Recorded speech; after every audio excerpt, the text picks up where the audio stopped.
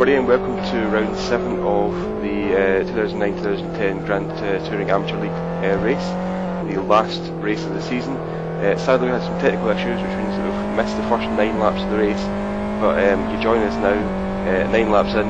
We had a small incident between 7 Carat and E-Team at the start, which may cause some more controversy later on in the race, but we are 9 laps in, and we should get a position shortly.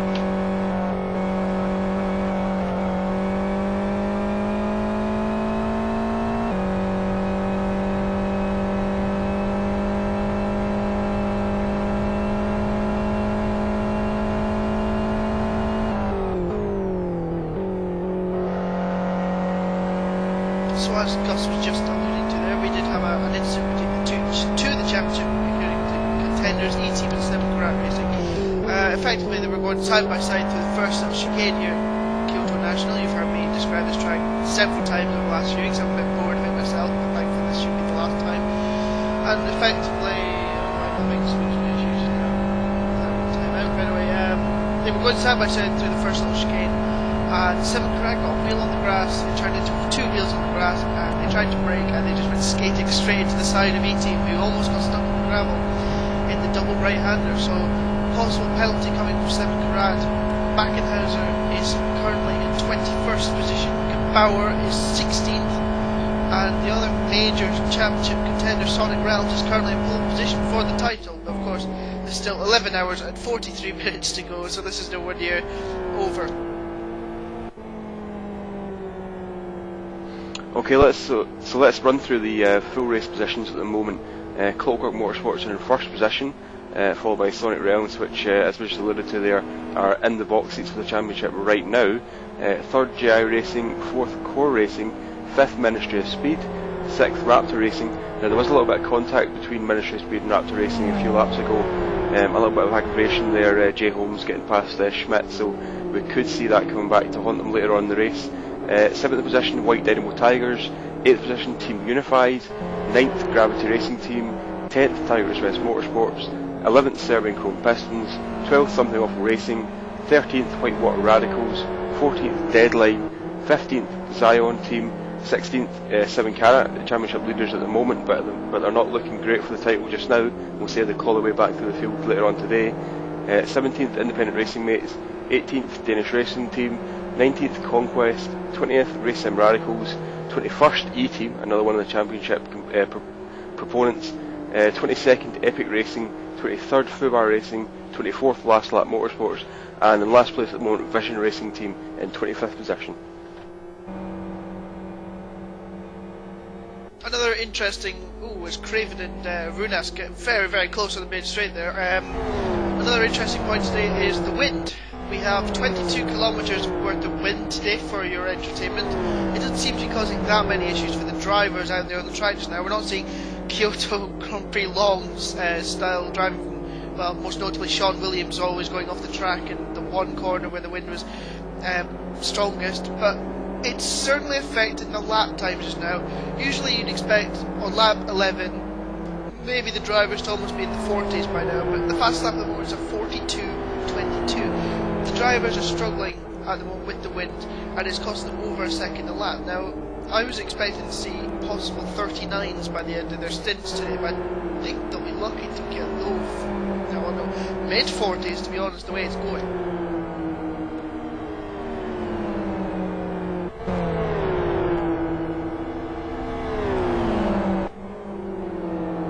And for the first few laps, when the drivers still acclimatising to the wind, it can be quite disconcerting because it changes your gear change points. When you've done a lot of practice for the race, usually you're accustomed to changing gear at particular points in the track, but when you've got wind either fighting against you or for you, it changes where you're going to change up and down those gears, so it's a little bit disconcerting to start off with. But as you say, we haven't seen many issues, we haven't seen many spins and off-track excursions like we had at Kyoto Grand Prix Long. Yes, I believe that it's a crosswind across the start-finish straight, which means that it'll also be a crosswind in the quite key long left-hander in the second sector, turn 5, so that'll probably explain why the drivers are struggling so much. Because that, I can just imagine that with 22 kilometers worth of wind would be quite hard.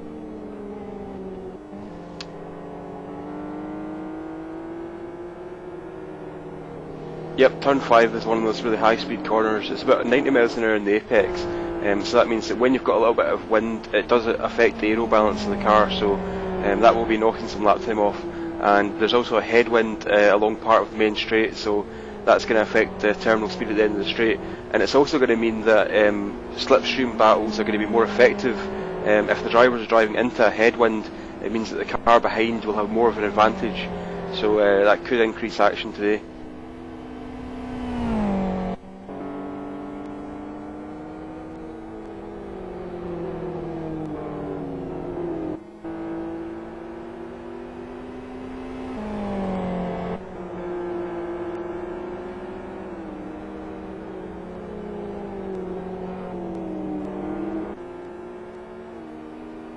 I'm noticing a lot of the FZR cars in the final sector, in the first right-hander before the final few little kinks in the section, are actually taking that second gear. Normally that would be a third gear corner, so the wind's clearly having a bit of an effect, as you were talking about the gears there.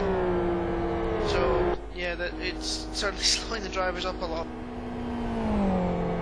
As Hutchinson, finally a 41 from somebody, Seb Hutchinson reeling Mike Sadel in the Clockwork Motorsports car. Final ever GTL race for Clockwork, they've closed down. But we've seen this time and time again this season. Mike Sadel has got off in the lead and then it's never really come together for them at the end of the race. We wonder if it'll come together today, this the longest in GTL calendar.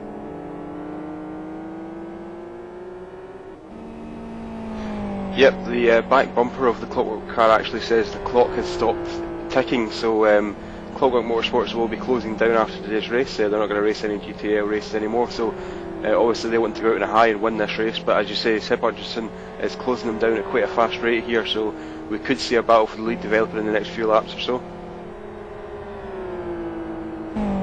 Of course, this is also the track where Sebastian Hutchinson won in Masters of Endurance, so he knows it quite well. Although I was in an XRR car, he's been quite proud of that little feat. And he says, "Oh, I remember we winner whenever somebody says you're doing something wrong, Seb, with the driving." So, yeah, Seb up to prove a little point today. But, yeah.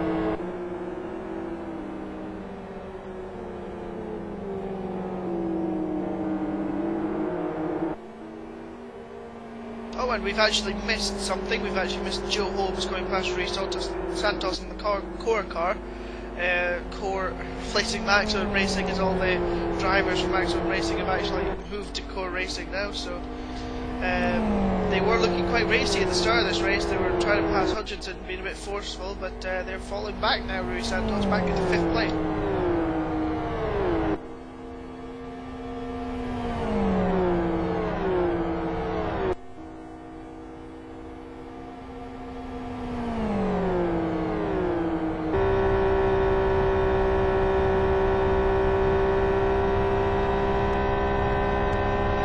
Now, we touched on the championship situation a little bit earlier on. Because today's race is a 12-hour race, teams are awarded double points, so that means that 140 points are for grabs for the winners.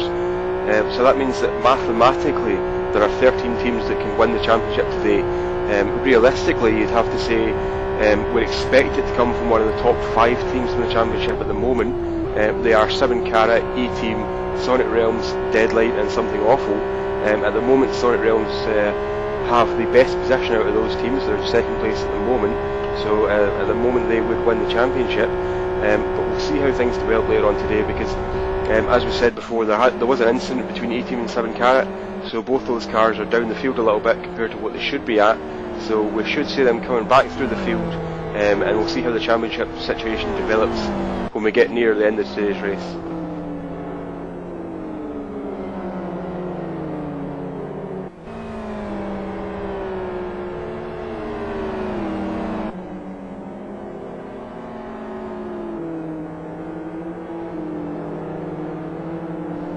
And Jay Holmes is closing up on the back of Pikkarainen, who was the pole sitter for today's race. He's closing in very, very rapidly.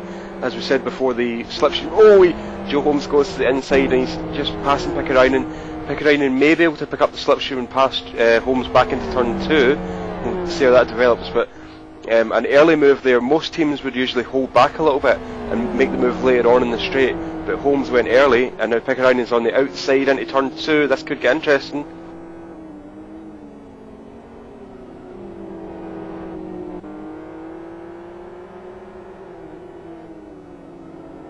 of gravel racing there for Pickerainen in the second part of that chicane, but Joe Holmes threw it up in third place, and now Santos over Pickerainen. I'm slightly surprised that Pickerainen's having a bit of problems today. He's looked quite fast in the testing. He's got quite a hot left rear tyre, so quickly some sliding has been going on there for the JI Racing driver. Yes, he set the pole position lap for today's race, but it could be that he's struggling a little bit with the wind today. Some of the, I hesitate to say inexperienced, but some drivers who haven't got as much experience as other drivers tend to struggle when you change the conditions. So it could be that he or the car setup is struggling a little bit with today's wind.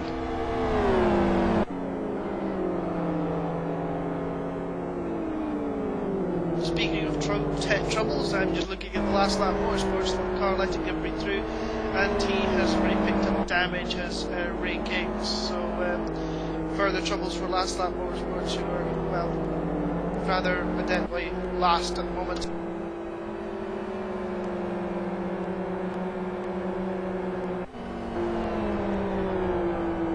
Yep, and last lap motorsports are actually reporting pedal problems in the IRC channel. So they're having some troubles with hardware, and I believe I also saw that they were mentioning engine damage. So they could be having a couple of little problems here at the moment, which is putting back it's already so far already in today's race.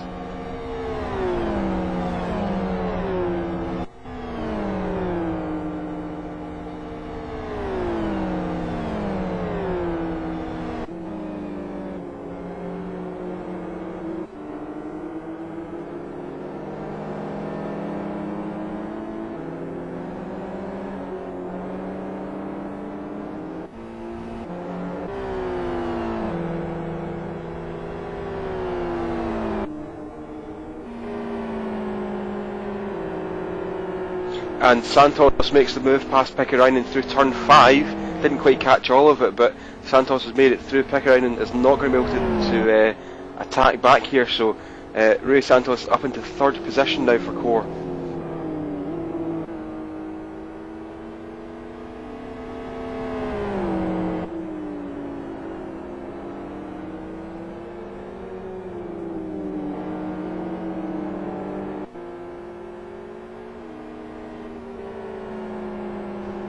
Pickerainen may be able to get a run back onto the main straight here. He's a little bit back far from the draft, but we may see him pick it up near the end, either at turn 1 or turn 2. He's about maybe 20 metres back so far on Rui Santos. His left rear tyre is still quite warm, so it could just be that he's, I mean, as I said before, he could just be struggling to get into the rhythm here, but they've lost quite a lot of position. Obviously they started on pole position for today's race and they're down in 4th at the moment, so not a good day so far for JI Racing.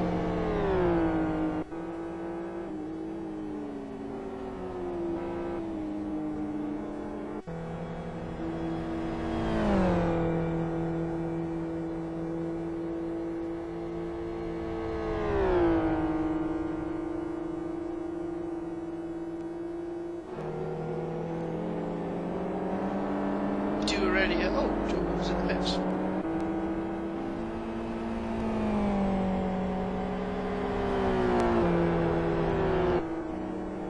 Joe Holmes is in the pits for some reason. So he had just made it up to third place and he's in the pits, he's leaving the pits just now. Wonder why that is for Ministry of Speed there, dropping right the way back. His car for turn 5 we're here from Michael Booth. What a 7 carat! 7 carat's interesting race continues now then. Will they get stuck? No, they will not. They should be able to get out of there. It's an FXR, it's not an XRR, so they just make it back onto track. They're down to 20th place now. This championship tussle really is falling into Sonic Realm's hands today, but I expect a safety car to come out later on, of course. Yep, so the 7 carat tractor there gets pulled out of the gravel, no problem. 4-wheel drive working quite well there. But yeah, as we said before, they are the championship leaders at the moment.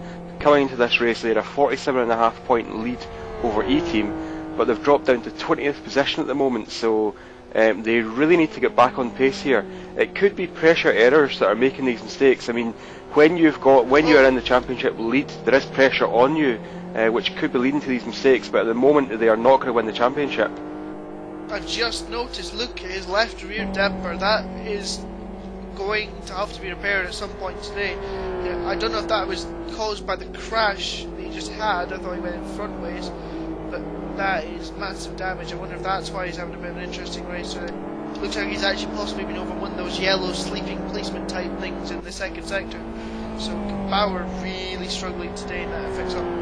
Interestingly enough, the car he has next got to pass on track is actually E-Team, so yeah, I wonder if the two championship contenders can come through together. But back in House's pace is not very good just now. He's struggling around in the 43s.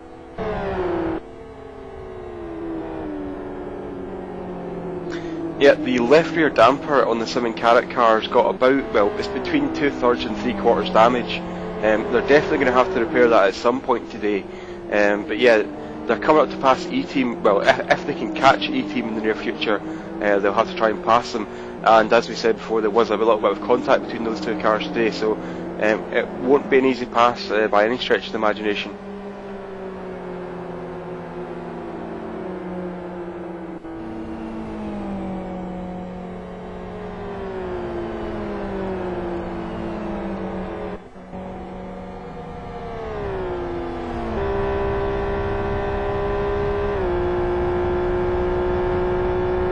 And we've had a report in the IRC channel from Ministry of Speed.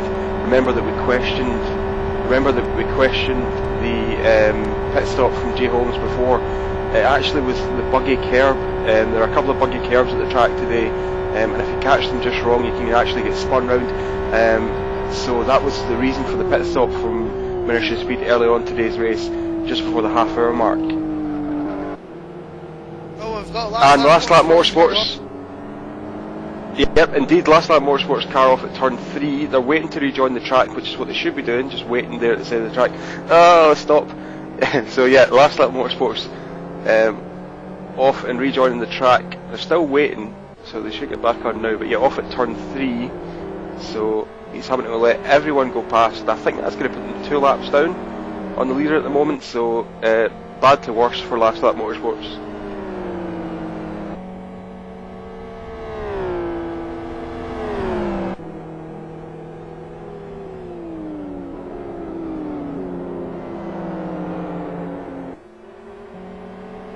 We're currently watching Chris Wilkinson on a bit of a fight through the field, our commentary friend. He's just got around Bjorklund in that FXR from Gravity Racing. He was quite far back after a moving incident at the start, but now he's fighting his way around the field. He's up to 8th place already, but it looks like Bjorklund has the toe on him.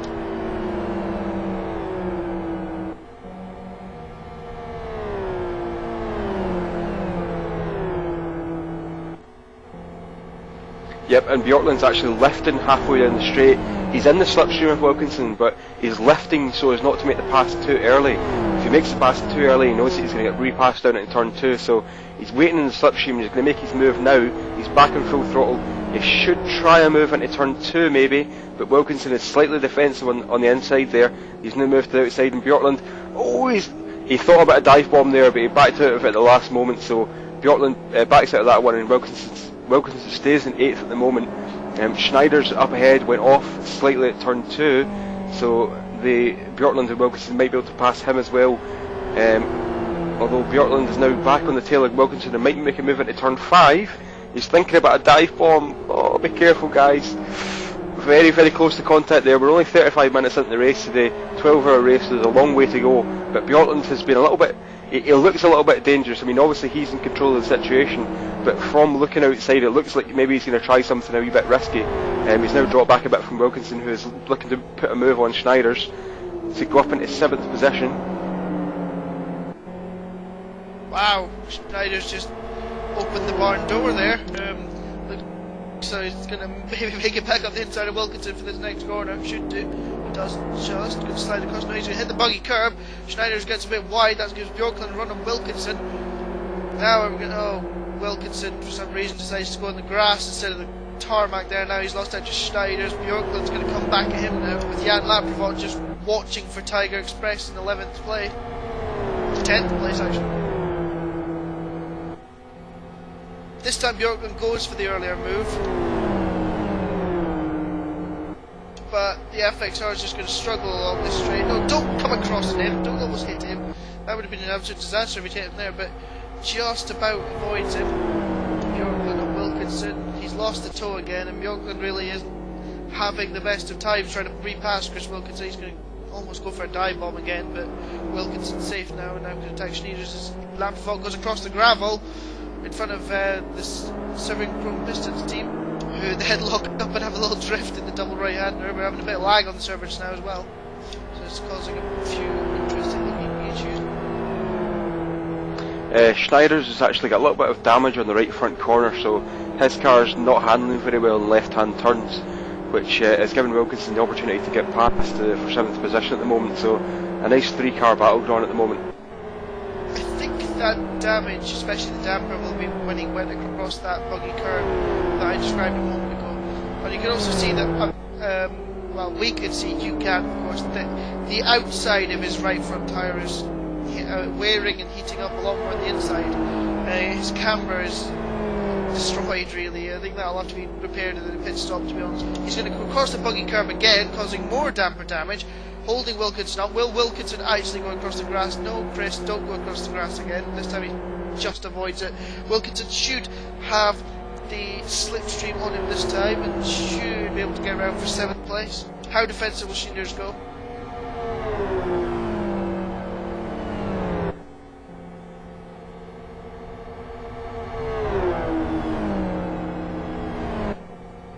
And Wilkinson looks like he's going to get the job done quite easily, actually.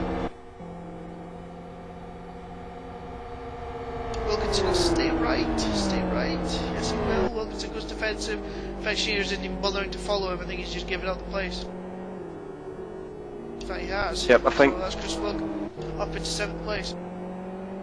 Yeah, I think Schneiders is just. He knows that he's got a car that's not handling very well, and he knows that he's going to get past at some point, so it's probably futile to try and defend that position too heavily, so kind of half just let Wilkinson go there at the moment, but he probably will need to repair that damage in the first pit stop, because as you said, the tyre is not aligned properly at the moment. It's all out of whack in terms of camber, so that car is not going to be handling well at all.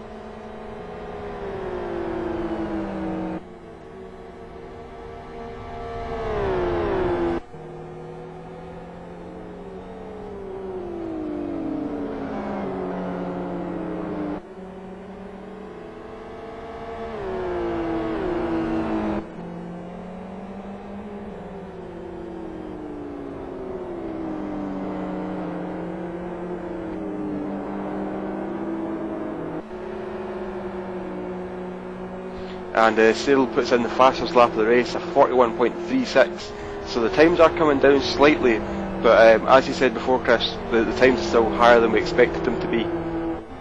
Santos actually beats us out with 41.32. Santos has suddenly found a bit of pace again, having slipped backwards earlier in the race, but yeah, the time's still what you'd expect. Yeah, it's definitely the wind rather than anything else, but it's a bit disappointing when you like to see all the drivers go out there and have limited wind and throw the cars about performing to the maximum of their abilities, but it can't always be like that, I guess.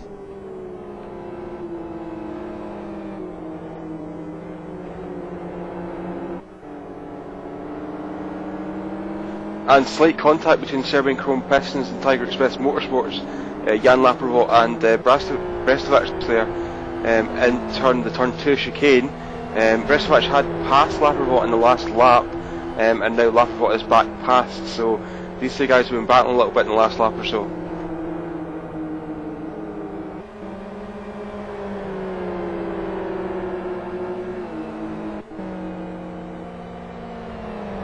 There's also a battle on for 12th position at the moment between Deadline Racing Team and Conquest Racing Team. Deadline are 4th in the championship at the moment, so they are definitely one of today's championship protagonists, but at the moment they're not doing very well down in 12th position, so it's continuing to look like a Sonic Realms day at the moment. They've got the championship lead at they've got the championship in the pocket, or one hand in the championship at the moment, but Conquest are battling with Deadline, And it brings up an interesting issue in today's race, which is that there are some teams who are battling for the championship today, and other teams who maybe haven't done so well in the season so far, and are basically battling for championship, for race pride. They just want to win today's race. They don't really care about the championship. And what it means for the championship contenders is that they have to be a little bit careful, as Conquest Racing goes round the outside now of Deadline across the start-finish line. He's made the pass. Oh, slight contact there. He made the pass before going into turn 1 and tried to go back to the inside, and Deadline just touched the right rear corner of the Conquest car.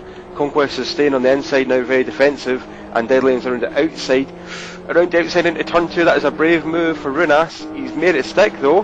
That was pretty gutsy driving there for Runas with the championship on the line. Conquest trying to get back up and inside into turn 4, but not going to make it. Yeah, slight lock up as well from Runas. That might hurt his tyres length since Holmberg has gone off. Holmberg is in the middle of the road. Holmberg comes back on the track now in his FXR. Had a spin in the first complex there. That drops IRM down the order. In fact, he's going very slowly. Bauer should gobble him up. Oh no. Almost contact there as Holmberg made a move to the racing line, and Bauer was thinking about putting his car there. That could have been disastrous for 7 Karat. Really having an interesting race as it is. As you can see, the damage on the 7 Karat car, they've got more tamper damage from the last time I looked at the 7 Karat car, so I think that thing will be handled like quite evilly, even though it is an FXR. Yep, and the damper damage will increase slightly over the stint length. At this track, you need to use the curves, particularly at turn 2. You need to go across both curves at that chicane there. So on every lap, there's going to be a little bit more damage added to that damper. They should be able to make it to the first pit stop without it actually going red, without it going totally broken. But there will be more and more damage added to it. We'd expect them to start making pit stops in the next maybe 15 to 20 minutes, something like that. The pit stop window opening up, and strategy today is going to play a vitally important aspect, obviously. We have a 3-car battle down into the second corner now between 7 Chrome Pistons, Conquest and Headline. Runas trying his trick going down the outside again locking up, but this time Longtowski has made the pass stick.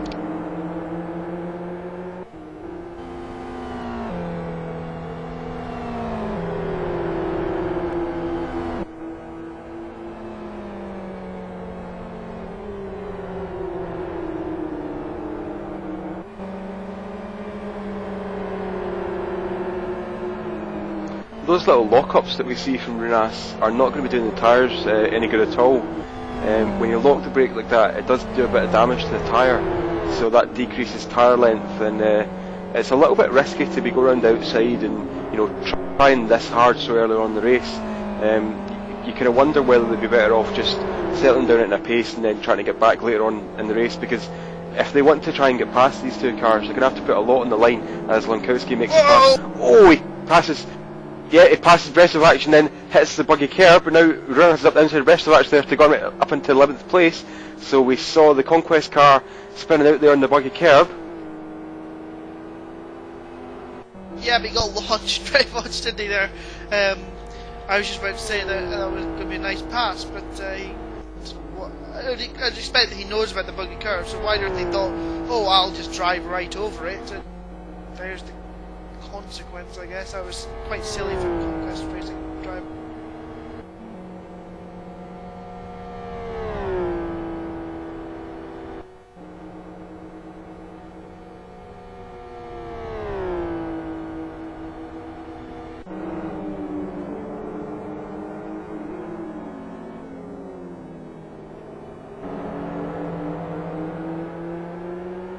Now, for anyone who hasn't actually experienced the buggy curves at this track, what happens is that if you put your car too far over the inside of the curb, basically you catch the back end of the curb, and what that does is it kind of grabs the tyre a little bit, and it throws you into a violent spin.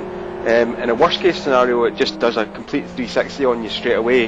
In some cases, it just kind of grabs the car a little bit and pitches it sideways, which is what kind of happened there. So just kind of pitches it sideways and puts you on the grass. So the drivers need to be aware of that, and what it forces them to do is it forces them to just use a little bit of that curb. You do need to use a little bit of it to kind of bring the front of the car round, but if you use too much of it, it can just grab the car and put you off there. So that should make the Conquest team a little bit wary of that curb there at the moment.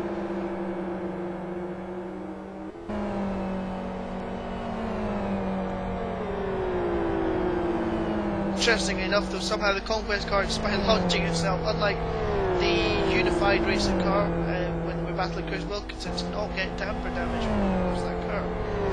They just got pitched, so they're a bit lucky there, I'd say.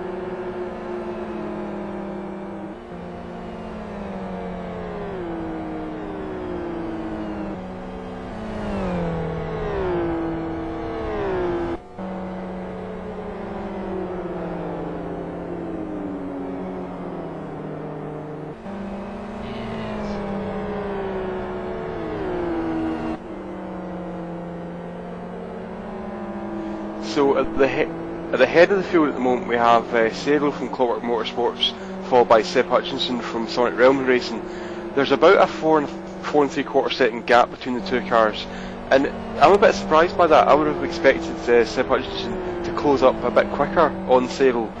We saw at the last race at AS4R that Seb Hutchinson had fantastic pace. So Chris, do you think that's an indication that there's a slightly different fuel strategy going on here, that the Sonic Realms car is going to try and run to the full hour or so? Because we saw that at AS4R they ran a very short strategy in comparison to some other teams. So do you think it's just a difference in the pit stop strategy between the two cars, or do you think that maybe Sadel's got a better handle on this track? No, the XRR is certainly the car to have around this track, I would say, because I was doing some testing with Seb Hutchinson yesterday with an XRR setup that I think we got from GAI, and we were able to do, I did a 41.0 on lap 1, Seb did a 40.8 I think it was, so I think the XRR is simply a quicker car to have around here with these restrictions. Sadel's doing a great job as well just now. And we have car 12 with a front right puncture, that's an XRR. It's Lombardi, after 28 laps, crikey, what on earth has he been doing? This could be a bit of a disaster if he gets stuck in the gravel. He's tootling along just now, hopefully he won't get stuck in the gravel. This is the corner that he'll probably have most problems at. He is doing it nice and sensibly. Well done Lombardi, getting around there, so we shouldn't have a safety car for that. But back to field strategies, I don't think that anybody at this track, unless they have specific issues like I think with My 3ID Gaming had in GT2 at this track in Masters of Endurance, unless they have specific issues with the tyres, then I don't think any team will run short field stints here because of the pit lane being such a long pit lane. It just isn't worth it. I think that everybody will go to an hour unless they have tyre issues. So at the moment I think Sadel's doing a great job, and I think the XR is the faster car to have around this track on balance. You mentioned the length of the pit lane there, and KY2 does have the joint longest pit lane in all of LFS, and also the track that goes past the pit lane is very fast, so while you're trundling down the pit lane at 48 miles an hour or whatever, everyone's going past 130 or 140, so it does cost a lot of time to make a pit stop here, which is why they're going to try and, or some teams will try and do hour and 15 minute stints, or maybe even longer than that, to try and do as few stops as possible. To actually just drive through the pit lane without stopping on the pit lane limiter, it takes about 27 seconds, so it's a very long time to lose every time you make a pit stop. I'd be surprised if we saw anything other than just hour stints today, because everybody seems to be running on R2R2. Of course, our FXR friends who may go longer, I guess, but I think their front tyres will be getting very, very, very cold. by then, but certainly after our next hour I expect to be in after the hour mark. It seems like the tyres at this track don't really last that much longer than an hour or the hour 2 or 2.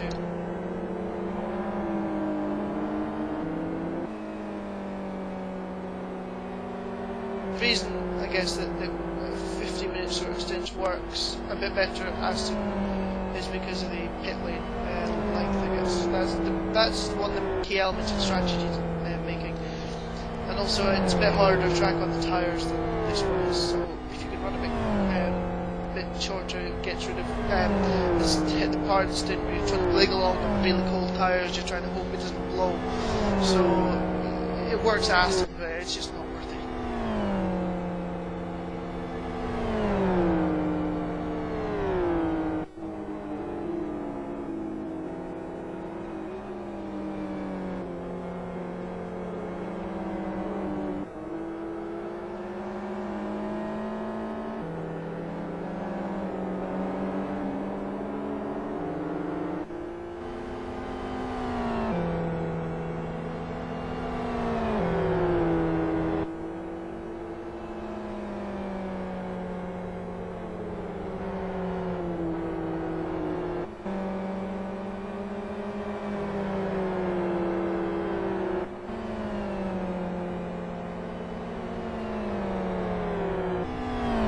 And there's a battle now between 7 Carat and Zion Racing Team.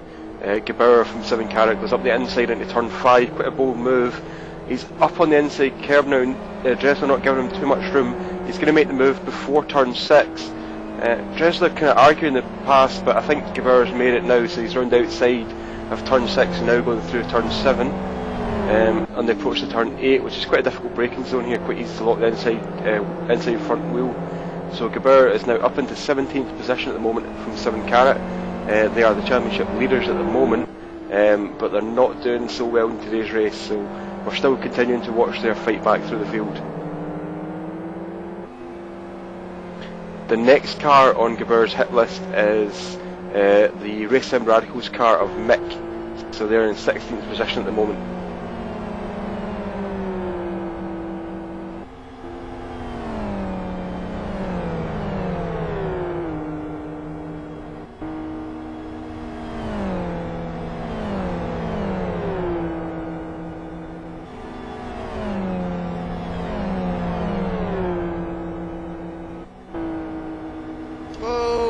Lap fault is off in the first few corners. He got it all wrong. He's lost 1 place to, I think, Serving Chrome Pistons. So Lampfort had worked his way right up the field. Is now going to lose those positions to Runas and Serving Chrome Pistons again. Just got a wheel in the grass and well to hold it, to be honest, and just get a little bit of gravel on his tyres. It's well held by Jan Lampfort there.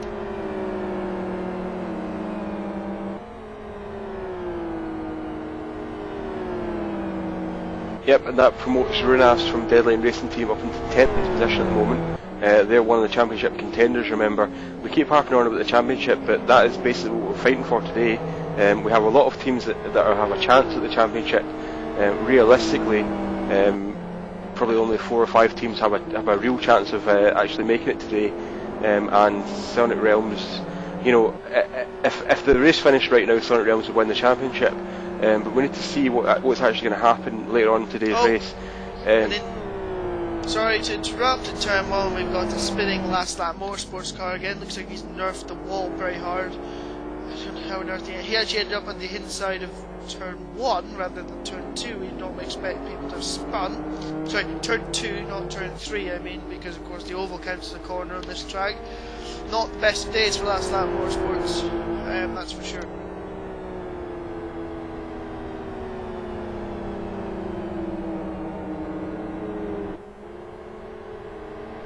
Yeah, the last lap motorsports car has actually got quite a hot right front tyre as well. The inside shoulder of that tyre is quite hot, so it looks as though maybe they've been having some problems on the braking. We did hear before that the last lap motorsports driver at the moment might have a brake problem or a pedal problem, sorry, so it could be that he's not in full control of his car at the moment.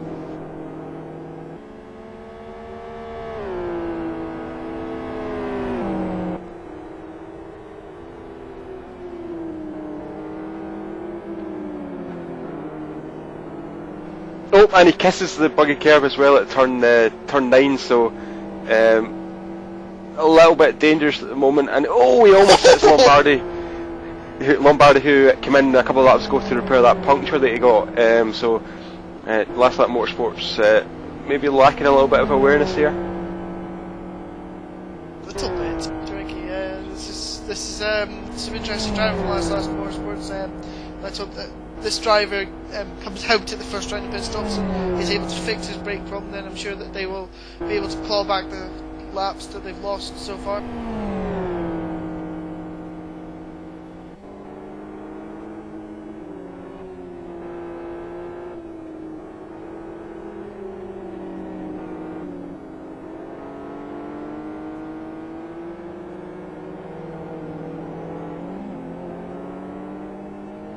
Okay, so we've got 56 and a half minutes gone in today's race, so we should be, the pit stop window should be opening sometime soon. We've already spoken about the XRR being a little bit better than the FZR in today's race. Another advantage that the XRR has over the FZR is that it needs less fuel, so it's going to spend roughly 3 seconds less actually taking on fuel at the next pit stop. So, oh, and Ministry of Speed times out. Lost connection, to J Holmes, Ministry of Speed. So we saw them making an early pit stop because of damage. Now Ministry of Speed have timed out from the race. They are in 13th place in the championship and were a theoretical chance at winning the championship, but realistically that was always going to be a difficult thing to do, and they've timed out now with 57 and a quarter minutes gone. But yeah, the XRR needs about 40% less fuel than the FZR in today's race, so it spends less time in the pit lane, and that will give the XRRs a handy advantage over the FZRs in the pit stop race today.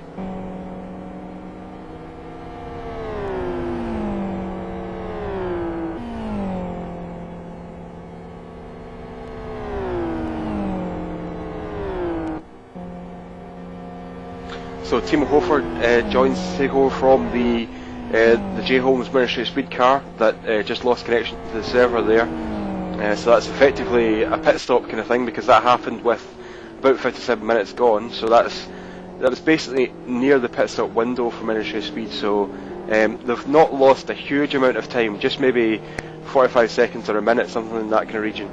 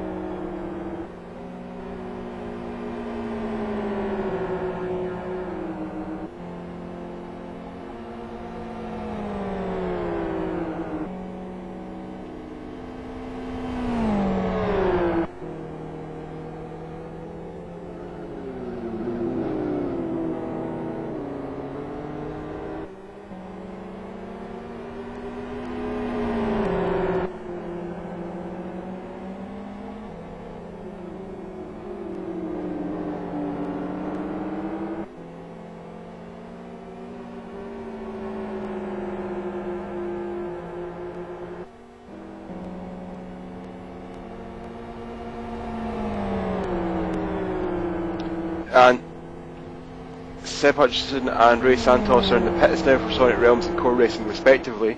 So that's with just over 59 minutes gone, 34 laps completed. 34 laps about to be completed by Seb Hutchinson.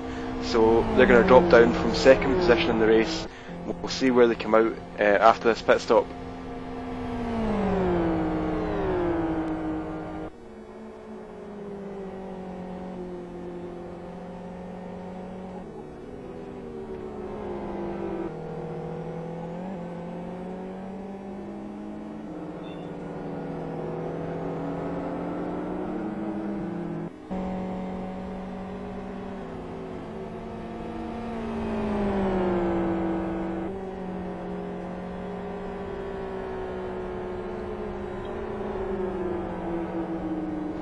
Seb Hutchinson is going to rejoin the race in 10th position here.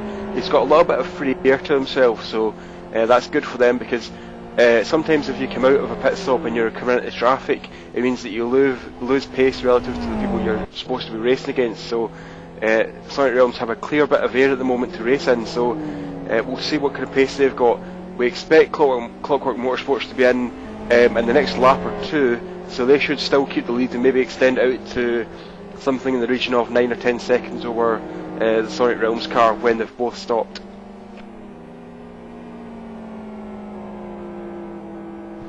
Cyril passes the pit lane now, so he's starting his 36th lap.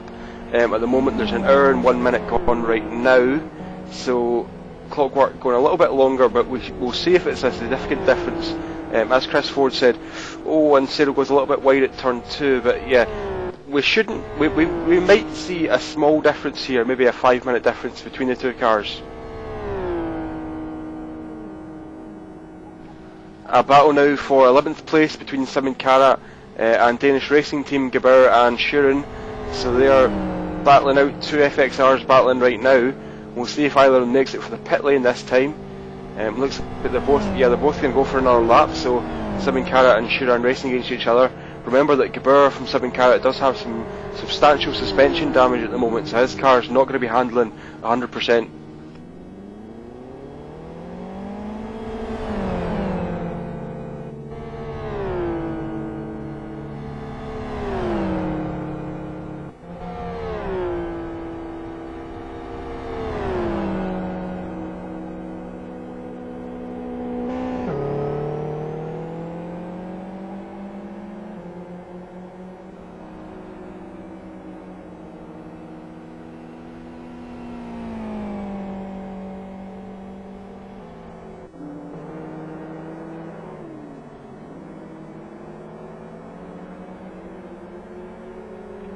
Oh, and Sadel coming into the pits as a puncture. Mike Sadel has a right front puncture. I don't think I've cost him too much time, but the race leader has gone 1 lap too long on his tyres by the looks of it. I think he might just about get away with it. He's missed the pit box! He's missed the pit box! Oh my goodness gracious me. It's all going wrong for Clockwork once again. Now, is this going to give Hutchinson enough of the time to take the lead? I wonder, where's Seb Hutchinson on track?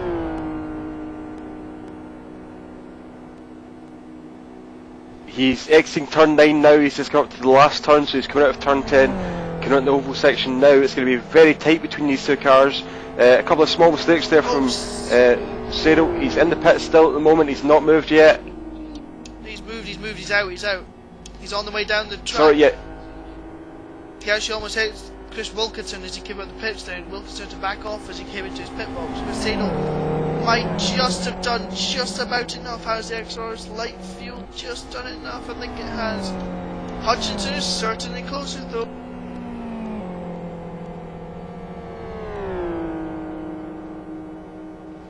Okay, so that brings an interesting question here. Is Clockwork Motorsports, or are they going to be forced into changing their pit stop strategy during the race here, or are they just going to hope that Cyril can make the tyres last the same length in the next stint? Because generally the tyre wear in the first stint is going to be higher than in other stints, because you're battling in traffic. You've started off, you're ducking and weaving and things like that in heavy traffic. So we could see them shortening the next race stint to take into account the puncture there, or we could see them trying to make it all the way. So interesting strategy battle. There's about 2 to 3 seconds between the two cars at the moment. So Seb Hutchinson made up some time there in that pit stop sequence because of the mistake from Cyril. I don't think they'll bother changing it, to be perfectly honest. I certainly wouldn't. I think he just went 1 lap too long. Because I think they tried to go for an hour and 5, which is rather dodgy, to be honest, in this car. Sorry, on this track, not in the car, but I think that was a mistake, and yeah, he almost paid very, very heavily for Hutchinson with his slightly warmer tyres, is eating that gap up at the moment.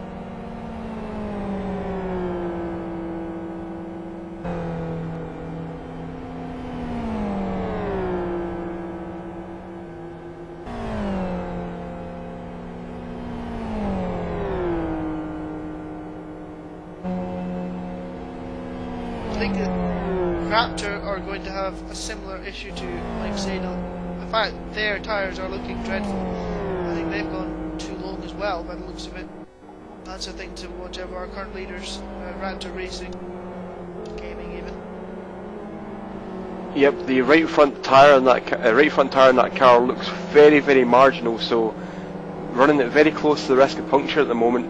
We have seen two punctures already, so we could see a third one here from Raptor. We'd expect them in at the end of this lap because the tyres are right on the edge here.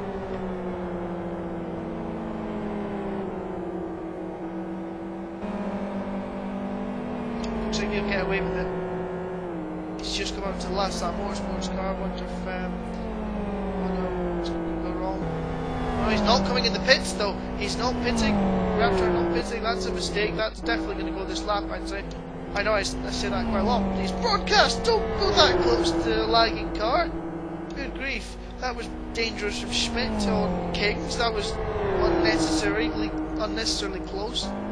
I think this is a mistake from Raptor. I think this tyre is probably going to go on this lap, possibly into turn 1 where the biggest braking zone is. It's just not worth it, I would say. Yep, it's either going to go here or at turn 9 because they're both quite heavy braking zones and it's easy to lock the right front tyre. Didn't go. It may go up into turn 5 as well because that's the point where that's the really fast left-hander at the end of the back straight, and that's the point where the right front tyre is quite heavily loaded, so we'll see if it goes in this lap. It may turn out to be okay, but it's running it very, very close to the edge. Let's see if it goes here. Looks okay at turn 5, so he's going to make it through this part of the lap. So turn 9 is probably the next place where it could go.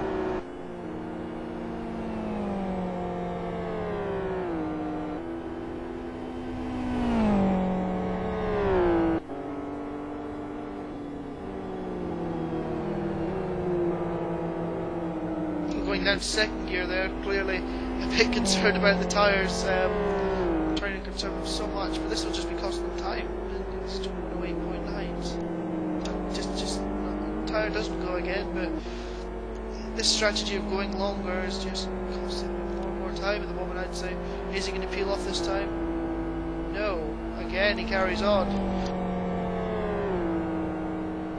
I mean, the strategy of going a bit longer than the other teams means that over a 12-hour race, you might be able to make one less pit stop, but you know, when you're actually at the end of the tyre life like they are right now, the temperature falls away so quickly that you end up losing quite a lot of grip. So, you know, you may be doing one less pit stop than the other teams, but you're going to spend maybe 2, 3, 4 laps at the end of the stint going quite considerably slower than your normal pace. So, and obviously you increase risk of punctures. So it's quite a risky strategy here from Raptor Racing.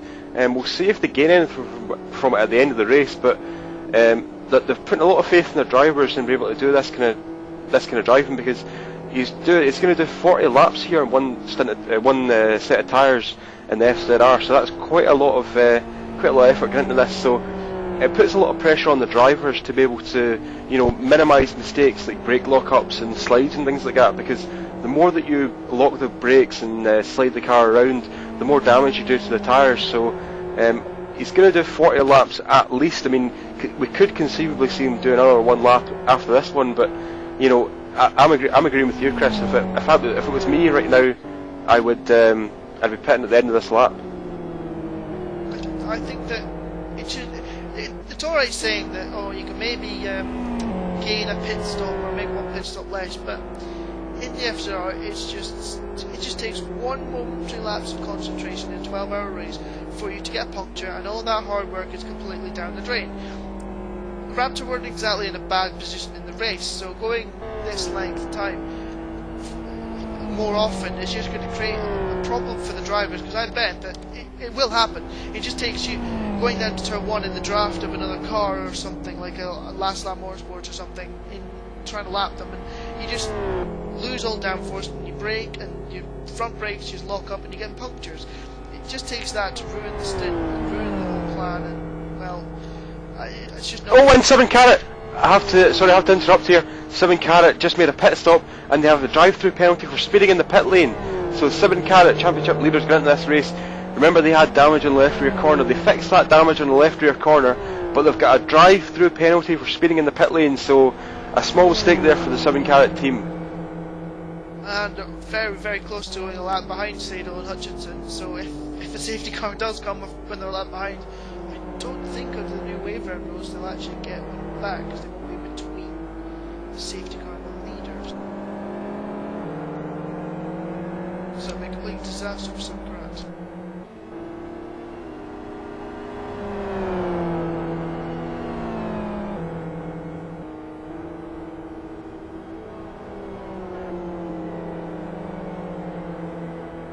And while that was happening, Raptor Racing did actually make the first pit stop at the end of that 40th lap, so they've gone significantly longer in that first stint.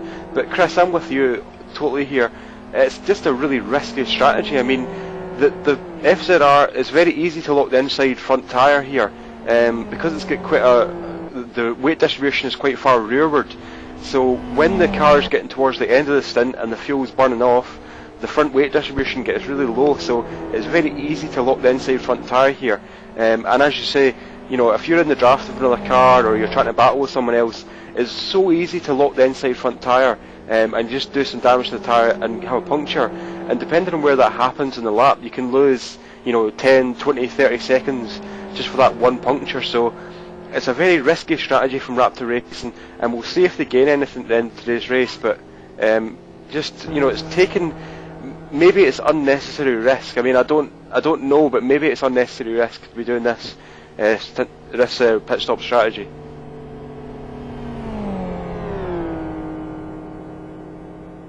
As Bauer does go a lap behind because he's serving his drive-through penalty for that speeding offence. He's trundled down the pit lane at 80 kilometers an hour. It's the whole going from bad to worse for Seven Carat. I was going to say today that out of all the championship contenders, they've been the most ridiculously consistent in that FXR. It's an amazing feat what they've done with this FXR, in my opinion, to be in a position to battle for the championship against FZRs, the main two championship contenders. Other championship contenders are, of course, in FZRs. It's an amazing feat what Seven Carat have done. Of course, they won at South City. They've been consistent in pretty much every race since South City. The South City win pretty much seems to just give them a fillip. And, well, it's all going wrong today when they needed the consistency.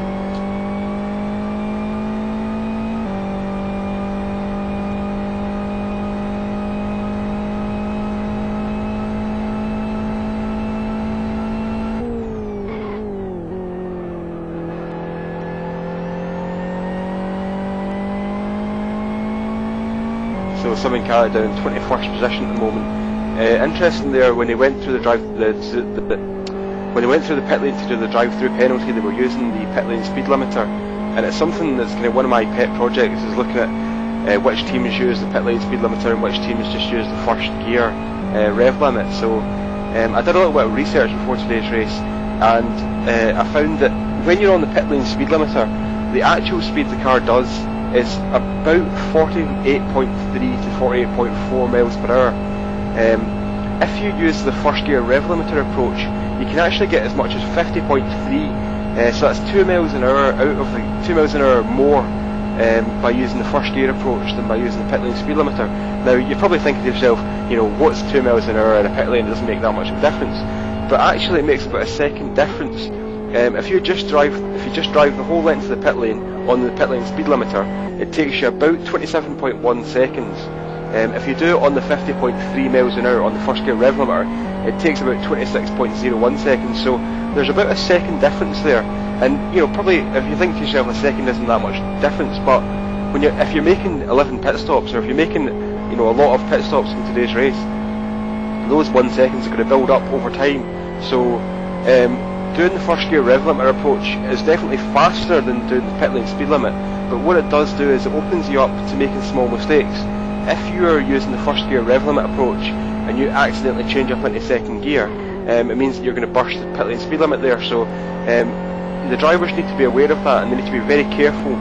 Sometimes when as a racing driver, you get a sense of when the car needs to change up gear. So when you're driving along, you hear the car getting towards the rev limit, you pull for the next gear, but you need to really resist that. Obviously, you need to stay in first gear all the way down the pit lane. So there's two distinct strategies there: using the pit lane speed limiter, which is slower but safer, or using the first gear rev limit approach, which is faster but carries increased risk.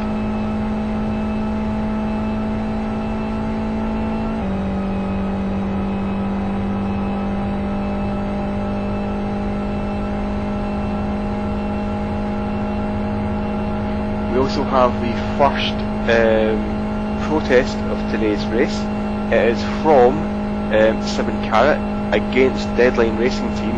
They're saying that the Deadline Racing Team pushes the 7 Carat car in the gravel, which forces them off the track. So the race officials are going to have to look at that protest just now and decide if any action needs to be taken. So we've already got the first protest in the race today, and it's between two championship contenders, 7 Carat and Deadline Racing Team.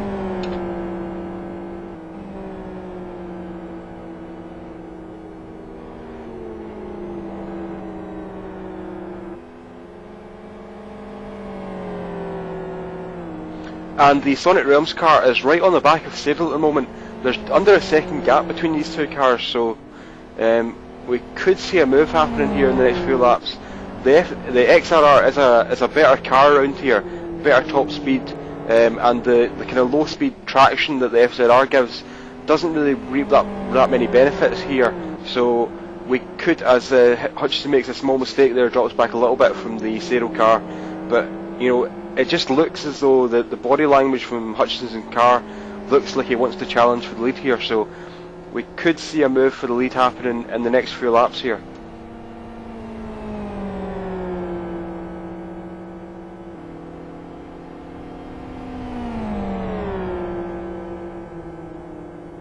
And of course the motivations between the two different cars here are different. I mean, the Clockwork car does have a mathematical chance of the championship, but realistically it's not going to get it. So the Clockwork team, what they really want to do is they want to win the last race, they want to go out in a high, they want to say, we've had this much promise all year but something's always gone wrong, this time it's gone right for us. So they just want to win this race and say, you know, we've won the last GTAL race that we raced in, whereas the Sonic Realms car is definitely going for the championship.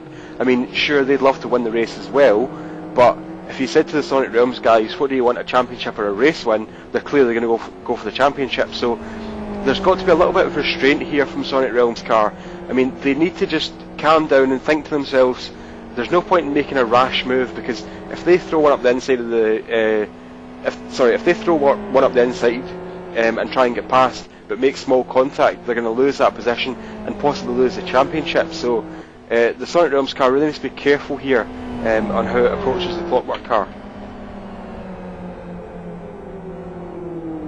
Still a long way to go though, of course. We've seen so many times Clockwork have been out for, Hutchinson gets a bit wide again. We've seen so many times Sadel leading a race ahead. One that I always remember in the season for Sadel is West Hill, where they were leading and then they got taken out by the most bizarre performance thing I've ever seen in Live for Speed from Keough, who really dreadful that day. But Sadel was comfortably leading and then all went wrong when he timed out. Yeah, and I think the same kind of for Hutchinson and Sonic Realms. He's been leading so many times throughout the season and things have just gone wrong for them, such as the safety car at Kyoto Grand Prix long after Hutchinson built up a 35-second lead in his stint, and even Michael Booth extended the lead. So it really hasn't been the best of seasons in terms of race victories for these two teams and drivers, but both of them certainly going to go out high, that's for sure.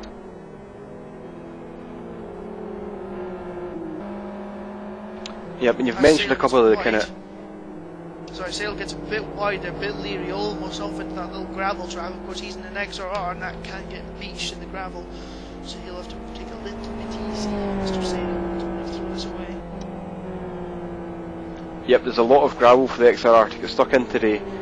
Turns 2, 3, 5, 8 and 9 have all got large expanses of gravel around the outside, so need to be a bit careful there. But yeah, I think it just looks to me, from observing the body language, that the Sonic Realms car has got better pace, and Hutchinson really wants past, because as you said there was a small mistake there from Sadel, so he could be passing.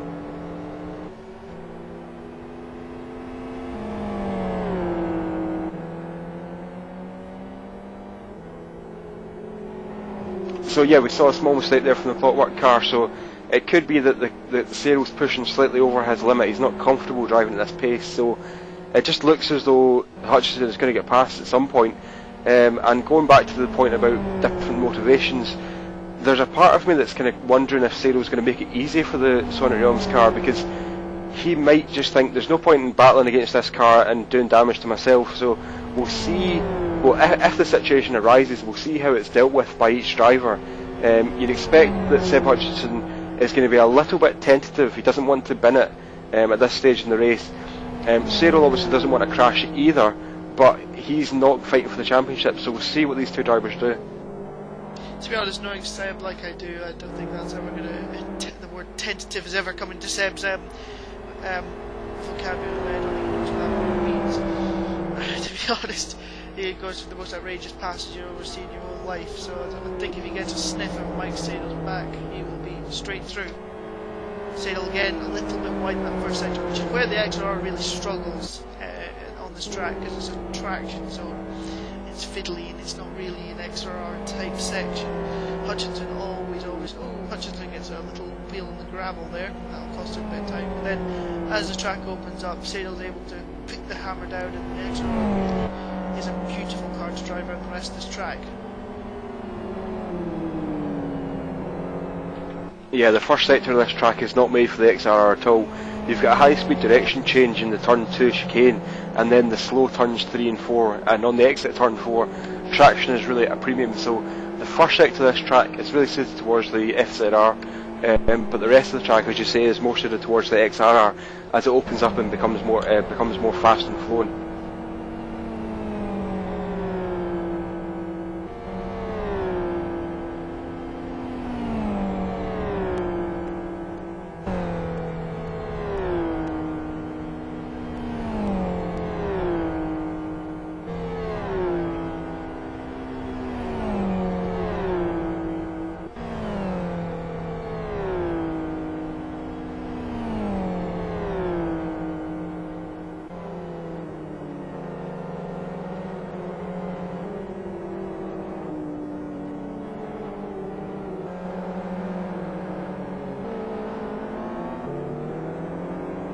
And now looking back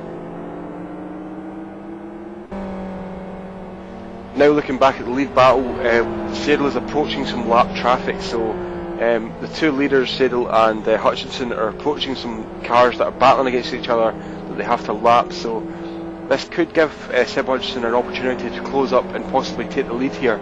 It depends how much these back markers hold up the Clockwork car.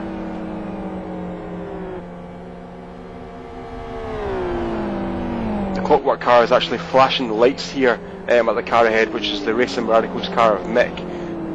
We have Abernathy from Fubar racing ahead of them as well, so Sadle is flashing his lights and saying, "I want to come past, please!"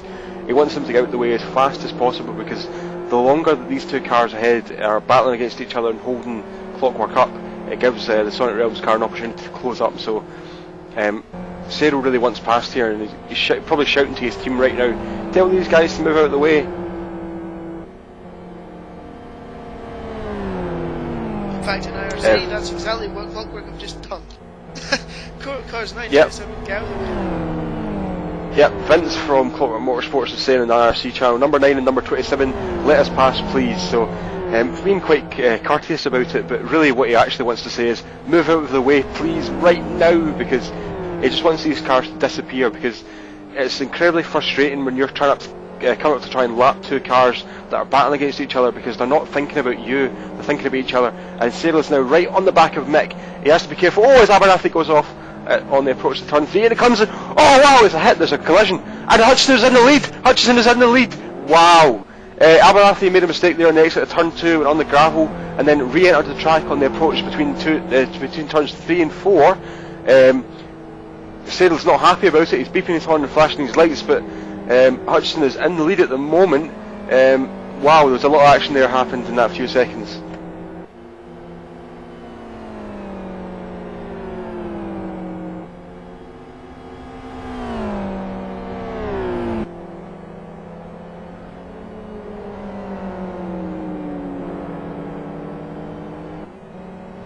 So we mentioned that lap traffic can cause a change in the race, and that's exactly what we saw there. A mistake from one of the back markers there has just totally affected the front of the race. Now, I was speculating before, and I thought that Hutchinson was going to get past anyway, but it's basically sped up that process there, so it's meant that Hutchinson's got a free kick and he's now ahead of Sadel. Sadel's probably got a little bit of red mist at the moment. He's not happy with that at all for obvious reasons, so we could see Clockwork putting on a charge here to get back in front, but it just looks to me as though Hutchinson's got more pace in this phase of the race.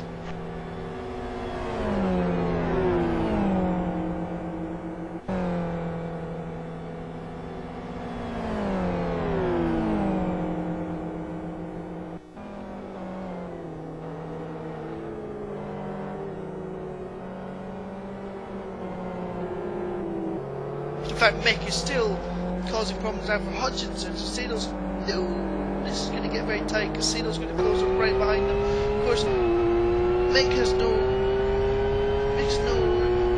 Hutchinson's now flashing his lights. Mick is really trying to make it easy for him. I guess he doesn't have to move out. He's moving out of the way now. Okay, that was actually the first opportunity I think he had to really move out of the way. Good driving really from him that time. Lap markers really shouldn't cause that much of an issue in this track, I don't think, but I guess during the first few corners where it's tight and twisty, they were always kind of gaining a little bit, I guess. Really, with it being quite a wide track and quite a flowing track, it's not going to be that much of an issue, I wouldn't say. It's unlucky for Sadel Wackman there, I guess, that with two cars battling, it's always a risk you're going to have to take, trying to come back past the lap markers all the time. Yeah, it's unlucky for Sadel. Hutchinson now Sonic Realms really are in control of the championship, but there's still Michael Witt to drive later on, of course, so that's a bit of an olive branch for the other teams in the contest of the championship. Very diplomatic. Yeah, so the issue with lap traffic, it kind of depends on where you catch the lap traffic. I mean, if you catch a car that you're going to lap on coming up the whole section, it's very easy for that car that's going to be lapped to just blend out the throttle and let you pass. But if you catch them going into the turns 2, 3, 4 complex at the start of the lap, there is no real way for them to let you pass. So the car behind the car that's doing the lapping just needs to be a little bit patient and wait for an opportunity. And usually when we're talking about this, we're talking from the perspective of the people who are leading the race and want to get past. But you also need to consider the people who are being lapped. I mean, they don't want to disadvantage themselves too much. I mean, they don't want to lift off too much on the straight and let cars go past, because that's going to lose them a second or two in the race. And I mean, they're trying to do the best that they possibly can. They're not as quick as the leading teams, but they're still trying to do their hardest. They're still pushing 100%, so they don't want to lose any time at all if they can possibly avoid it. So, you know, there's a give and take situation here.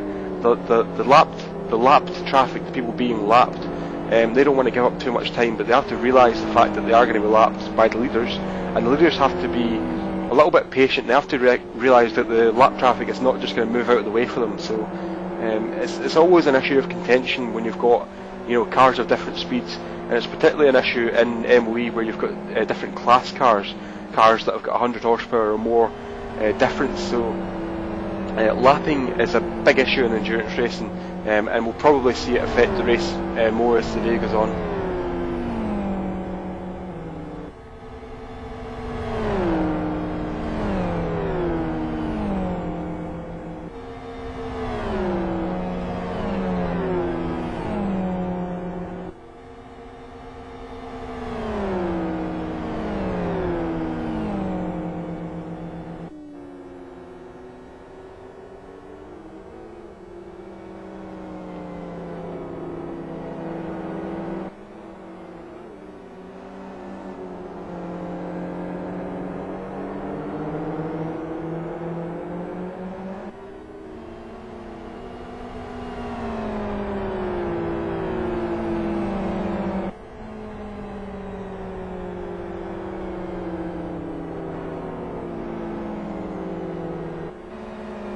And Clockwork just caught another car there, the Danish racing team car, in that first section that I'm talking about, the turns 2, 3, 4 complex, and they were really impatient to get past, beeping the horn there. But there's not a lot that the car ahead can actually do to get out of the way. I mean, if you move totally offline and just slow down, you know, you cost yourself seconds in time, and you can actually make yourself more of an obstacle for other cars. So Clockwork just need to express a bit of patience here.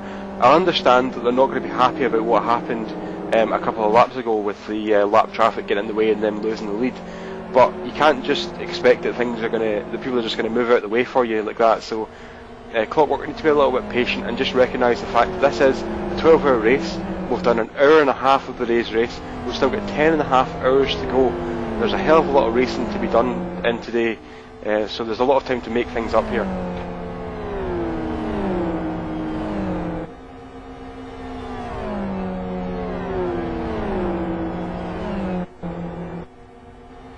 Oh, and there's contact between Clockwork and the epic racing car of Demech. Clockwork was passing the straight there, and I think Demech tried to retake them into turn 1. Clockwork gets back past there. I don't know if the epic racing car realised the fact that he was being lapped by a leader, but there was some contact there in the oval section. So, oh, and Hutchinson makes a small mistake up ahead. Hutchinson has run wide on the exit turn 4. Clockwork have a run here, a very good run up into turn 5. I don't know if they're going to make the move, but Clockwork around the outside of Hutchinson breaks a bit earlier, so he's not going to make it into turn 5 obviously, but he's setting up for a run into turn 6 maybe. He's now got the outside run for turn 6. This is going to get tight with two cars going side by side. Cyril tries to do the switchback move but can't make it, backs out of it, goes through turn 7 now on the approach to turn 8.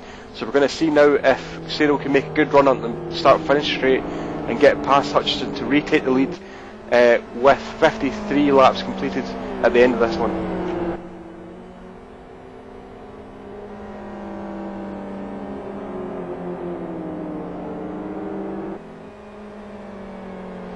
Critical to get a good run here on the start-finish straight. The more speed you can carry on the start-finish straight, the better your terminal speed. Not a great run here for Clockwork compared to Sonic Realms, so they're a bit far back in the draft. There is another lap car ahead. I can't make out who it is right now, but there's another lap car ahead which they're probably going to catch in the first sector of the next lap, so this could be another race-changing incident here with lap traffic.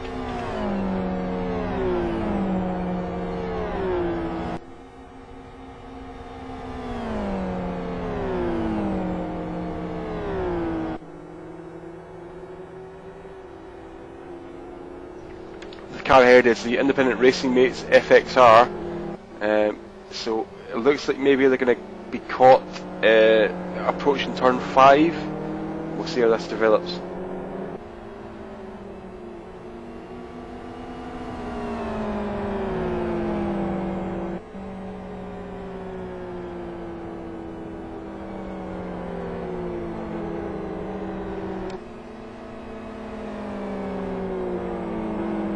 And Hutchinson makes a small mistake there exiting turn 5. Another small mistake from Hutchinson. Cyril's on his bumper, almost touching the bumper here of Hutchinson. A little bit of lag there from Clockwork as well, so dangerous stuff here. Hutchinson goes defensive on the run into 8. Cyril stays on the outside to get a better run through. He's not going to make it into 9, I don't think, but he's looking a bit like it. Hutchinson goes defensive once again, so a lot of defensive driving here from Hutchinson. Cyril on the outside into 9. Watch the curb. Oh, he goes over the inside curb there quite a lot. That's cost him a bit of time here on the run out of last turn, turn 10, approaching the oval section. So frantic action here, and they've still got that car ahead to lap the Independent Racing Mates car.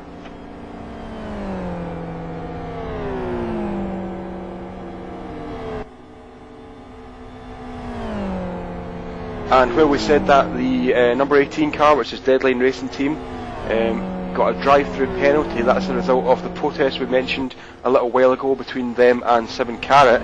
The race officials have deemed that Car 18 shows a lack of awareness.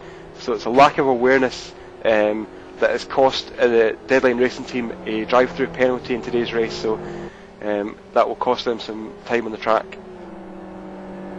Yes, essentially what happened there was Gabara was attempting to sort of just draw alongside, I'd say, really more than pass into the long left in turn 5, and Deadline just drove across his nose and just punted him off basically. He was just not looking in his mirrors, not very bright driving from who was in the car at that point. I think it was Rude possibly. So yeah, not the best driving from Deadline there. Yep, it was Runas in the car starting the race today.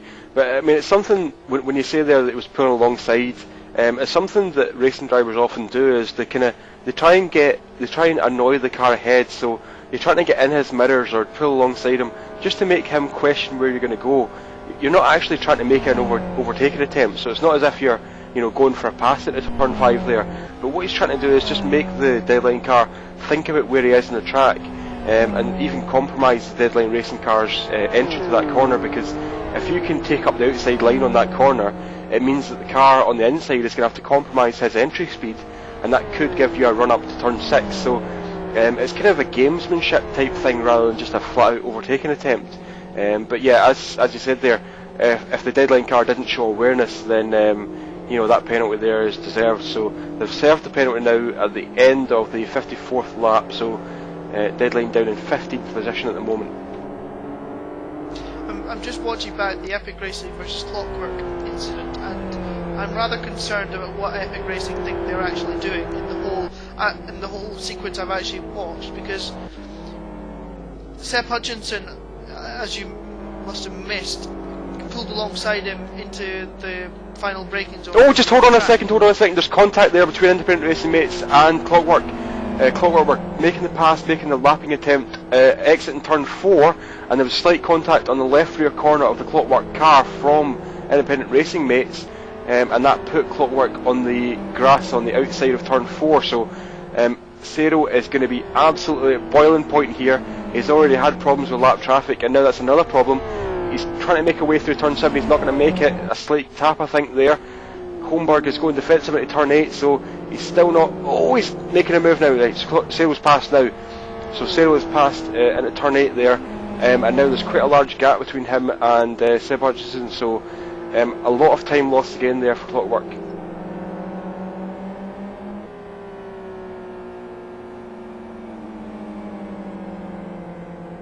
So yeah, as I was just saying about the Epic Racing incident with Sado, basically forced Hutchinson to go miles wide when Hutchinson made a move to lap him, and then he almost thought about repassing Hutchinson. It was ridiculous. It's just ridiculous driving from Demek.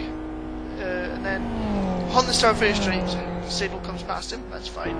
Then he sort of brakes, so getting in draft Sado. Then he gets in the toe of Sado, and he just decided to pass him with a bit of contact and forceful driving. And then he goes down on the banking, comes up, forces Sado to go even wider. It's just... I can't explain it. I think that there will have to be some kind of penalty for that, because I was just not on. That's just dreadful driving. It's just shocking. We talk about backmarkers battling other cars. Well, he's not battling another car. He's just racing on his own, and he's just getting in the way. It's just not really bright at all. It's just... I can't really explain some of the mentality of some of these drivers to want to race leaders like that and just cause carnage, basically. It's just not really on. If we're being kind to Demek, we could say that he's maybe not aware that he's battling against leaders, but in actuality I think probably it's just a situation where he's got a lack of talent and just wants to battle against someone for no good reason. So it makes no sense for a back marker to battle against leaders, to cost the leader some time, or the leaders some time, and it's quite appalling driving, to be honest, to be totally frank about it, because the back markers shouldn't, they just shouldn't be battling door to door, side by side, making contact with the leaders. There is absolutely no excuse for it, and anyone who shows that kind of disrespect for the leaders deserves a penalty of some sort. I mean, I'm not on the admin team for this race, so I have no power when it comes to penalties. But if it was me, I would be giving Demek a very stiff warning at the very least, because that kind of driving should not be tolerated. It's just absolutely terrible driving, to be totally frank about it.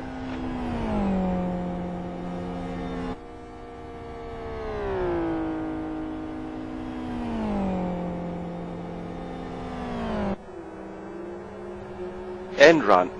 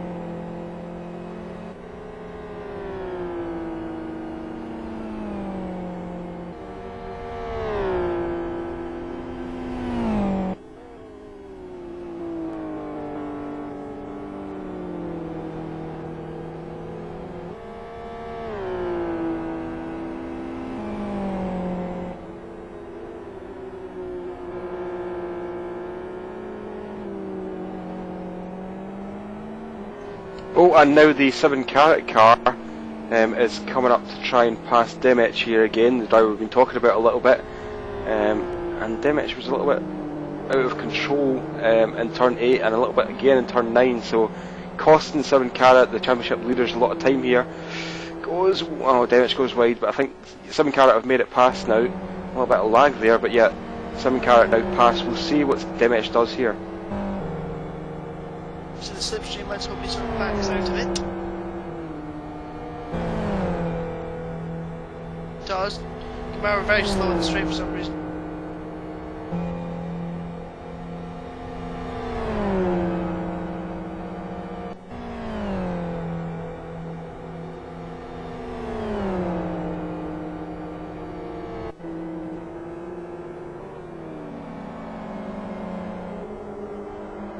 Okay, so that was more reasonable driving there from Demech. He didn't attempt the repass like he did before. There was actually a message in IRC. Oh, when he goes off, almost goes off on the approach to turn 3. There was a message in IRC where one of his teammates was saying that he'd like to apologise for his teammates' behaviour, for Demech's behaviour. So they obviously understand that he's not doing something right, he's doing something wrong, and they're apologising for it. So hopefully we'll see better driving for the rest of the race. But and Keough goes slightly off track there on the exit of turn 5. But yeah, Demech a bit better there in that situation, so we have to give him some credit for that.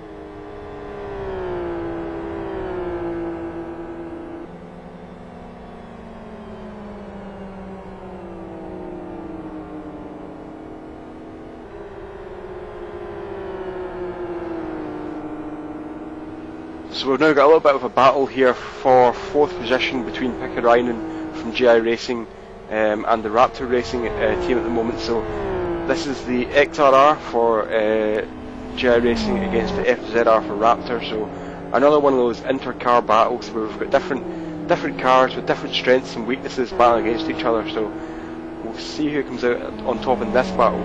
Keough in 4th position and Raptor Racing Falkenhayn in 5th at the moment.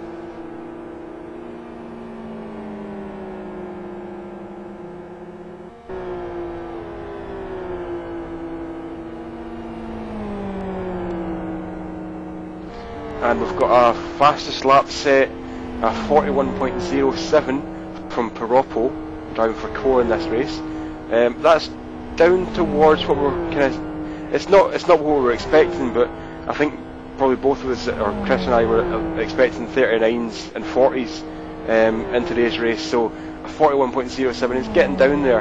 For anyone who missed the start of the race or hasn't been paying attention to the driver's briefing, there is low wind in today's race. Low wind in LFS's definition contains a wind which is up to, I think it's 15 miles an hour.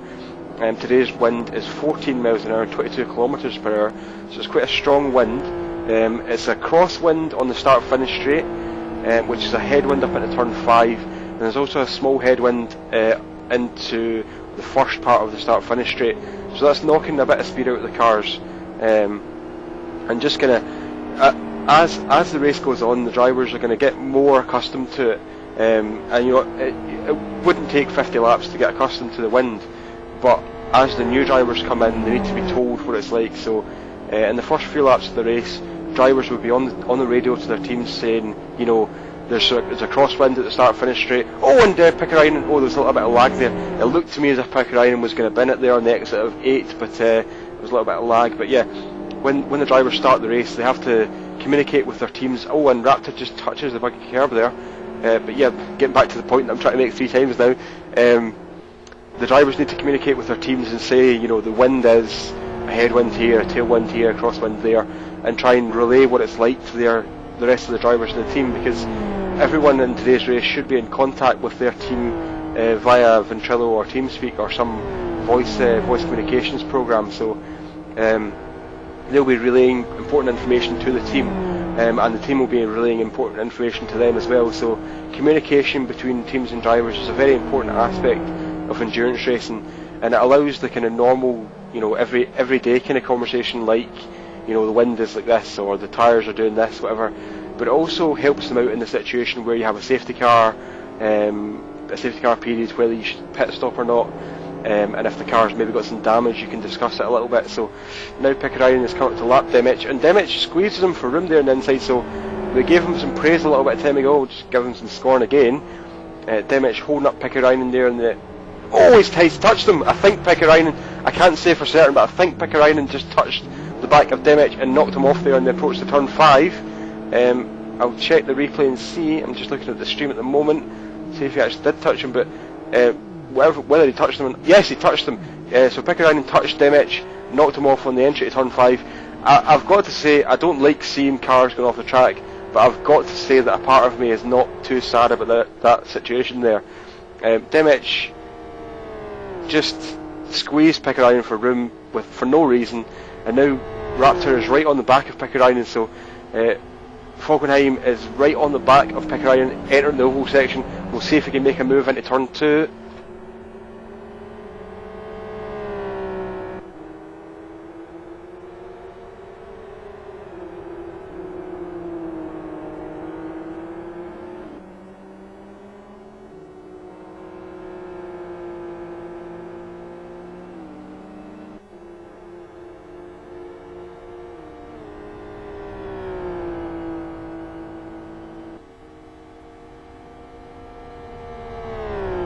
Falkenheim failing to make the move here into turn 2, so he's still very close to Pickerainen, but not going to make the move this lap. Oh, and Pickerainen makes a mistake into turn 2. He's outbraked himself, and Falkenheim is now past. Abernethy is off the track up ahead, he's back on now, but Pickerainen made a small pressure error there, braked a bit late into turn 2 and ran a little bit wide and couldn't make the entry to turn 2, so he chose to go across the gravel. That's let Falkenheim from Raptor Racing up into 4th position. Pickerainen now falls to 5th, so a small pressure mistake there. Easy to make small mistakes like that when you're under pressure. Missed the braking mark by maybe a metre or 2 and just ran wide across the gravel, so a small mistake there cost a position for Jerry Racing, as we're now looking at Last Lap Motorsports off again. Have they got a puncture? Nope, somehow they've destroyed their clutch almost. I have no idea how they've done that. They must have gone spinning and kept the throttle in or something, but they're in the pits for the second time. I think it is for Last Lap Motorsports. Tyres not that thin, not that thick neither. Oh, they're going to replace one driver with another, one Kings with another. Hopefully this Kings is a bit better. Well, I don't ever want to condone any crimes, but fratricide would probably be accepted right now. I don't know if any people will actually get that reference, but yeah, we're replacing one King for another, and we'll see if the new King is any better than the previous King. I don't think it's unfair to say that the previous driver for LLM was a little bit out of control in various aspects of his driving, and as you said there, Chris, the clutch is quite warm, and it's going to get warmer as the team do a standing start here, so on the exit the pits the clutch temperature is probably going to be 30 to 40% of the maximum, so could see some small issues there on the exit. I'm hopefully don't rev up and pull off, because that would just, well, yeah, that would just be the end. That would just destroy the clutch. Oh no, here we go. Yeah, I'm doing it. Okay, thank goodness for that.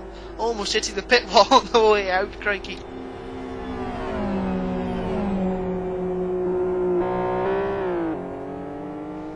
That was an interesting strategy there. We talked before about the differences between the pit lane speed limiter and the first gear rev limiter. The LLM had a different approach there. He was using the pit lane speed limiter, but he wasn't at 48 miles an hour. He was doing 46 miles an hour according to math screen. So he was being extra safe there, I think. And he enters the track just ahead of a battle between Miniature Speed and Team United. I don't think that's for position at the moment, because I think Miniature Speed timed out and may not be in the same lap, but I'll just check that just now.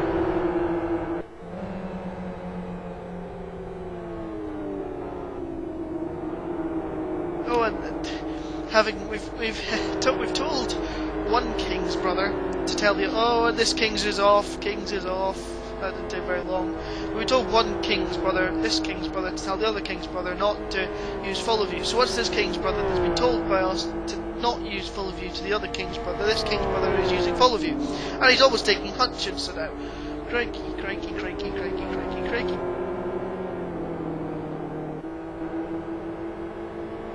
Get out of follow view, son.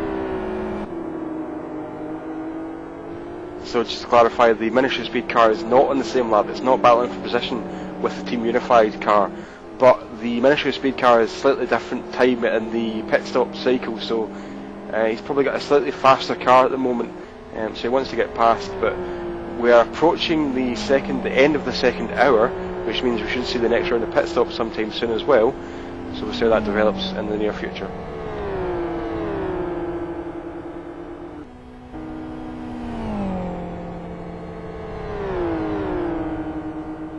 And the follow view controversy continues. The reason we don't want people using follow view is because you can't see the mirrors properly, so you don't know if anyone is making an overtaking attempt on you. You're just totally unaware of things like that. So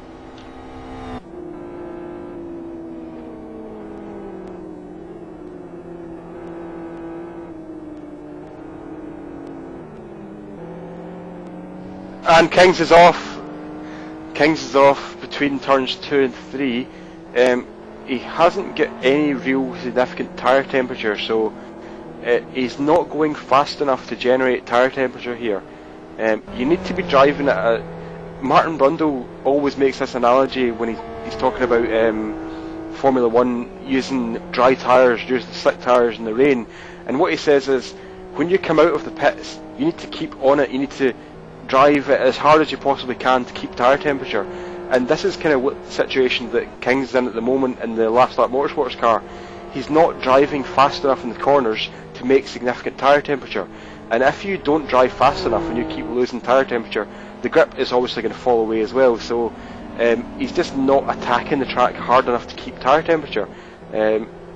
It's just, he needs to, I know it's difficult to do this, but he needs to drive faster to actually, the faster that he drives, the more confidence he's going to get, because he's going to get better tyre grip. So he's just not driving fast enough. Oh, and he's kind of, it's kind of sad to watch it, to be totally frank, because he's almost spun it there next at turn 10 as well. He just doesn't have the confidence or the talent to drive this car properly, and it's just sad to watch it. I think I'm right in saying this is the King, sorry, that competed in AS4 reverse the last GTL round, and drove for 10 laps, and in the 10 laps made 3 pit stops. Well, I've been told that it wasn't this King's brother, because the other King's brother than that, but it's just, yeah, it's just... It reminds me of, there are a lot of people who, you know, the world has a lot more millionaires in it than it used to, because people are just making money for no apparent reason, and a lot of people like untalented football players and actresses and things like that, and actors just buy Ferraris for no reason. They just think, I need to get a fast car, so I'm going to buy a Ferrari. And then you see people like Cristiano Ronaldo, who's got absolutely no talent in a car, just crashing in a tunnel because he's just a total whatever. And it's kind of the same as that, because you've got someone who's driving. Whoa! He's taken out 27 pretty much. Sorry to interrupt there, Gus. He got. Oh no! Good grief! What on earth is King's doing? He got on the grass, braked, slid straight into Mick, and Mick loses a place to Harvey, the Danish racing team car. Well, if that just doesn't sum this up, this car is heading for a Capo-style disqualification. It's just. Oh my goodness gracious me.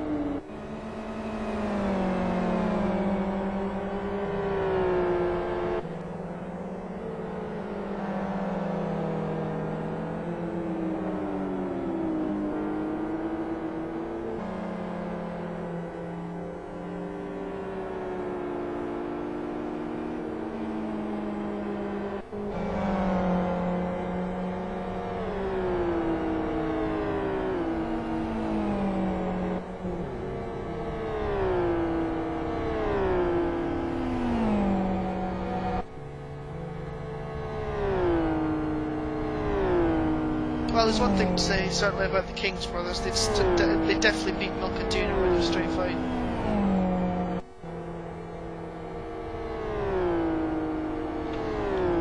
Yes. Okay.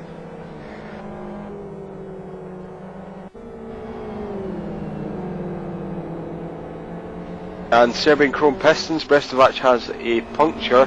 He's approaching split 2 now, so he's going to have to drive it back to the pits quite carefully. It's 1 hour 57 minutes gone, so we are approaching that second pit stop window. It's a right rear puncture, interestingly.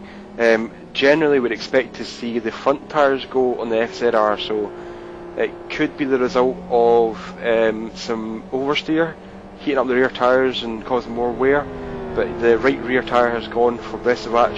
He is now pitting at the end of lap 67 for him.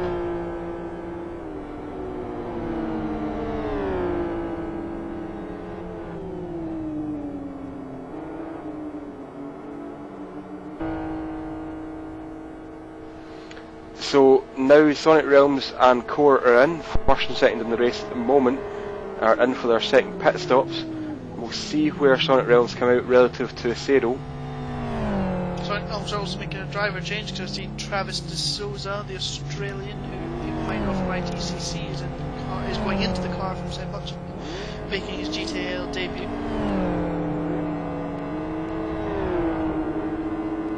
Bit of Aussie lag, perhaps, coming up. Yep, so Cyril has stayed in the car. That means he's going to do a third consecutive stint here. And now De Souza is coming into the car for Sonic Realms, so we'll see how these drivers stack up.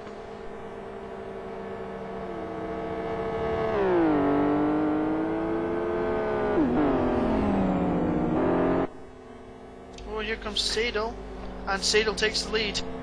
So the XR shorter pit stop has helped massively there for Mike Sadel. Yep, so that looks like it's a fuel refill rate difference there, because the XRR needs less time to refuel than the FZR, as we discussed before. About 5.5 litres per second goes into these cars, and it's about 3 seconds difference. So Cyril from Clockwork Motorsports is now in the lead again. Well, sorry, he's not in the lead at the moment, but he will be when the pit stop sequences are totally recycled here. So Cyril is effectively your race leader, and he's got some seat time, so he's used to how the wind is and how the track is today. De Souza, who's just come into the Sonic Realms car, he will have information about the wind from Seb Hutchinson and about how the car's driving and performing today, but he's not going to be as ready to drive it as Hutchinson would have been. At that time Hutchinson was in the groove and he knew exactly what he was doing, whereas De Souza's now in, and it's his first driving GTAL, so he's got a lot of pressure here to step up to the plate and get down to the right times quickly.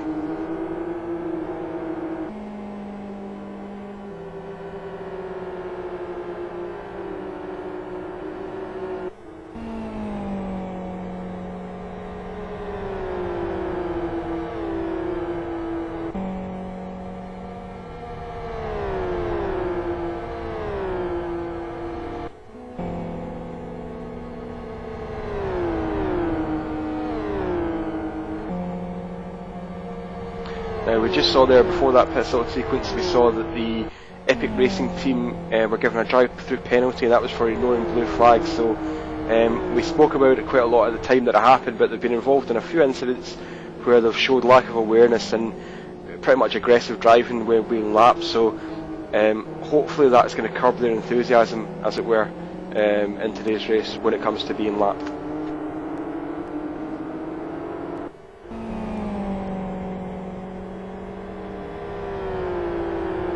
Now, so Raptor Racing are back in the lead of the race. Remember that at the first pit stop sequence they went incredibly long on their tyres, so we've currently got 2 hours and 1 minute gone in the race. If they went to the same stint length as they did before, we'd expect them to be in between maybe 2:10 and 2:15, taking into account the safety car period, the first lap under the safety car. So we'll see whether they're going to pit. The tyres look quite good just now. The tyres look like they've got a few laps left in them at least. So at the moment Raptor are leading the race. Interestingly, they've got a slightly red clutch, probably about 20% clutch temperature at the moment.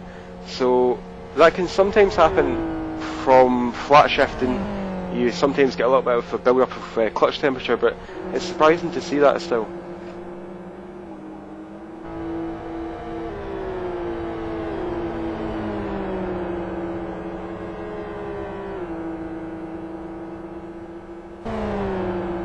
And now Something Awful Racing, Chris Wilkinson, our commentator, is now in the pits, so he's going to give the car back to Spencer Rose from Something Awful Racing. So I think they were in second place when they pitted, not quite in second place in the race because the pit stop sequences haven't finished. But Chris Wilkinson, interestingly, just hold on a second, Chris Wilkinson is now out of the car for doing 2 hours.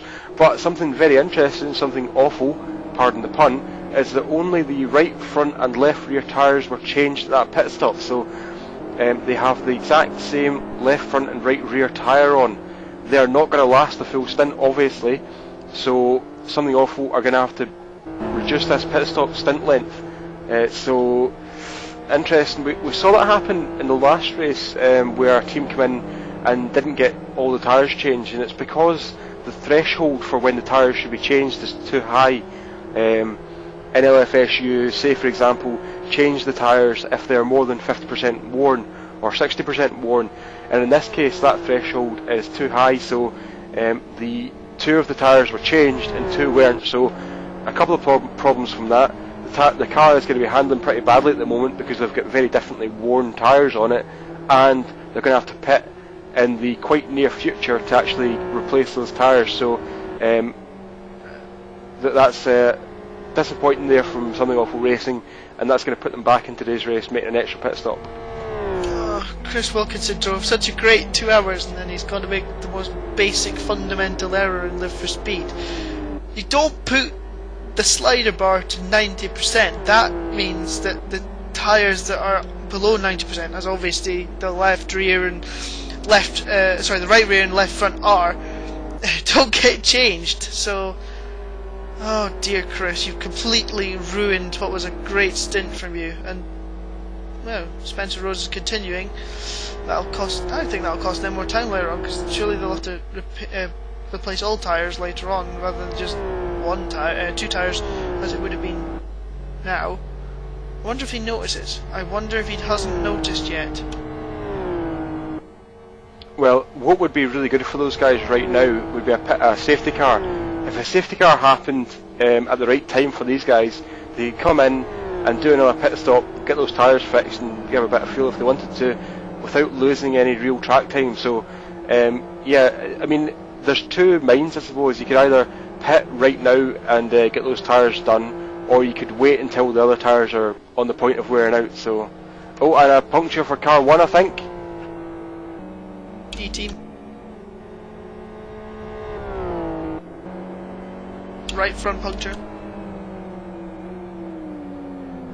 Yep, a right front puncture before split 2. So E-team, the reigning champions, not likely to win the championship this year, they got a right front puncture at split 2, so they're have to come out of the pit. Toastguard is already in the server to take over from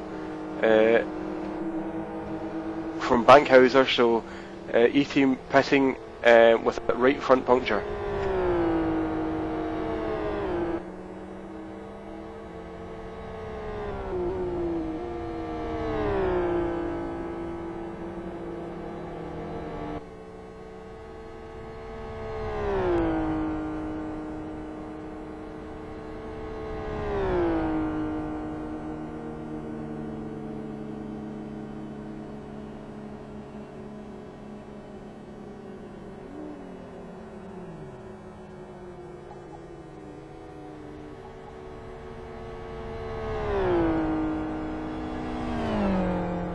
And Spencer Rose is now pitting from the something awful car, so we were speculating about when they would choose to make that pit stop. They've done it now, so they are now, and they're changing all 4 tyres, which is probably worth it. So now Chris Wilkinson, he is claiming he's claiming that the pit stop settings actually said change tyres always.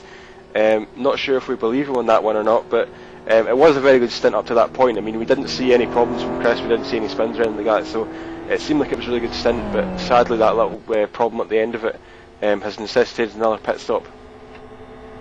Yeah, he's gone from a bit of a hero to a bit of a zero now, to be honest.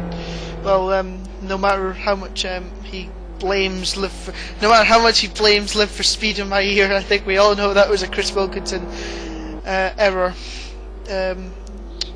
Oh well, Wilco, you seem to make them in commentary more often than not. Now you've made one in the race. How do you feel after your stint, Mr. Wilkinson?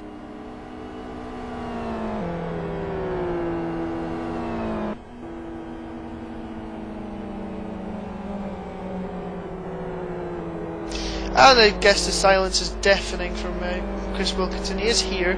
Oh, he is here now. I'm here. I was pressing the wrong bind. I'm quite good at doing right now. So hold on a minute now, Wilco. So you were pressing the wrong bind. Is that Ventrilo's fault or is that your fault? That one's my fault. I'll be honest. I've got 2 Ventrilos in the TeamSpeak open, so you know that bit's my fault.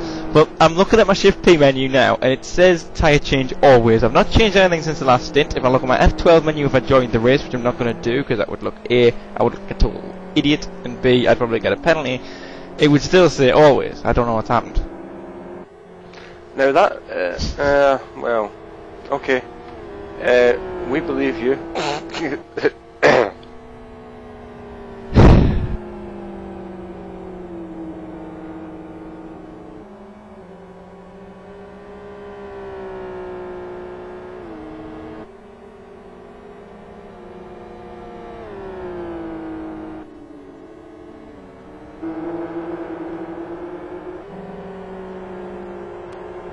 Now we've got a report in IRC that the 05 car Sonic Realms is lagging quite a bit. Taking a look at it, it does look a little bit like the kind of Australian or Brazilian lag that we'd expect to see. It doesn't look bad at the moment. The car's slightly jittery, but more interestingly from my point of view is that his rear tyres are quite warm at the moment, so that would suggest a little bit of problem with getting used to the car. So that could be part of the wind coming into it, and it could be part of the pressure in the situation. So at the moment there's a little bit of lag, but it's not dangerous. It doesn't look dangerous to me anyway. The lag that the 05 car is showing right now. Yeah, it's Australian being chased by a Brazilian at the moment with Piroppo right behind him, so it's lag central out there at the moment. I hope they don't get too close to each other, otherwise they're going to separate and go flying into the barriers, which would be a disaster for both cars.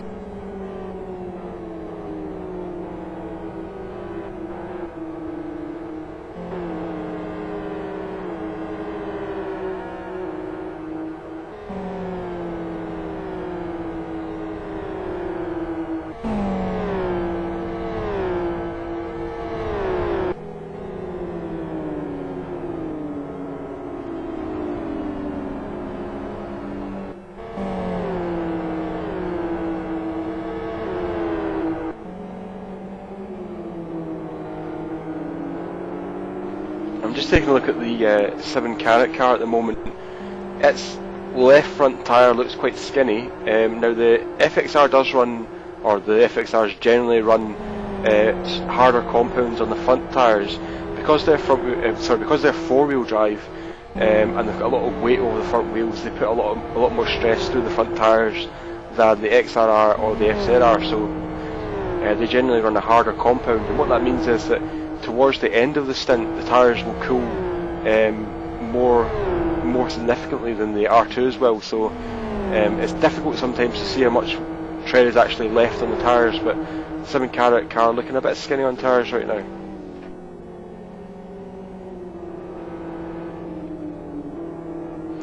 The Raptor Racing car, which is currently in the lead, is also looking quite skinny on tyres. We've currently got 2 hours, 11 minutes and 30 seconds gone in the race. The right front tyre again looks pretty skinny, so we discussed this a little bit in the first stint when they ran very long. Are they pushing things too far, or have they got it under control? We'll see what happens and when they pit.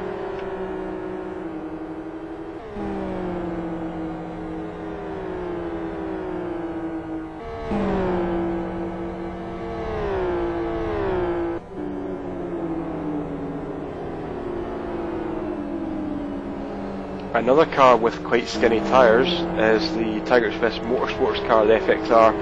The same situation as 7 carat pretty much. They've got quite skinny and quite cold front tyres, so we expect them in the near future as well.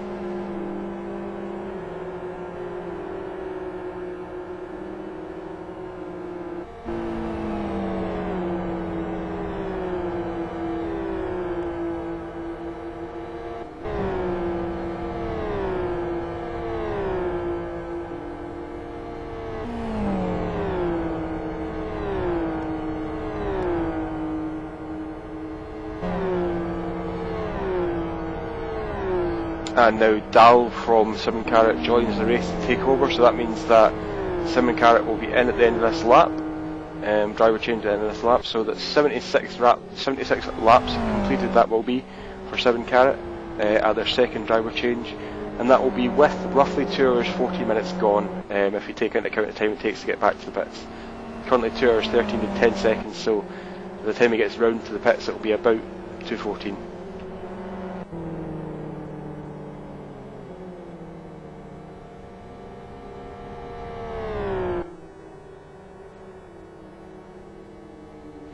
Yep, and the Tiger Express Motorsports car has a left front puncture. Just mentioned that car a minute ago. So it had a left front puncture on the entry to pit lane, so on the absolute limit of tyre life and over.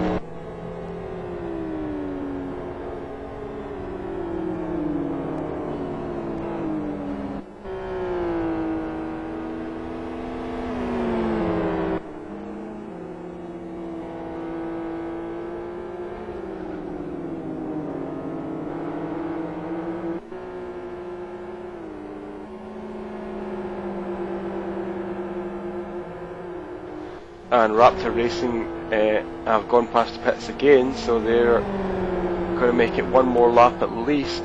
I mean, the tyres are looking really skinny again, as I keep saying, but I think it's worth repeating this message because they are running to the very limit of tyre life here. And you know, as Chris Ford and I were discussing earlier on, when you run the car to the absolute limit like these guys are doing right now, it just puts more strain on everything. I mean, you're putting a lot of faith in the drivers and being able to drive the car without locking up the brakes, without sliding too much. And you know, one small mistake can cost you 30 seconds or whatever it takes to get back to the pits. So it may give them one less pit stop in the race. They may make one less pit stop, but that... Oh, it's gone! Raptor Racing right front tyre is gone at turn 8. That's before split 2, so they're going to make it back to the pits now. So they're not going to lose a huge amount of time, but it's just indicative of the fact that they're running it too far. I mean, in my opinion, in my humble opinion, they are going too far on these tyres, and you know that's obviously an indication of that fact. So right front puncture for Raptor Racing before the end of their second stint. It's as I was saying earlier, it doesn't matter if you're going for the longest stints. You just take one small moment of trying to lap somebody, as I think they were trying to do with RSR when it went, for it to pop, and it just ruins all your hard work, and well, you lose a bit of time. It's just silly.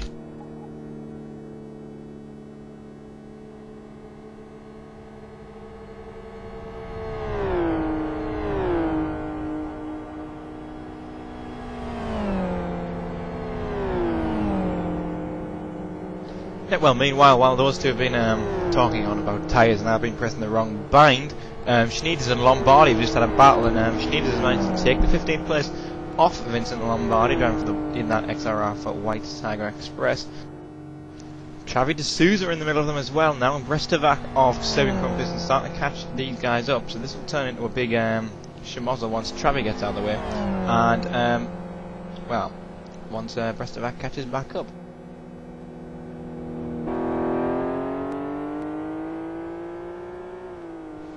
And a little bit more discussion on the Raptor Racing team.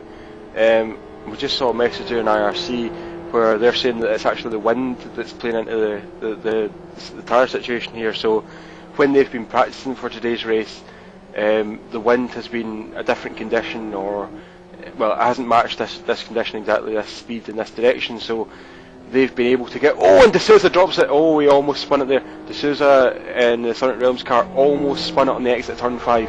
He had the right hand side tyres over on the grass there, but yeah, when Raptor were practicing, they were practicing with different conditions.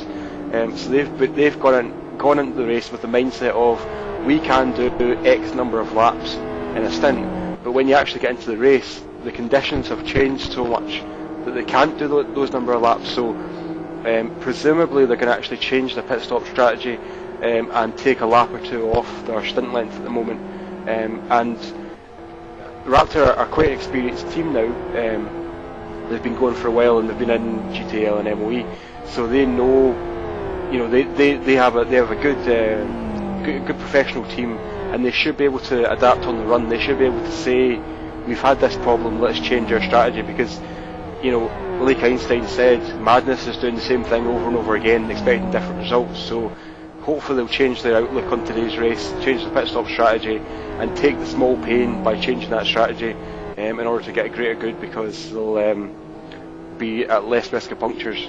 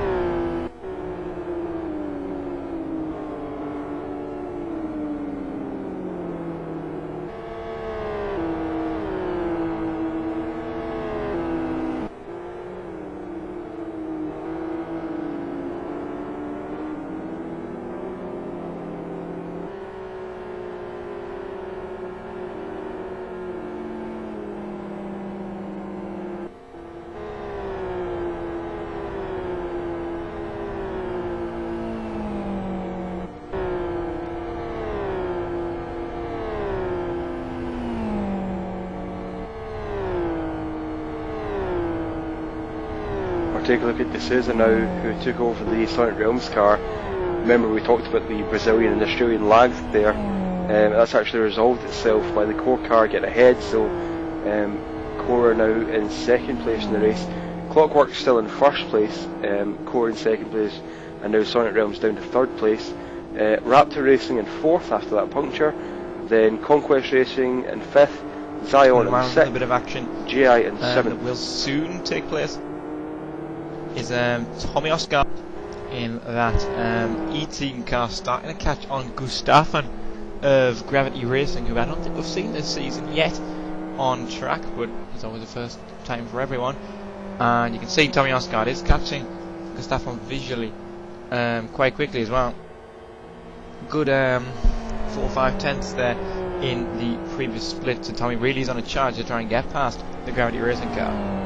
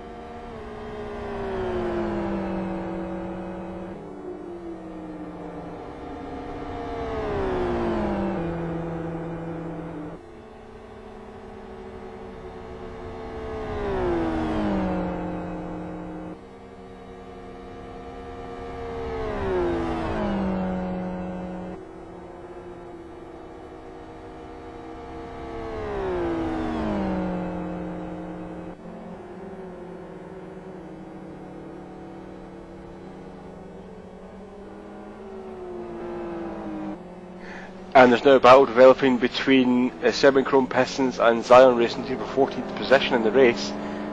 Seven Chrome Pistons are right in the slipstream of Dressler now. Going to go towards the outside here before the start-finish line. Have they gone too early? We'll see.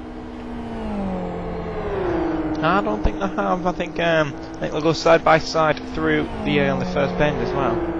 Or will they? No, Brestovac will manage to pull in front of him. I don't think Dressler will have a response to that though. I don't think he'll be able to get back in the slip. He's in the slipstream again, but he's not going to be down the inside quick enough, I don't think. Oh, he's going to have a look. He's nowhere near making the place back, and Brestovac takes 14th place for now.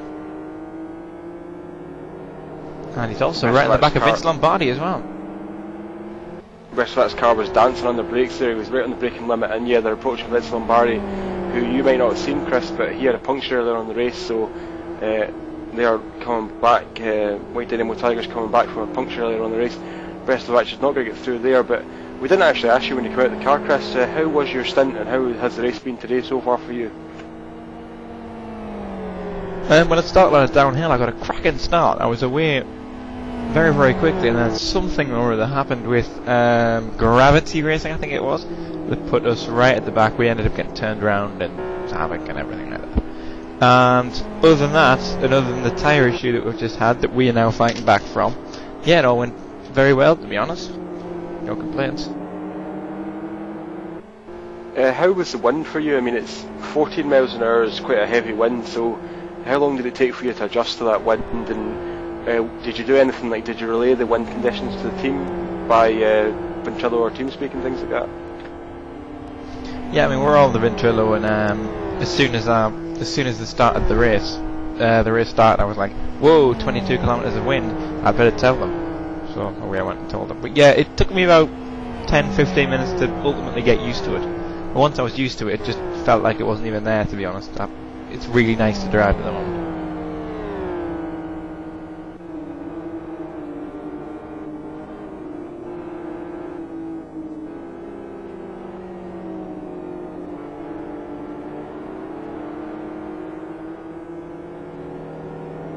How were the back markers? Did you have any problem getting past people?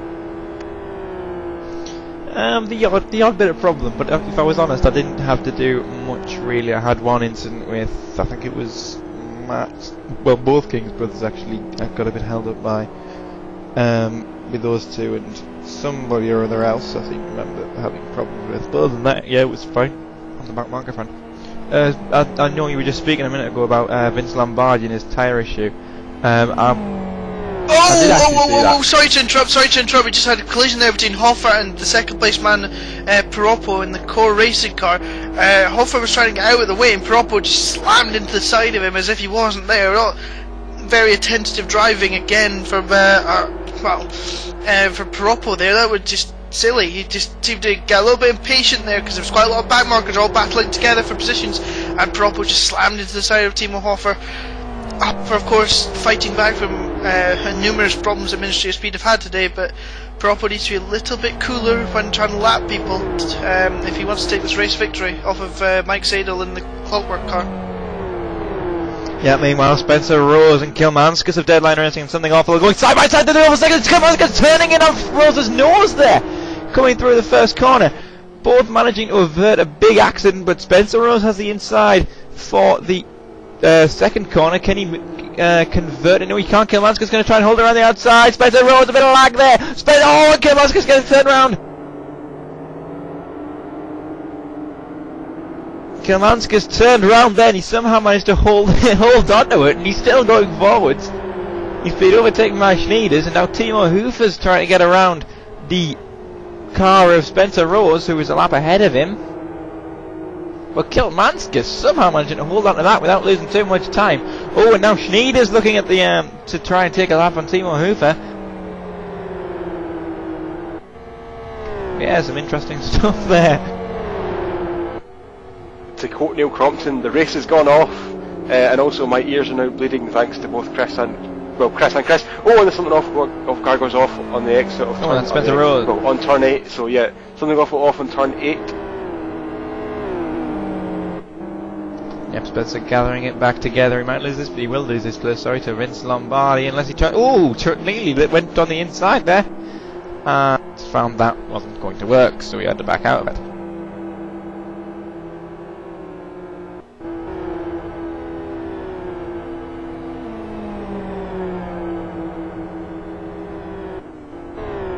Oh, now Brestovac of Serbian Competition is going to try the outside line on Spencer Rose to get Spencer down to 15th place and to have their 14th place back now.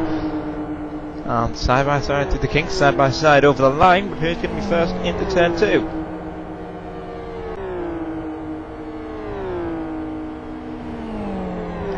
Back holding it high.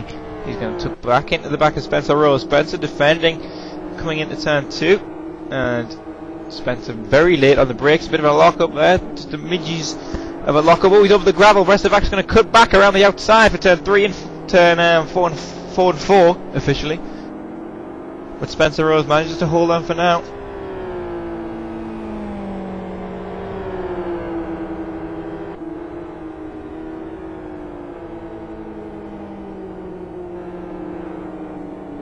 Oh, Brestovac is looking for the inside of Spencer Rose. Spencer Rose running wide there at turn 5, and this is going to be easy pickings for Brestovac to go past Rose now. Oh, crash! Hoffer and Sneijder! Oh, they're going to come back on the front of De Souza! Oh my goodness gracious me! It was caused by Dom Engel. What on earth is Dom Engel doing? I've got no idea. He was bouncing across Stephen Policeman for no real apparent reason. He's got a bit of damage, probably because he bounced across the Sleeping Policeman, but he caused that by, oh no, he's almost hit De Souza now. What on earth is Dom Engel doing? Calm down, Dom, please. Calm down and get back and control your car, because that was just appalling. He pretty much caused that because he came back on in front of Sneijder and Hoffer. How on earth those two are still going in the same place as they were before? Engel cut across the two of them had nowhere to go. They were already pretty much side by side, and they collided. They went spinning across the grass, right across the apex of the corner, almost like a synchronized ballet. And well, that was a slightly bizarre moment there. All three of them are German, of course, but no national pride there. As Sneijder cuts back inside Hoffer. Wow, this is getting interesting now.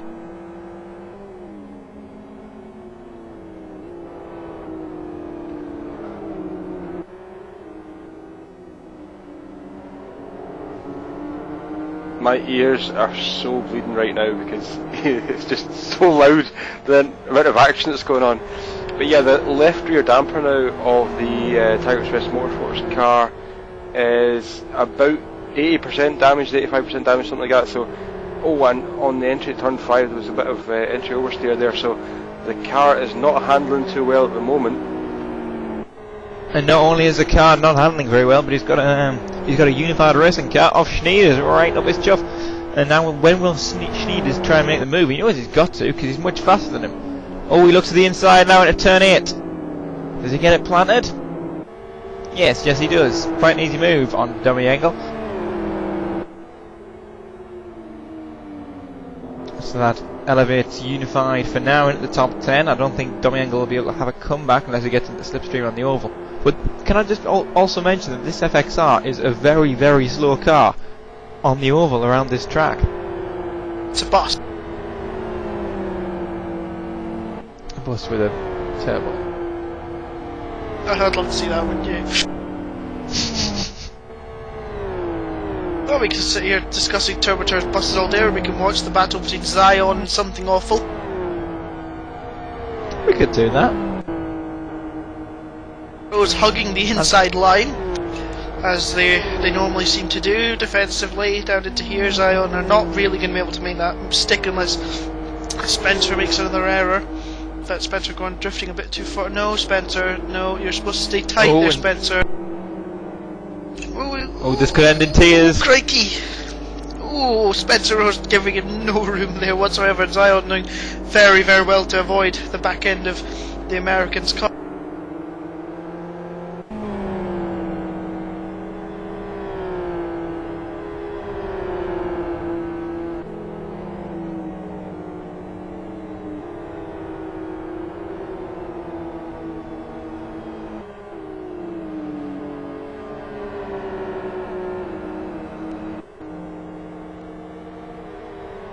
And that looks like it's Newton off ahead again, so that's another one of the that's another Fubar car possibly getting in the way of trouble here. Oh, just almost contact with the right rear of the Zion car. So now Zion again back on Spencer Rose, very close to a collision there at the start of this lap. See if they can do it a bit cleaner next time, but it looks as though there's a bit of a gap here, so Spencer Rose might be able to keep this position, although he makes a small mistake between turns 9 and 10, so we'll see how this goes.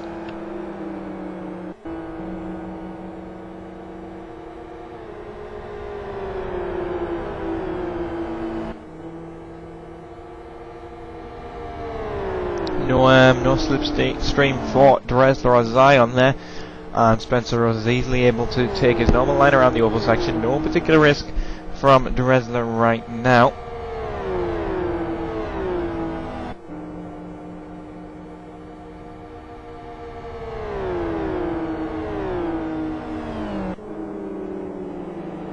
But looking back at apparently we're being told that Spencer's hit the wall, managing to hold off still though the Zion car though. But I was going to say, Travis De Souza seems to have sorted out his tyre issues from earlier in the stint. He's actually catching Propo and Sadel at the moment, so despite possible, well, his left rear, it doesn't look too bad too bad at the moment in terms of thickness, but that might be a bit of a problem later if he did overheat them too badly. But nice run so far from De Souza. As soon as he's got the hang of the wind, he's pushing a little bit quicker. Yeah, but also speaking about that wind, the times here today are very slow compared to what people have been running in practice, obviously because of the higher winds. There was a practice race on last night and people were running mid to low 40s at the end of a race stint, and now people are struggling to break out of the 41s. I don't think anyone actually has broken out of the 41s, have they? No, they haven't. We were discussing this earlier, saying that the first sector seems to be okay, but it's the second sector and the long left-hander where the wind really seems to be affecting. Would you agree with that, having driven the car, Wilco? Yeah, definitely. I also think though that the third sector is also quite largely affected, seeing as you've got that long right-hander, the last official corner, real corner. Usually you could take that flat out without any wind, but right now there's just that so much wind that you can't take a flat out anymore. Mike Sadel has some damage from somewhere, and his steering wheel doesn't look especially straight to me anymore when he's going down the straights. Yes, well, there's a battle on now, so can we move to the battle for like 2 seconds as Kilmanskis is being severely pressurized by Unify. Unify going around the outside in turn 5. Can't really get themselves in there, but now they've got the inside for turn 6 and 7. But now this is the opportunity for Kilmanskis to get straight back into that draft and then cut back down the inside for turn 8. Has he done it? No, he hasn't. Schneid's holding that 9th position nicely. Kilmanskis with no reply as of yet, and Schneid just seems to be pulling away even more out of that corner. I think this might be a stuck move for Unified as they move to 9th place.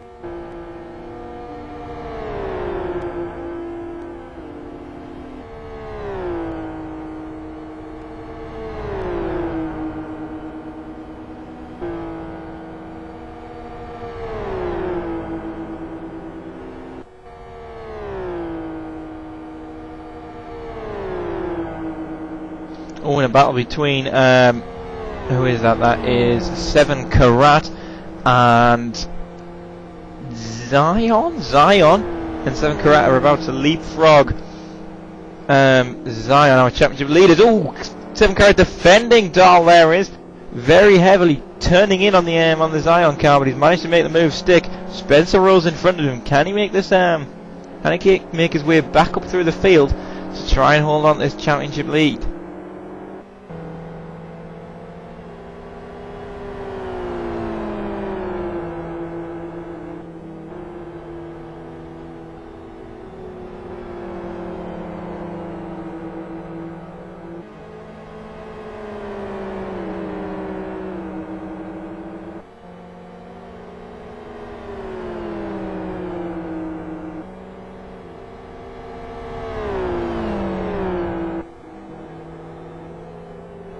And Andy O'Brien taking over in the Ministry of Speed car from Timo Hufer.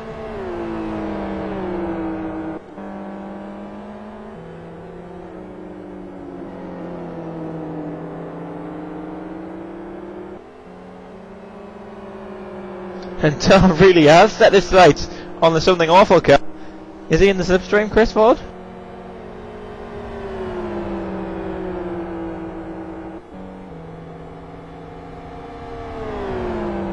Chris no. Ford. No, there's no way an FXR will ever in a million years be able to get in the slipstream from that far back. As you can see now, Rose is just driving away.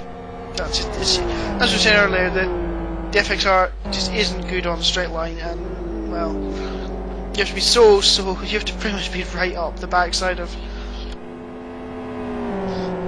Just noticing something else guy going around the outside of Rowdy the last complex. Oh, and Rowdy dives for it! He dove for it! And clipping Tommy Osgard's rear quarter. Oh, Tommy is very lucky not to have been turned around there, but he gets his team back up to 6th after their fight through the field. After that, I think they had a very, very early on incident that I think I saw. But yeah. Rowdy honks his horn at Tommy Osgard a little bit there. Yeah, that was entertaining.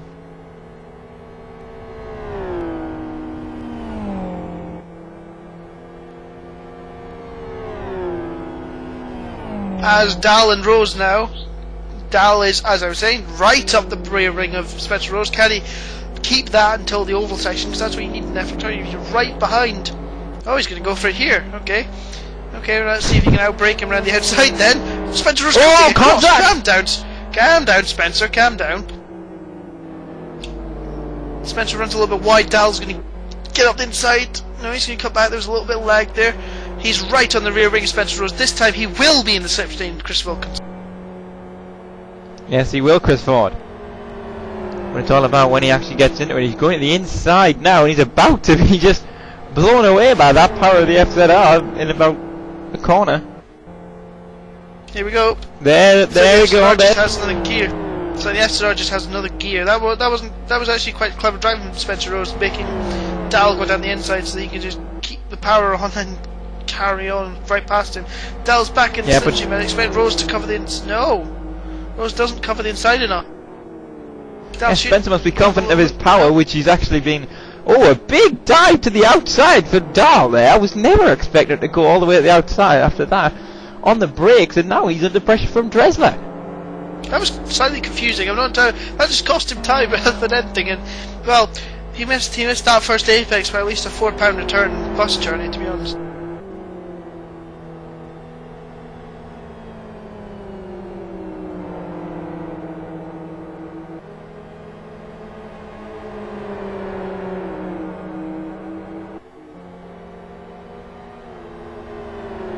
But here's Dressler all over the back of Dahl now, and Spencer Rose now has to take the opportunity now and pull away from these if he ever wants to hold on to this, hold on to the 14th place in this in his run.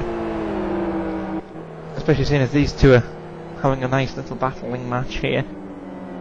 But is Dahl going to be close enough for the slipstream again of Spencer Rose? I think the answer is yes, actually. He's just got a terrific exit out of the final corner. Oh, and he's even off the throttle, but was he not off the throttle a little too much there?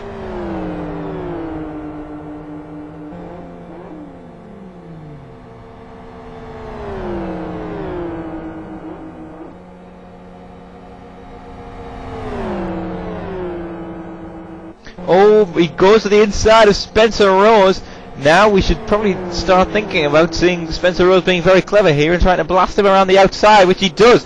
But does he have the legs? Does he have the legs? There's a contact there down the back straight. Now Dahl goes down the inside. Rose has to cut the corner. Rose is over the gravel. He holds on to the place for now. Look at Dressler. Rose is still very wide. He's got very dirty tyres. He loses 2 places now. Yeah, Spencer was quickly just led him through there because he knew he cut the corner, kept him up. He's going to try and come back at Dressler, yep. Don't know why Dressler left him a bus width there to get through. If that was me, I would have been defending the inside line to hell, but Rose can't get the job done. I guess it is a bit easier going down the outside of that corner. But yeah, Spencer Rhodes is having a bit of an interesting time of it at the moment. Quite clearly still a bit annoyed with Chris Wilkinson for that tyre faux pas. I...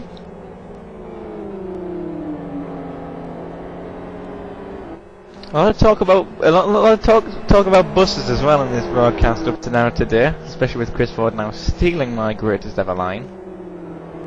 You little sod. Oh, Spencer Rhodes hits the fucking curb! Well, that was well saved really for Spencer Rhodes. A bit more damage than he had before, but that was well saved. But now he's way behind Dressler. Again, I don't understand why people would even go near that curb. To be honest, they know it's buggy. They know it's just going to spit you out. Why go near it? Why take a chance? It just doesn't make sense to me. Well, let's also be honest here, Chris. Why put it there when it's just going to muck you about anyway? You know, why would... Because quite clearly Live for Speed's developers did a fantastic job beta testing their track. Cheeky.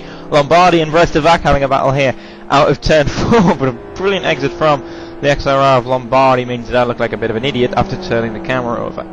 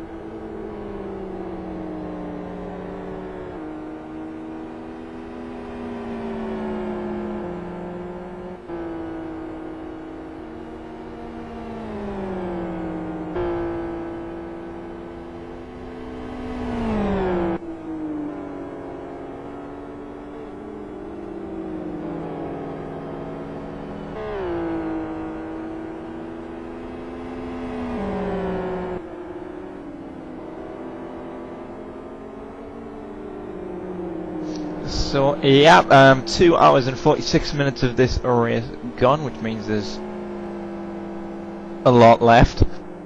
Mike Sadel for Clockwork Racing, Clockwork Motorsports, still holding the lead from Kaiki Bravo and Travis D'Souza is your current podium. We're looking at the battle between Lombardi and Vrestevac, and Lombardi does now have the slipstream. Chris Ford, what should you do now?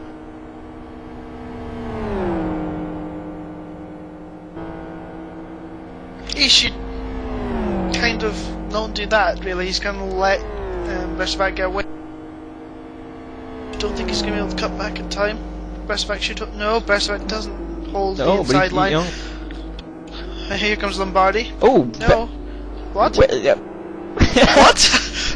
Lombardi unbelievably early on the brakes there into turn 2. Well, what happened there? He had it propped up and... Maybe he doesn't want to battle anybody today. Maybe he's just out for a nice Saturday 12-hour drive. Actually, Lombardi's actually done really well to get back up into 12th place from his earlier puncture. His first set of tyres only lasted 28 laps, which was a bit short.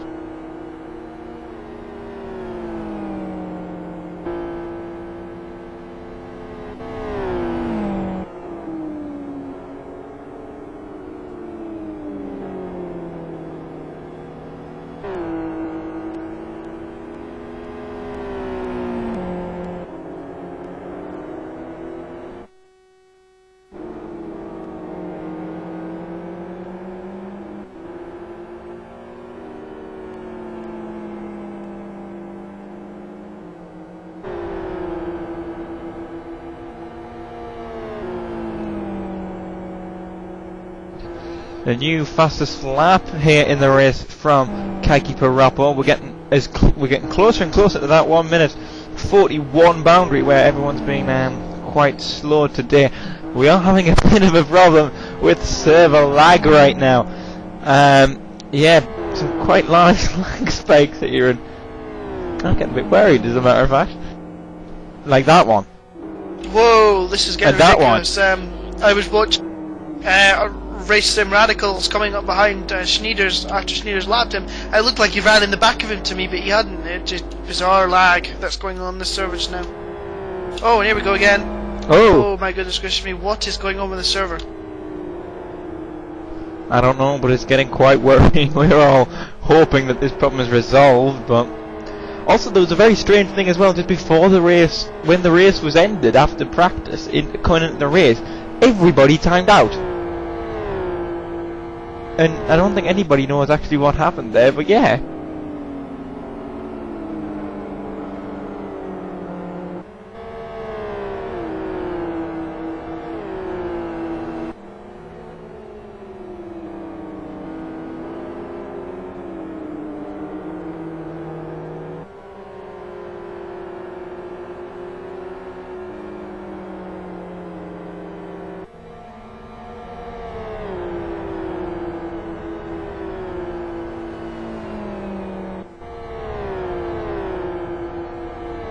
And we have our first 140 of the day from Keough Rappo. He is really on a charge now for core racing.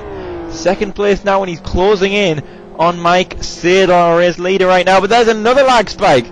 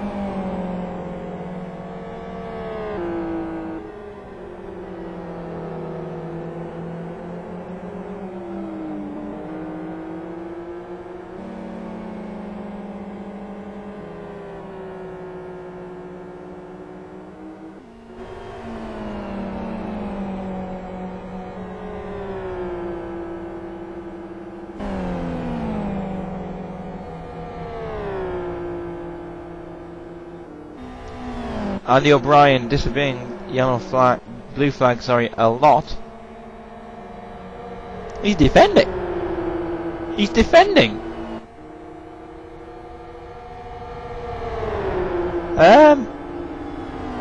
Well, this is interesting. They're going 3 wide through the oval section. This is going to end in disaster, and it's probably going to be for Travi de Souza.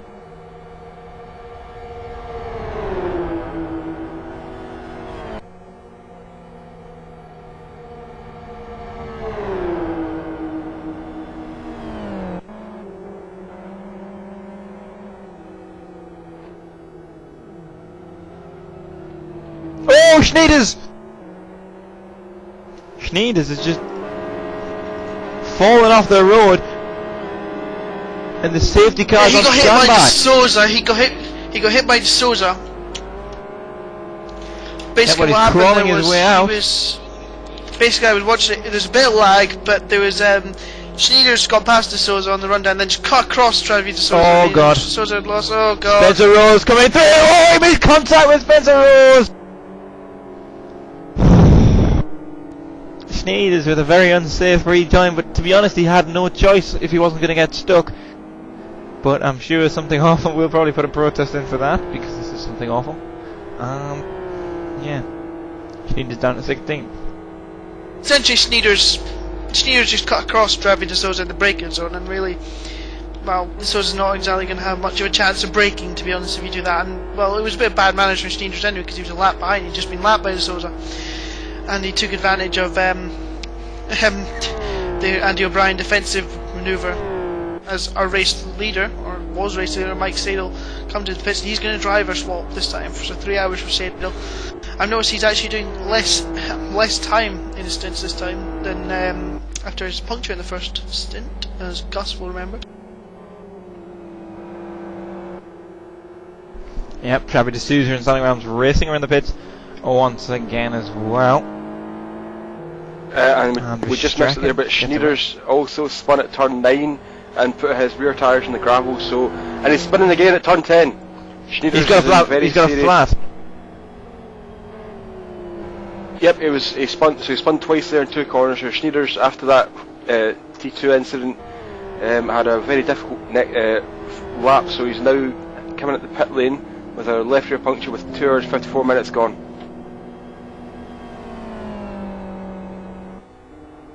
Yep.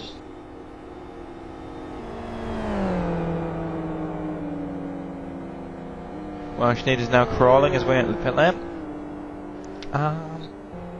Yeah, he manages to make his way in after a bit of dancing on the way in, but he's still in and there for that team that I forgot what they're called. Unity?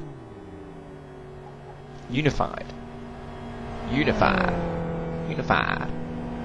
Oh, and Engel's off. And now he's back on.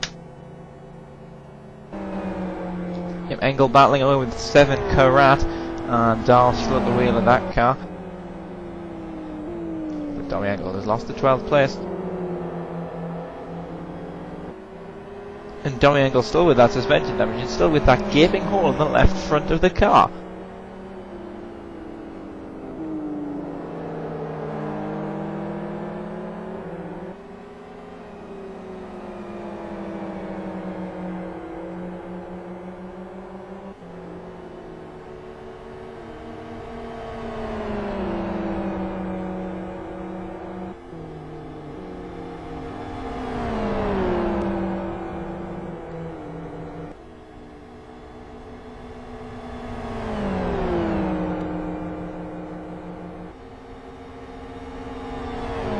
So let's have a pop quiz then, chaps.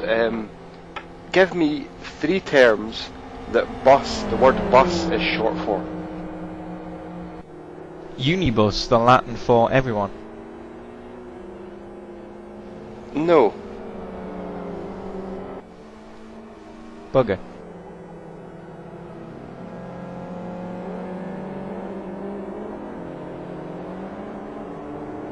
Oh, and Engel taking a trip on the gravel again. Thankfully I left the camera on that. Multibus.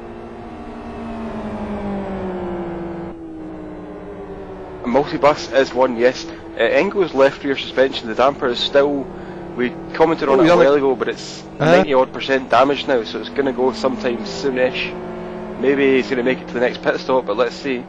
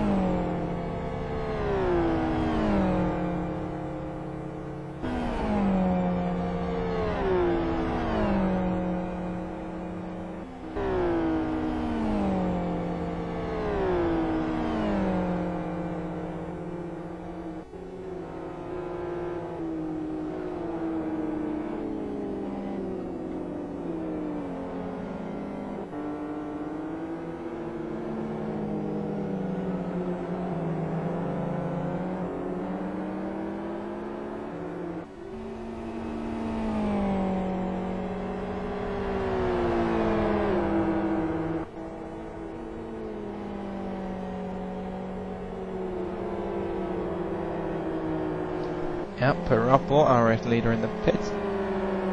And Vince Verstrecken is halfway around the track still.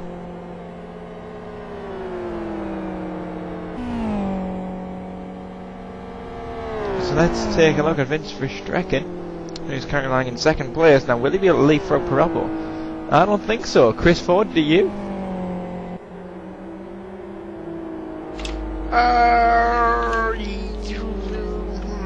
Yes. He should just get there. Parappo's Oh, thank you. not ready to go yet, so yeah, Verstrecken should be in the lead. Well, thank you for the very straight answer Verstrecken there. will be in the lead. Verstrecken will be in the lead. As Rui Santos takes over the car. Yep, Rui Santos takes over the car, they pull out the pit lane, and Verstrecken will re-inherit the lead, I would think. Oh, will he? Comfortably. Yeah. Well, yeah, he will. I do apologise for being an idiot there. Yeah, he will. Oh, don't worry, Volko, we've got used to it over the past year and a bit. Yeah, meanwhile there was a 3 wide with who? Matt Kings, Kevin Newton, and our third place car, Raptor Gaming. And Raptor managed to just come out on top, but only just, and very close to being an accident there.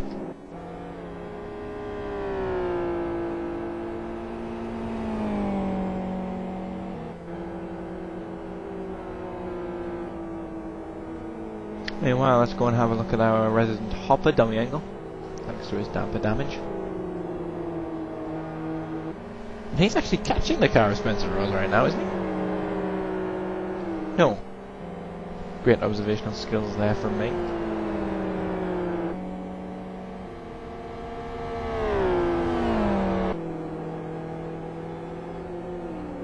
Oh, and a timeout for Conquest! Yes, after just having taken over the car. Oh, that's interesting. Iskra took over the car from Makalowski and then lost connection to the server. Makalowski was still in the server from the takeover, and he's rejoined the race. So I think that should be okay in terms of the rules, so they haven't lost a lot of time there. And meanwhile, Tommy Engel is on the back of Spencer Rose. And he's in the draft, but he's pulled out of it. I think it's, oh, well, I'm almost sure it's too early with him being in the FXR. And now we're just waiting for the power to kick off on Spencer Rose's car. But he's squeezing Tommy Engel in the wall. Now Tommy Engel's not going to be able to get low enough to get back in Spencer's slipstream. He's going to be back to square one again. He shouldn't be low enough. He should be able to comfortably get low enough in Spence there. I don't know why Engel stayed so high. That's just strange. Very strange. Much quicker through turn 2. We've got Rui Santos of Core Racing just having a very big slide behind these two, who are now going side by side down one of the little back straights we have here, the only back straight actually. So there's me being clever. Oh, we've got Kings now going into turn 5. Well, that's a given. We'll stay with this. Spencer Rose getting much better exits from the corners than Tommy Engel, but Tommy's so much faster through the corners themselves. I don't know how he is with all that damage on his car, but he's quite a noble effort from him now, even though he has been rather stupid all day. Or rather, he's made quite a few stupid mistakes all day.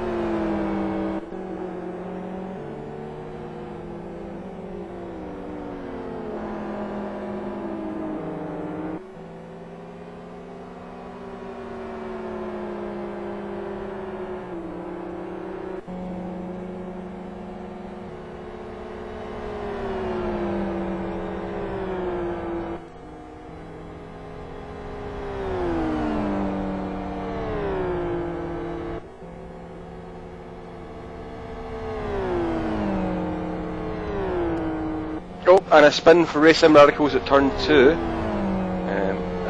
They're not in any gravel trap. Oh, stop! Almost rejoined the head of Sim and Carrot there. He stopped waiting for a gap in traffic. He's now rejoining the track, but a small spin there at turn 2. I didn't see what caused it, but it could have been the buggy curb. We've spoken before about the buggy curb at turn 9 towards the end of the lap, but there's also a buggy curb at turn 2. If you take too much of the apex curb at the first curb in turn 2, you can get spun off.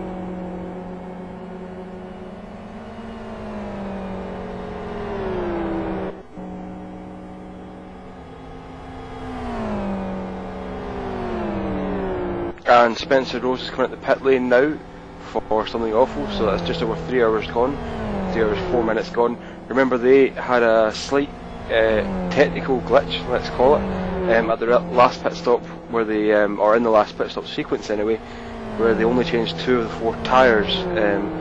All 4 tyres changed this time, so the same problem was not repeated. Spencer Rose is now in the pit lane for something awful.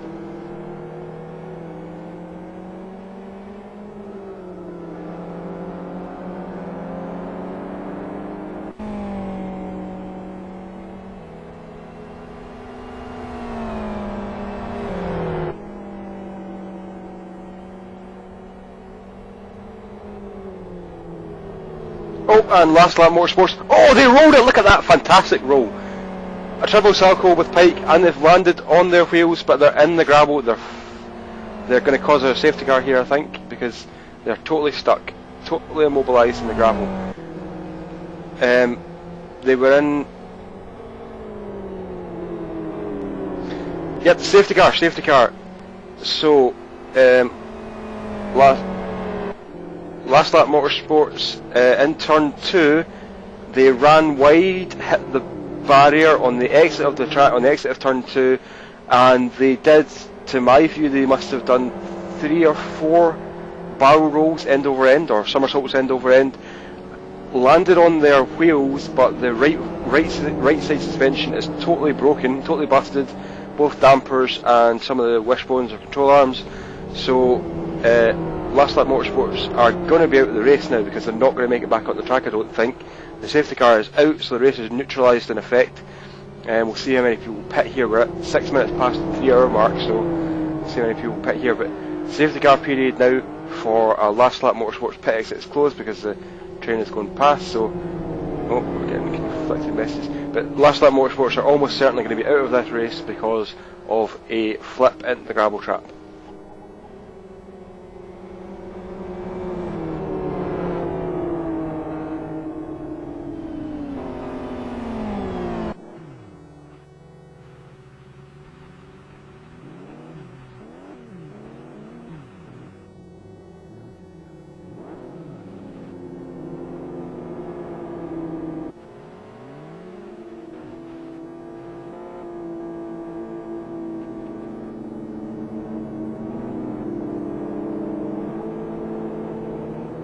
And Last Lap Motorsports have actually got out of the gravel.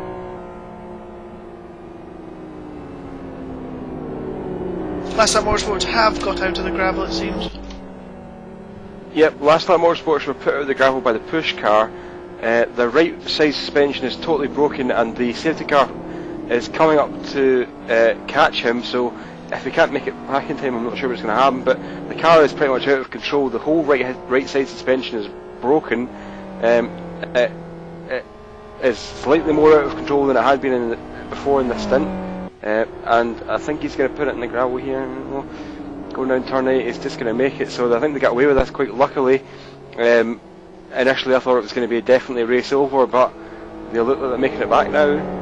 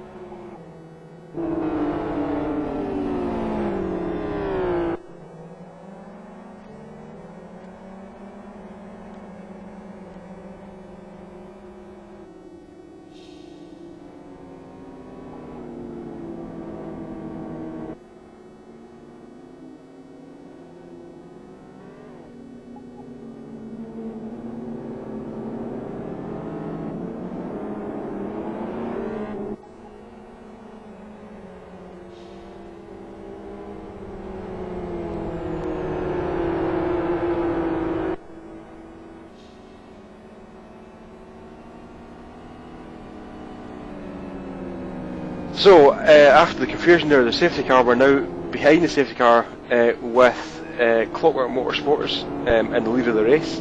They've got quite significantly warmer tyres than the car behind them, which is Raptor Gaming. So we'd expect that the Clockwork car will pull away when the track goes green again, but everyone should be trying to get as much tyre temperature as they possibly can, because we've mentioned this many times before, but the more tyre temperature you've got at this beginning of at the green flag period after the safety car, the better you'll be in the first few laps. So everyone's going to have to try their best to get as much tyre temperature as they possibly can, weaving side to side and braking, accelerating and things like that. So we'll see who makes the best job of it, but at the moment Verstrecken is well placed to pull away from Raptor Racing in second place.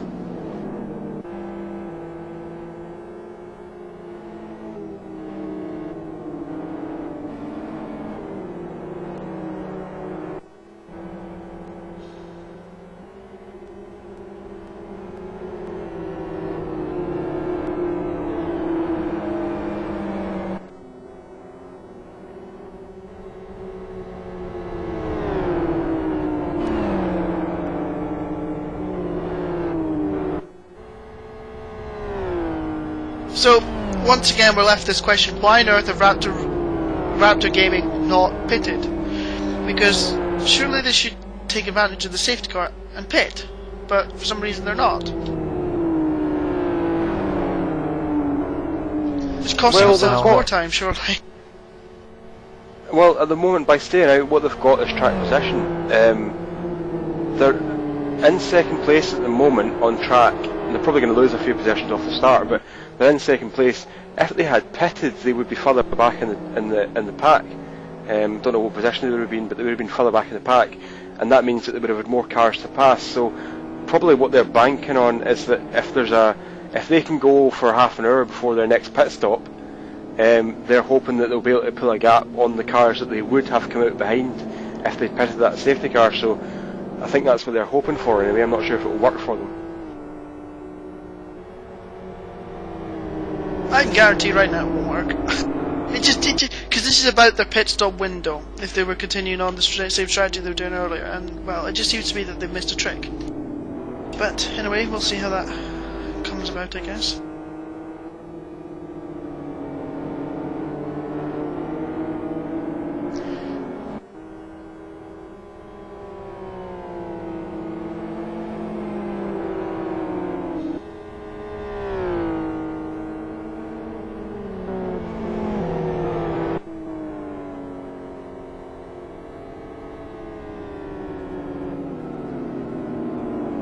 Meanwhile, Chris, could you just take a look at Jan Laprevart's car?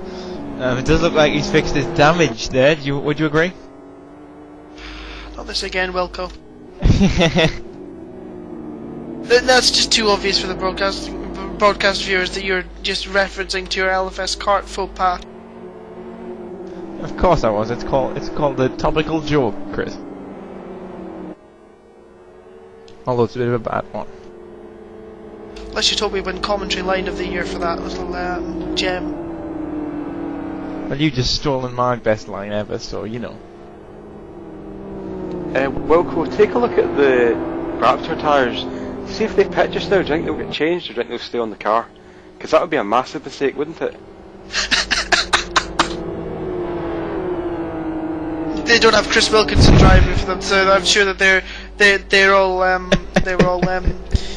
clued up enough to work out when they're actually going to make a pit stop and when their tyres are going to actually be over the 90% limit, etc, etc, and they're not going to come in the pits and then blame Live for Speed for their own mistakes. No, listen, right. When I looked in my shift P menu and my F12 menu after my pit stop was made, it said always. Chris, I've done 10 Masters of Endurance events, 3 I think is IGTC events. I've never heard of somebody doing what you've done. Congratulations, you win the Dunce of the Year award, I think.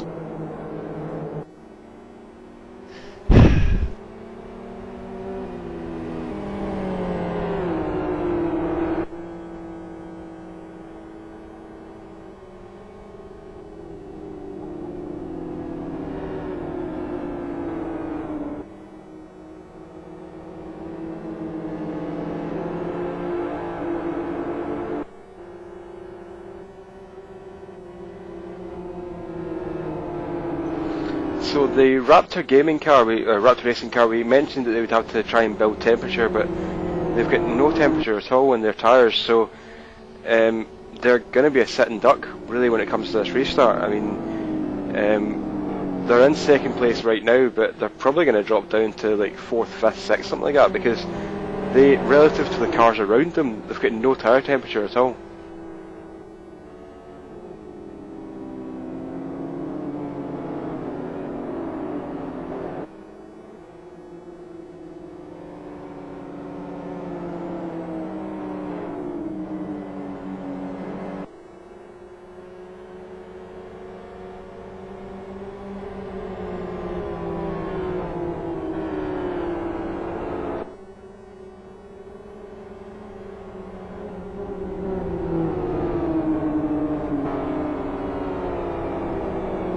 I must say, we've been talking about buses all day. I must say I'm driving a bit of a bucket right now.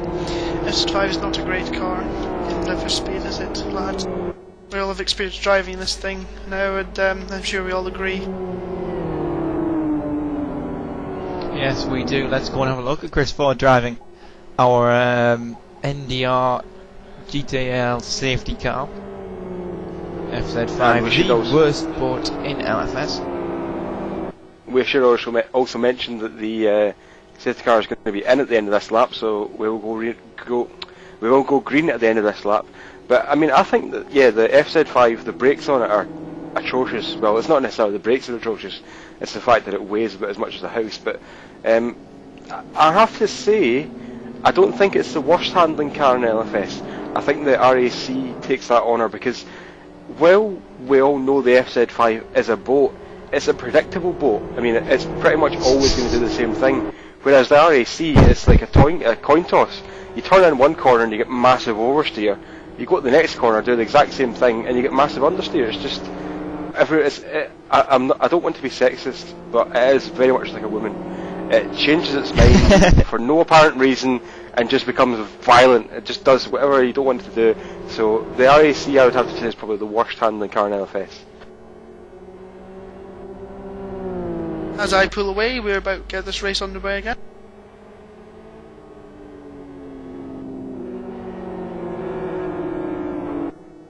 Okay.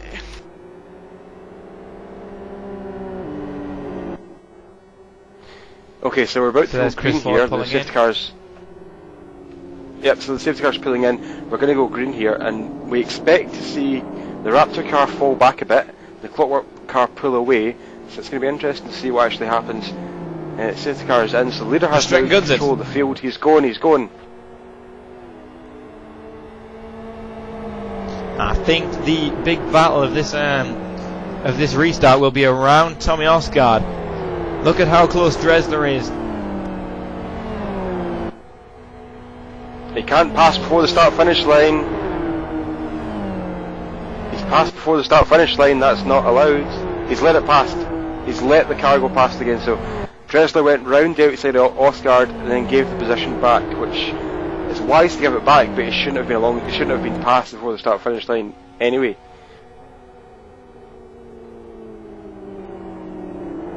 Yep, well, now it's all about Tommy Osgard trying to catch up to Travi D'Souza, and look at Raptor going very slowly. Contact between Rui Santos and Tommy Osgard! Oh, Travi D'Souza spin! What happened to Travi? Tommy Osgard just stuck his nose for no reason whatsoever up on the curb, up on the grass, and took D'Souza out. That's dreadful driving from Tommy Osgard.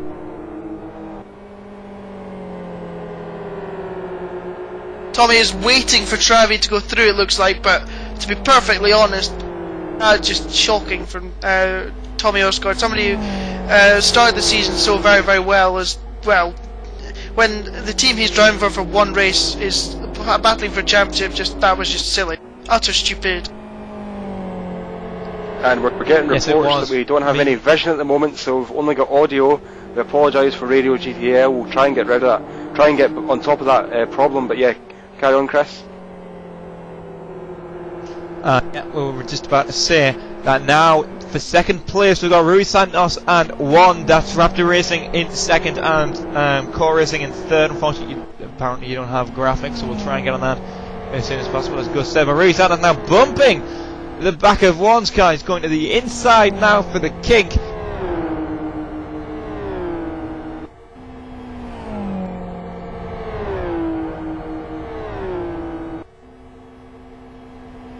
So Rui will inherit second place through the first corner, but then through the first bend rather, but one's coming back around the outside, coming into turn 2. How's this going to go? Well, Rui Santos does take the place back from Raptor Racing, who amazingly still aren't in the pit lane, so...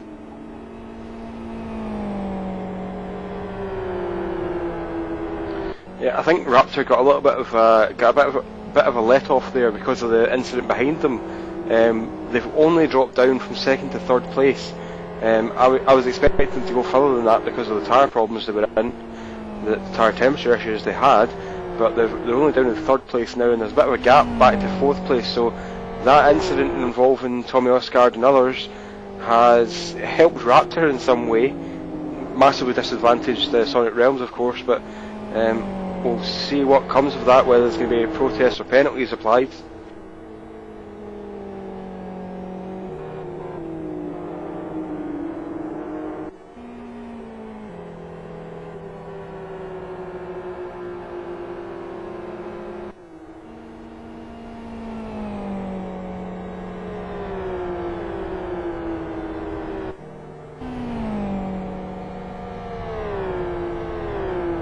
And now Tommy Osgard is round the outside of D'Souza again, at the oval section coming up to the start-finish line, battling for 6th place here.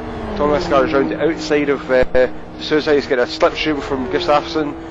Go through the inside. It's 3 wide pretty much here, and at turn 1 is Tommy Osgard going to turn down across.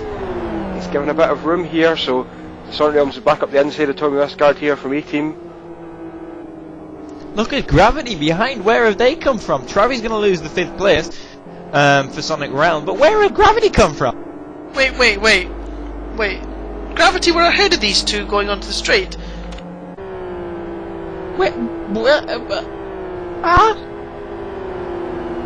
Weird.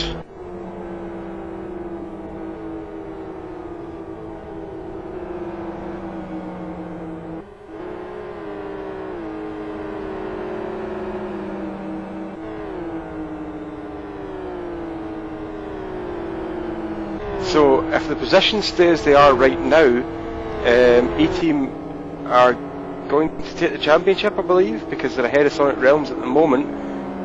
So the E-Team Sonic Realms issue, which we may see, I can't say for certain, but we may see a protest about that. That could change the race, but I believe at the moment E-Team would win. I need to get confirmation on that, but it looks like it to me. No, in fact, maybe 7 Carat are too close. 7 Carat are in 8th position at the moment, and they did have a 47.5 point lead over E-Team coming into this race. Double points awarded for the race today, so there's 140 points up for grabs for the winner. We'll see if we can do some furious calculations in the background to get an updated championship picture. Well, you can do them because I'm sure you know I can't do math. You can't do pit stops neither, judging by today's race. Oi! Stop it!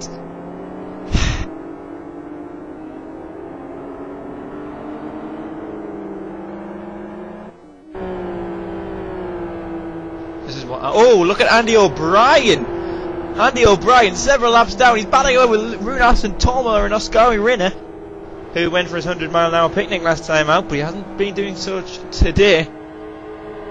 Tomlin defending from Ascari Rin coming into turn 5, the long left-hander. And through the left-hander they go.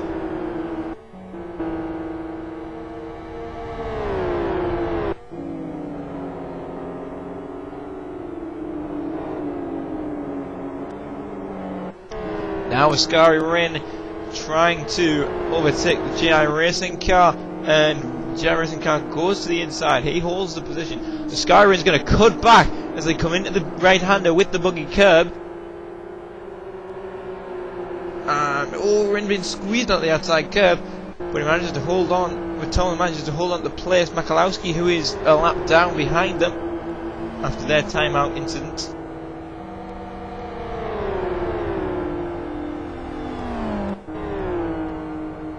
And oh, and Tommy Osgaard going, yes! Now. You beat me. But Tommy Osgaard is doing the other sort of beating right now. He's flying through the field. Down the inside of Dresden now into turn number 1. And obviously because the oval corner they're going flat out, so they're still side by side as they come into turn 2. Will Dressler try and outbreak him around the outside? No, he won't. Oh, wait, I don't know because he lagged. No, he hasn't. And Tommy Osgaard's taken the 4th place, and Travis D'Souza is now all over the back of the Zion car.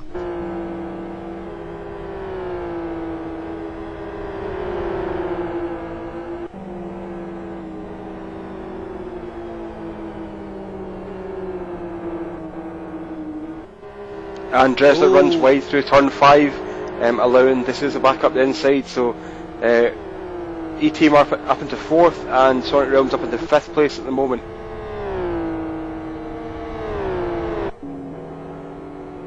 Yeah, meanwhile, further back, Runas is under a great amount of pressure from backmarker Andy O'Brien. He's going down the inside, he's going for the dive into turn number 8. He's overtaken Runas, but I don't know what he's doing, trying to fly through this pack, but he's done it cleanly, but only just. Tomler and Rin still fighting with GI and White Tiger Express, or White Dynamo Tigers, or whatever they're called, behind, but yeah. Huzzah, the stream is back. So the video is now back. We're no longer a radio program, back to TV.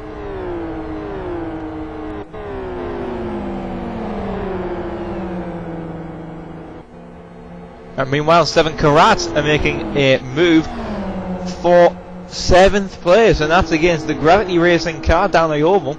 And now we see, instead of an 1-horse race SZR versus FXR, we're now got 2 FXRs dancing around on the oval section. But Dahl's managed to take advantage, and Gustafsson just almost given up through the oval section.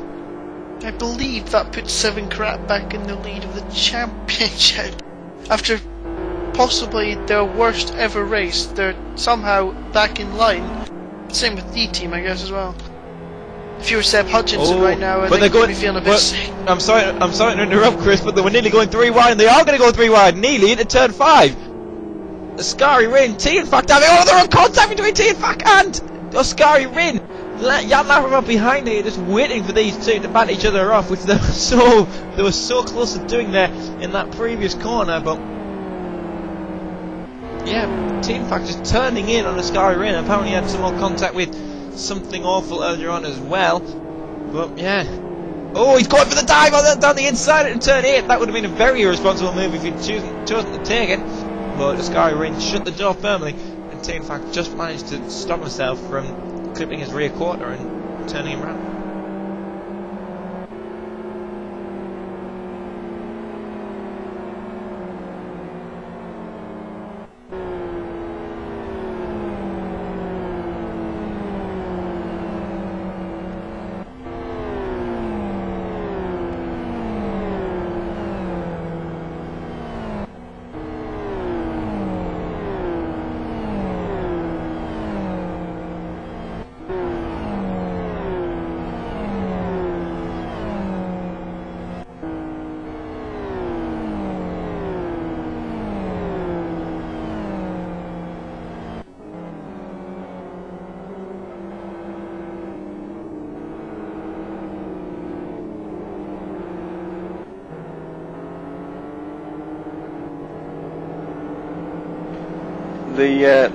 We're all looking at Lamont's tyres at the moment in the commentary box.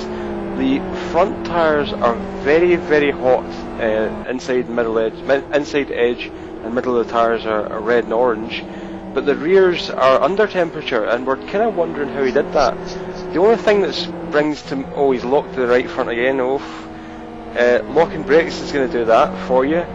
So it could be too far front brake bias, but I think what's probably more likely is that they've tuned the car towards understeer, to try and make it safer to drive, because understeer is slightly easier to drive, so it's safer to drive than oversteer. So they could have gone towards understeer in their setup, and then when you get into the actual race and start driving hard, you end up just, well, if you don't really know how to drive properly, you end up just throwing more steering lock at it, as though, you know, when the car's understeering, what you should do is turn more. You know, that's the kind of mentality that you have, and if you do that, then you just mess up your tyres even more. So it could be a kind of a vicious circle or a feedback loop where they get slightly warm tyres and then they get worse and worse. So that's what it could be.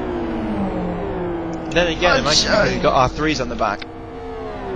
No, they've. Oh my goodness, great! I just watched it, as you might have heard, as Gus was speaking there, going through some of the corners there, and he was understeering, so he turned more, understeered more, turned more. He's coming in the pits. He's coming in the pits. Obviously, had enough of these set tyres, but he was turning. He was turning. He was turning. He was still turning, and he turned some more, and he almost ended up. Oh, with like Tomlin's over the gravel. Tomlin made contact with Oscar. Oh, he just fitted through that gap between Rin and Tianfak.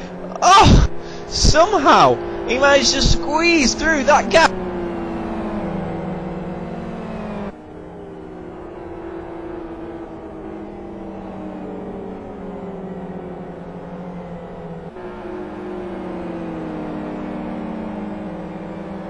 But yeah, sorry about that, but Tormler was just squeezed into the gravel out of turn 2 by Ascarin, who has now been given a drive-through penalty for incorrect name. He's got colour in his number, but not, which he shouldn't do.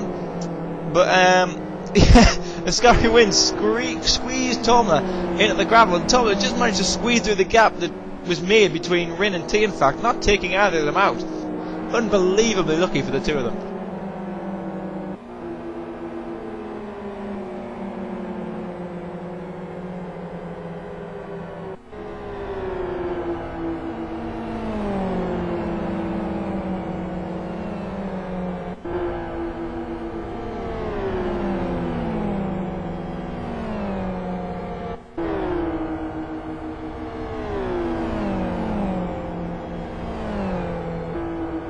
So the Last Lap Motorsports car exits the pits now with a fresh set of boots. Now what's going to be important here is not to repeat the same mistakes. If the car does start understeering, the solution is not to add more steering lock. The solution is to reduce your speed slightly, so you're not over the grip limit of the car. And if you keep blindly throwing steering lock at it thinking it's going to solve the problem, you're going to end up in seriously dire problems. So he's now almost stopped on track. He's doing 13 miles an hour on track. Why would you do that? He moved to the left of turns 3 and 4 to let people. Sorry to yell and scream and shout, but Tarlu with a 5-second lag there himself, and he's doing it again. No, he's not. Meanwhile, as well. Yes, so interesting. So interesting I had to come and put in on Gus's nice, interesting bit, so I do apologise for that. And meanwhile, we've got a battle forming for the lead between Clockwork and Core Racing, Ristrecken and Rui Santos. Well, this might be fun. Mr. Wan's tyres, Wan's tyre, whatever his name is about to go, I'd say.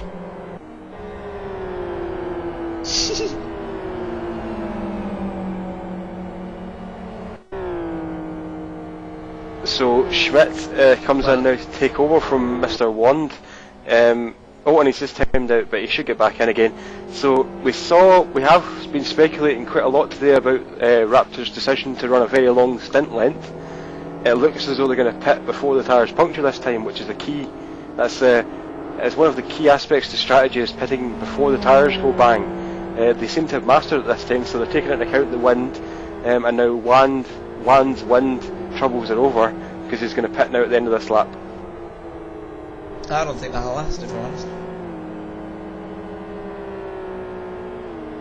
Joe Holmes takes over the Ministry of Speed car from Andy O'Brien.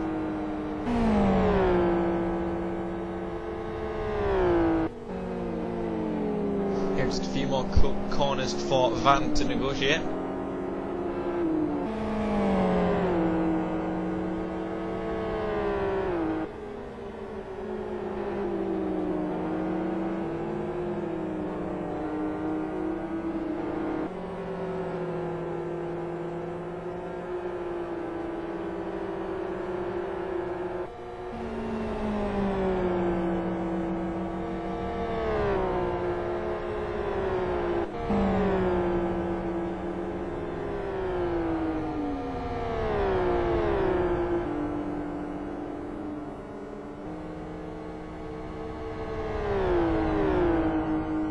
So the Raptor pit stop promotes E-Team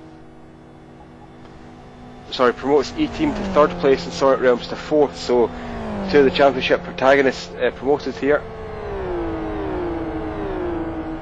Remember that Raptor did not pit during the safety car period, so the safety car period not long ago for the Last Lap Motorsports car being in the gravel and having to be recovered. So Raptor Gaming have now pitted, Raptor Racing, sorry, have pitted now, and that's... Battle for the lead, goes and Rui Santos diving for it in turn 5, will he make a move? That was a very daring move from Rui Santos. Verstrecken was holding the door closed. Verstrecken goes off out of turn 5, still side by side. Verstrecken with just the tiniest bit of overlap. Rui Santos gives him room. Still side by side, coming through the right-handers. Now through the left. Rui Santos has the inside for turn 8. Verstrecken's going to have to try and take a wider line, but he's lost it to Rui Santos. Rui Santos has taken the lead for Keough Racing. But sorry to interrupt it all, but down into turn 5. An amazing dive for Rui Santos. He just... no room at all Verstrecken gave him, and he just managed to squeeze that gap right open. Terrific move for Rui Santos. He takes the lead for Keough Racing. Yeah, don't worry about interrupting there. That was a fantastic move there from Rui Santos. Very opportunistic pass, just going for a gap. Sometimes when you're that far back, the driver head's kind of complacent and you think nobody's going to do that move, but he made it, and now he's got a good gap there. So I was thinking that maybe the Clockwork car could get in the slipstream and pass repass back into turn 2, but it didn't happen. So now Rui Santos has got a sizable gap over Clockwork Motorsports now, and could pull away here.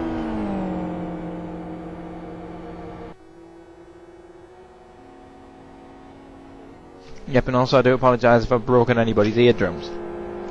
Meanwhile as well, still with the battles for the podiums, look at Trevi D'Souza. He's already caught up to the back of Tommy Osgaard, who they had a bit of contact and a bit of scrapping with through these very corners last time around. Now can Trevi take 3rd place back to Sonic Realms Racing?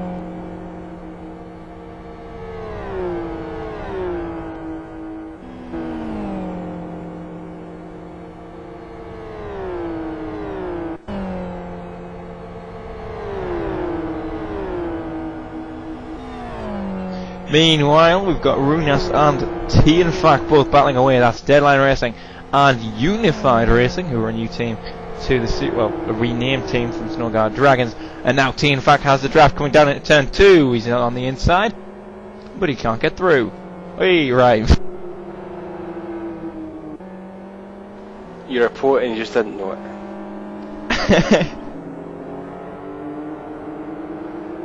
I'm quite amazed how that rhymed, but anyway. T-Fac still not being able to get past Runas.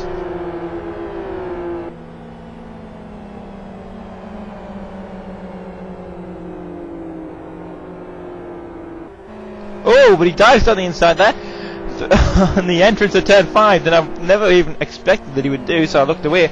But now Runas at the inside for the right-handers. T-Fac in the perfect opportunity to do that nice late dive that everybody does. That probably looks a bit like this. Oh, but look at Runas defending. Bit of contact there. T-Fac running in the back of Runas, who comes and cuts straight across him into turn 8.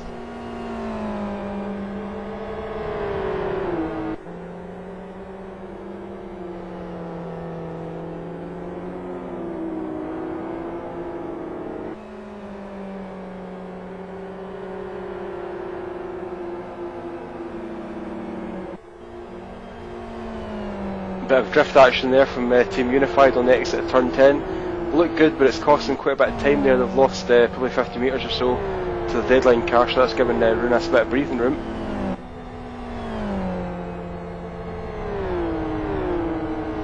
When you're driving, when you're battling closely with someone else, it's always a good feeling when you look in your mirror and you see them dropping back because they've made a mistake, because you know then that you've got the upper hand. So while they're dropped back and they're trying to catch back up to you, you just need to get your head down and try and pull as much of a gap as you possibly can. So we'll see. Oh, and very deep. Unified driver was very deep into turn 2 there, so made up a little bit of ground. Yeah, meanwhile, there's a bit of a closer battle, right? Laprovot and Toma's going to go to the inside. I clicked on Spencer Rose's name by an accident, I do apologise, but we're now on here. And Toma is still pushing his way, trying to get past Tommy Oscar. Not Tommy, come on, Grace. Jan Laprovot as they come in at turn 5.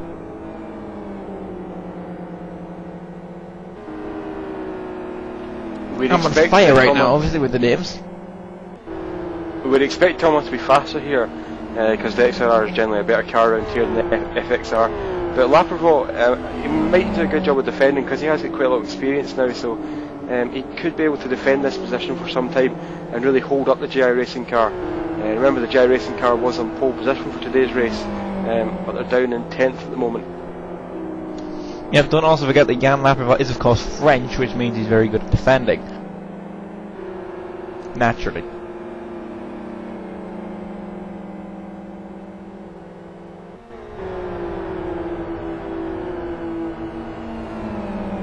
I'm not going to touch that with a 10-foot barge pole. or a 10-foot clown pole.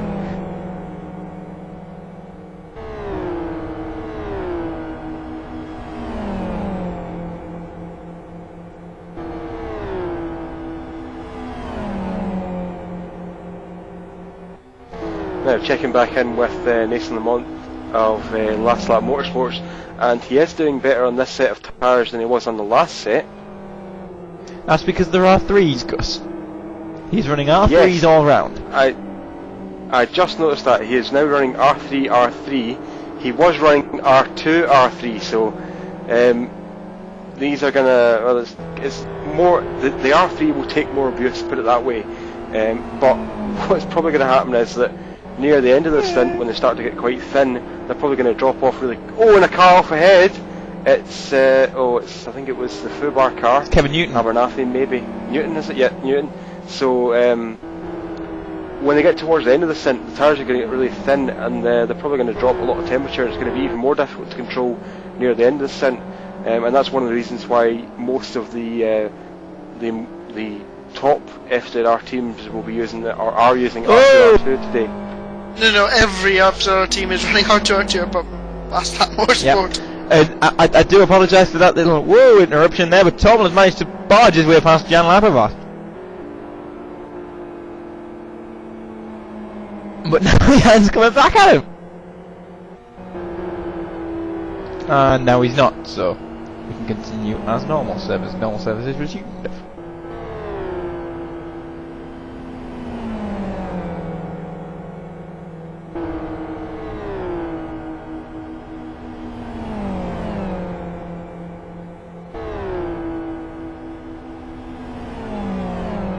And just checking back on the history in IRC, and we're being told that the tyre compound change was by the driver's own volition.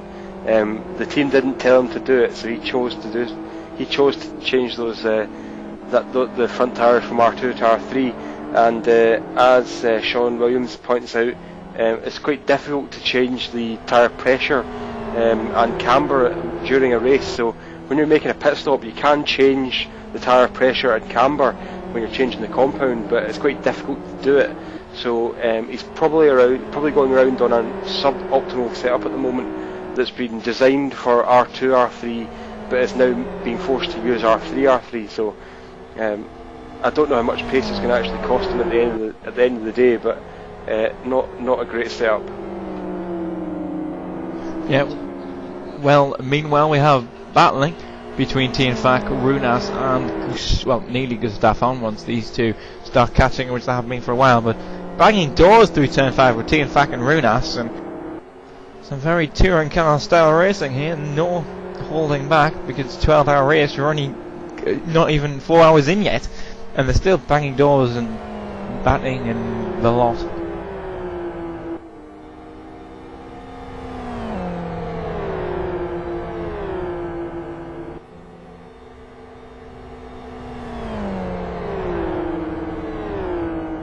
Oh, but Teamfac has the draft, and he's going to go to the outside of Runas. Runas defending is inside as they come through the oval turn one, and he's around the outside before we even get to the corner. And now he's going to be in Gravity's draft. Can they both even get around Gravity? I don't think they've got the run.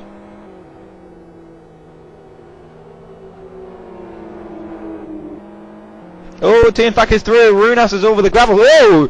Runas just popped out from nowhere on the back of Teamfac's car. I was watching on board and I just saw Runas in the mirror, but he's getting a big slide on out of turn 4.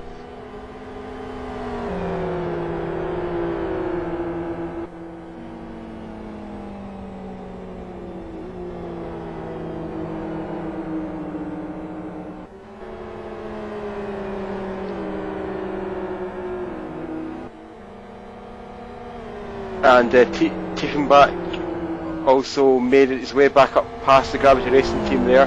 So Tiefenbach is now in 6th place in the race, Gravity back to 7th. And as we saw before, the deadline car of Runas made a small mistake exiting turn 4, probably because of those dirty tyres. So we'd expect to see deadline get past the Gravity Racing team as well in the near future. So some battling going on here for 6th, 7th and 8th position.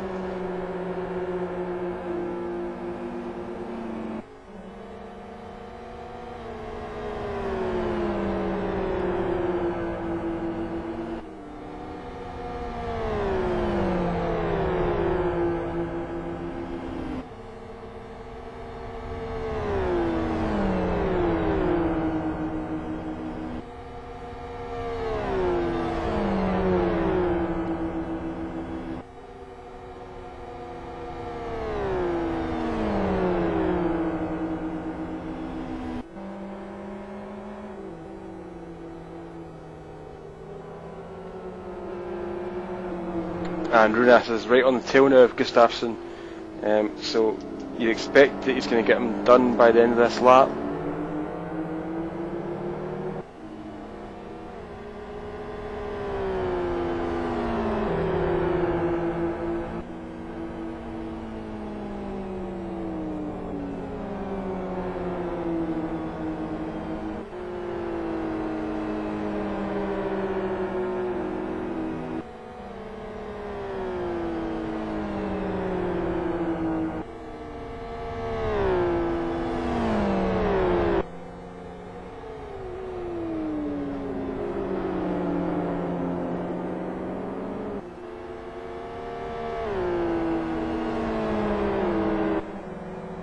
Meanwhile, Runas trying to find his way past Gravity Racing, and he's more than close enough to make a move down the oval, seeing as that FZR has so much more pace than him.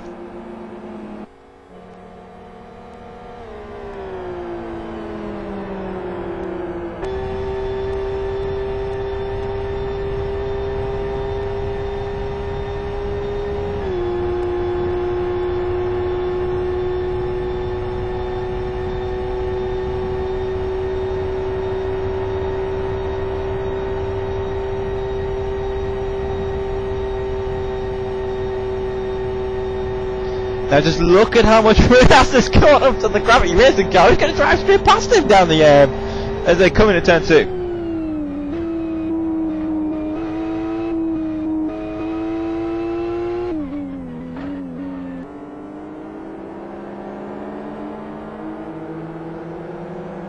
Here's an interesting stat for you all. Last Lap Motorsports, as we know, were last. And can it guess how many laps everybody at home they are behind the next car that they are behind on the track? No, Tell you what, Chris, let's not tell them yet. Let's open up a premium phone line and get people to vote. Oh yeah, I could do with the money. So we can afford to broadcast all the qualifying of the Kyoto 500 on multi-BC's high quality streams. I did.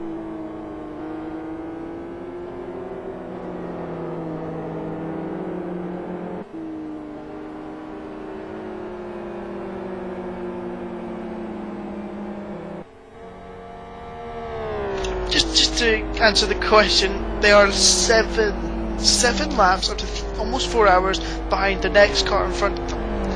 Is that a little bit disturbing to everybody else in this commentary booth? Yes. I wouldn't say it's a little bit disturbing, I'd say it's quite a lot disturbing, to be honest. Oh, there's a battle! Guys, I'm amazed there's a battle between Verstappen and Oscar for second place. Oh god, that didn't go well. And they've both managed to get exactly the same first place.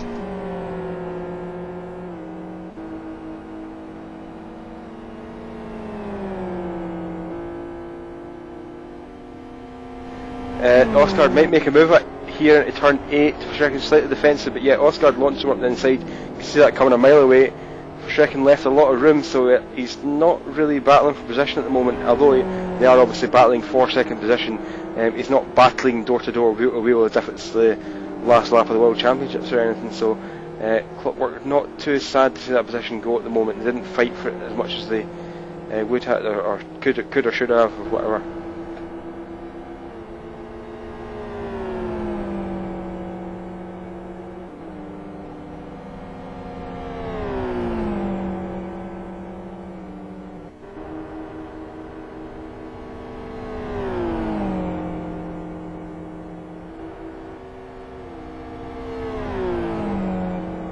And one Welshman called Seb Hutchinson has joined the serve, which means that Sonic Rams Racing will be making a pit stop within the next lap, or the next lap.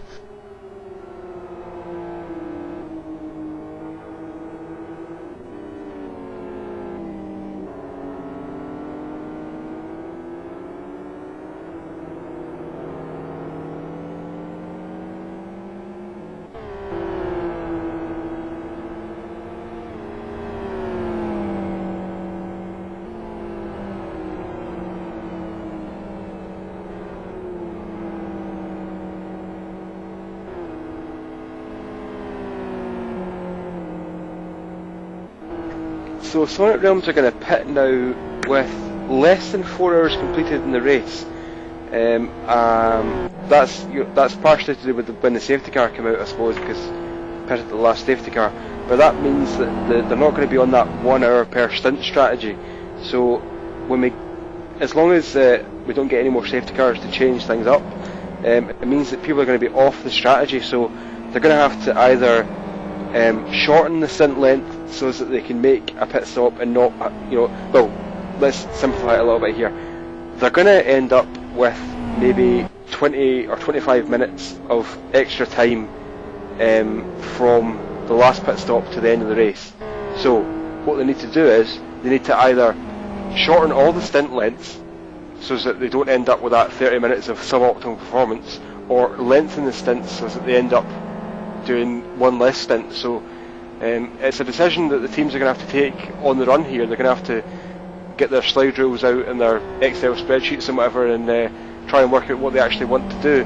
But the problem with that is that if you spend the next 10 minutes working out when you're going to pit and things like that, you could get a safety car in half an hour's time and just totally mess up all your calculations. So the teams, the best teams who can think on the run and can kind of adapt to the race situations, they're the ones who are going to make the best benefit out of things like safety car situations.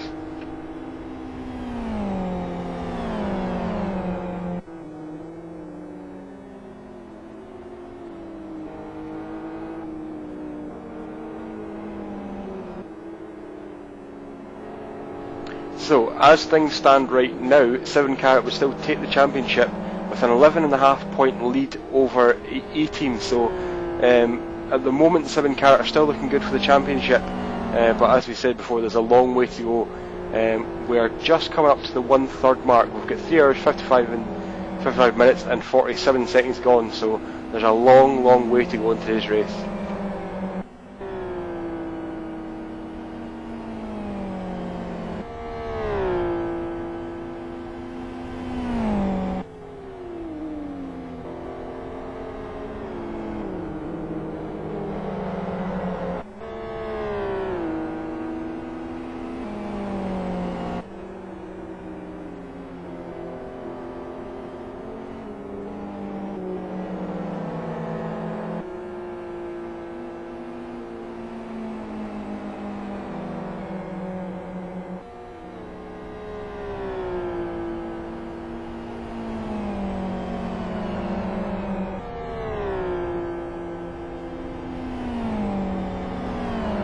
So De Souza pits now from 4th position. He's probably going to come out somewhere around 11th, 12th.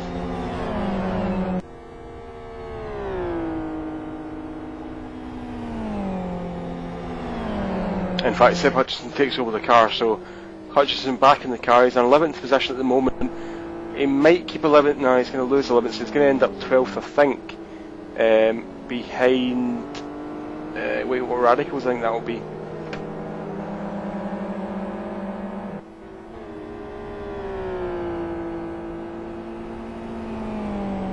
No, it's White Dynamo Tigers, so Seb Hutchinson drops down from 4th position to 12th behind White Dynamo Tigers.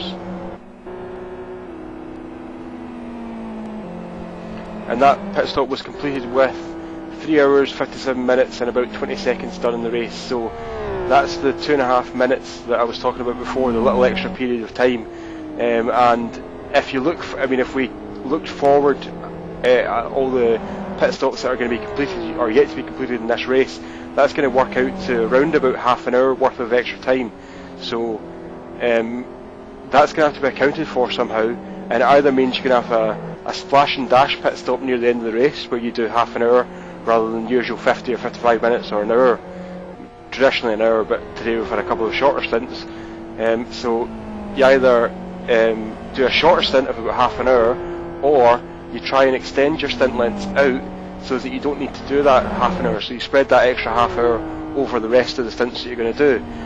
Obviously the first strategy, where you would have an extra 30-minute stint, means that you're going to do an extra stint, and throughout that stint you're not going to get the full use of the tyres, because you're not going to get to like the best part of the tyre life.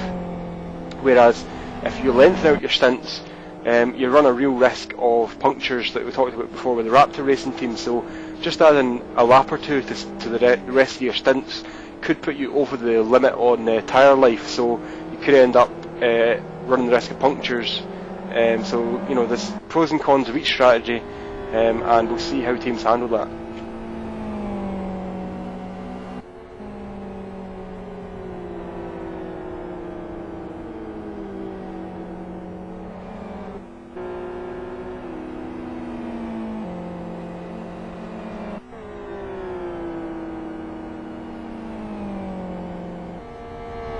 As Verstappen hits the wall, he's accumulated quite a fair bit of damage during this stint on the left hand side, and the dampers of course. That'll be affecting the handling, but he's keeping up reasonably well with Tommy on his card.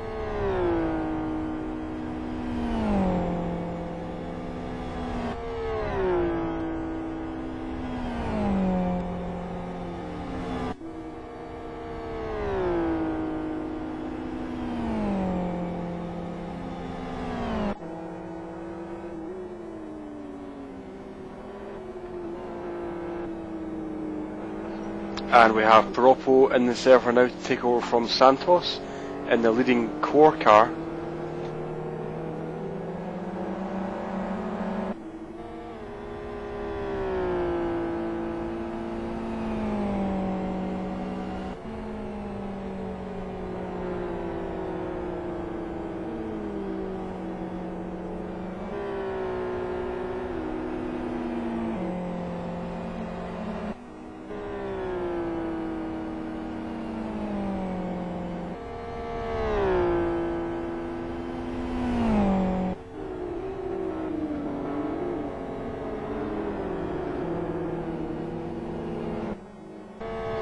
So we just saw that Seb Hutchinson came out in the Sonic Realms car in 12th position. We're now seeing Santos pit, so we'll see where he comes out in relation to Seb Hutchinson.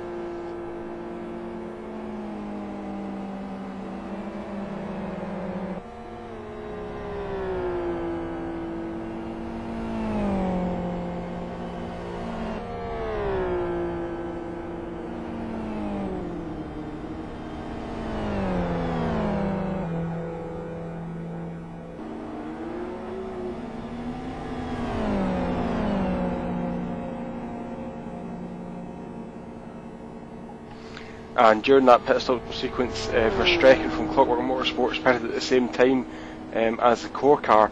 As we discussed before, the XRR needs less fuel, so they made up quite a few seconds worth of time on the core car. So now Verstrekken is within just about 1.5 seconds, 2 seconds of Piroppo.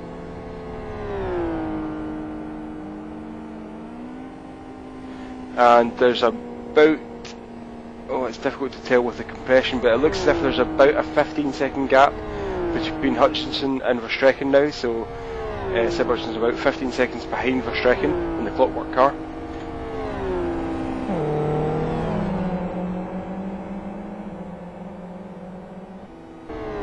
Piroppo's 1.8 seconds ahead of Verstrekken after the pit stop, but here comes a bad marker trying to pass Verstrekken. Not going to happen.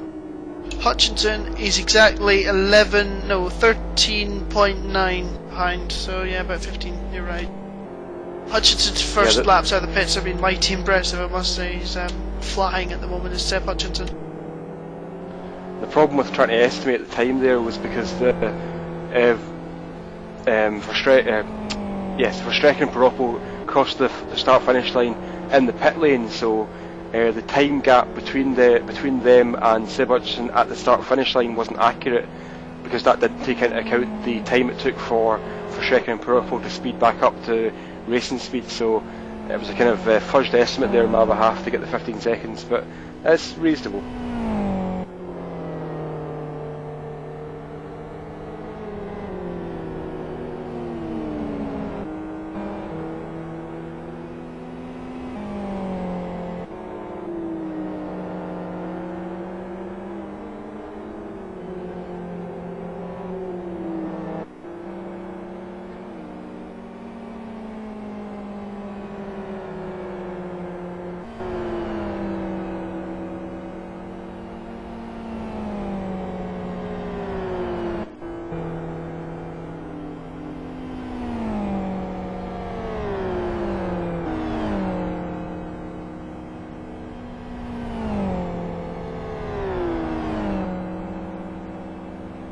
And now Oscar comes into the pit lane from the lead, so he's pitting with 4 hours, 4.5 minutes gone, roughly.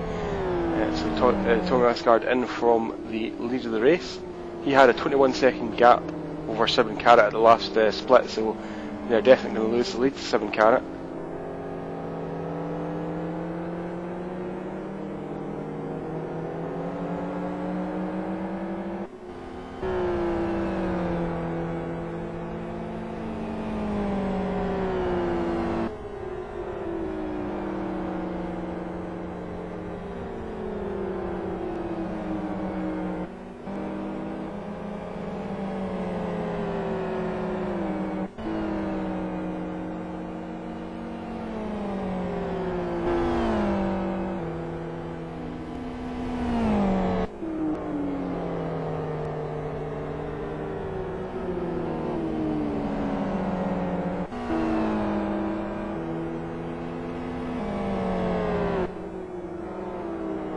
And Bankhauser is going to stay ahead of Piroppo by the looks of it. Yep, but it's going to be close because Bankhauser is just out of the pit lane, so he's on cool tyres, and he's going to get back into the stint here, so we'll see what Piroppo can do, because he's got a lap, his tyres are a lot better off. Bankhauser makes a small mistake between turns 2 and 3, so that's allowed Piroppo to catch back up again, so we could see a move before the end of the lap. If Piroppo wants to get by, he's going to have to seize the advantage here. Is he going to do it in turn 5? I don't think so, but he's looking for it.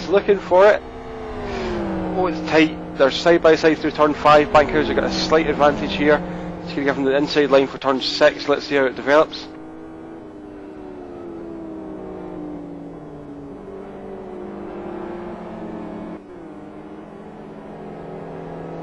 Piroppo up the inside in turn 8, I think, maybe.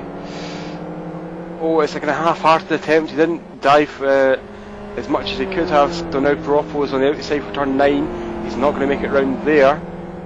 Oh, Bankhauser's moved to the left again, and Piroppo's down the inside, but not a real attempt there. So now back on the main straight here. The exit from turn 10 here is going to be critical, A little bit of oversteer it looked like there from Bankhauser, running right to the wall. Now Propo's right in the slipstream obviously, so we'll see when he makes his move. He's going round the outside at turn 11, he's out of the slipstream now, he's back in the slipstream. He's got to time this to perfection. If he goes too soon he'll get repassed. If he doesn't go early enough he's not going to make it through into turn 2, so he's staying well out of the draft, just trying to confuse Bankhauser I think, and then he'll probably just cross back down and try and do him back up the inside into turn 2, we'll see. Bankhauser needs to stay right, he's not done it. Ah, why on earth do we keep seeing this mistake of defensive manoeuvre today? Bankhauser didn't stay right, as they have done in Masters of Endurance and IGTC so many times. I don't know why people aren't staying right. Oh, Propo, big cross.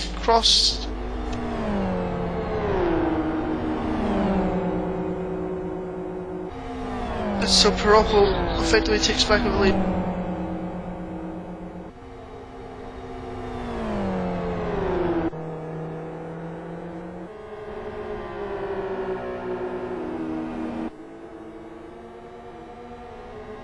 So Propo then got the position over Bankhauser, who came out the pits on the colder tyres.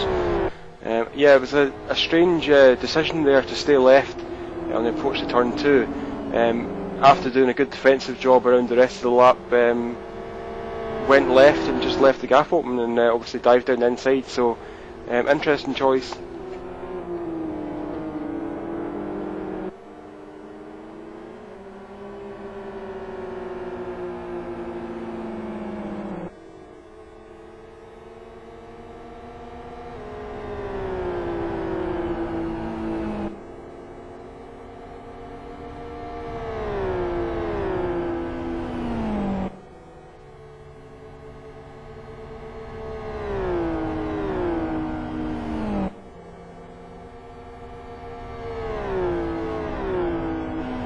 Oh, and is that E-Team crunching the wall several times down the straight? I think it was.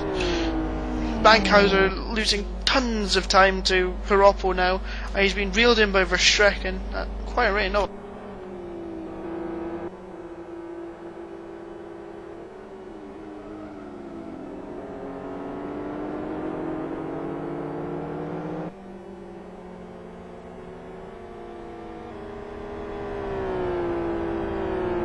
And Deadline also pitting from second position, down in 9th at the moment as they exit the pit lane and get back up to speed. So Deadline, one of the championship contenders today, but it doesn't look like they're going to take it at the moment.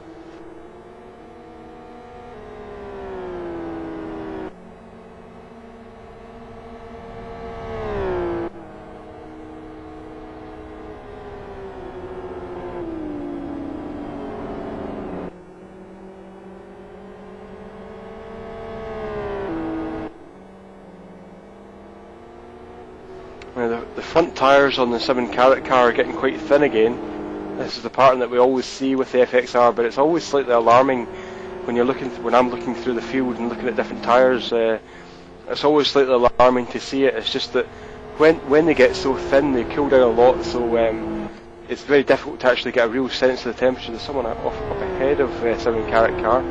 Can't quite see who it is. It's 27. Yeah, Race of Miracles. So off at the exit of turn 2 on the approach to turn 3. But yeah, 7-carat, it's difficult to see how hot the tyres actually are, and then when you can see them go through a fast corner, they heat up quite a lot and you actually get to see how much tread there is. But 7-carat getting towards the end of the stint now, and we've just been told by someone in the IRC that there are 3 FXRs in the top 3. Top 3 at the moment are 7-carat, Tiger Express Motorsports and Gravity Racing Team, and they are all driving FXRs. So whether that's a function of tyre life or just the fact that they've been driven very well, we expect 7-carat to make a pit stop in the near future.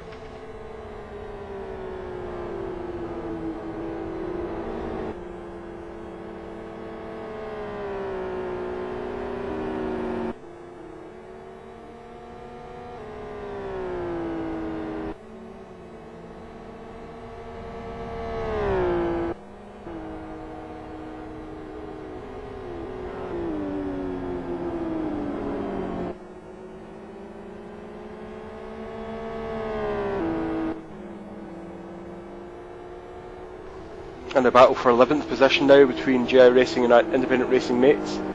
Independent Racing mates try to go around the outside of turn 5, never going to work obviously, just try to put the GI Racing car off.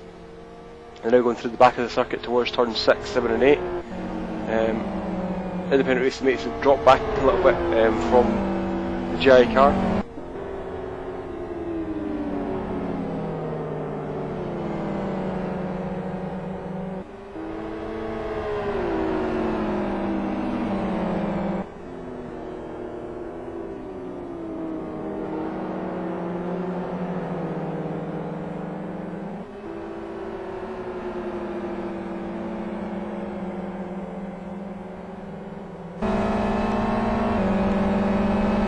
We were discussing the last lap Motorsports decision to change tyres from R2, R3 to R3, R3, and we were saying about how the tyres, when they got towards the end of the life, would start to cool very rapidly, and that's happening at the moment.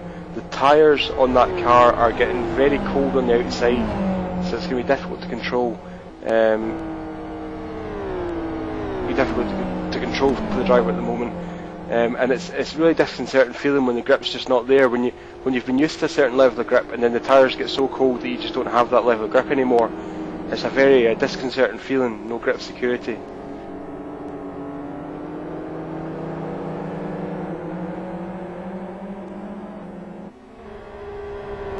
And just as I said about grip security there, almost a spin there for Le Mans into turn 2, so turn 3, so very difficult to control that car at the moment.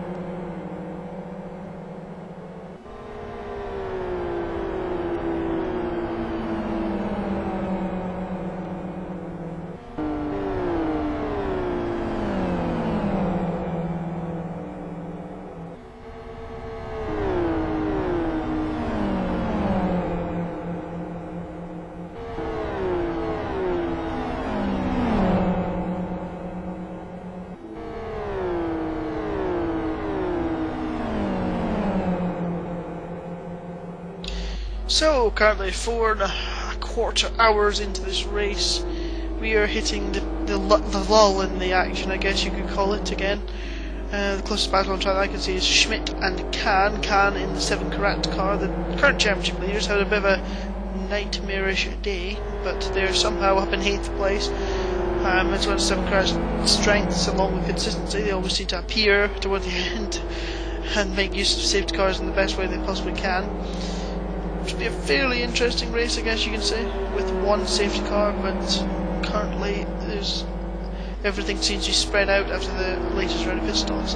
Currently we have Jan Laprevot, who hasn't actually made his pit stop yet, leading for Tiger Express, with Gravity in 2nd place, or an FXR 1-2 at the moment. That won't last. Your regular race leader, I guess you could say, proper race leader, is Kaiki Piroppo for Core Racing, with E-Team and Bankhauser 2nd, Clockwork and Verstrecken 3rd, and Hutchinson, Sonic Realms 4th.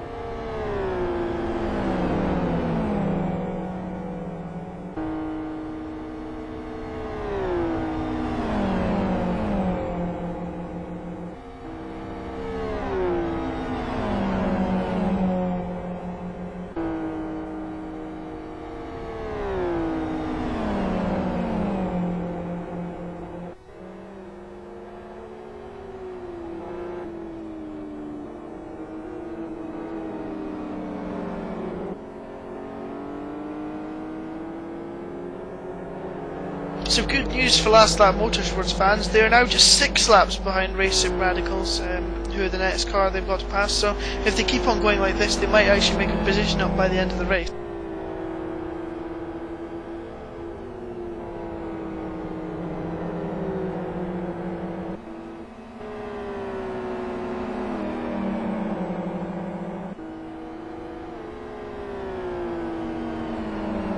As Gustafsson comes in from 2nd place, he will hand over to Martinson for Gravity Racing.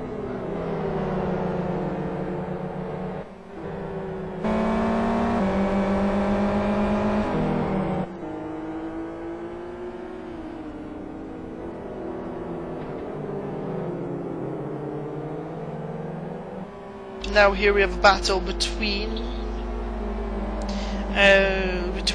IRM and Tormla. As Bjornsson, who was also involved in that battle, comes into the pit lane to make a pit stop with some beautifully thin FXR tyres, not as thin as our current leader Jan Labrevott's tyres though. I'm expecting if he goes on for much longer those will pop.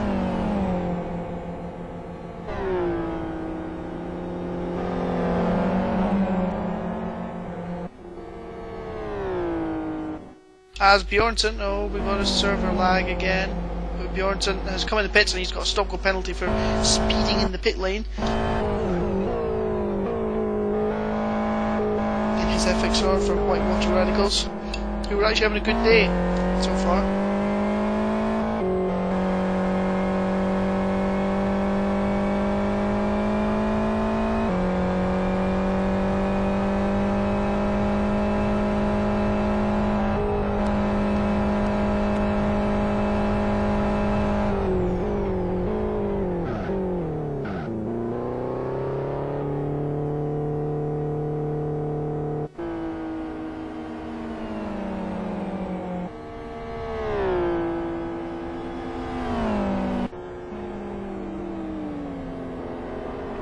We also have Tiger Express Motorsports in from the lead. Chris Ford just mentioned before that the tyres were looking like they were going to pop, and indeed they have pitted, so Tiger Express Motorsports dropping down. They're currently in 5th position, but they may lose more positions than that.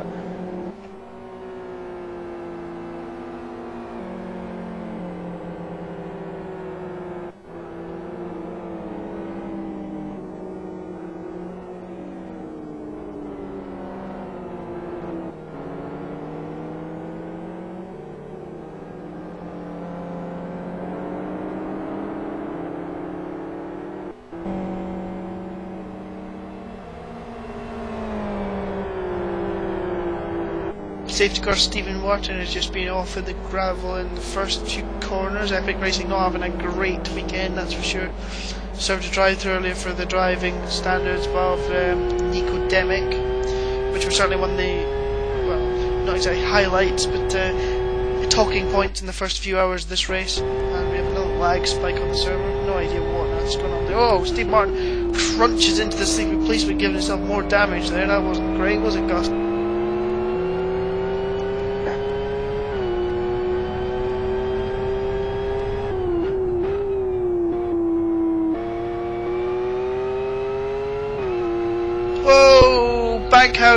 Bankhauser all over the place in the final turn. Verstrekken is going to come through for 2nd place surely. Bankhauser has destroyed his rear tyres by having a massive slide in the final turn. Vince Verstrekken takes back 2nd place of Clockwork, our long-time leaders today. Bankhauser trying to get back in the slipstream of Verstrekken. Can he do it? Looks like he's got the draft. He's going to have to go high though, so Verstrekken will be able to cut back down inside. Offense Verstrekken, here he comes, is he going to do it? Verstrekken defends the inside line, finally somebody doing that this afternoon. Bankhauser down the outside, trying to outbrake him into turn number 2.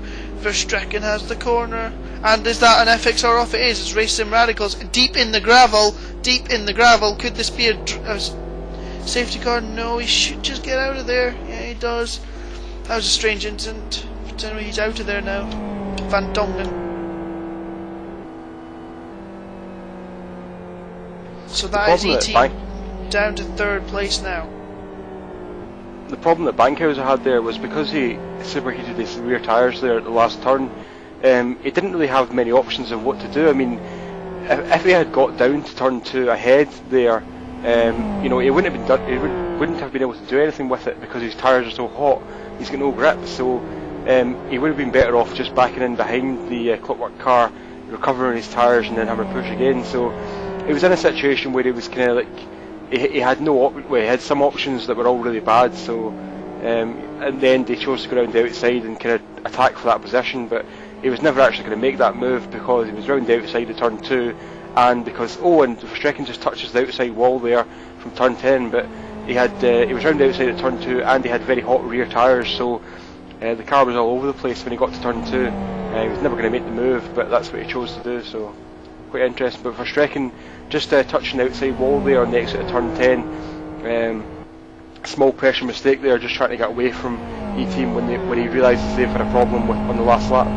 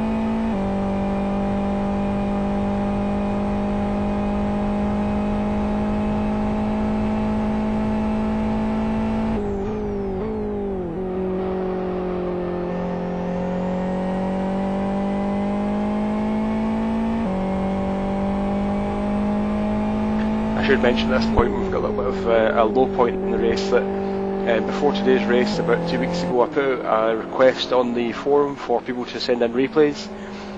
So thank you for everyone who sent those in to me.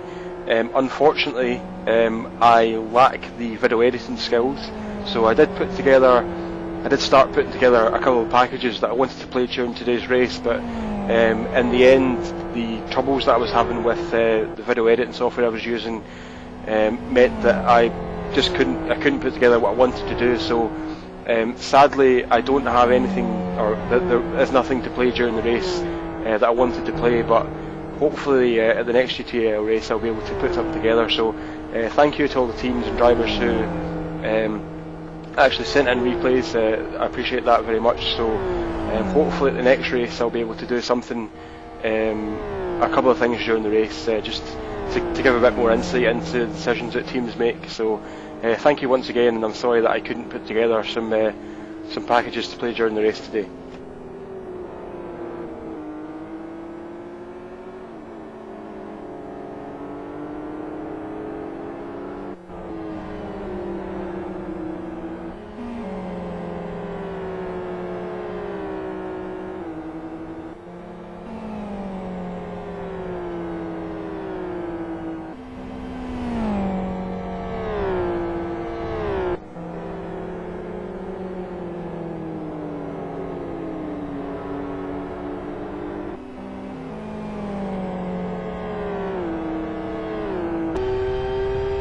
So let's take a look at the positions in the race at the moment then. Currently leading the race is Core Racing, about 5 seconds ahead of Clockwork Motorsports in second place. Then E-Team in third place, about 2 seconds behind, 7 seconds behind. Then we have Sonic Realms Racing in fourth, Raptor Racing fifth, 7 Carat in sixth place in the championship leaders at the moment. Then we have Deadline 7th, GI Racing 8th, Conquest in 9th, Tiger Express Motorsports in 10th, then we go down to Gravity in 11th, Something Awful with Chris Wilkinson driving at the moment in 12th position, Zion Racing Team in 13th, Team Unified 14th, Serbian Chrome Pistons 15th, White Dynamo Tigers in 16th, Independent Racing Mates 17th, Whitewater Radicals 18th, Danish Racing Team 19th, then Miniature Speed in 20th, Fubar Racing 21st, Epic Racing 22nd, Racing Radicals 23rd, Last Lap Motorsports 24th, and retired from the race, Vision Racing Team.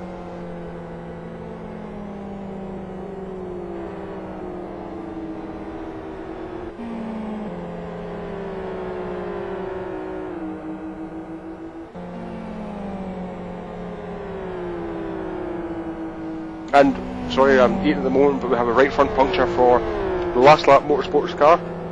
It's currently going at the pits, so it seems to get a lot of tread left on the right front tyre, but it is blown somehow, so possibly a brake lockup or continued brake lockups causing that. So Nathan Lamont is in the pit lane for last lap motorsports.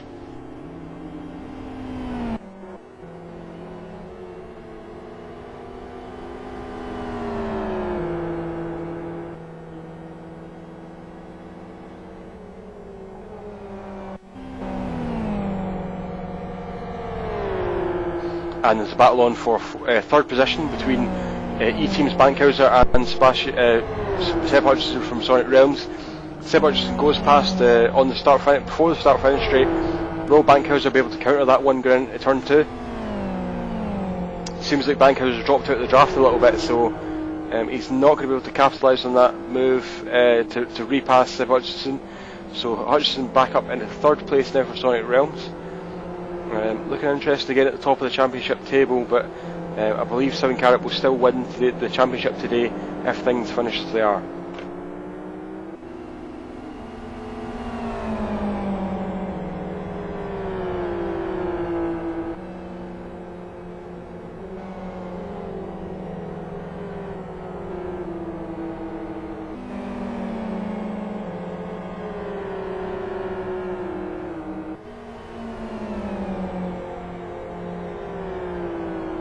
And now Nathan Lamont is back out on R3. So he's chosen to stick with his strategy of changing the tyres during the race from R2 compound to R3, which is an interesting move. Didn't pay off for him in the last stint. We'll see if it does any better this stint. So what he's got to do is he's got to get temperature in the tyres and try and keep temperature in the tyres. But when you're driving a setup, he's lost it! He had a kick of oversteer through turn 6 on the exit of turn 6 and went over the right hand side curbs at turn 7, so let's see if he's done any suspension damage. He's got away with that, I think. He's got a small amount of damage on the left hand side, but it could have been a lot worse. Around the turn 7 chicane, around the back of the circuit, there are a lot of sleeping policemen or bumps at the side of the road. And if you go over those, normally you would sustain quite a lot of suspension damage, so Nathan Lamont got away with that in that case. Very little suspension damage, so got lucky there.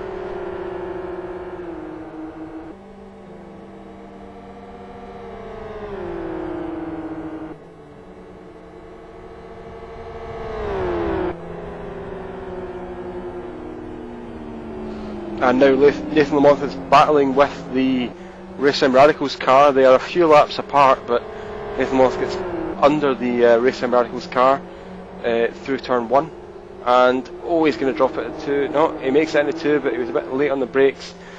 A lot of sliding there, but he's made it through, so still on the road for this part of the track.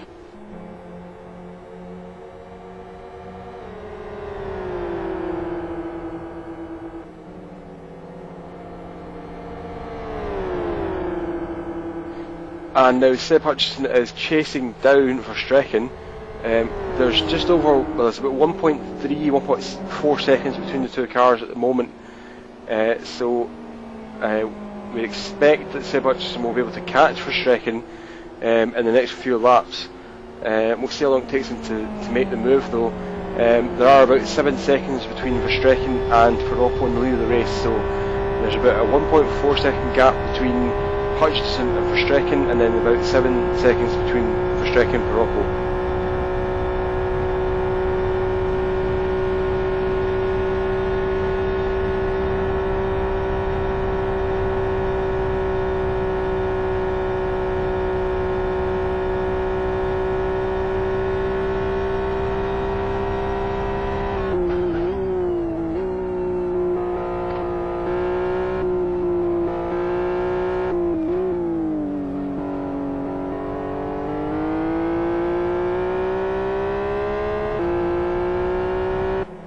And there's a battle on track between Schneiders in the Team United car and Moroz in the Zion Racing car. They're very close to each other, about a third of a second between them. Coming on the main straight now, so we'll see if Schneiders can get a better run. he's dropped back a little bit there. The key there is you've got to stay as close as you possibly can be between to the car in front. And now Fubar Racing, two drivers, well, Jay Christensen disconnected, lost connection to the server, and then reconnected immediately. But at the same time as he connected, another driver, Kay Newton, also connected at the same time. Then Christensen put up a smiley face as if to say, I'm going to drive, it's okay, and now gets a drive-through penalty.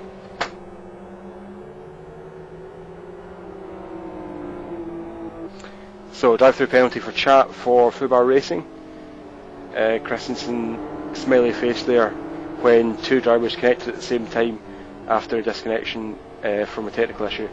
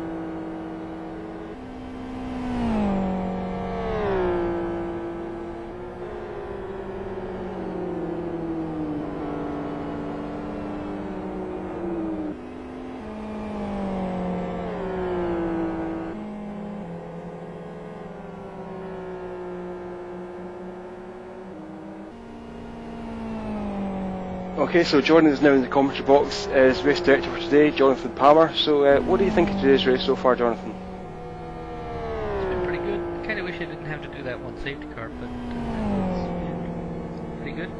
The standard lull, everyone was actually spread out on the track. There was that point where everyone was in basically the same sector and maybe half of another sector of the track, which was pretty hairy there for a little bit. But I don't know, it seems to have calmed down here for the middle part of the race, and hopefully we'll get some good stuff in later. Now the championship battle was obviously hotly contested. Coming up in this race, there were a lot of people who could win the championship today. That's obviously a sign of a successful championship when you've got a lot of teams that are able to win the championship, even down to the last event. So you must be proud of all the teams and drivers in this season. Yeah, quite proud. Everyone's done a pretty good job. I had some "what are you doing" moments, but that's of course going to happen in any series. Southern Carrot actually has done quite well to be up there. They had their win in South City, and they have been consistent pretty much so ever since, and have made some good strategy choices. And that's kind of what's got them up in 6th position right now.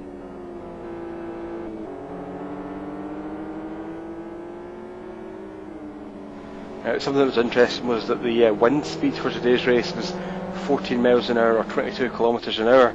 I mean, we know that the bounds for that low wind in LFS are quite wide-ranging. How much of an extra challenge do you think it adds when you've got such a high wind, such a speedy wind in comparison to what it could have been at 2 or 3 miles an hour? Yeah, well, it's going to be much of a bigger challenge, but hey, it'll make the race that much better. It's a little faster than what the wind was supposed to be in Keough, Japan today. But yeah, if I had my druthers, I would like to have it where I kind of specify the range and the general direction of wind, like south out of the southwest at 8 to 12 miles an hour would be something nice to be able to specify. But that's a good challenge, and fortunately, no one's really had big major fails from it. Yeah, we haven't had the same kind of problems that there were at the Kyoto Grand Prix long track, where we had a couple of turns that were very open to the wind. They were the car balance was very changeable depending on which direction the wind was coming from, whereas today we have a couple of corners that are similar, but you don't have the same uber high speed entry, so there haven't been many problems today with the wind, but it does definitely add spice to the racing, and it's something that when the teams are doing a lot of practicing, if there's no wind, then they get used to exactly where to change gear and exactly what speed they can use. Whereas when you throw in that wind challenge, just mixes things up a little bit, and it really brings the people who can cope with it to the top of the field.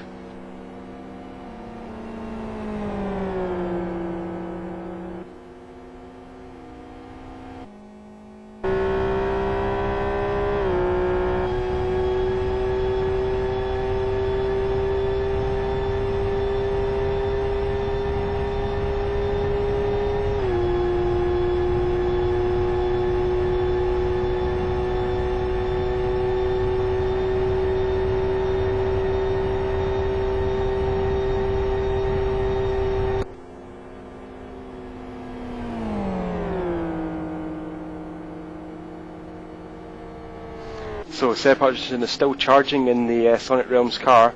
The gap between him and he and Verstrekken in second place is 2/3 of a second now, so it's come down. He's half the gap in the last couple of laps here, so Verstrekken, he's now a lot closer to Verstrekken than he was, so we could see some action going here for second place between Clockwork Motorsports and Sonic Realms Racing.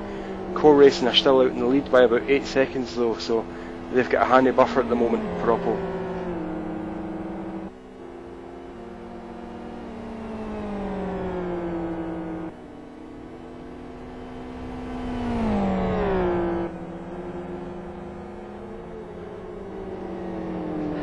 I also wish we had, speaking of better control, I also wish we had day-night day transitions, because that'd be kind of cool for this instead of just having them on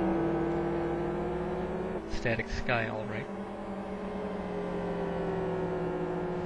Yeah, I mean more dynamic weather in terms of day to night transitions, a better wind model, things like rain and drying lines, things like that, puddles, would all be fantastic additions to LFS and make it just so much more realistic. But I mean, obviously we all know that they are quite difficult to actually implement properly, and I think the way that Scotland works is that he wants to have features that are, that display or that show the best in LFS. So he doesn't want to do any half-hearted measures. He said that before, that he could have released things for LFS months ago, but they wouldn't have been up to his standards. So we'll see in the future if anything comes like dynamic weather, day-to-night transitions and things like that. But they would certainly add a lot to LFS. When you have a 12-hour race, obviously you're going to start off quite early in the day, and then it's going to be reasonable sunlight, and then when you move towards the twilight period, the sun's going to start going down. Oh, as Verstrekken makes a small mistake out of the exit at turn 5, and Hutchinson has passed him before turn 6. So Verstrekken makes a small pressure mistake. We were talking about a lap or so ago that Hutchinson had closed the gap, had half the gap to Verstrekken, and on the exit of turn 5 Verstrekken just made a small mistake there, ran a little bit wide, and that allowed Hutchinson to get past between turns 5 and 6.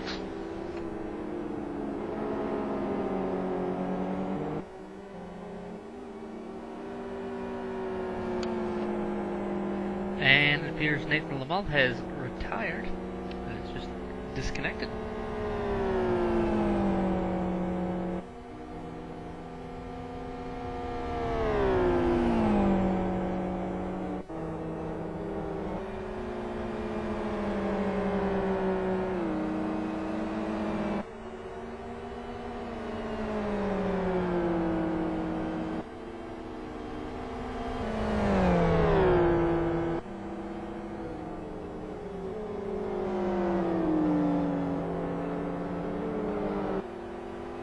Only our second retirement race, which is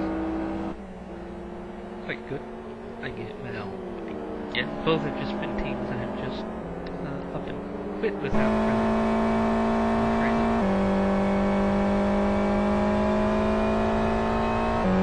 Yeah, I don't know if we actually mentioned it on the stream there, but Nathan Lamoth from Last Lap Motorsports just disconnected there, so he's retired from the race. We had been discussing his tyre options and his driving style and the driving styles of some of his teammates, and you know, they were really struggling with the car and with well, it looked as if they were struggling with the car setup as well. So there has to be room, obviously, to let people come in and improve. But when you've got drivers who are kind of driving around at the back of the field and they're not showing any signs. Wilco gets around left up into turn number 2. Sorry, interrupting. Yeah, I was just going to say that I'm not sad to see them go, to be honest. It's quite harsh, but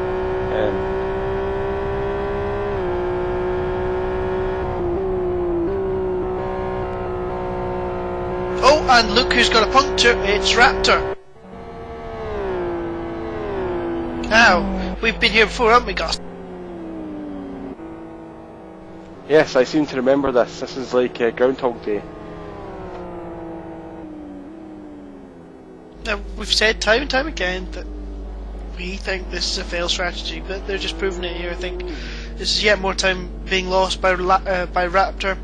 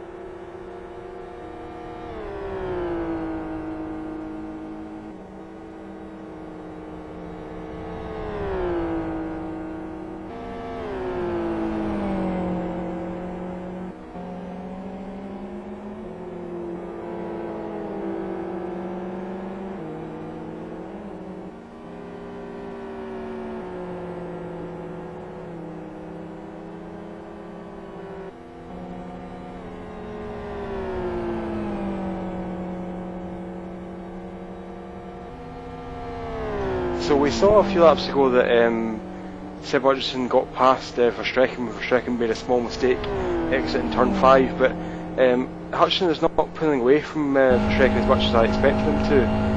The gap's about a second now, so Verstrecken, after he's made that mistake, he's holding on quite well to the back of Seb Hutchinson. You also need to remember that Hutchinson's tyres are quite close to the end of their life cycle now, because the Sonic Realms are a little bit out of sequence thanks to the slightly early pit stop Travis Souza had made. So Verstappen's tyres are certainly in a much healthier position, which will be helping him. Hudson's about to go into the sort of dead phase for the tyres.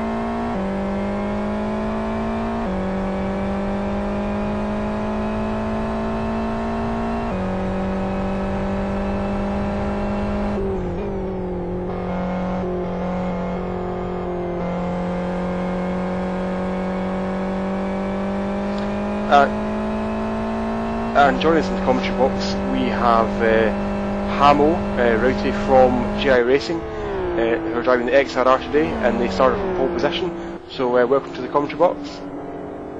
Thanks. Hi. Now you've driven one stint in the race today already of 32 laps. How did you find the conditions, the wind? I hate the wind. It's just terrible to drive. Messed up our race. Is that because there's a difference between when you practice and when you actually race here? Because when you're practicing you can't really replicate the conditions that you're going to have in the race? Yeah.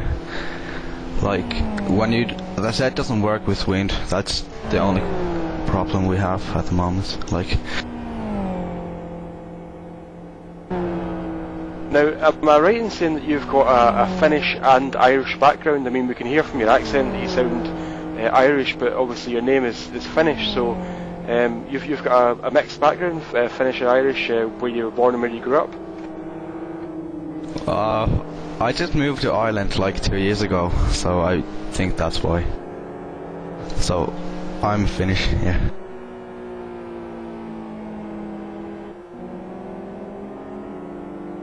So why did you move to Ireland then from Finland? Was it for education or was it for a career or something? Pretty much family business and education, everything. Okay, so you've been driving the XRR this year then. How do you think it compares to the other two cars in GTL this season? Well, I haven't tried FX2, but I know that it's much slower, and I hate FX2, so just don't like it. And FZ2 is pretty okay, but XR2 is better in my opinion.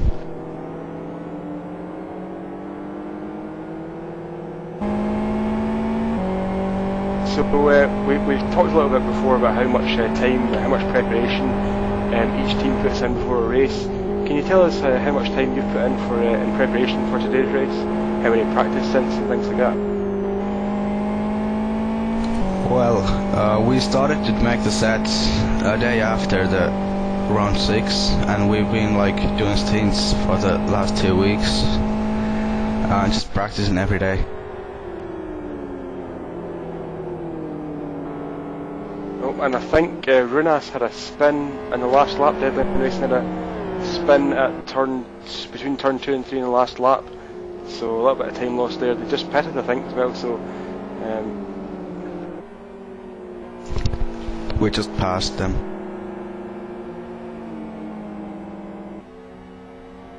Yeah, I just saw it at the corner of my eye there on the stream. Sorry, they didn't just pit. It was my mistake, but I just saw it in the corner of my eye on the stream there, and tried to do two things at once. But yeah, it's they've had an up and down race today. Deadline. One of the championship contenders coming into the race today, and they've shown flashes of great speed throughout the season, but it seems that they just haven't put it together. Been able to do a consistent race finishing record this year. So do you have any websites that you'd like to plug? Team websites or personal websites? Well, my team is making a new website at joomsters.com, so everyone can visit if they want, and pretty much that's it.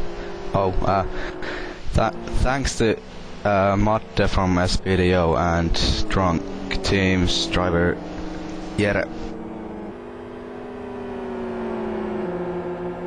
Did you say Joomsters there? Joomsters? Sorry? I just didn't understand what the website was of your team. Can you spell it for us, please? joomsters.com. Joomsters. Okay, thanks very much. So, thanks for joining us in the commentary box, and wish you the best of luck in the rest of today's race. Thank you.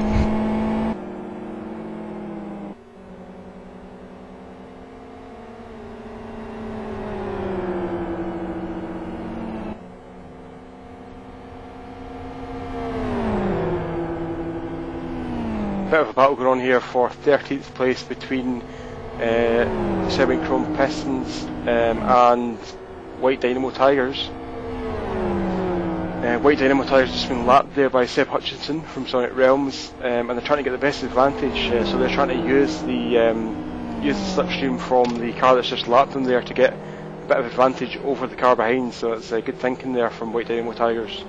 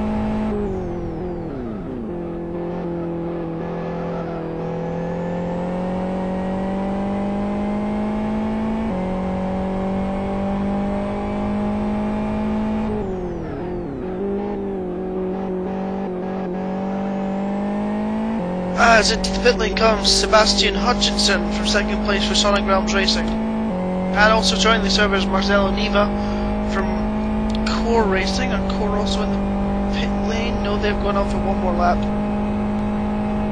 So two leaders will be in the next few laps. Yep, Core will pit on the next lap, so we'll see an interesting battle here.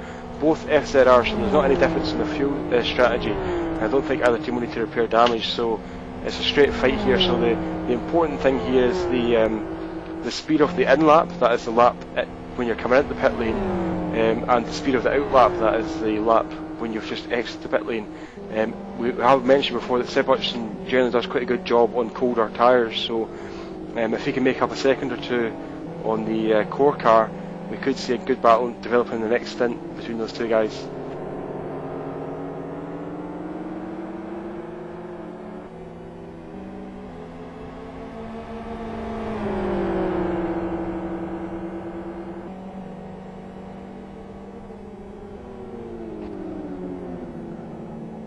Oh, and E-Team almost spun there. They had contact with a back marker. I think it might have been Serbian Chrome Pistons through turn 5. Didn't he put his hazard lights on to say, what are you doing? I think to the car behind him, but he made contact and did a half spin to the inside of turn 5, so not quite sure why that happened, but maybe a miscalculation, but half spin on the grass and inside of turn 5.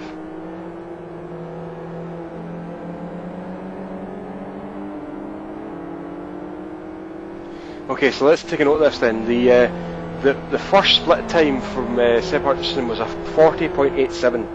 So that means that it took 40.87 seconds to get from the start-finish line out of the pit lane and through the first turn complex.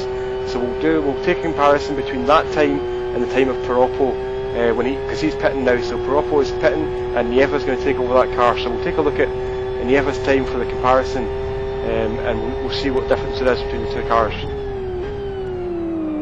Piroppo was unbelievably lucky to get that into the pit box there. Also, differences, Piroppo was in third gear, there goes Neva out onto track. Piroppo was in third gear coming down the pits, which cost them another kilometre an hour. So maybe that'll make a little bit of difference, but I doubt it somehow. Here we go, Piroppo coming out, Neva coming out of the pit lane now.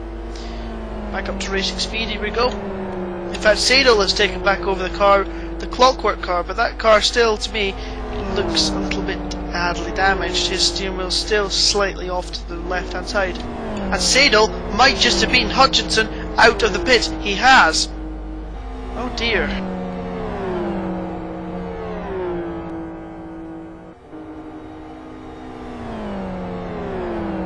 So Seb Hutchinson has it all to do again. And for everybody's reference, Neva's first split time is a 41.39.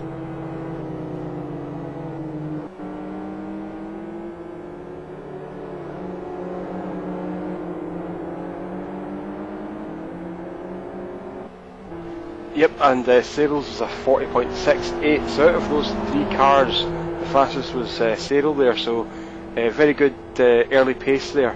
And remember that the first sector is not one that we generally would think the XR is strong in, so that's a doubly good performance there.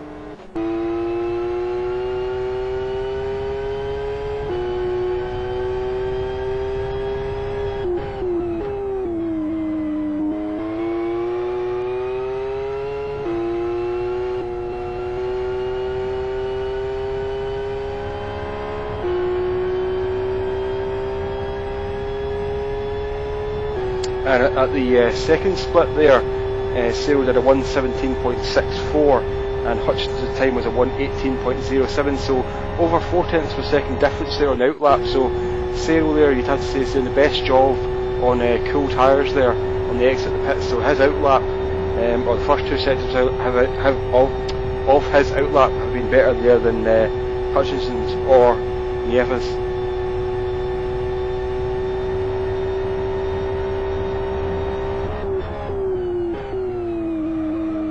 Interestingly though, the Sadel's full lap time was a 1:52.29, which was very slightly slower, 8/100 slower than Hutchinson. So Hutchinson made up some time there in the third sector. I didn't see if that was affected by traffic, but a very good job in the first 2 sectors by Cyril, but a slightly better job overall for Hutchinson, whether that was traffic related or just the tyre performance.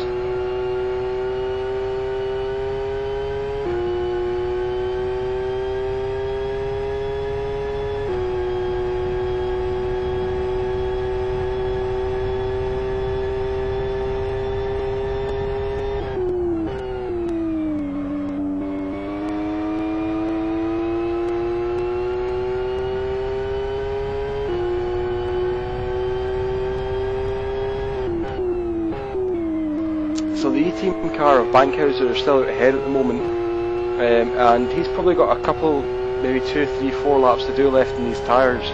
So he's slightly out of sync with the other drivers in the top 5 positions. So we'll see what the picture's actually like when he makes a pit stop in the near future. But there's a slight discrepancy here between all these teams. Oh, and actually Sean Mounds is in the server now, so Sean Mounds is going to take over from Bankhauser at the end of this lap. Could be limited by fuel rather than tyres in this case.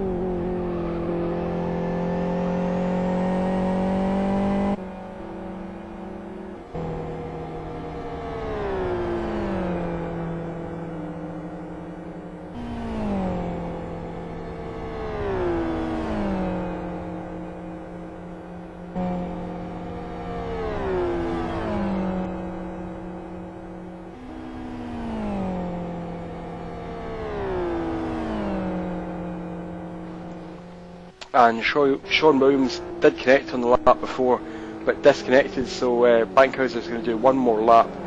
So by the time that Bankhauser makes it to the pit lane, it will be about 5 hours and about 7 minutes gone, so that's 7 minutes over the hour period, and we saw Sonic Realms are just around the hour period, so there's a slight difference there in strategy. And that's going to make a difference when it comes to the last pit stops.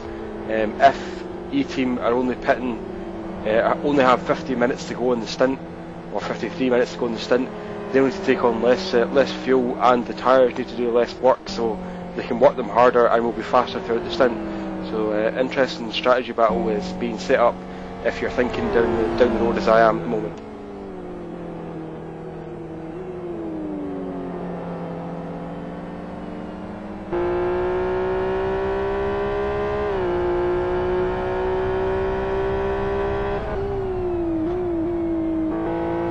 And E-Team in the pit lane now, so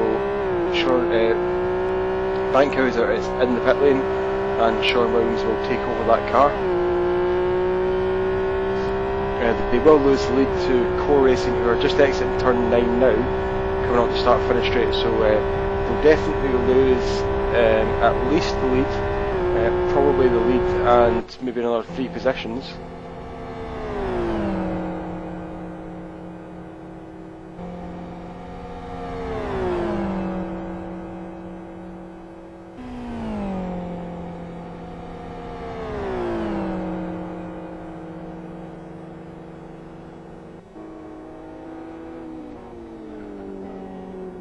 And as I said, that Deadline Racing team are now in the pit lane, so Deadline from 5th into the pit lane.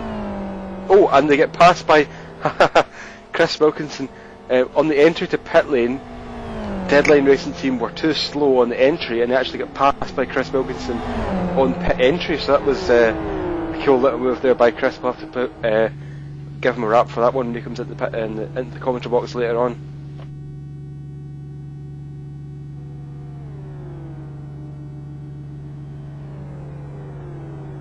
And E-Team ended up coming out in 5th position behind Keough, Clockwork, E-Team and Keough, Clockwork, Sonic Realms and 7 Carat. So E-Team now in 5th position in the race.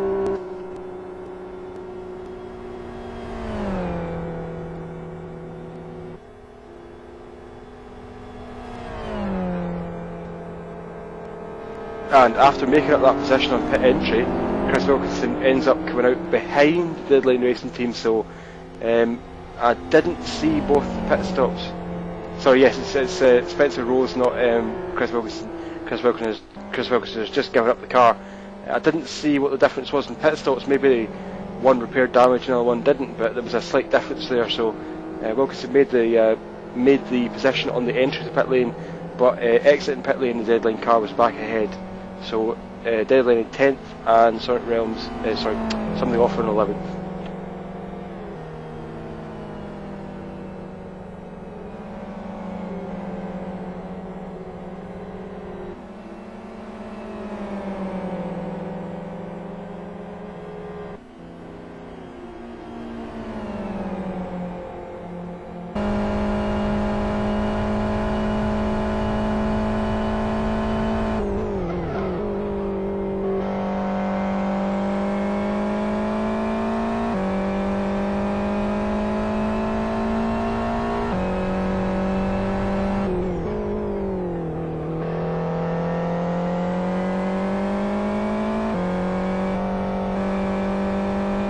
And back up at the top of the field, there's about a 12 second gap between Nieva in the lead and Sadel in second place, but there's about just over half a second gap between Sadel and Hutchinson, second and third positions. So we have seen Sonic Realms and Clockwork battling for quite a lot of today's race.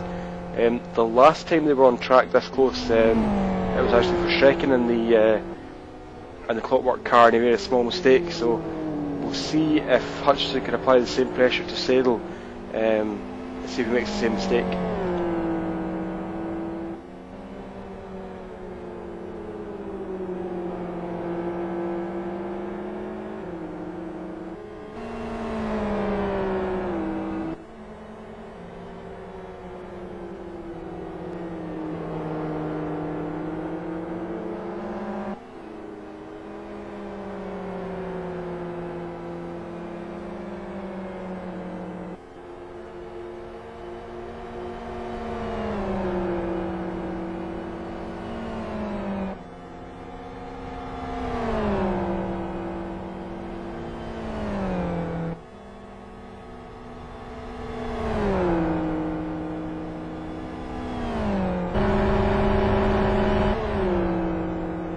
And E-Team are now passing 7 Carat, so after that pit stop they were out behind 7 Carat, but Sean Williams just passed Can from 7 Carat through towards turn 1, and he's got the position now. So E-Team, when he locks the rear brakes on the entry to the turn 2, but he just manages to hold it, but a very, very late braking manoeuvre there by Sean Williams into turn 2.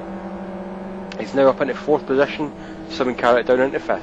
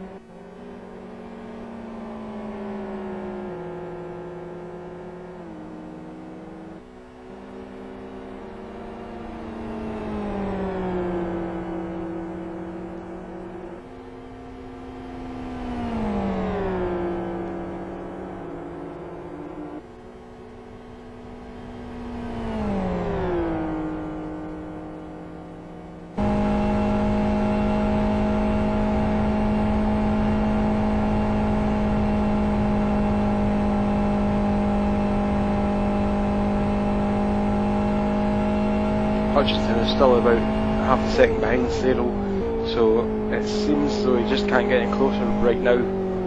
He's been about half a second behind for a few laps, so I'm not sure if he can actually do anything to get right on the bumper of Cyril. It's difficult to actually bridge that gap between the two cars, especially in the higher speed section of the track. But once Hutchinson can get, or if Hutchinson can get close enough to get past, we might find that he's got more speed than Cyril, and we'll be able to pull away. So at the moment it's really just a question of trying to close that gap to get a good run at Cyril coming up the main straight, but he seems unable to do it right now. Part of that problem is that the XRR's got a little bit more power than the FZR, so a little bit faster in the straight line. Of course, if Hutchinson can get in the slipstream, he'll be faster than the XRR, but it's actually getting up to the slipstream that's a difficult thing.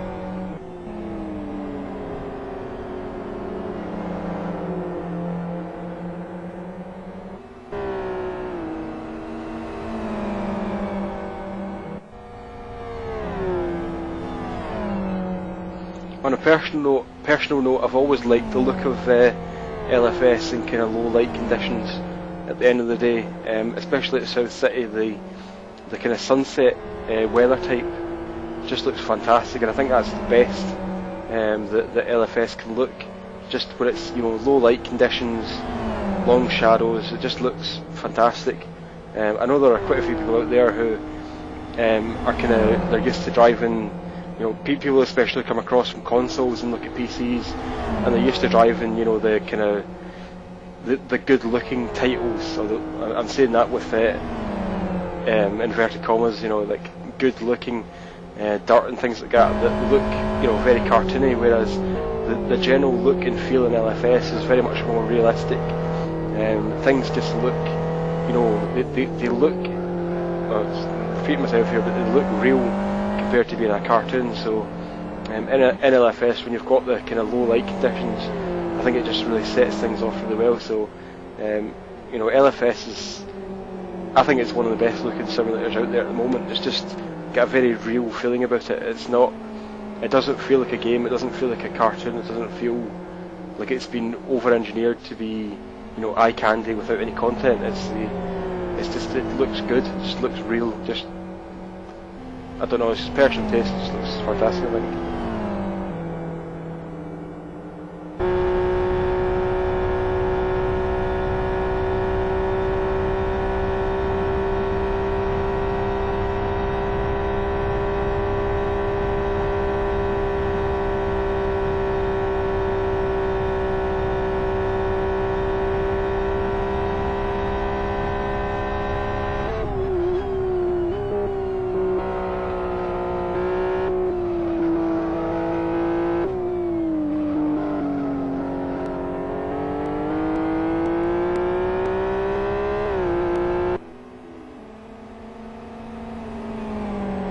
And Simon Carr now coming pit lane from 5th position. 5 hours, 16 minutes and 49 seconds gone. So they're running an offset strategy in comparison to some of the other leaders. So again, this is one of those questions where we won't really see you know, what's going to happen towards the end of the race until we get towards the last pit stop. So they're quite far offset compared to, for example, the Sonic Realms car, which pitted just before they're pitting 17 minutes into the hour.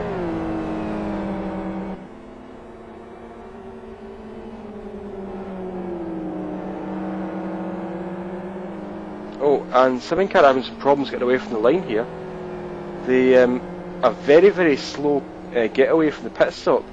It looks as if they had a lot of clutch on, so I don't know whether there was just a problem initially pulling away, but there was about 2/3 to 3/4 clutch on, and the car was very, very slow at pulling away from the garage. So I'm not sure if that's a pedal issue or a controller issue, but lost a few seconds there for Simon Carrot, definitely.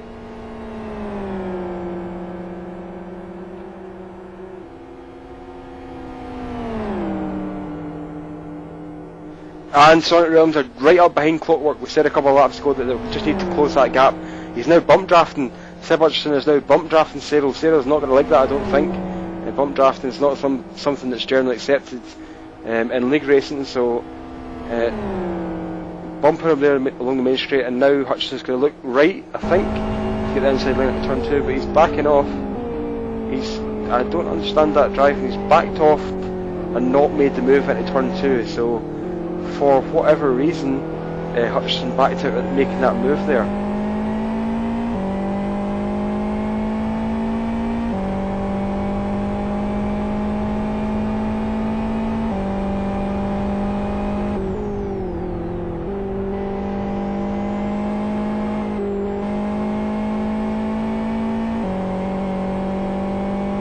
And Sarah makes a small mistake through turn 5.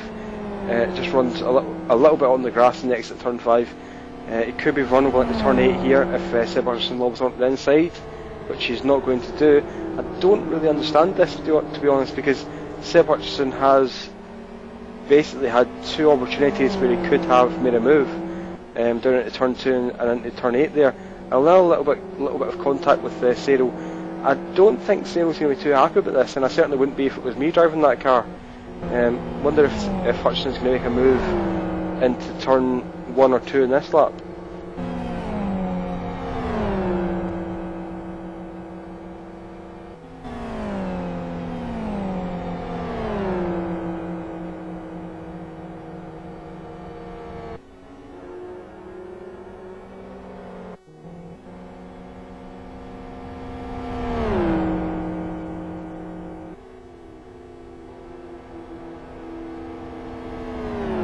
So Hutchinson's now made the move along the start-finish straight before the oval turn, before turn 1. So Hutchinson's now up to 2nd place, although... Oh, Sadel! It's contact! Sadel, I don't know for certain, but I think that Sadel was not happy with the treatment he got from Hutchinson there and tried to go around the outside into turn 2. It wasn't going to work, but it very nearly did work. And there was small contact between the two of them, and they've both held each other up there because they have got a gap to chase down the leader. Nieva is about 12 seconds ahead at the last split, so Nieva is way out ahead here, and what these two cars need to do is they need to just try and make their way up to that him as quickly as they can, and battling amongst each other is not the way to do it.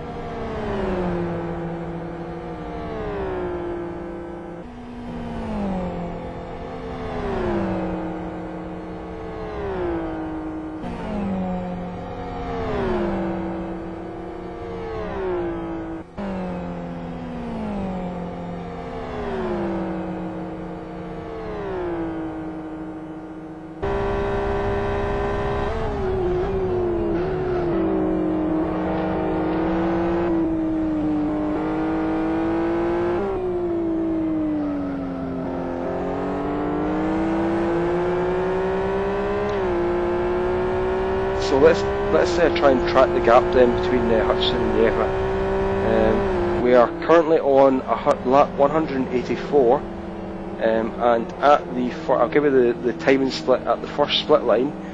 The difference between the two of them is 13.75 seconds. So we'll take a look at that in a few laps' time and see what the general trend is.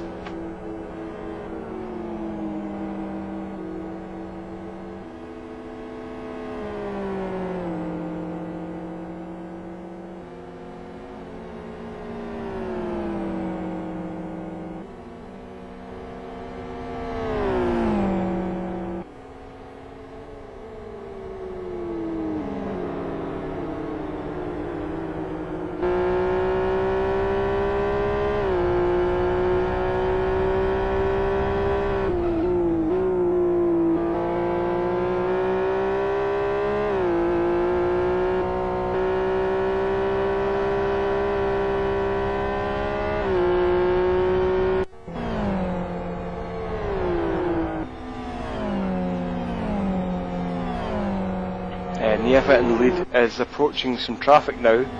There are 4 cars within a few seconds of him, ahead of him. So he's going to have to make his way through that, and depending on how obliging they are, he may lose some time here. And the thing is that once he's always made the way past Leicester, so he's passed one of them. He's now got Holmberg ahead of him from independent racing mates. But the thing is that once Hutchison catches up with these cars, they could be more obliged to move out of the way already because they know that there's a leader coming through. So we'll see. As I said before, we're going to track that little gap between the two of them and see what it's like. It was 13.75 in the last lap. It was 13.51, so that's a quarter of a second out. But we'll take a look at it in the next few laps and see how it develops, because, as I said, Nieva's got to make his way through 3 more cars here. Hutchison will have to do the same in a few laps' time, but they may be more willing to let him by. We'll see. And actually, as I said that, I just take a look back at the Hutchison car, and Cyril is right behind him again. So Cyril is not content to let this position go. Looks as if he wants to battle for a little while. But what would be in their best interest, for both the Clockwork car and the Sonic Realms car, is if they just, if they could just, not battle against each other, but just try and bridge the gap to Nieva. Because if they're going to be battling against each other, Hutchison isn't going to be looking at the track. He's going to be looking in his mirror all the time, and he's going to be seeing, where is Cyril. So he's going to cost himself and Cyril time. What they need to do is just kind of race against Nieva instead of against each other, so they can try and bridge that gap. But it's always a difficult thing to convey to a racing driver when he wants to battle against someone else. If you get someone on the radio saying to him, just calm down and try and catch the guy ahead, it doesn't always go across as well. They want to just race against each other. But that's what Hutchison and Cyril really need to do, is stop battling against each other and try and battle against Nieva ahead.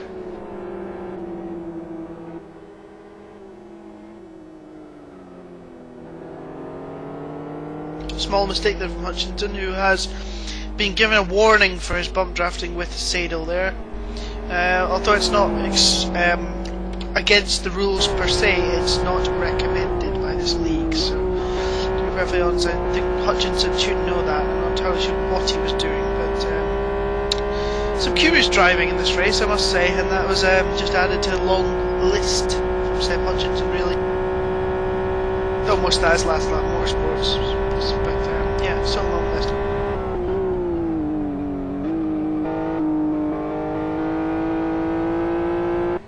And that gap between Hutchison and Nieva is out to 14 seconds exactly. So battling against each other has cost them some time. So really, I mean, I'm going to say it again, but they need to stop battling against each other and try and go for Nieva, because they're not going to make any progress doing what they're doing just now. They're making a small amount of progress, but it's not enough. It's not what Hutchinson was doing until he came out to Sadel. It's not what Sadel was doing until Hutchinson came past him. It's just sort of wanting the draft to each other, which you can't really sort of stop, I guess, but it's just the classic case or FCR sort of toing and froing. They actually managed to take a couple, just less than a tenth out of Nieva that lap, but Neva's about to get blocked, I think. Oh! Wow, 35. That was a rather brutal swerve out the way of Marcelo Nieva there. And Tiger Express Motorsports has 2 front punctures on the entry to pit lane in the FXR, so thank you for IRC people there just pointing that out to us. But yeah, 2 front punctures for Tiger Express Motorsports, sorry, and there's almost a collision in the pit lane as Holmberg from Independent Racing Mates was exiting the pit lane or pit stall.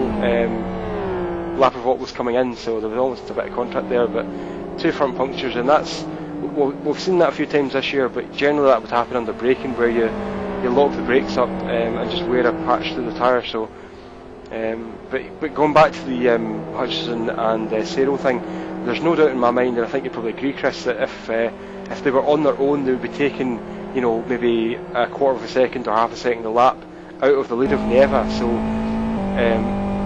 together they're taking out, maybe they're taking a tenth and then losing a tenth kind of thing. That they're not really making the significant progress that they could be doing if they were on their own.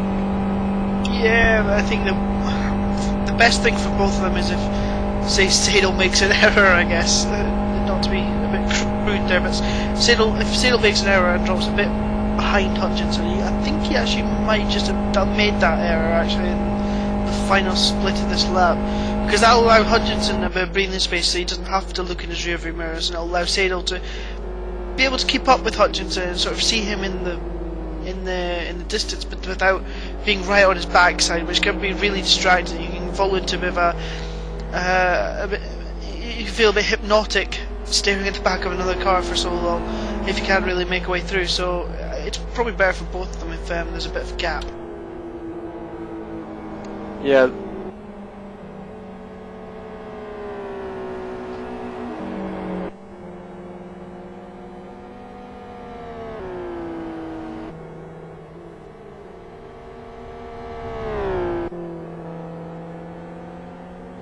The hypnotic comment you just made there was it reminded me of something that Martin Brundle quite often says in F1. He says that when you're coming up to overtake someone in F1, you usually have to make the move quite quickly.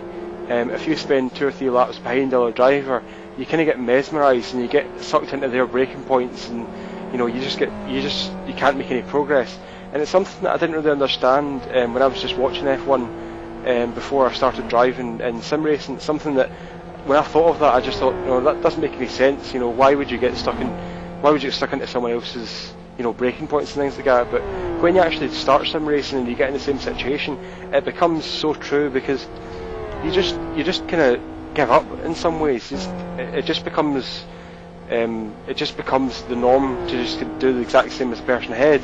And it's quite funny sometimes that when the driver ahead makes a mistake on the braking, the driver behind kind of automatically falls into the same trap. So if the driver ahead brakes 2 or 3 metres too late, the guy behind quite often does exactly the same thing. So it is very easy to get into some kind of trance behind another car and just start following it rather than trying to attack it and pass it. And it's something that didn't really make sense to me until I started sim racing and I started to get in the same situation once or twice.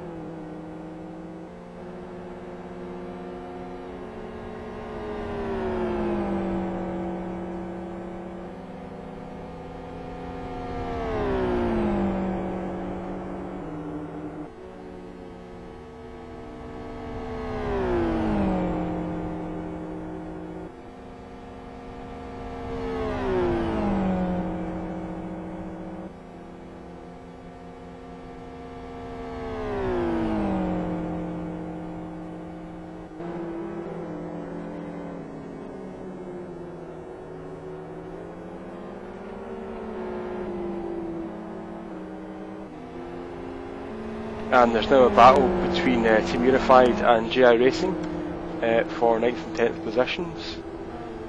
Oh, Unified round the outside into turn 5, that's a bold move, and they made it stick, I think.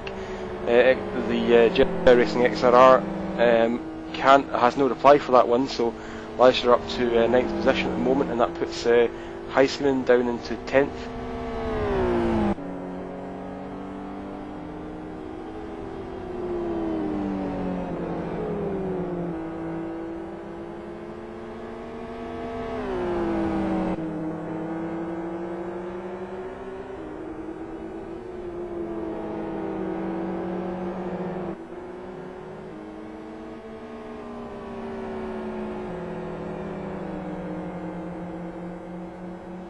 And now the 7 carat car of Can is fast approaching Heiskanen. who's just been passed there by Leicester, so could see that develop into a battle for 10th place in the near future.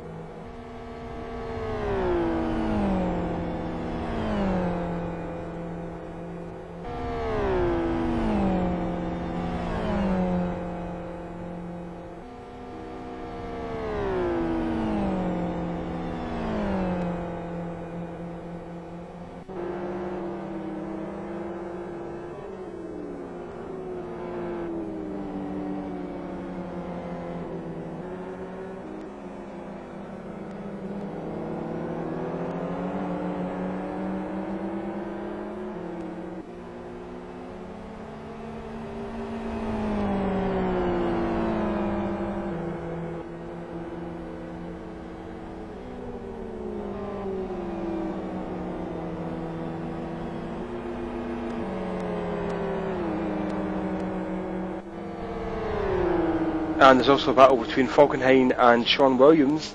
There was slight contact along the pit straight there between the two of them. Raptor has the inside line for turn 2, makes the move.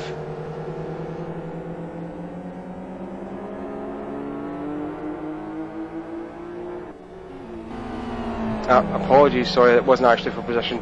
I had the cars mixed up there, sorry for that one.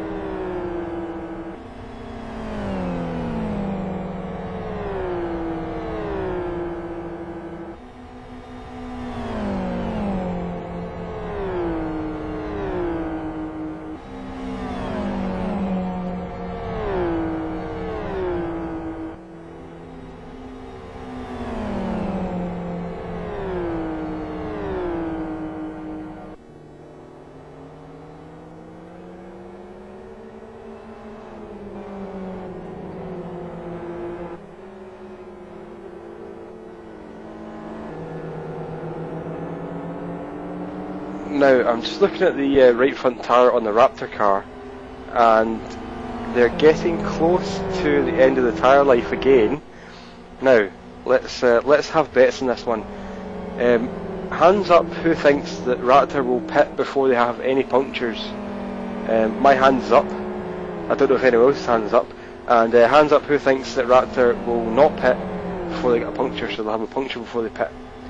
I can't see any hands up, so we'll see if Raptor actually do pit before the puncture. But going on the past, the near past, you'd have to say they're going to run it close again. But they've probably got a few laps left until they start getting into the really serious danger zone.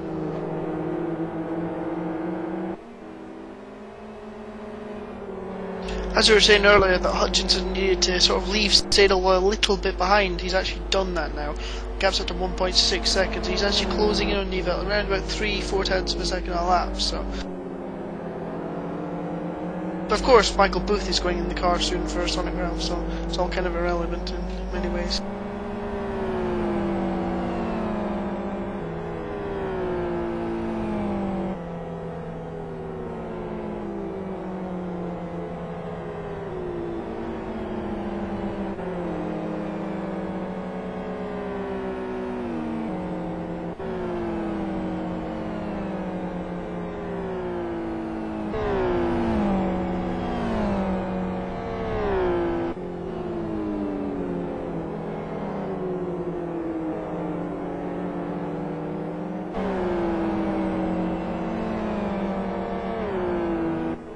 And so makes a small mistake there in the exit of turn 8, just runs a little bit wide. It's small mistakes like that that you know, they're very, very easy to make. When drivers are on the absolute edge of car performance, it's very easy to make a small mistake like that, but it can end up costing you a second or two, and you just really can't afford to lose it. So it's small mistakes are easy to make, but the consequences can be quite large.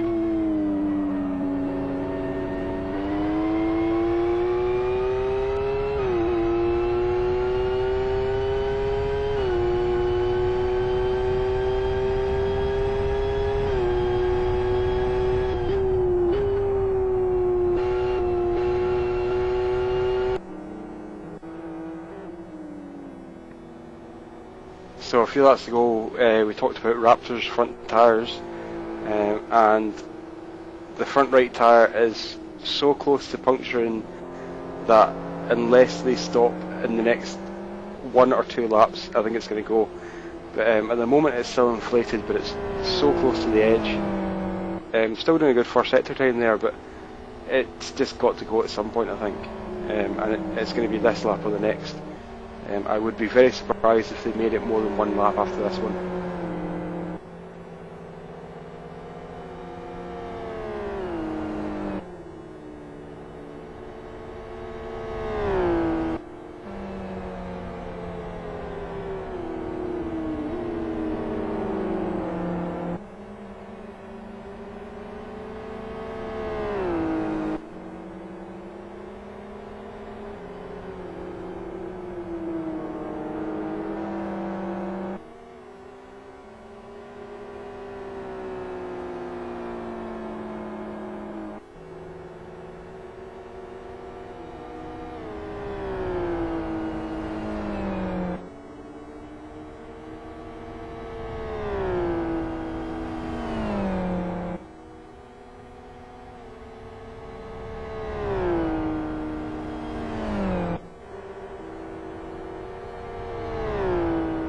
So, while we wait for the possible, inevitable tire burst, jump over here again, for now, forgets who this voice is. This disembodied voice.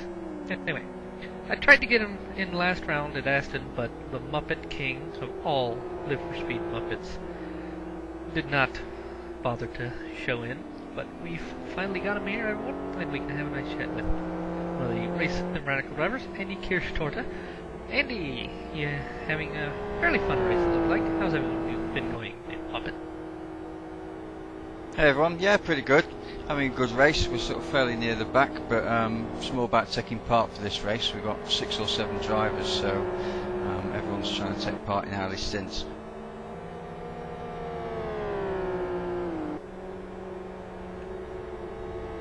How are you getting on with the wind? It's kind of a nice wind. Nice stiff wind. Has that been hindering you? Yeah, I think the Lord's been eating baked beans today. It's dreadful. It's coming into the first turn is just totally different from all the practice we've done, so it's quite interesting from that point of view. Yeah, it's one of those things that when a team's practicing for the event, you can try lots and lots of different wind conditions, but you're never going to be able to exactly know what the wind is going to be like during the race, and that's something that Jonathan was talking about earlier on. He was saying that if he had his way, the admins would be able to actually select what kind of wind they'd like, which direction and speed, and I think that would be a better solution than the current one, which seems to be kind of toss a coin and see what happens, because it can change from race to race, so it is very difficult for teams to practice for the different winds. And the Raptor right front tyre is gone. Perhaps unsurprisingly, through turn 2 the Raptor right front tyre has blown, which is not surprising at all. So anyway, they're going to have a long way to go.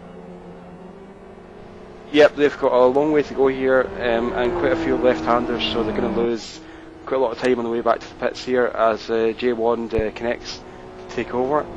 But we've said it so many times, but they should have pitted before this.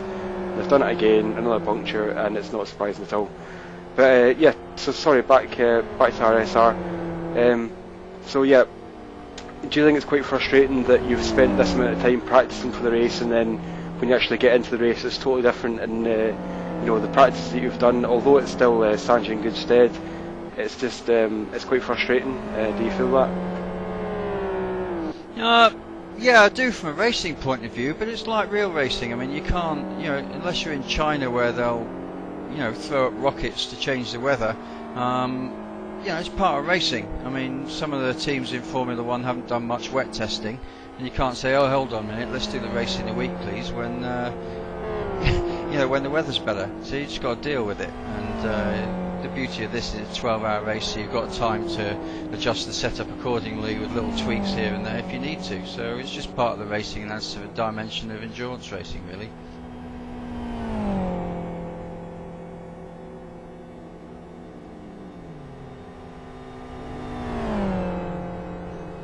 So at the moment, RSR sitting, or coming into this race, RSR were at 27th place in the championship. And I heard you say earlier on that this season was more about kind of participation from your team, and because you've got a lot of drivers on the roster, you can just choose who's going to be in the race.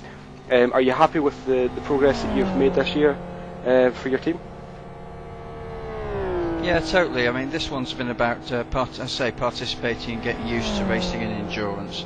So people like David Tarlu, Spiky Marco or Marco Vendongen and myself haven't really raced much endurance. So it's about getting used to what it's all about, making the mistakes, and then we'll be here for next season and do a bit better. But primarily we've just sort of said, well, let's go out there and have fun, and that's what we're doing. And next season we'll still have fun, but we'll try and be a bit more competitive. Yep, that's a very good attitude to have, and you bring up an interesting point there, because a lot of people who have never really done the endurance racing before, they've just kind of done sprint races like on CTRA and things like that. When they actually get into the endurance racing mindset, a lot of things become quite different. Like the tyre life, for example, in sprint racing you're never going to use the full potential of the tyre life, so you don't really understand what's going to happen with it. Whereas when you go in an endurance race, you have to understand how the tyre is going to behave over the full stint. So it is very much a learning period there.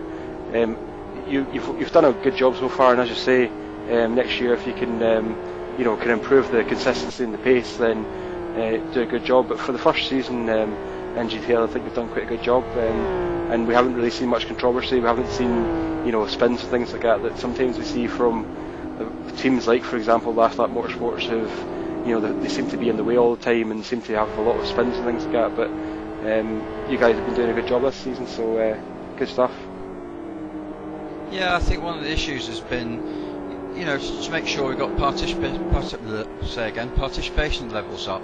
One of the main problems is to make sure that people are consistent for the whole of the season, and not just saying, yeah, we'll participate, doing one or two races, and then you don't really, see them available, which happened with us with the first season with the FZR. So we've done the FXR, which gives more people more of a chance to race, with the knowledge that we're going to complete the races rather than crash out or any of that type of thing. What's been your most favourite part of the season? This season so far? God blimey. That's a good question. I don't know really. I think making the mistakes and realising where you've gone wrong and getting ready for next season. Like the first race on BL1R, we absolutely screwed up when it came to the safety car coming out. We actually came in at the wrong time, and we ended up a lap down on everyone. So you've got to laugh about that and get ready for the next one.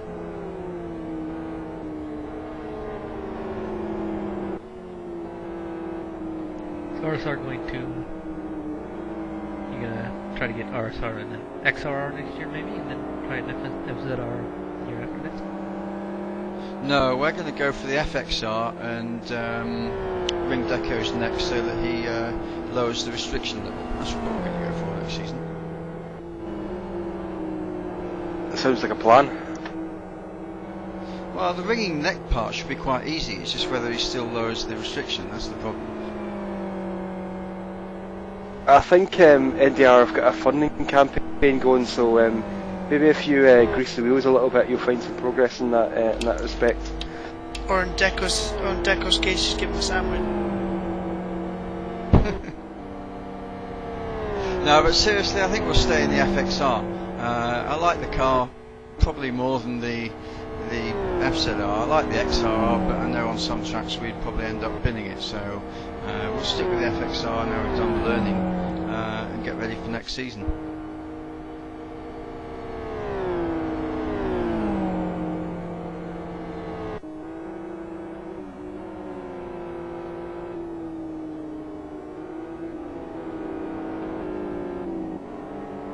Right, well Andy, any websites or anything you'd like to plug, as long as it's clean and safe for a family audience? Now you want to chat.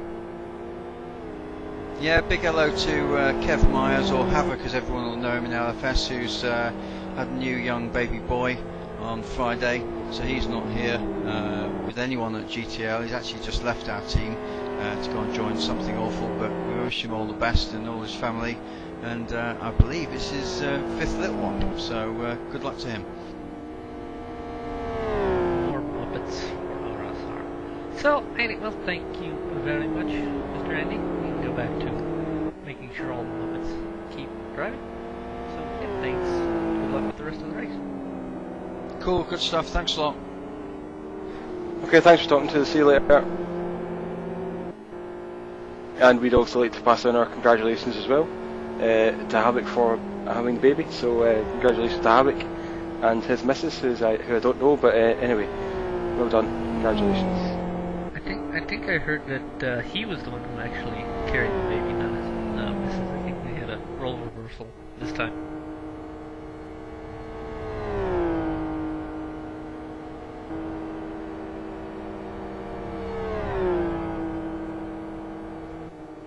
That's right.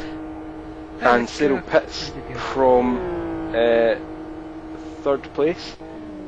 He's pitting with 5 hours 55 minutes gone, nearly 56 minutes gone. So Cyril in the pits, 3rd place at the moment. See if he drops any more positions. He's 4th now. I don't think he'll drop any more than losing 4th. Sean Williams is Staskevicius is 5th, and he's only in turn 5 with the long left-hander in the infield. So he's still got quite a long ways to go before he can get overtaken by Deadline.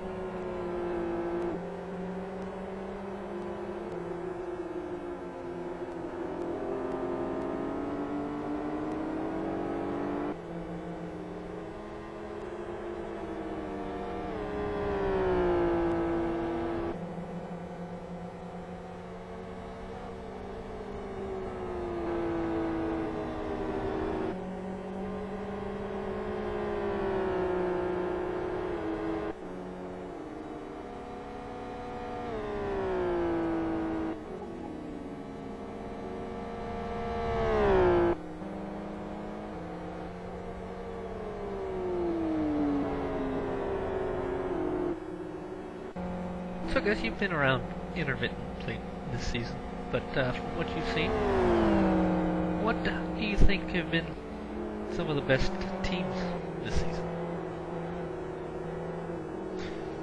I wish you'd give me more time to think. Oh, you don't. I think You got of that 6 answer. hours left to think. That's why I asked it now. You got 6 hours to think. Yeah. Okay. Well, initially I think maximum racing at the West Hill round were quite interesting. I think for entertainment value, Last Lap Motorsports have to be up there as well. They've given us some great entertainment this year.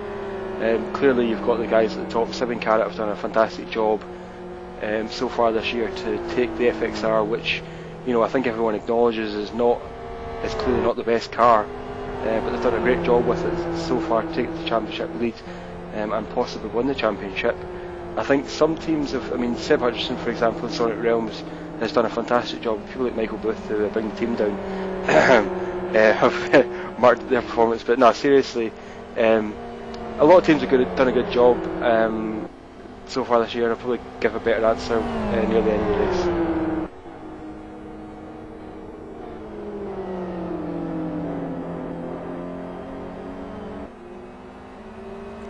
I understand that Chris Wilkinson is back, but yeah, it's been a good first half of the race so far. Hopefully we can have some good racing all throughout the race. Now that Wilco's back in the commentary box, it's about time to ask him about the pit entry there. We saw you, Wilco, coming at the pits and at the same time as a Deadline racing car, and the Deadline racing car stopped or slowed for the pit entry very, very early, and you managed to do him on the way out the pit lane. But then on the way out the pit lane, I think it was Spencer Rose in the car at the time, he actually lost that position back. What happened in the pit stop? Did you repair damage, or was it just a slow getaway or whatever? I'll tell you exactly what happened, right? So, here we are, coming at the pit lane. We've got our first gear set as everyone else does, I think a lot of people do. Actually no, sorry, I'm talking rubbish. We had our first gear set to the pit limit speed of 81 k. So I came in, didn't put the pit limiter on, just managed to leapfrog the deadline car, and I pulled in my pit box, we started our pit stop before them, and all that. Then when Spencer got in the car, he felt that he would rather use the pit lane speed limit just to be safe, whilst Deadline decided they wouldn't use the pit lane speed limit because their first gear wasn't tuned to the pit lane speed limit, and Staskovicius decided he would just push in the throttle and feather the throttle to go as fast as he could on the pit through the pit lane, and that's how we lost the place.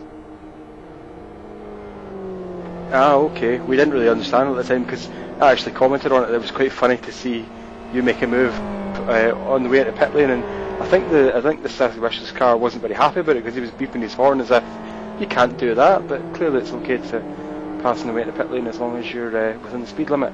And as we say that, Nieva now pits from the lead for Core Racing. He will lose the position to Seb Hutchinson.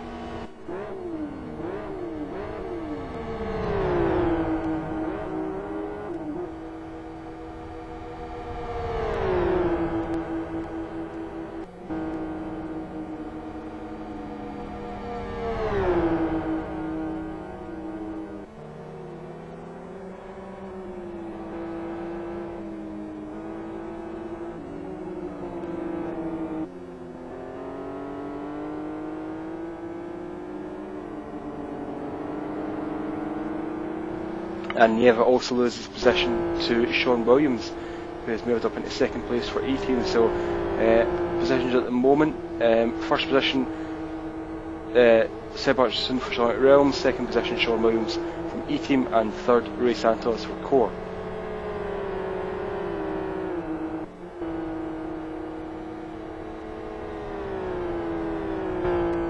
Yeah, but looking at the tyres of Seb Hutchinson, he'll be in within the next few laps to tend to that car, and Sean Williams will be in quite soon after, I would have thought.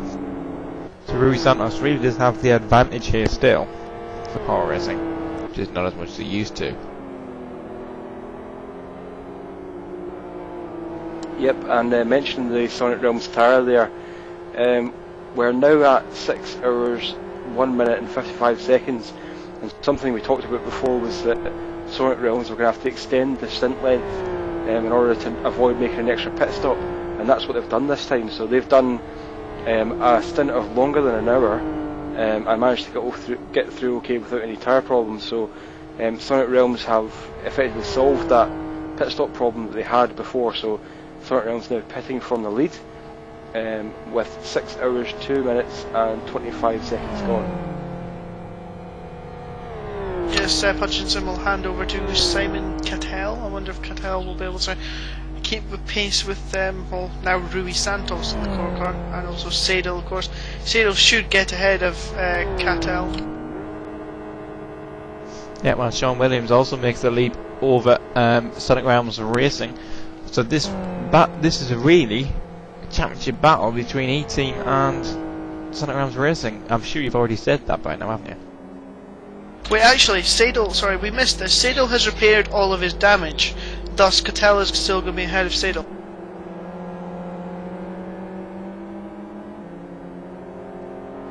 Yep, So Simon and Cattell will rejoin in third. Cattell's got about a third damage on both the dampers on the left side of the car, so presumably they're happy with that damage and they think it's better to keep it than to repair it, but we'll see if that. I mean, it's one of those things where it's obviously a judgment call that's up to the drivers. But from my point of view, that's not that damage is far better than the damage I got from Johannes Makela at Masters of Endurance, and it was perfectly drivable. It took a bit off the pace, of course, because it was about 3/10 a lap. Maybe that damage will cost you, but that in itself, I would say, is not worth a pit stop. It's manageable, it's still drivable, it's fine. I just heard Seb Hutchinson saying that the damage he actually think is helping the car's handling because of the wind. we have heard that a few times in the past, where a little bit of damage can actually slightly improve the handling of the car.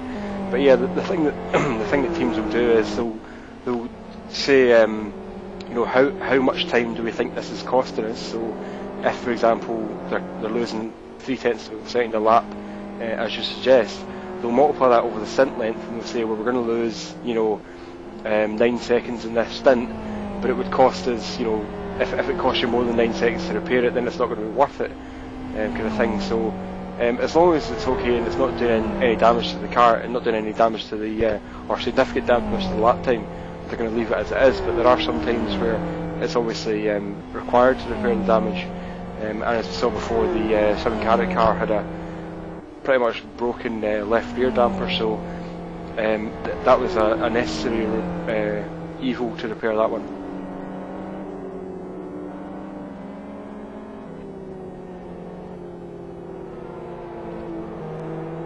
Yeah, and they're putting Simon Cattell in for his first race with Sonic Realms, former Epic Racing driver. I sometimes think with Simon, because I've worked with Simon ever since he was demo driver, that he prefers a damaged car. He prefers fighting against the world, I should say. I could kind of put it as, because it's just his mindset. So it's probably better for Simon to have a damaged car, and he'll probably go out there and do quite well, I guess.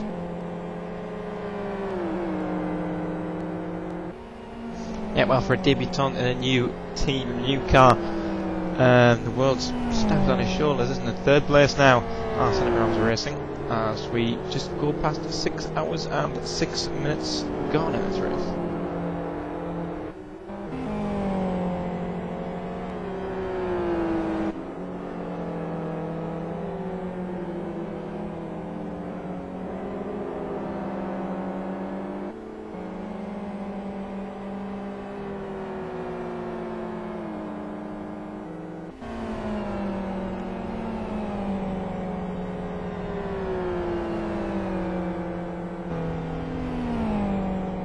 And Sean Williams pits from the lead for 18th, so that's going to promote Keough back up to the lead and Sonic Realms back up to second place in the race. So obviously we've just had pit stop sequences for these cars, so now Keough back up at the lead and Sonic Realms back up into second. There's about a 13-second gap between Keough and Sonic Realms at the moment. Yeah, Mike Sadel also going to leapfrog Sean Williams for third place in the Clockwork car.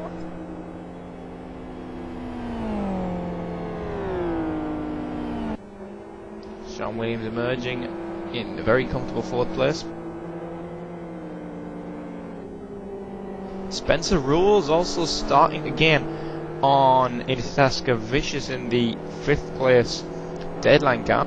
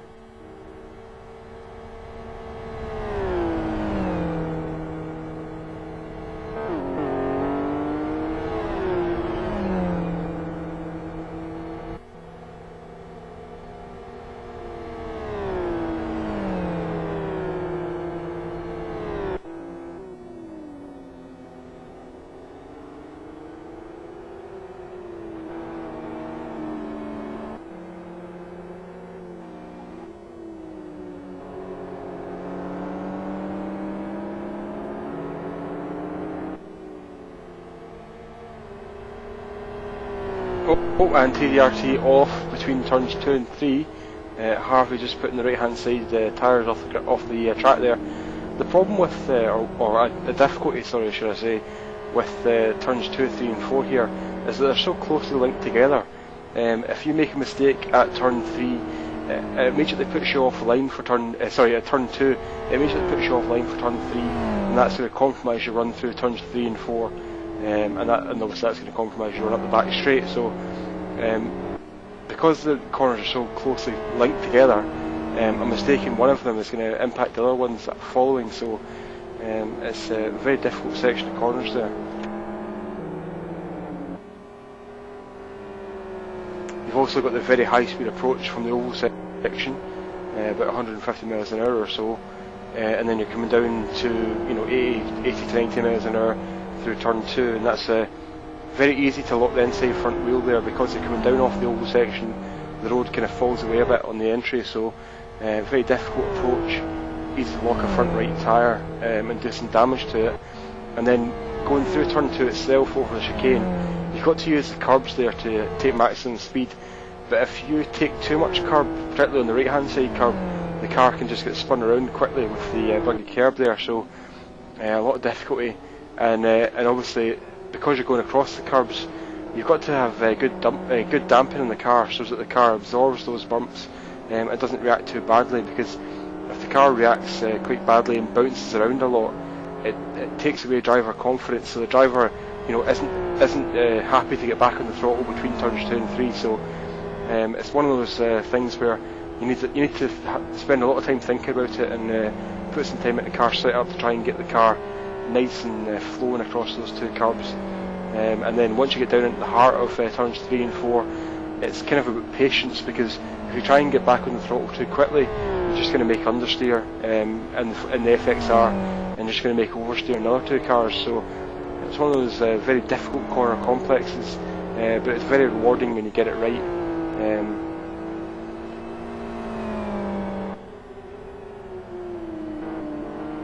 Yeah, and then of course that gravel trap in the first area is not even either. It has a big dip in the middle of it too. So if you go over it, you bounce over it right, it can completely screw up your suspension too. So I've seen plenty of people in the past, not just this race, but lots of races, ending up outbraking themselves going into the chicane and taking a bit of a short flight over that gravel trap. Yep, it's very easy to miss the braking point on the way in there. We went to turn 2, and something that drivers, it's sort of the same situation as we had at the AS4R round, where when you're entering the fast chicane off the back straight, if you acknowledge the fact that you weren't going to make the corner properly, you could just run across the grass there. But in this case, you've got to run across that gravel trap, and as you say, the gravel trap is not even at all. It's basically a launch ramp in the middle of it, so if you run across that too quickly, it just busts your suspension, and you have to spend the rest of the lap kind of tootling around to get back to the pits. So it's an area that definitely has consequences, because if you make a mistake on the braking, you're likely to run over the gravel trap, which can do some damage to the suspension. If you take too much curb across turn 2, you can be thrown at the inside, hit the barrier, or get stuck in the gravel trap, and then you can obviously spin or get put in the gravel trap at turns 3 and 4 as well. So there's it's not a long section of track, but there's a lot of danger just in that 3 or 4 seconds from the apex of turn 2 down to turn 3 and 4. So there's a lot of things that can go wrong just in that little section.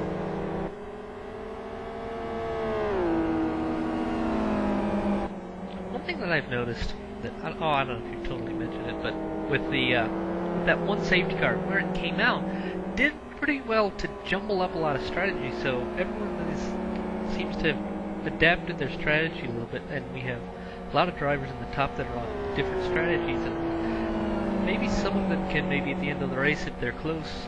Do we think if someone's going to be close, do you think they may try and stretch it to the end of the race? We did speak about that a little bit earlier on, because we saw that there is a disparity amongst some of the strategies in the top teams. For example, the Sonic Realms car, I think it was 2 pit stops ago, they had to make a pit stop. And almost a spin there for Martin in the Epic Racing car, but the Sonic Realms car had to pit about 2.5 or 3 minutes before the end of the hour, so they were short on the pit stops. And what we said at the time was that they would have to either, if they were going to keep the same strategy, they would have to make up that 4 minutes somehow, and that 4 minutes would either come from a very short stint near the end of the race, or by lengthening the stints between that point and the end of the race. But and that's what they chose to do. They chose to lengthen one of the stints so that it was long enough. But yeah, the safety car did do something to jumble up all the stints, because before that everyone had a plan in their mind and they were all running quite similar stint lengths.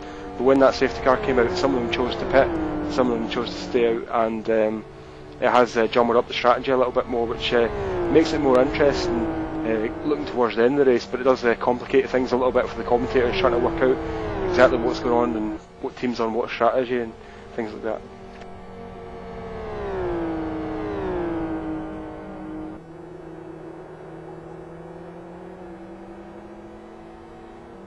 Andersdal connects for 7 carat. So Can will be in this lap.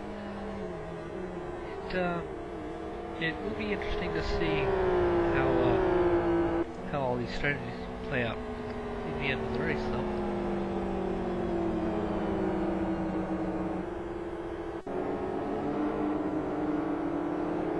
Take a look at Simon Keough now.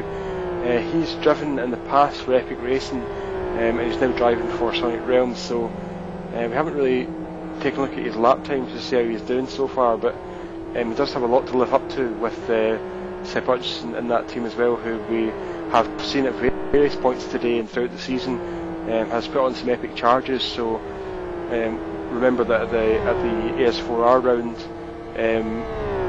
Hutchinson was pulling away over a second a lap from the second place car, so Hutchinson has to be one of the fastest drivers in this series, so Keough's got a lot to live up to in that respect.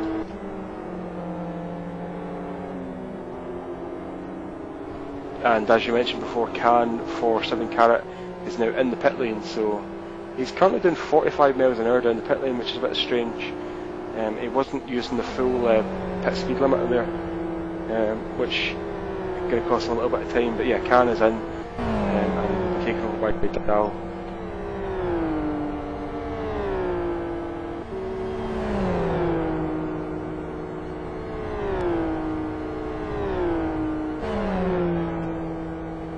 One thing that this 12-hour race will do, more so than the 6-hour and the 3-hour races, is that the amount of strategies you can pursue are much more beneficial. Like going 10 extra minutes in just a 3 or a 6-hour race may not be so worth it, unlike in a 12 hours where there's plenty of time to make that gap be plenty well worth. Yeah, the teams are given a larger degree of freedom in some respects, because as you say, if you're doing something slightly different in a 3-hour or a 6-hour race, if you're making a 10 minute extra stint length, it doesn't really have a massive impact. Whereas here, if you can manage to do that, if you can manage to do 10 minute extra stints, you're going to make 1 or 2 less pit stops than some of the other cars. And if a pit stop takes you roughly 45 to 50 seconds, that's you saved 1.5 minutes of race time. So if your team is committed to that strategy of doing the extra time, then you don't need to be as fast as other drivers, the other teams on the track. You can have a slightly inferior lap time performance, but because you're doing a better strategy, or a strategy with less pit stops, you can actually win the race or do better than you normally would have. So it does give more freedom to the teams and engineers who make the setups. But the problem that does when you're trying to get an extra long stint length is that it puts Bjornsson from white water radicals times out there. But yeah, what it does is it puts more pressure on the drivers. The drivers ultimately are the ones who are responsible for a large part of the tyre life, which is basically the limiting factor in LFS on stint length. So the driving style, how hard the driver is going to drive, really has a big impact on the tyre life length. So if you take one driver who's very aggressive, who is often at the limit or over the limit, he's going to be locking brakes and sliding the car around a lot, and that's going to take a bit of life out of the tyres, 3 or 4 laps maybe out of the tyres. Whereas if you get someone who's very consistent and smooth and is driving just below or at the limit instead of over the limit, it means that they're going to do less, they're going to slide the car around a lot less, they're going to lock the brakes less, and they'll be able to get more tyre life out of it, and that gives you a little bit more freedom. So, you know, saying that you're going to run an extra 10 minutes or 12 minutes or whatever in a stint is all well and good, but there's no point in doing that unless you can consistently do it, and you're relying on your drivers to be able to deliver that performance. It's something that we've seen Raptor try and do. Raptor have tried to use that extended stint length, but because of punctures we've seen it not work very well.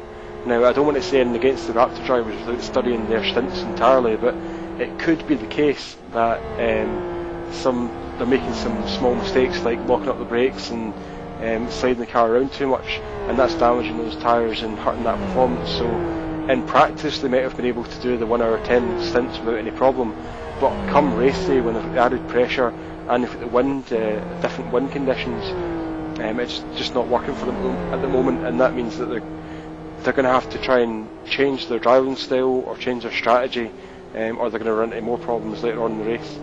We're still only just over halfway through the race, so we've got 5 and 2/3 hours pretty much still to go.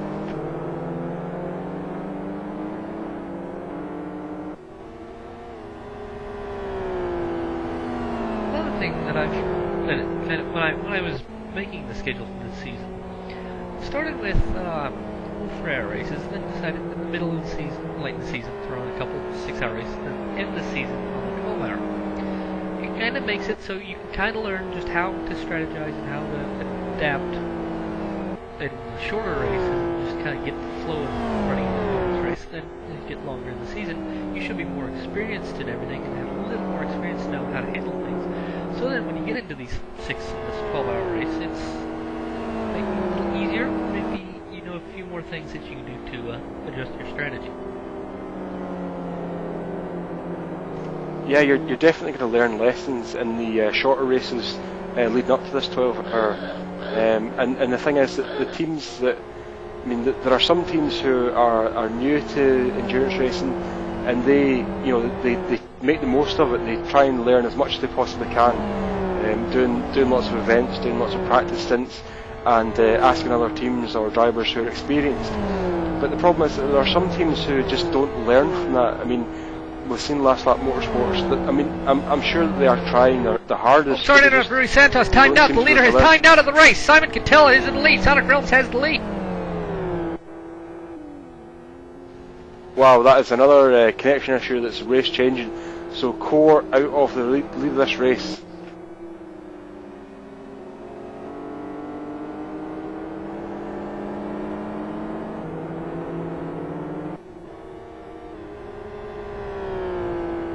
So that is unfortunate. Like I looked over at your very own program app, LFS Times, and I'd seen Rui Santos lagging. Went to him, and just as I started mentioning that, I was about to start, and then he had timed out. It looked like it was in the turn 1 area. So that's unfortunate. Leggate rejoins for racing with that, but loses the lead, and Sonic Realms Racing takes the lead. And that's potentially championship deciding. So we're just going to see currently at the moment it would be Sonic Realms taking the title, with just behind them in second, I believe. Jonathan, I think you'll have a better grip than me of mathematics and all that. Yeah, actually at this point Sonic Realms would have the championship.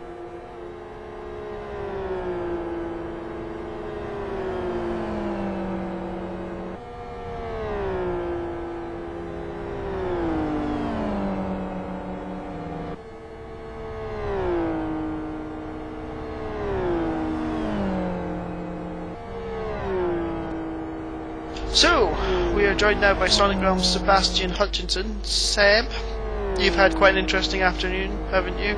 Back and forth in the car. I think that's your final stint over now, isn't it? Yeah, that's my final stint. So I'm going to a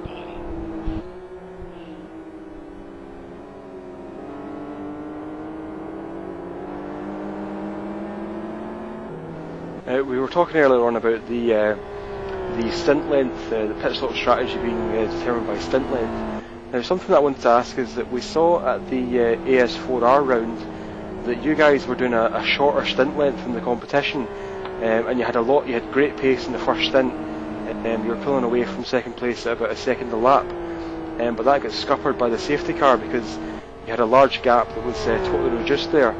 How frustrating is it to do the pre-race planning and decide on a strategy that you think is best for your team, and then, you know, in the race it's working great, everything's going okay, and then the safety car comes out and just totally, you know, scuppers your race like that?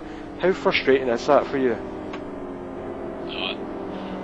It's just like the worst feeling ever, because like you might have seen that in like quite a lot of the rounds now I've got into the lead and I pulled a pretty sizable gap on the people behind us, and I've handed over the car and our teammates have consistently held that gap, and then it just suddenly gets taken away from you and all the hard work's just wiped out in 2 seconds. That's why I much prefer doing massive endurance to this, because that's all based on skill.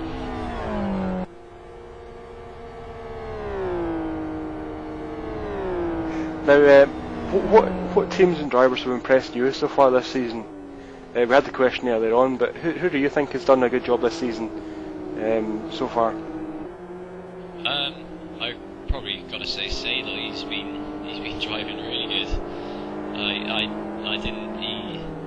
I hadn't seen him race as well as he has been in the past few races, like in LFS car. Me and him were having really close battles, and then here as well. And I think in a few other ITCC races as well, me and Sadel have been having brilliant battles, and I'm pretty impressed by his performance with the team he's in.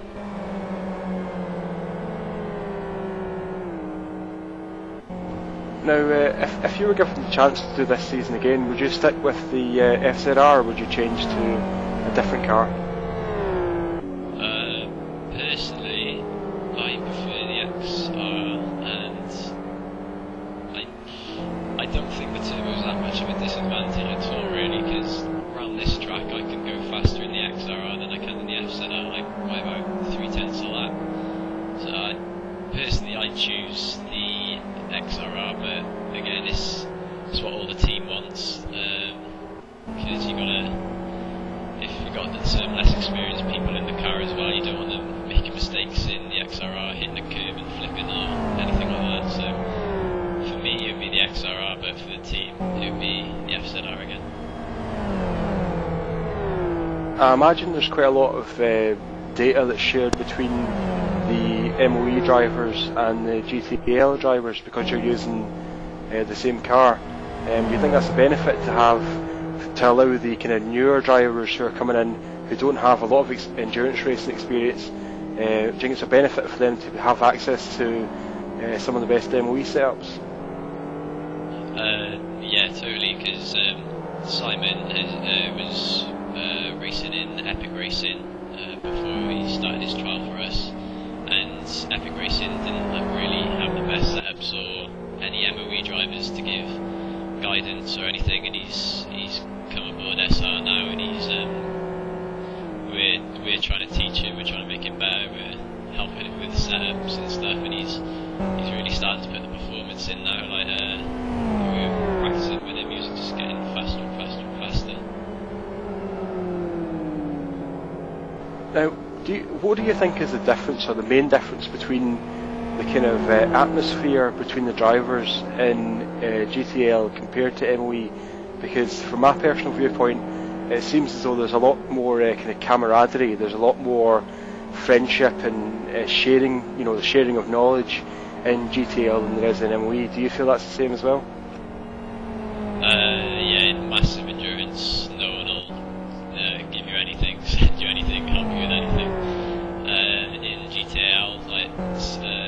Sadel sent me one of his sets for the last round of the race for me to have a go at it. He didn't mind sharing it. I've had sets of Estonian endurance races as well. Yeah, everyone seems to help each other in the AS4R as well. I was helping people out, giving people a hand while on server, doing setup changes and things on other people's cars. Yeah, GTL is just more laid back, I think, on setups and speed wise as well. I think part of that may be coming from just the fact that a lot of people are here to learn, and they also want to try and maybe just kind of learn a little bit anyway. And there's no real need to be the best per se here. It's just whoever can handle the endurance racing. Building a setup is part of it, but if you don't really know how to build a set for endurance, it helps to have something as a base. Yeah, like, because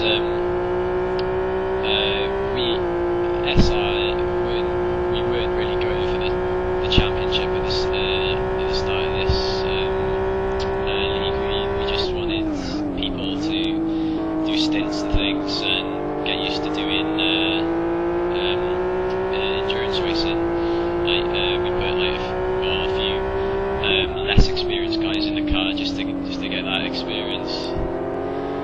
So yeah.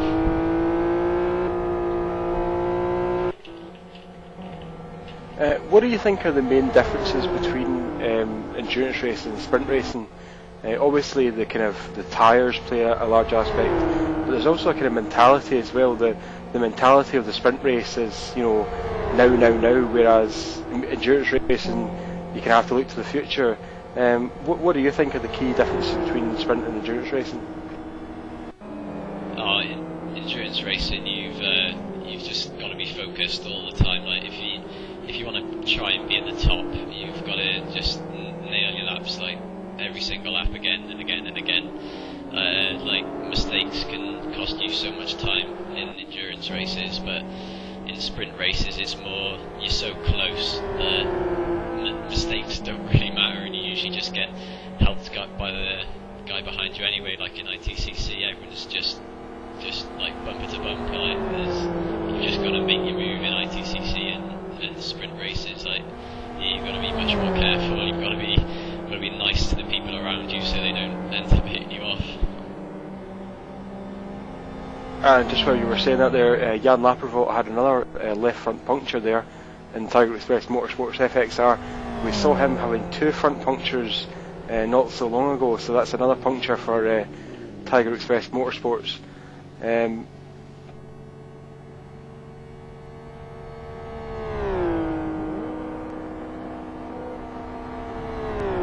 So you said you were going to a party then, Seb. Tell us any details about it? It's my mate's birthday and there's going to be a lot of girls there. Sounds like fun. I was going to make a joke in poor taste, but I think I'll stop that one. So before we let you go, have you got any websites you'd like to plug? Well, like Jason did last time, the LFS Hot Lap League, you can win quite a lot of cash in it. But since the first round's been already run, you can be a bit behind in the points, but there still might be a chance to win some stuff from that. Okay, so we'll let you go then.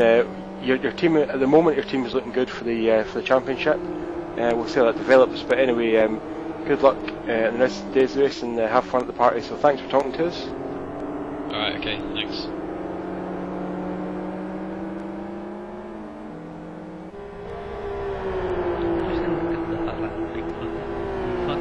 Cashes to 24 and change pounds. So it's a nice idea that they had over there. It's all donations funded.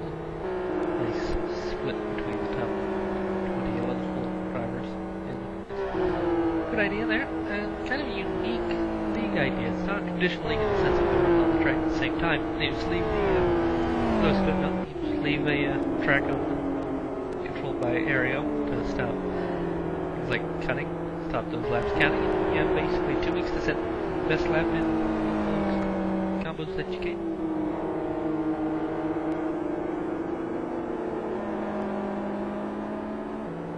Yep, definitely an innovative league idea, and the incentive of cash is always going to bring some more attractions for people, so it seems to be doing quite well as well, so good luck to the rest of the season for Sonic Realms there.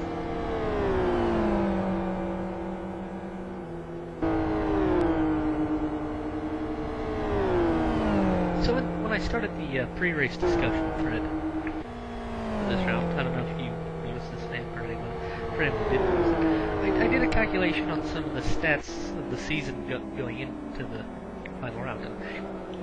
After round 6 was completed, all the first 6 races totaled amounted to 24 hours, 5 minutes, 27 seconds. Coming into this race, everyone had driven a total of 4,112.13 kilometers. All told, each in the 6 races, it's been 800 laps. That is, for all these teams, I would say that's fairly pretty. It's not something to be taken lightly. It's something to be quite proud of. Yep, those are some really big numbers there, and everyone who's done it has done a good job. Something that's probably more interesting is that we don't know how many laps are actually behind those numbers. I mean, in the practice, in practice times, depending on what team and what the driver feels like, a driver might do anywhere between 3, 4, 5, or 10, up to 10 race stints for each race. So even though the race length, and a contact between Lonkowski and Raptor, between Conquest and Raptor Racing there.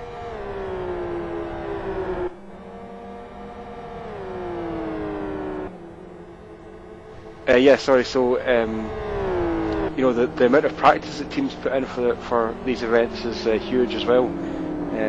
A lot of stint lengths go into this, and a lot of time planning, car setup and everything that goes behind endurance racing as well. So some really big numbers and good effort by the teams that have done it. And of course, having all that information, I could figure out how fast they've done it. If you take all that, the average speed of all 6 races, it of course includes the safety cars, the red flag we had at Fern Bay, but the average speed of the season so far coming in this race was 164.67 kilometers an hour, just over 100 miles an hour. That's that actually makes it seem really fast, but that also, of course, we had some tight, twisty tracks like Blackwood and Fern Bay, and we had some fast open tracks like Keough Grand Prix Long, West Hill, and Aston Historic.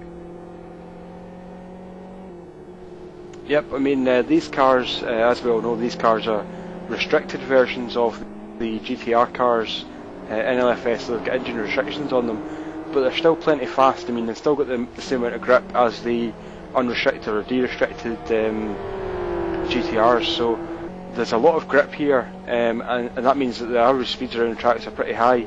I mean, top speed here, you're looking at 155 or so miles an hour, and if the average speed across the whole season is over 100 miles an hour, that shows you how much grip there is here.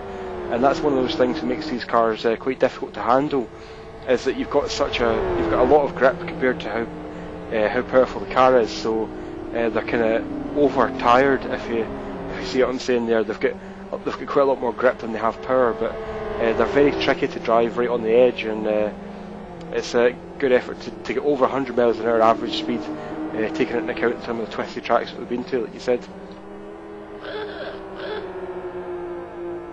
I've had a lot of drivers say they've actually liked all the combos we've picked this year. There are a lot of tracks that MOE or IGTC don't really visit, but there are some of the tracks that are really good for racing.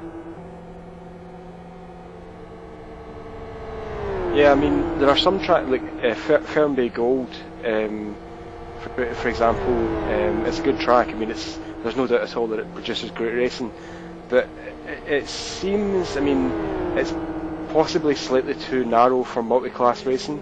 So in MOE, where you've got GT1 and GT2 cars, you've got a large difference in speed. You've got cars that have got 100 horsepower more, or even more than 100 horsepower more than other cars. So,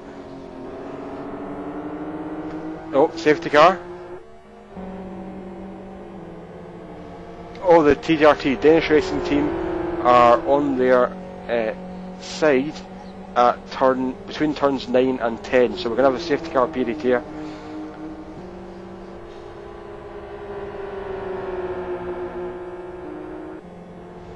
Okay, so just to repeat that there, the Danish racing team is upside down.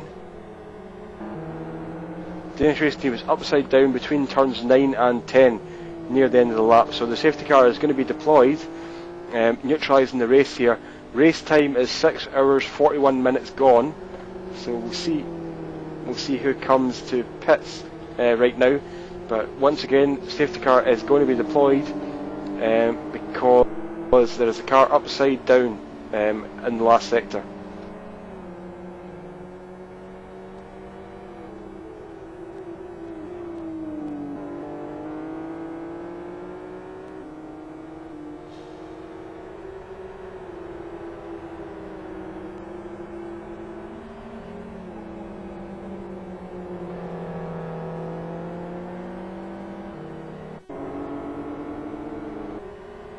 So the leader is now approaching that zone, the turn 9-10 zone.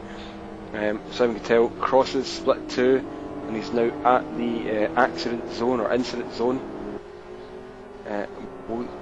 We'll see if he pits now.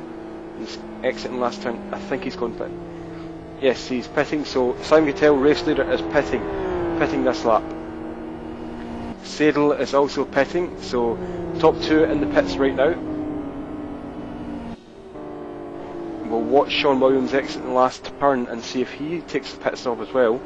It hasn't been long since they pitted, so they may continue. Yes, they're continuing. E-Team are going to continue, so E-Team continue.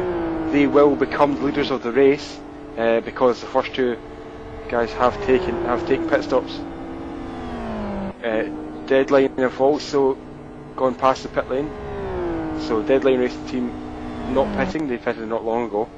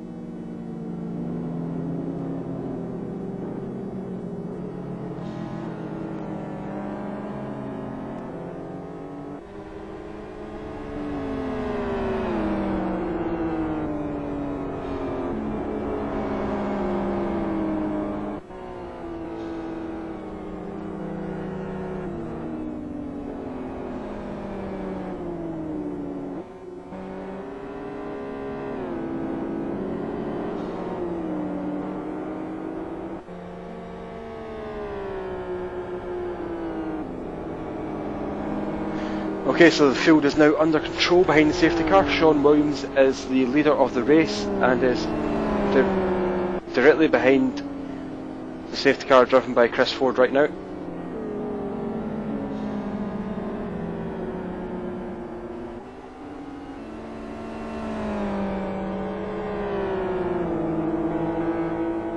So once things have settled down behind the safety car, I'll give you a run through of the positions. But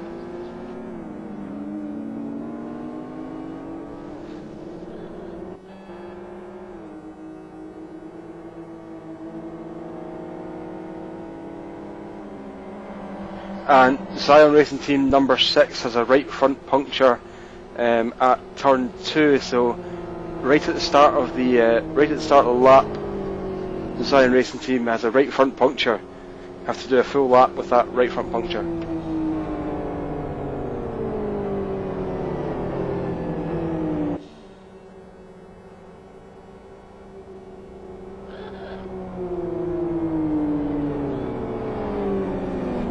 So this is the second safety car period of the race. The first safety car period came quite a long time ago now, when the last lap motorsports car flipped into the gravel at turn 2.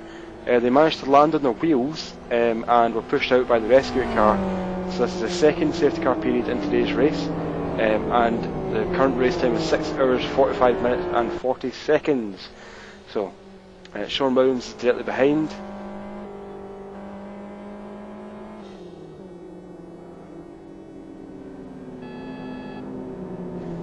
Okay, so Sean Williams is first place.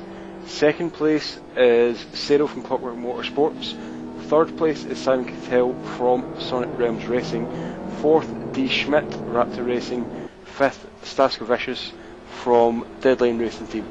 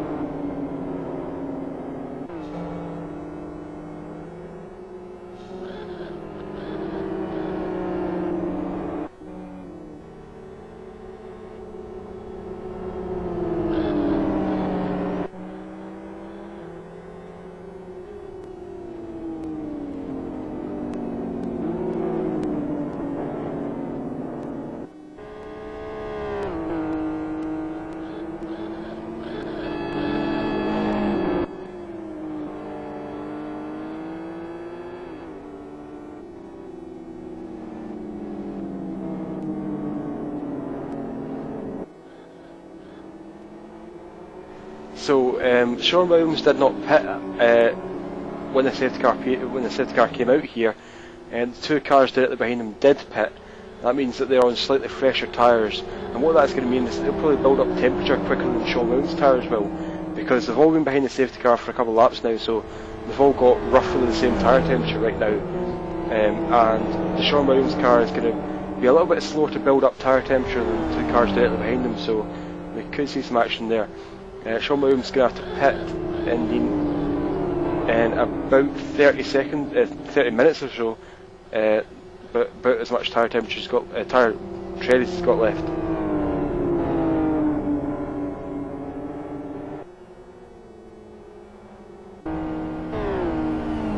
At the moment, Raptor Racing Schmidt is doing some kind of Days of Thunder type thing. He's rushing round. Obviously, he's racing at full speed back to the safety car, and that means that right now he's got fantastically warm tyres. They're not hot. They're just perfect temperature. So, if the race were to restart right now, he'd have a great grip advantage compared to the cars around about him.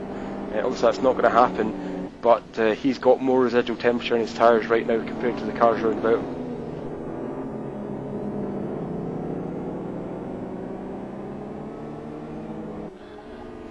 The Zion Racing team, who we mentioned had a right front puncture, got a drive-through penalty for speeding in the pit lane. So coming at the pit lane, I think it must have overshot the pit lane speed limit there. So Zion Racing team have a drive-through penalty, and the race director reminded the teams not long ago that they cannot serve a penalty while the safety car is out. So they're going to have to wait until the race goes back to green and then come in to serve that penalty.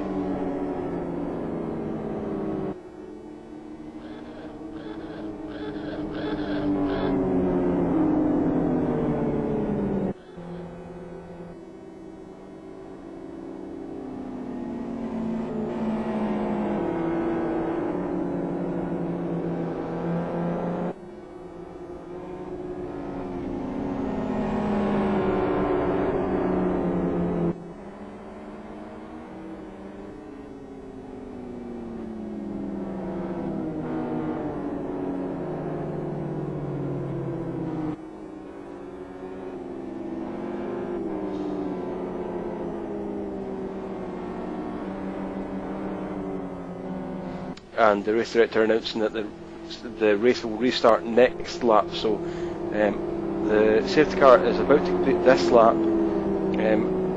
The safety car will come in at the end of the next lap. So once we cross the start finish line, then the safety car will come in the next lap. So we're going to go green then. At the moment, Cyril is weaving left and right to try and get as much tyre temperature as he can, and Sean Williams doing the same thing at the moment. So Schmidt has better tyre temperature than those cars round about him, but whether he'll be able to do anything with it, we don't know.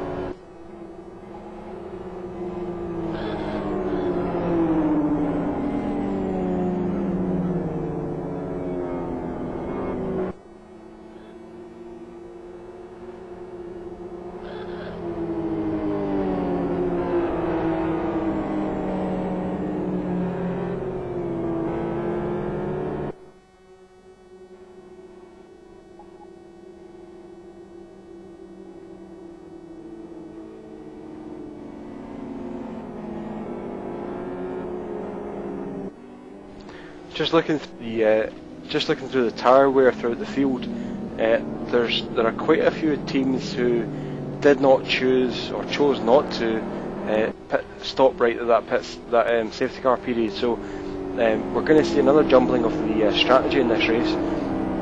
The Sean Williams car is going to have to pit at some point in the near future. Cyril and Keough have just pitted there, so there's going to be more and more strategy changes coming up soon. But there's vast differences between the tyre life lengths at the moment. So safety car, just to announced again, safety car is in this lap. So at the end of this lap, the safety car will pull off, and we'll have a green flag.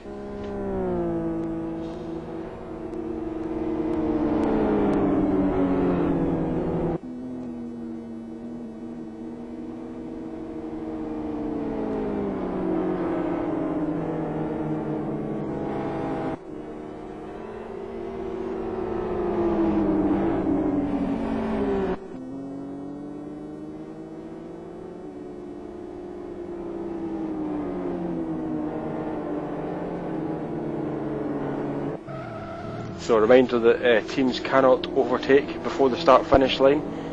So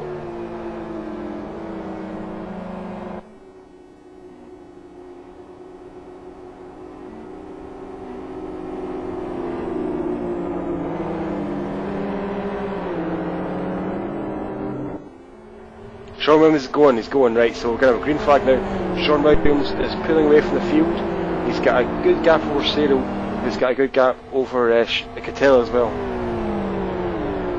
There's quite a sizable gap between Keough and Schmidt, so the front four are a little bit grouped away here.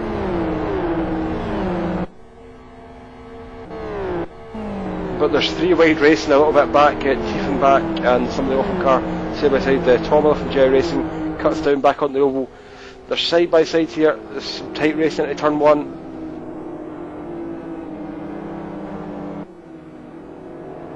And the car's off ahead.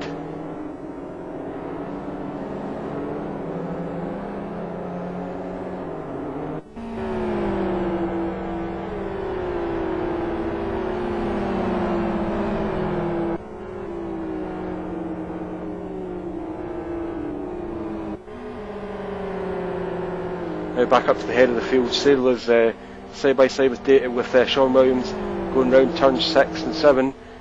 He's right in his draft now. Is he going to make a move at turn 8? I don't think so. He stays to the outside. Williams is slightly defensive, locking the left front brake there. Cyril back up the inside switchback manoeuvre. He's not going to make it through there, so Sean Williams stays in the lead for now, but Cyril could have a run at the main straight here. He's touching him. Cyril's touching the back of Sean Williams' car there, so Sean Williams is not as quick off the restart. He touches the grass there on the inside. That could give the incentive to Cyril. So Cyril is now 2 or 3 car lengths back from Sean Williams. Will he get the slipstream back into turn 2? He's definitely in the slipstream now, so he needs to time his manoeuvre. He needs to lift off the throttle now, don't he? Oh, he's going to go side by side. He's going to go around the outside through turn 1. Is that going to give him position? He's made it past, go back to the inside now. So, he's very, very close. Touching there between Sean Williams and Cyril. Cyril stays on the inside, keeps the line. Oh, now Sean Williams is back up. Sean Williams has managed to make it back up the inside, so Sean Williams is going to take him back into turn 2. Contact again, slight contact. Cyril around the outside of Sean Williams, and Sean Williams keeps the position through turn 2 into turn 3. Keough is around the outside of Cyril, but doesn't quite make it. So that's still same positions. Williams, Cyril, Keough, top 3 at the moment. Further back we've got Schmidt in a battle with Tiefenbach and Staskovicius, 3 wide battling. Staskovicius was around the outside, Tiefenbach in the middle now, so Schmidt's lost a couple of positions. He was in 4th, he's dropped back to 6th now. And Leicester for Team Unified now comes into the server, so just after that safety car period, Leicester is going to take over from Tiefenbach. Who touches Tiefenbach, just touches Staskovicius there through turn 8. No damage done, but some time lost here for Tiefenbach. Into turn 9 now. Tiefenbach's going to pit here, so he's going to a little bit dangerous over that curve there. Some oversteer coming through turn 10, and now he's in the pit lane, so Diefenbach back in the pit lane.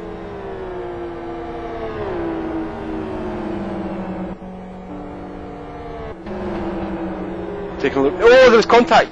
Contact between the 31 car of independent racing mates and I think I don't want to say which car it was for certain, but there's definitely contact in the oval section there between independent racing mates and another car.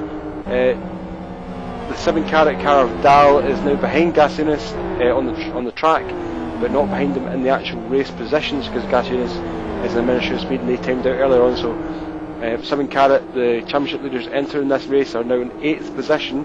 They have the Ministry of Speed car back underneath them. Contact between the 7-carat car and the Ministry of Speed car.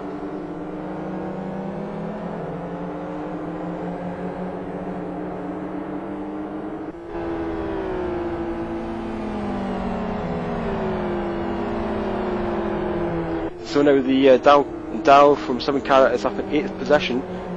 He's quite a few places behind some of the championship rivals. Sean Williams from E-Team in 1st position, as we said before. Sado from Clockworks in 2nd. Cattell for Sonic Realms in 3rd. Stress Vicious from Deadline in 4th. Schmidt from Raptor in 5th. Young from Something Awful Racing in 6th. Engel from Tiger West Motorsports in 7th, and then Dahl in 8th. So Dahl's got a few positions to make up, and Engel runs wide on the exit of turn 8, so that's giving him 1 position straight away. So Dahl now up to 7th position, ahead of Engel, because Engel made a small mistake on the exit of turn 8, and oh, that's dodgy. Dahl goes over the inside of turn 9 there, the buggy curb, so flirting with death. And Tormala, it's not for position, but Tormala makes a small mistake ahead of Dahl, so he's passed him too. That's 1 less car to pass, one less car to lap. The next car up the road for Dahl is Young, Randy Young from Something Awful Racing, but there are 2 lap cars between those 2 drivers, so Dahl's got a bit of ground to make up if he wants to get back in the championship hunt.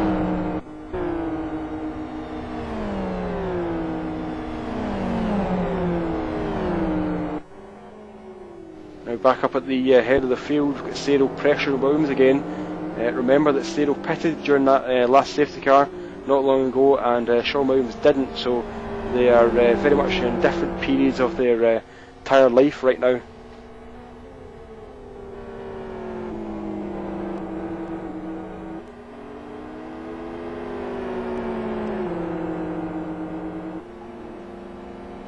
As Pazinski from Zion Racing serves his drive-through penalty that he got for speeding in the pit lane, so they did wait until after the safety car period had ended before serving the penalty, which is obviously the right behaviour. Sean Williams locking the inside front again there, I think, so possibly torturing those tyres a bit too much.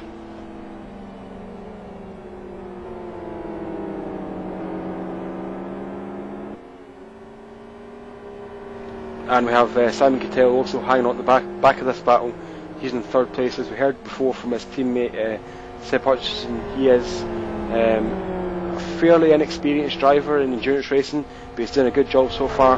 He's not dropping back too far from the 2 lead drivers here, so Sonic Realms are still looking for the championship here.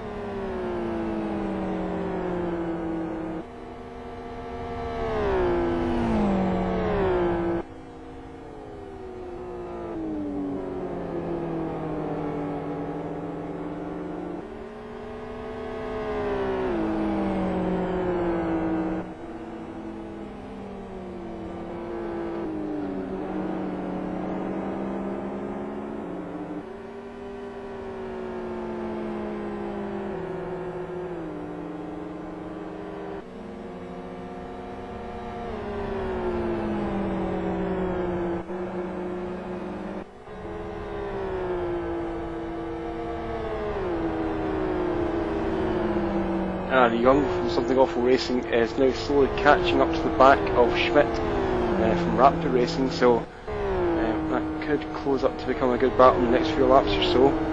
Took about a tenth of a second in the last sector. See what he takes out at the end of the lap. Still about a tenth of a second, so slowly closing that gap there between Something Awful and Raptor Racing.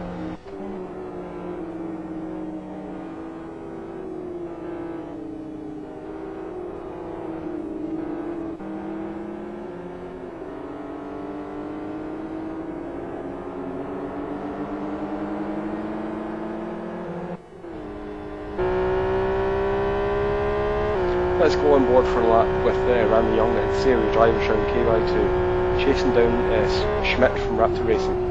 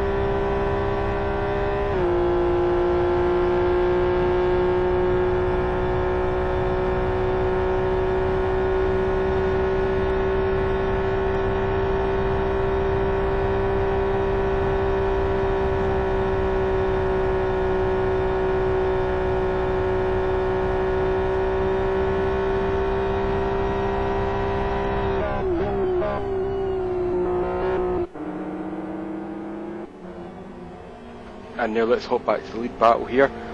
Sale is directly behind Sean Williams here for the lead, so maximum pressure for Sean Williams. We have seen him make some pressure mistakes throughout the season so far, and I think that's what Sale's going to be preying on, hoping that Sean Williams is going to make a mistake here, because he doesn't appear to be able to close the gap right now.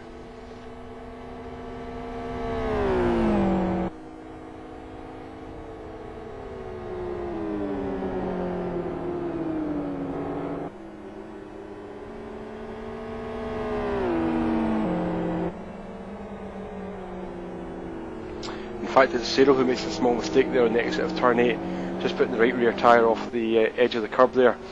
There are a couple of corners around here, turn 5 and turn 8 in particular, where you have to get on the throttle very, very early coming out of the corner, and basically whether you're going to run out of track or just stay on the track is something that's difficult to predict, because sometimes it's got on the throttle a little bit too early, especially with a turbo car, and the power just comes in and kind of carts you wide. So it's one of those things where experience definitely comes into it as to how early you can get on the throttle, and in that case Cyril just made a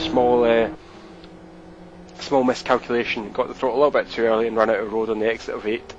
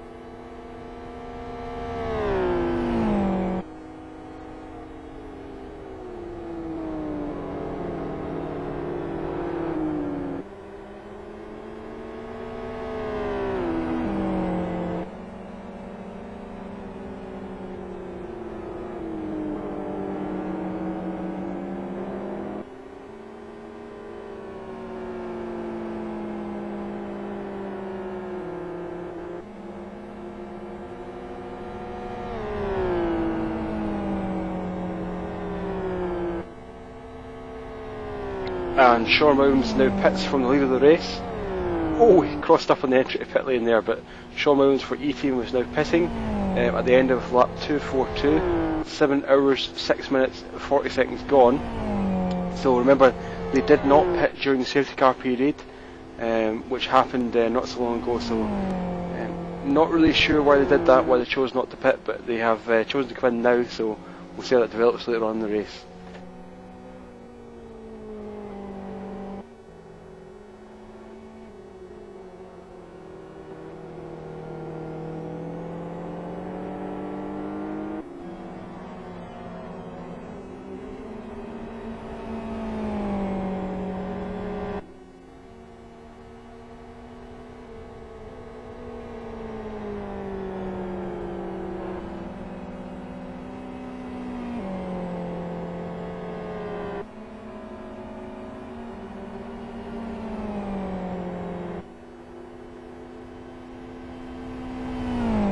So Momo from the E-Team was saying that they were doing something a bit special on the pit stop, and obviously what they're doing now is they're waiting.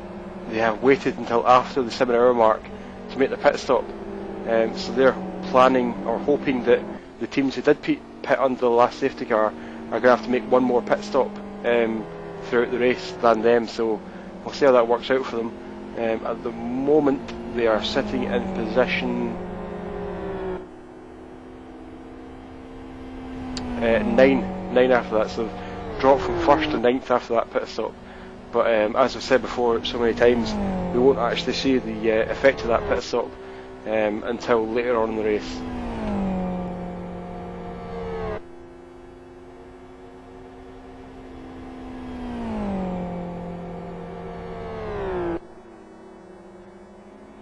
So that pit stop leaves Sado from Clockwork out ahead, from Simon Cattell from Sonic Realms in second, and then Saskabicious from Deadlight in third.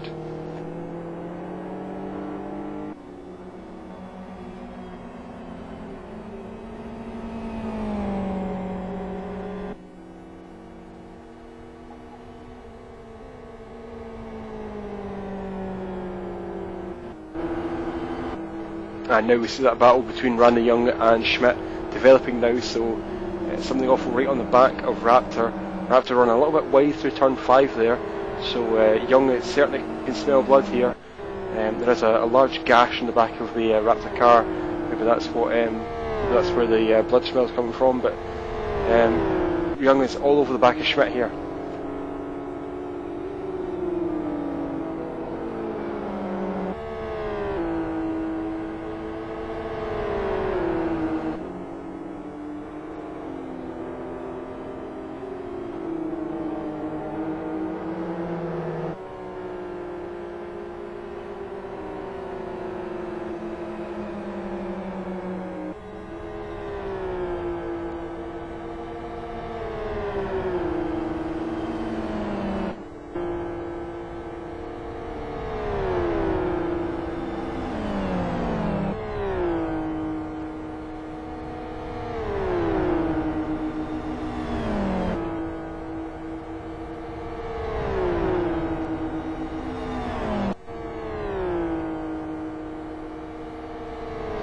And the Fubar Racing car is off on the exit of between turns 9 and 10, so a small mistake there. Lucky to get away with that because it can end up in the gravel trap there.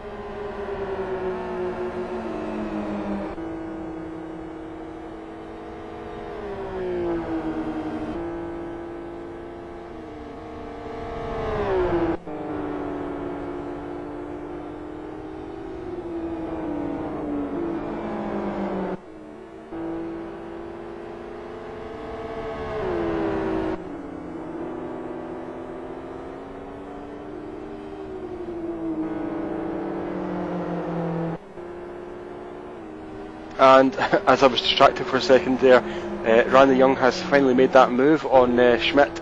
Hopefully you saw it on the stream there. I wasn't quite watching myself, but Randy Young is now back up to 4th position in the race today. So Randy Young in 4th position, and Schmidt back down to 5th for Raptor Racing.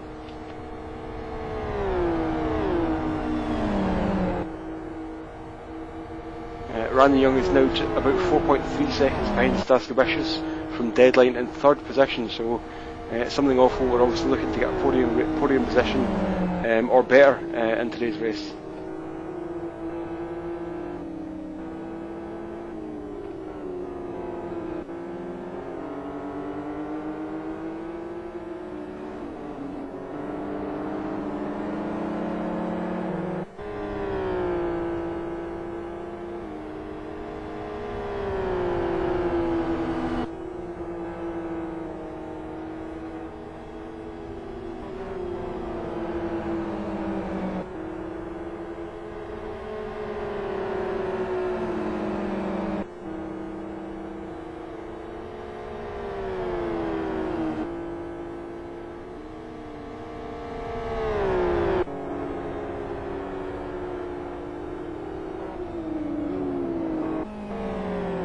And Tormila from Jaya Racing makes a small mistake on the exit of turn 5, and that lets Brestovac from Serbian Chrome Pistons sneak through, but Tormila now has the inside line for turn 8, so Tormila throws it back up the inside.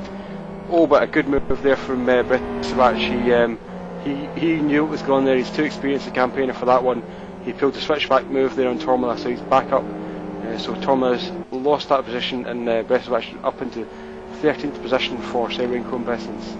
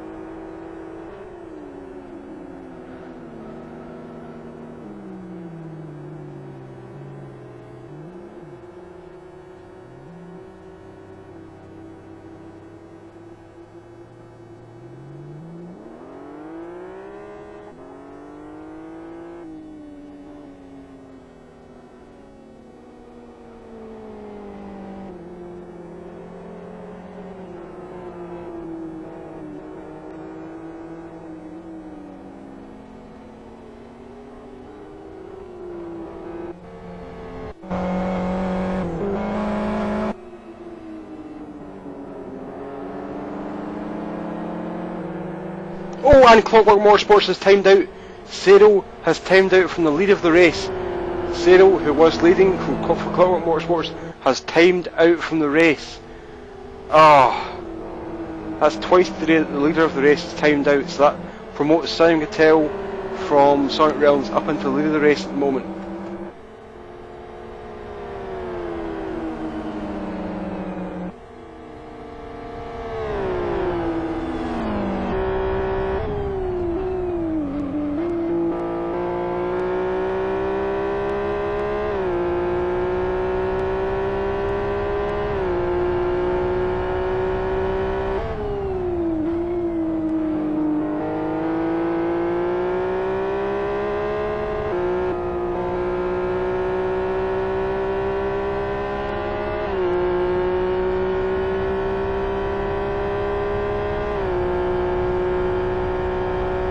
So Verstrekken has reconnected now for Clockwork Motorsport, but crushing blow timed out there for Seidel.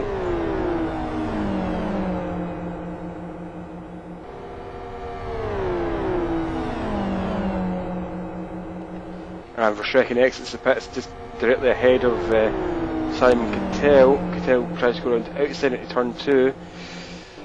Verstrekken kind of let a small tap there, but lets him through. You've got a feel for Clockwork today. They've shown fantastic pace throughout quite a few of the races this year, and just hasn't converted for them, so bad luck.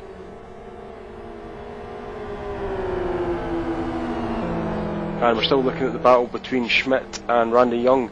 It looked a few laps ago as though Randy Young was going to just walk away from Schmidt here. It looked as though he had the pace to fill a sizable gap, but maybe the Raptor tyres have just come into phase a bit better than the Something Awful tyres, so it now looks as though Schmidt has the upper hand in terms of pace.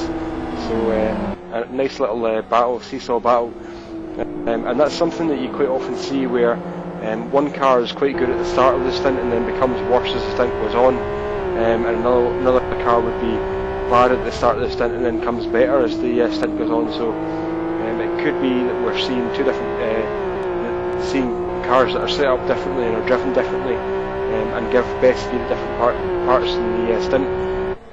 Randy Young goes to the inside. He's not pitting, is he? Yes, he's pitting.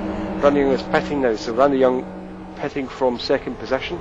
That promotes Schmidt to up to the second, and I believe Dahl will take third. Yes, Dahl is in third now, so 7 Carat up to third position. So we've now got Sonic Realms in first, Raptor in second, and 7 Carat in third, and that would be a 7 Carat championship victory if things ended like this. So although the timeout for Clockwork promoted Sonic Realms up to first position, it could actually end up harming their championship, because what Sonic Realms really needed was they needed more positions between them and 7 Carat. So Sonic Realms may win today's race, but they may not win the championship because there's only one position between them and there's one car between them and the car of 7 Carat.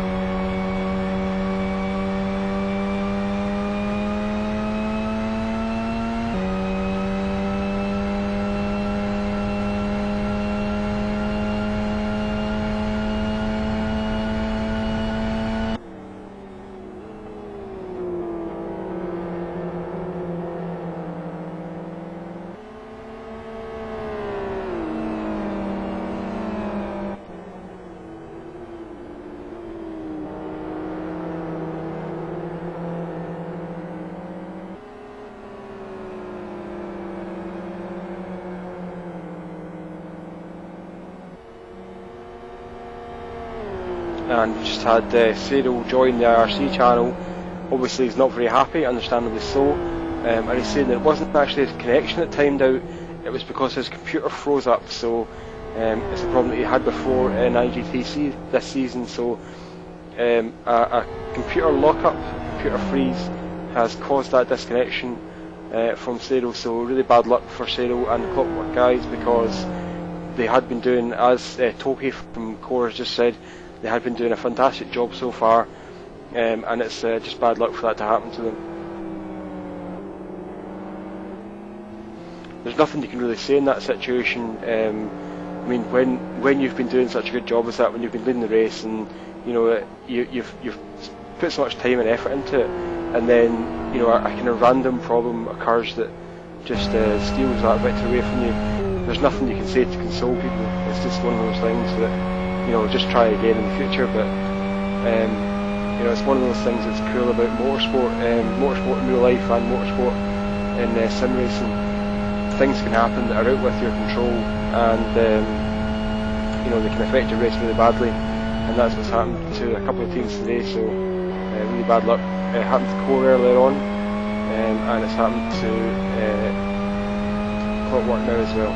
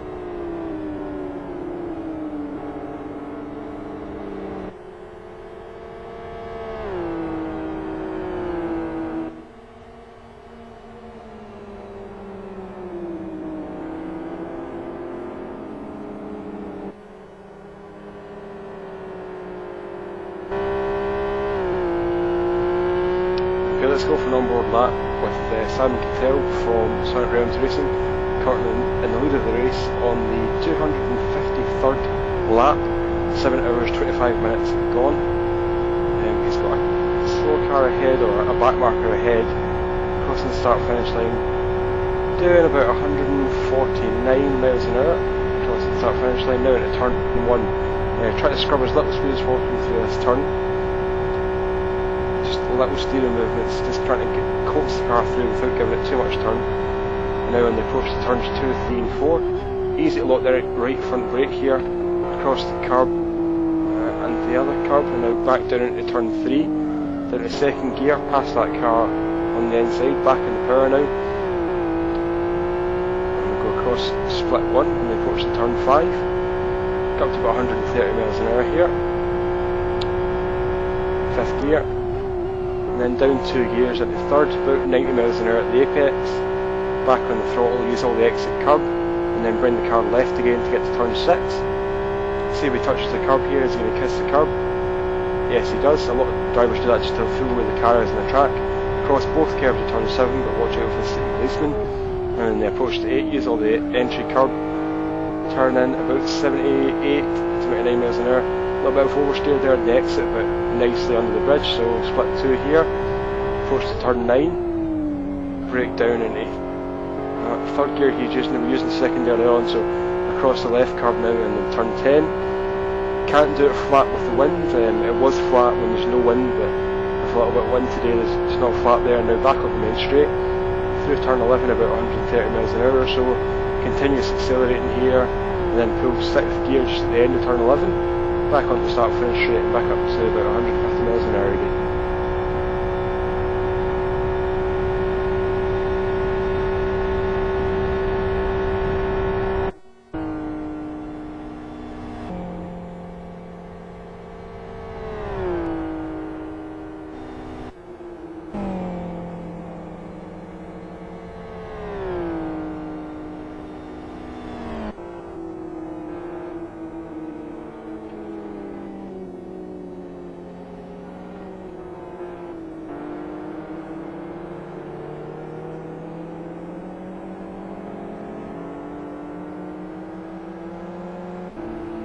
So Schmidt from Raptor Racing is just over 7 seconds behind Keough at the moment.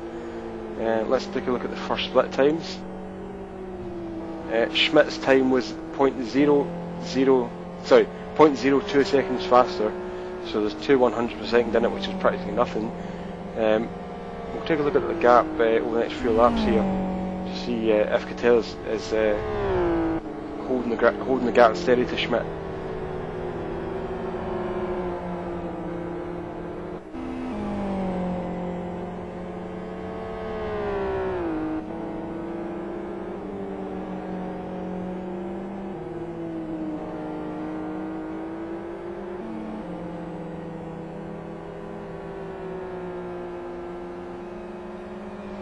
There are a couple of lap cars between Schmidt and Keough, which we've spoken about before today. But you know, the lap cars, you really want to catch them on the oval section, because that's when they're easiest to lap.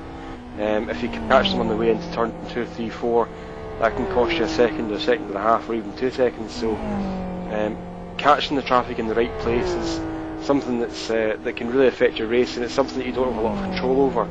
You catch people when you catch them, and basically it's the luck of the draw. 7.36 seconds between them now, so slight expansion of the gap there from Simon Keough, pulling out about 0.2 per second through that lap.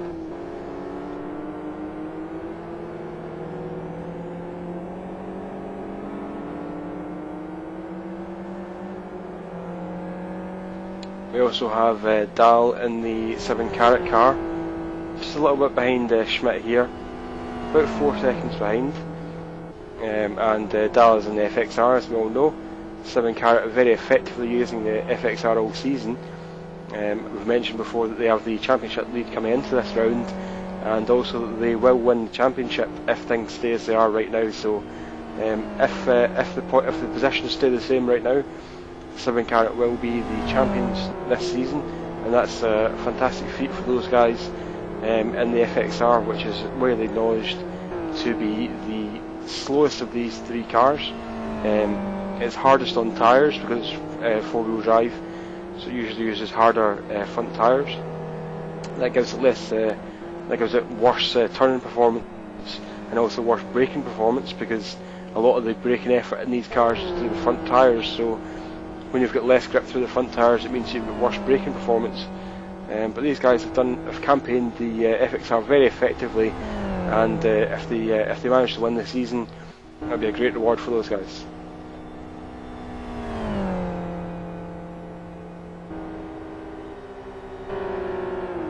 We have got a battle between Team Unified, and Deadline Racing as Leicester goes up the inside through turn 7. It's difficult to get two cars side by side through there. He's now on the outside for 8. Oh, a little bit of aggressive driving there, and Deadline runs wide through turn 8, and that puts Leicester on the outside for turn 9. I don't think he's going to make it through here. He's trying to run side by side through turn 9, but that's not really going to work, so he drops in behind now. Unified going to try and get a good run.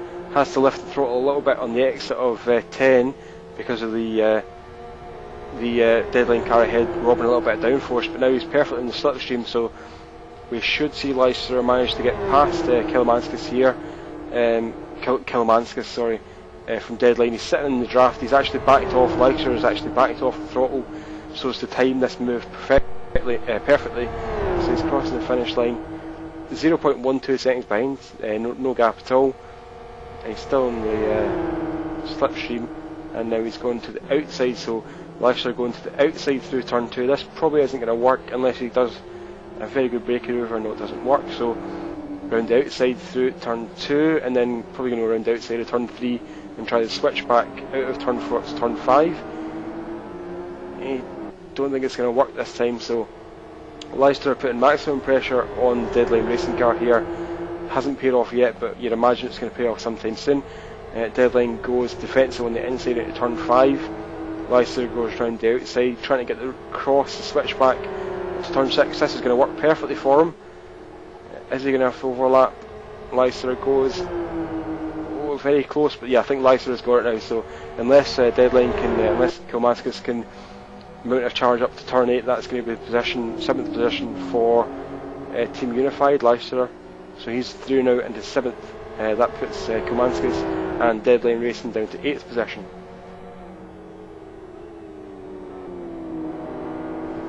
We'll now see if Kilmanskis can do the exact same as what Leicester's just done to him and slipstream down the main straight.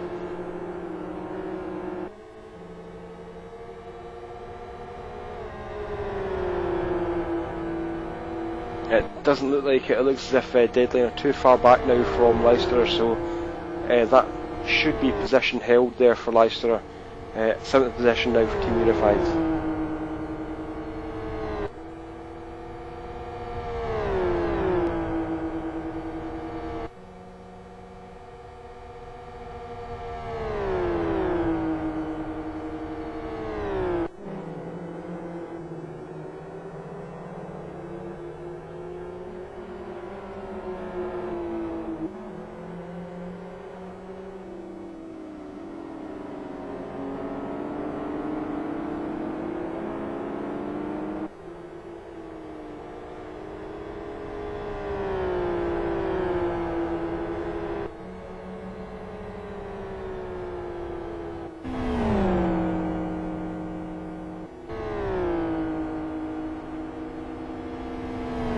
Now see Raptor and Clockwork battling against each other on the track, but these are not battling for position.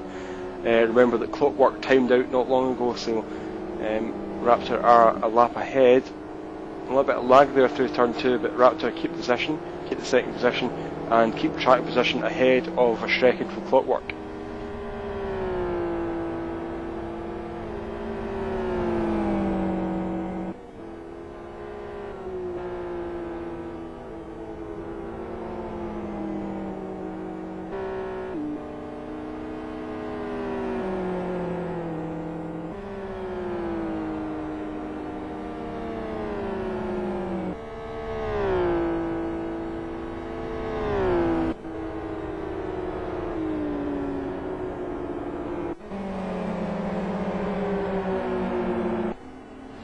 And a battle here between Engel and Rin from Tiger Express Motorsports and White Dynamo Tigers, battling for the last podium position for the moment. This is an intercar battle from the FXR of Tiger Express Motorsports against the XRR of White Dynamo Tiger. So a couple of Tiger lovers here, but the XRR has the upper hand in terms of, well, on paper the XRR has the upper hand, but cars don't race on paper, so we'll see what these two guys do.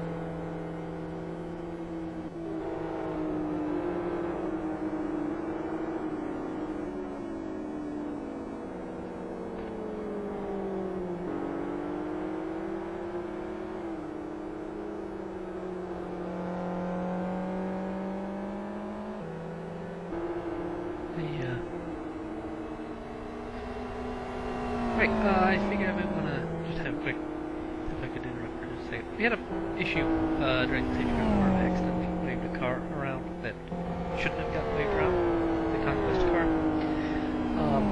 Yeah, that's why they have a lap lost in the tracker, to try and correct that, basically. We probably will not do anything to try and put them back where they were via the tracker, just because of some of the problems after the restart.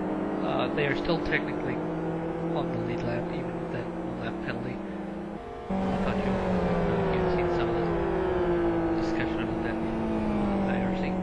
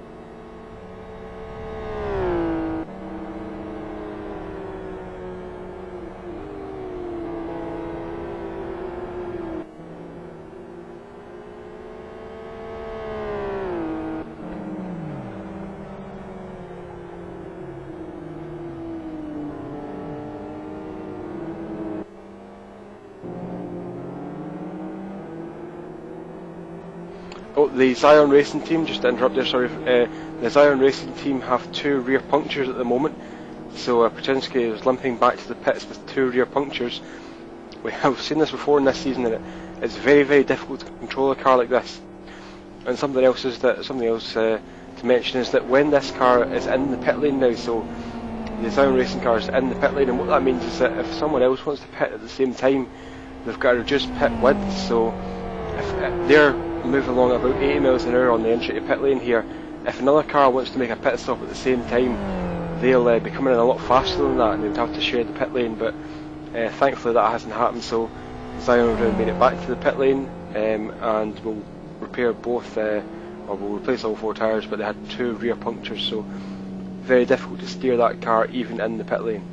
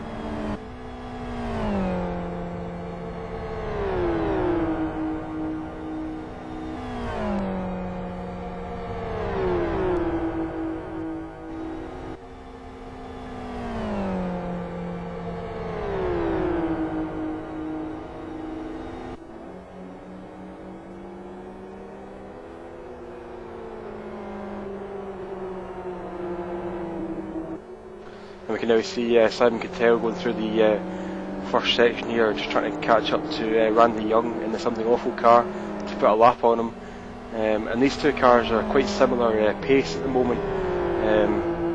Simon Keough is a little bit faster, but sometimes it can be quite difficult to lap a car that's in a similar speed range to you. So Simon Keough is probably going to be hoping that Randy Young will just move over here and let him pass without costing too much time. I think it'd probably be advisable to do it in a turn 8 here because it's very close. So yeah, Randy Young pulls left, lifts off early and just lets the Sonic Realms car go by. So Simon Cattell didn't cost him a lot of time there to get past some of the awful car.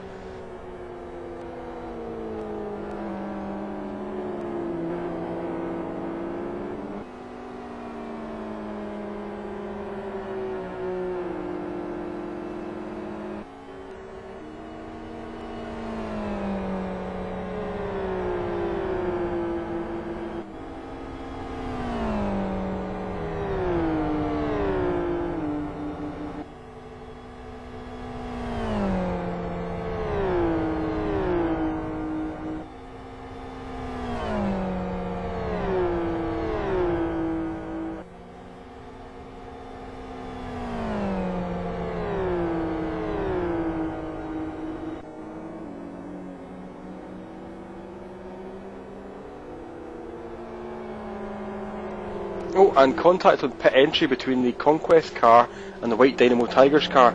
It seemed as though Rinne and the White Dynamo Tigers was too conservative on pit entry, and the Conquest car was a lot more aggressive on pit entry, and there's actually slight contact there. So pit entry is one of those areas where you can make up quite a lot of time. If you're tentative and you brake too early for the pit limit line, you lose quite a lot of time, whereas if you can be aggressive and brake right up to that line, you can make up a second or two. So in that case, Conquest car caught Rinne quite quickly there.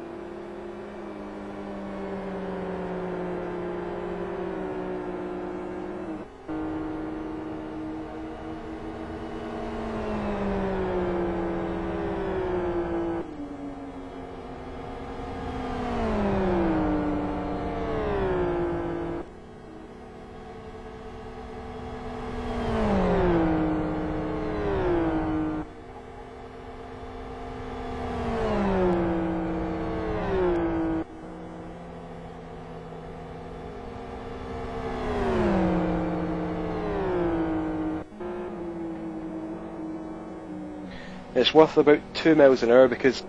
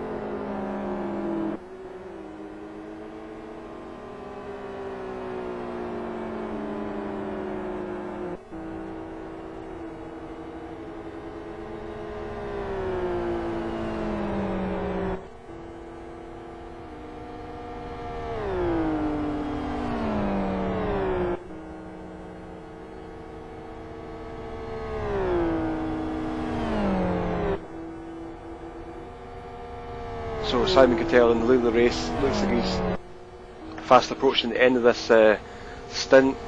7 hours 49 minutes gone, so you expect him to be in the pit lane within the next 3 or 4 laps, something like that.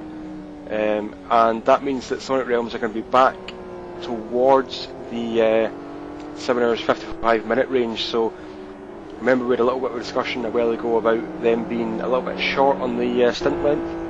Looks as though they may be back in that trap, so depending on where this pit stop happens, they may need to lengthen one of their next stints to get back to the hourly mark.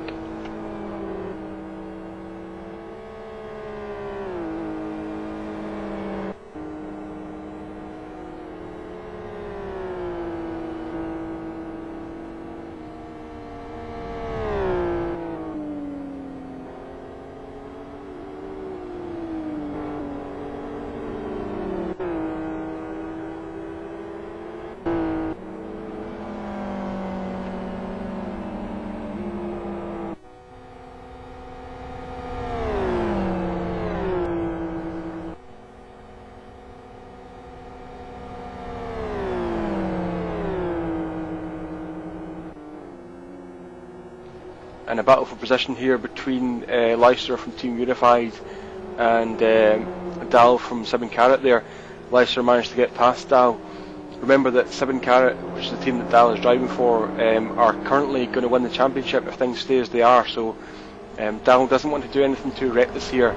He's got to err on the side of conservatism here, because if he makes a rash move and gets taken off the track, then that could be the championship gone for 7 Carat, so it's got to be in the back of his mind that he's driving for the championship rather than just for this race win.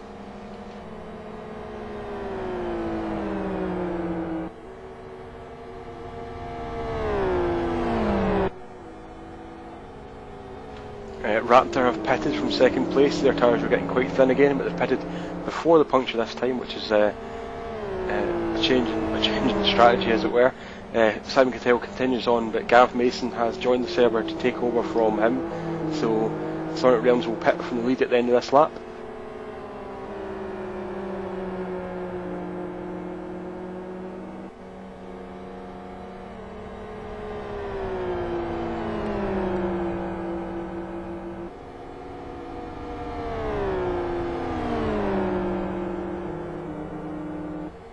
We're now seeing Neva from Core getting past Dal, but remember that Core have timed out early on in the race, so it's not for position. Core gets past.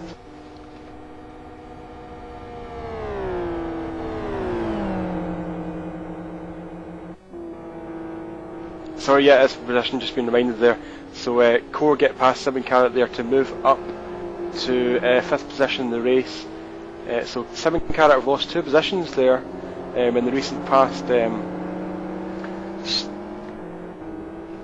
and that change of position will cost them the championship lead now. So before they got past, they would still have won the championship, but now they're going to lose the championship. So then that message needs to be relayed to 7 Carat. If things stay as they are with Sonic Realms leading the race, then 7 Carat will lose the championship.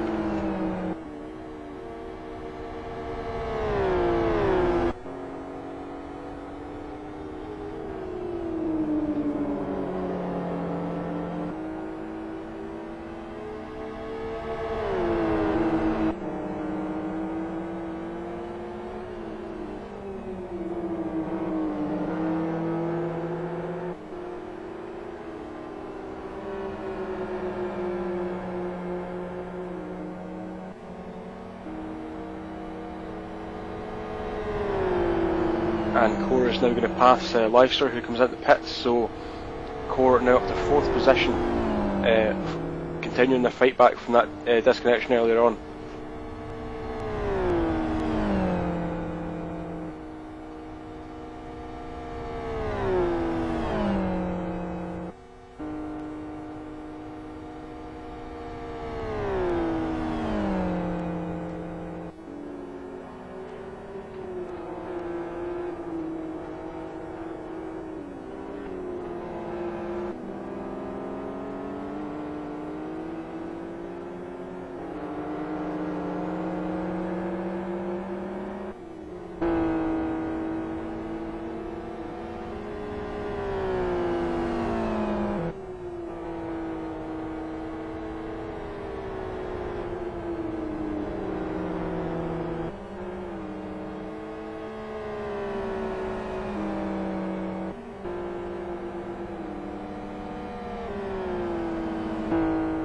So joining us in the commentary box right now is guest commentator Ben Keough.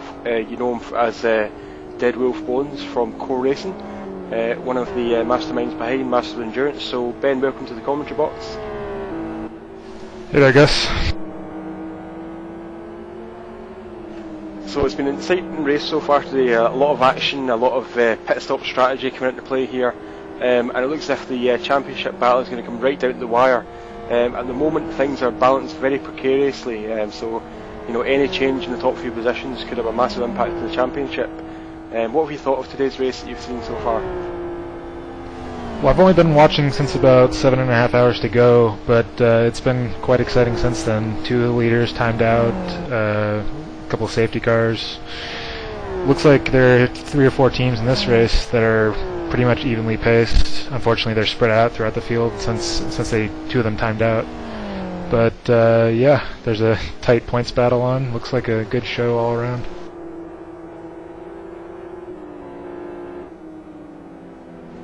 Something that's been quite interesting from my point of view is that the 7-carat car, which is one of the ones that could win the championship, and was the championship leader going into this race, they're driving the FXR, which I think everyone acknowledges is the weakest of the 3 GTR restricted cars today. It's a great performance from them to be able to beat the competition in the FXR and the XRR, which are stronger definitely on this track. Yeah, it's nice to see a series where the FXR has a shot. I say that as an admin of 2 series previously that have not really given the FXR much of a chance. And in a beginner's league like this one, the FXR is even more attractive since it's somewhat easier to drive and easier to keep on the track. So it's not that surprising to me that they're up front in the points. Obviously this track with its huge straightaway is not exactly the best for that car, but it'll be interesting to see if they can hang on to the point lead.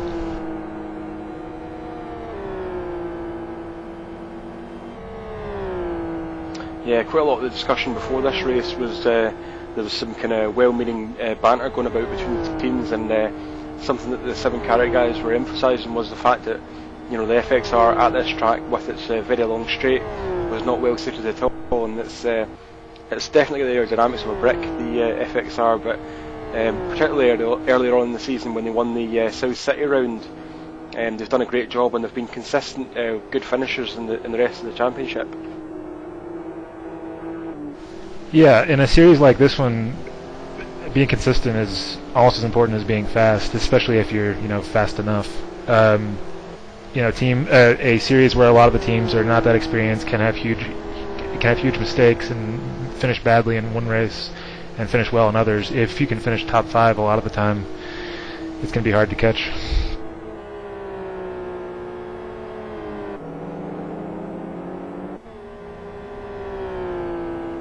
Now, for this race, we've seen the kind of amalgamation of the Maximum Racing team from Brazil into Keough.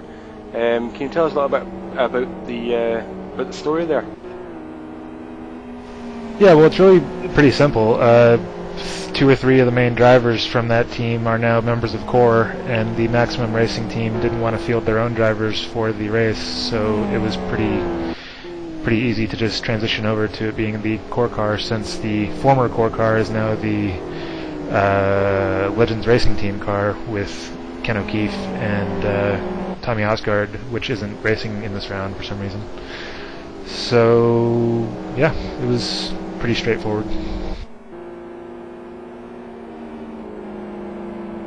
And by the way, we're really glad to have them on the team. They're doing a great job, as you can see on the track. Yep, and they did win the West Hill International round early in the season, so Maximum Racing have put in great performances so far this season.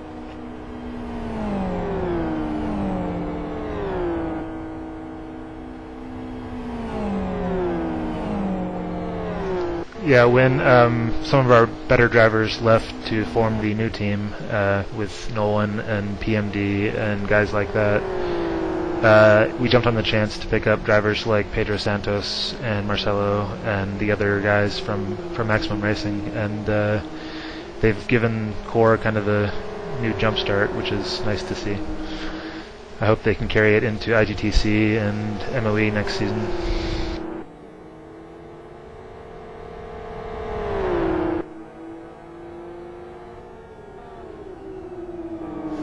Couple of very young, very enthusiastic guys. Oh, sorry, Ben, just to cut in there. There's some contact there between Brestovac from Serbian Chrome Pistons was trying to lap the White Dynamo Tigers car through turn 5 and accidentally made contact, and that allowed the number 35 GI Racing car to slip through on the inside. So there was a bit of a mistake with the back marker there, or confusion with the back marker, which led to the GI Racing car being able to take 10th position there. And right now I'm looking at Keough Racing and Raptor Racing fighting for 3rd place. Neva going by on the front straightaway.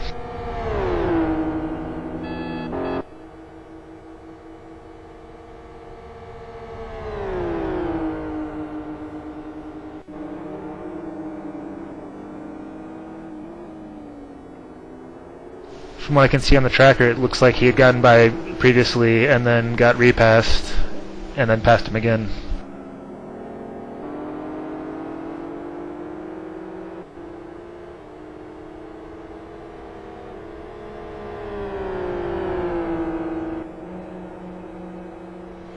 Looks like the left rear tyre of that Raptor car is quite warm, so possibly a bit of sliding there from the Raptor car, and that's going to make it difficult to fight back with Nieva, who's probably got too much outright pace to get for the Raptor car to overcome again.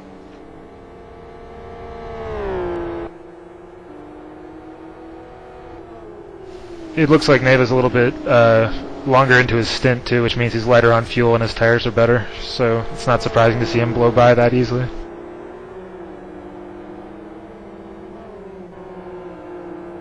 And we have a battle for the lead developing here.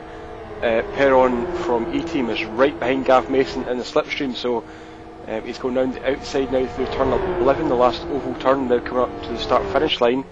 He's back in the draft of Gav Mason. Is he going to move to the right? He moves right, that'll give him the inside line through turn 1. Mason, of course, is on brand new tires and heavy fuel. Yeah, that's one of the things that the last safety car gave us, is this disparity in strategy where Gav Mason is basically right at the start of his stint and Perron is halfway through or so. So there's a lot of difference here, as you say, in the tyre condition and the fuel level. There'll be about, each of these cars will start their stint with about 75 litres worth of fuel on board.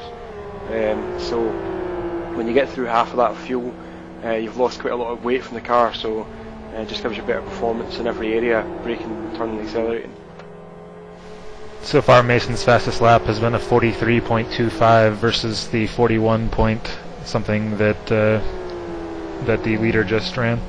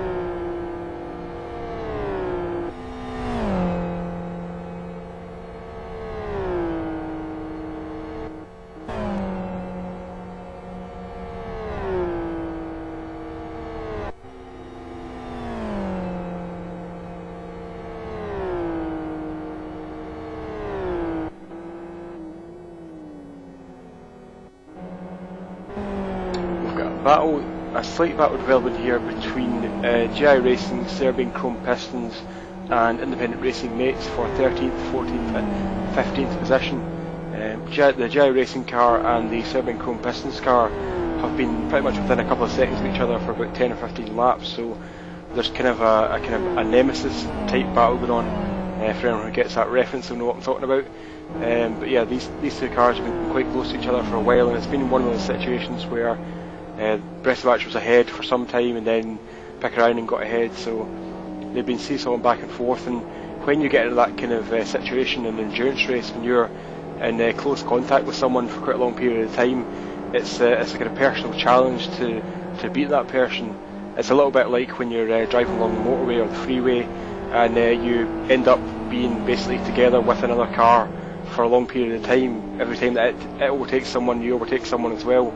It's one of those kind of, you get in a kind of a relationship with the other driver, and that's what's going to happen here because it's been seesawing back and forth for quite a long time.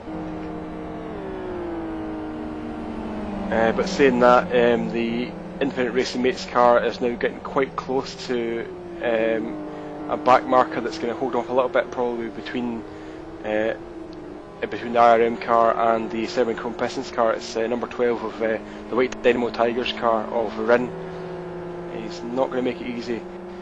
They are behind the White Dynamo Tigers. The White Dynamo Tigers car is actually in 8th position at the moment, and IRM are in 15th, so there's a gap between these guys. But Rin makes a small mistake, and that's going to let the Independent Racing Mates car go past Rin on turn 11. No, he's backing off, so maybe he's not going to make that move.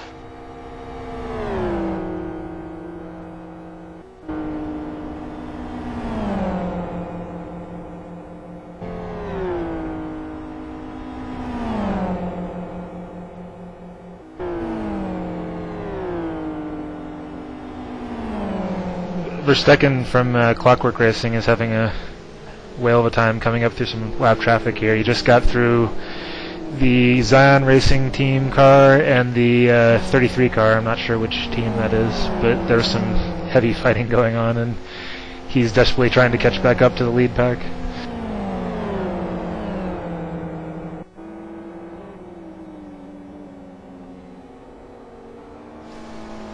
Timed out of the lead a little while back, and he's back in 11th place at the moment.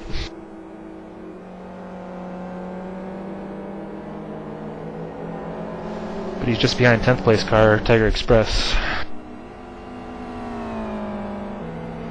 Yep, a couple of seconds behind the Tiger Express car. We've seen the Tiger Express car have some tyre problems today. I believe there were 3 different punctures, a double front puncture and a left front puncture, so they've had some tyre problems today, and that's kind of indicative of the FXR's battles. I mean, generally the FXR is the hardest car on tyres out of these 3, and that means it normally runs a harder front tyre, so they're in some front tyre problems in terms of getting the full length out of them. As the core car of Nieva pits, it was in 3rd place. Yeah, he was only 5 seconds behind 2nd place, but obviously he's off cycle.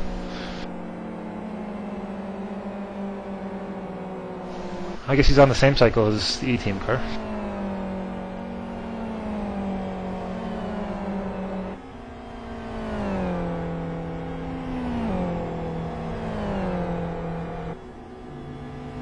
Okay, so we've got our race director Jonathan Palmer has put together a spreadsheet to show us what the points would actually be at the end of today's race if things stayed the same. And at the moment, E-Team would win the championship, and actually that's out of date now because E-Team have pitted, so ignore what I just said. You need a slide rule or an abacus. I've actually got a slide rule in my room, but I don't know how to use it. But you need something that's up to the date, up to the second in this game, because as soon as you make a bold statement like E-Team are going to win the championship, things change. So at the moment, E-Team would not win the championship because we've just pitted.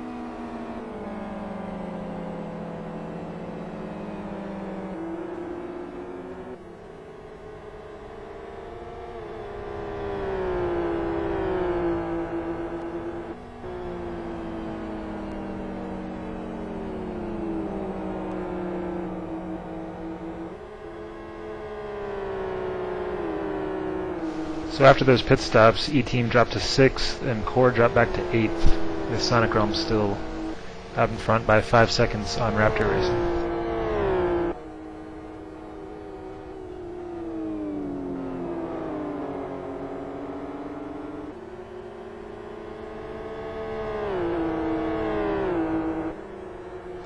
So here is an updated points fight. If things stay as they are right now, which we know they won't, but let's pretend they will, 7 Carat will win the championship with a 23-point lead over Sonic Realms, and E-Team will finish 3rd. So if things finish as they are, that's how it will be. 7 Carat will be the champions. We've just been watching Gav Mason for this last lap in the Sonic Realms car. He had some problems at turn 2, a little bit of oversteer coming through that turn, and he's got quite a hot left rear tyre, so it's something that he needs to take into account and just try and cool that back down, because if he doesn't respect it, it's going to take quite a few laps to cool down, so he needs to just back off a little bit and stay under the limit for a lap or so and just get it back under control. But the problem about that is that he's got a car, the Raptor car, very close behind him, so there's a lot of pressure coming from behind.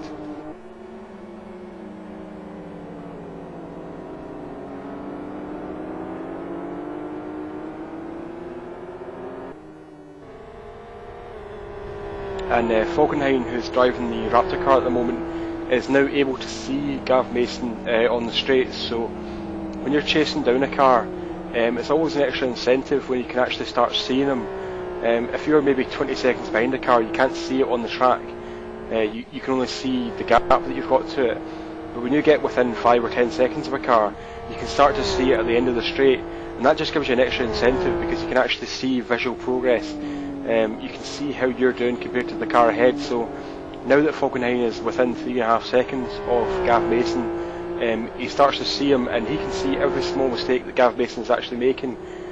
So at the moment, he's taking a lot of time out of Falkenhayn. He's taking more and more time, hand over fist. It's less than 2 seconds now between Mason and Falkenhayn. So if that continues on, we should see Raptor take the lead, at least until the next pit stop.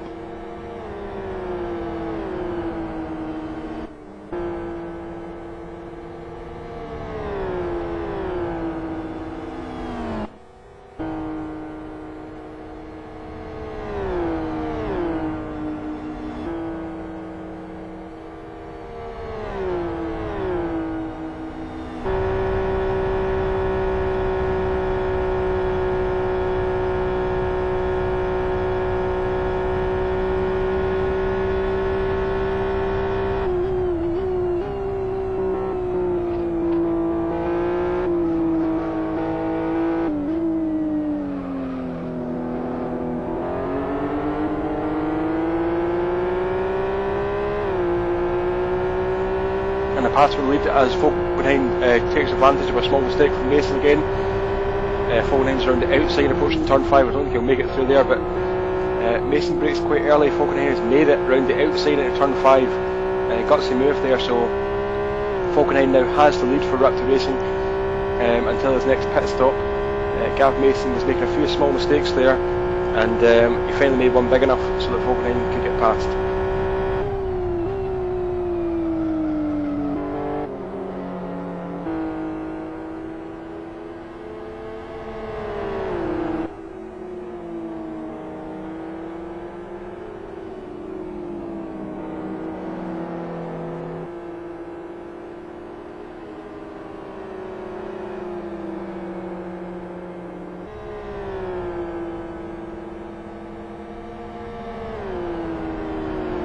Now Mason is coming under the gun of Dahl in 7 Carat, about a second behind now. As we mentioned before, Mason's left rear tyre is quite warm, and that's making it very difficult for him to get the power down out of right-hand turns. Unfortunately for him, there are a couple of right-hand turns that are crucial for lap time. Coming out of turn 4 on the back straight and coming out of turn 10 on the front straight. So at the moment Mason is a sitting duck pretty much. We'd expect that Dahl from 7 Carat is going to get Mason by the end of this lap. It takes about 5 or 6 metres out of him there on the approach to turn 2, and I think it's going to be done here at turn 3 again, the same point of the track.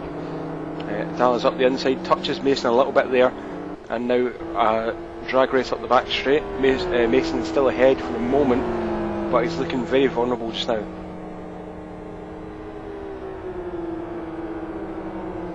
Dahl puts the nose up the side, Mason, and Mason gives him some room, so Dahl is now through. I don't know if Mason's going to come back through turn 6, the right hand sweeper here. Mason stays on the inside, but Dahl is going to have the left hand and the inside run for turn 8, so that looks like a position made for Dahl for 7 Carat, so that puts Raptor Racing remain ahead, and then 7 Carat and Mason, so that strengthens 7 Carat's position in the championship.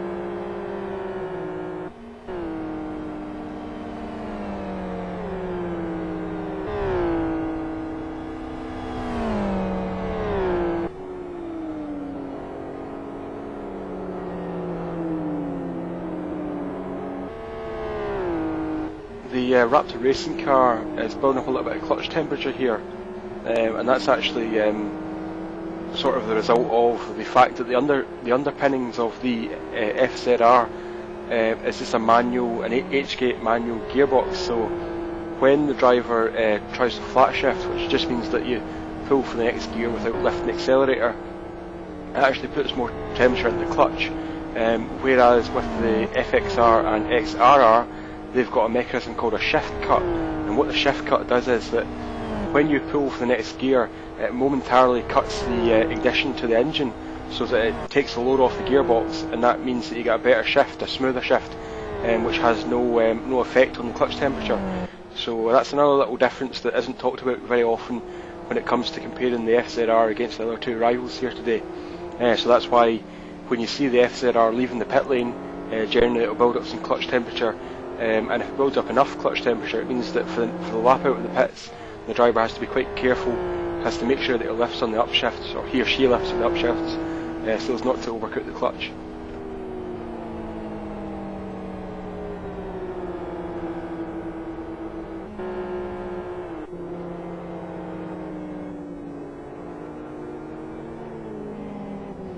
Now taking a look at the Something Awful car, which is sitting in 6th position in the race, driven by Randy Young.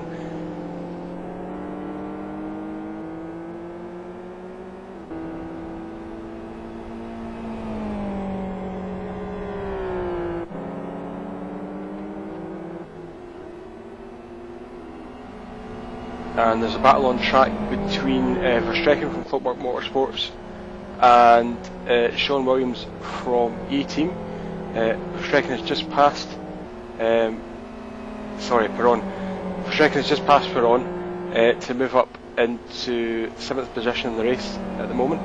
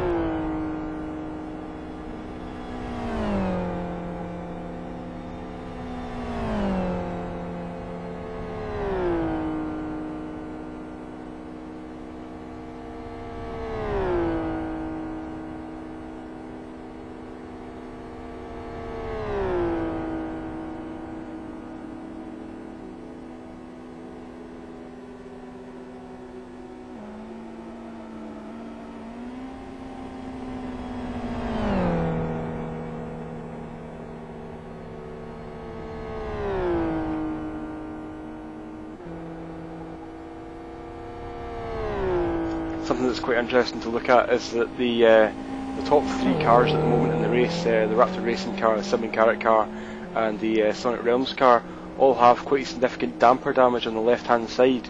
There are 2 main reasons why you get that kind of damage.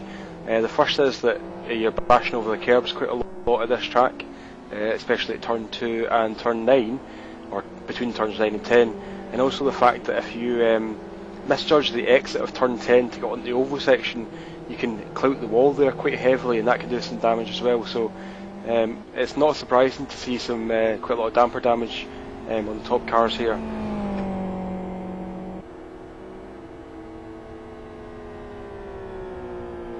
And we now have the Something Awful car currently driven by Randy Young pitting from 6th position.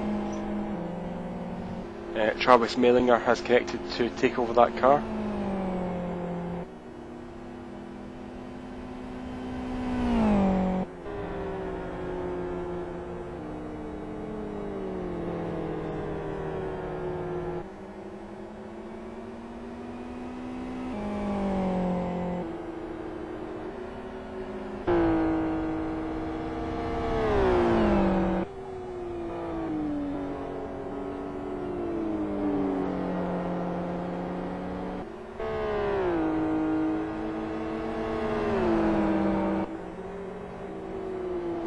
The 7-carat car of Dahl having a little bit of trouble here with the back marker. Christensen from Fubar Racing, and Dahl was actually peeping the horn there at Christensen, between turns 8 and 9, so he's impatient to get past. And the reason for that is that we've got about 6 seconds covering the first 3 positions in the race, so every half a second that you lose behind the back marker is going to be critical in the end of today's race. Christensen's fighting the point here. Dahl was going to the outside there, but Christensen's kind of moved left a little bit as well. Now Dahl has the inside run, but won't be happy at all with the being held up for a couple of seconds there by Christensen.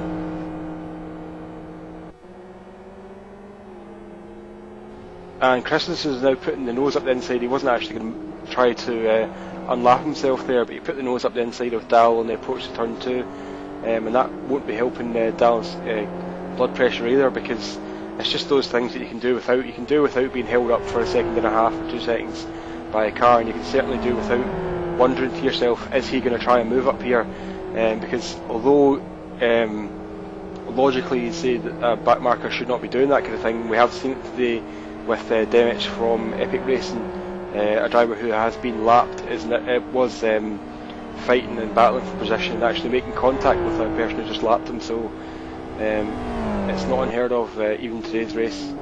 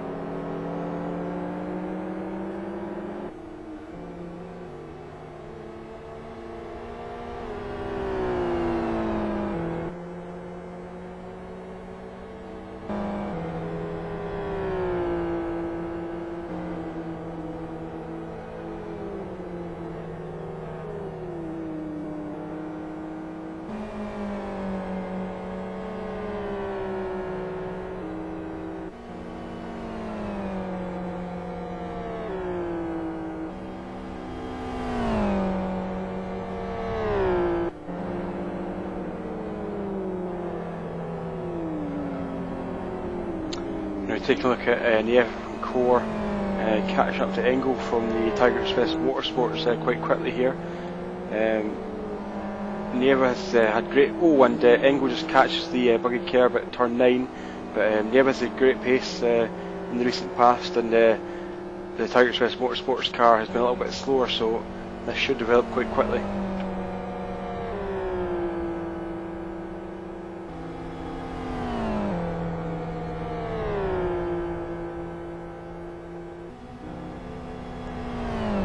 Nieva took more than half a second out of the lead of out of Engel there in the first 2 sections of that lap, so Nieva definitely has the advantage. The problem is going to be when he gets up close to the back of Engel, whether he can get past quite quickly, because obviously he wants to get past as quickly as he possibly can to try and catch the next car in the train. He doesn't want to get stuck behind this car for 5-10 laps.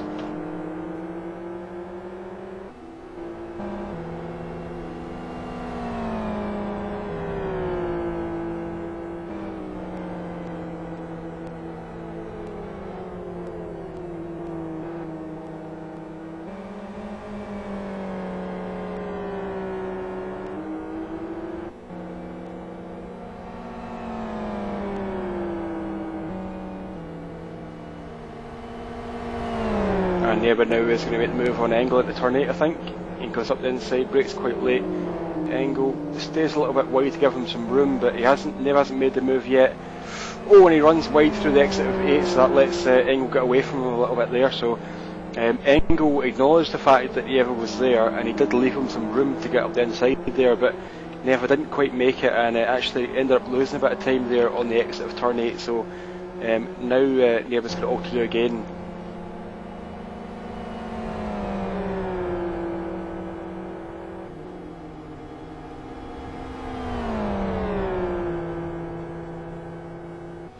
It's quite difficult in the situation that Engel was in there, where he knew that the car was on the inside, but he wasn't sure exactly where it was.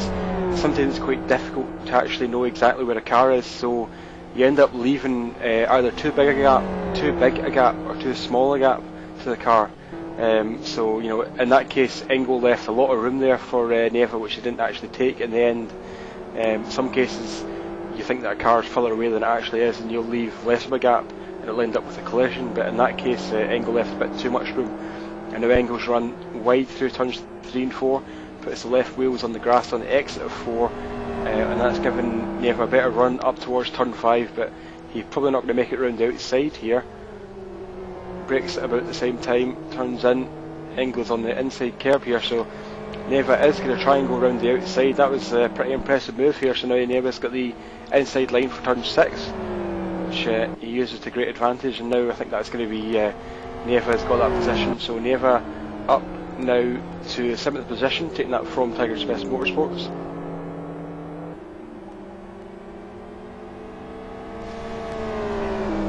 Yeah, it's always really satisfying when you can pull off an outside pass, and especially in a corner like that one, which is so long.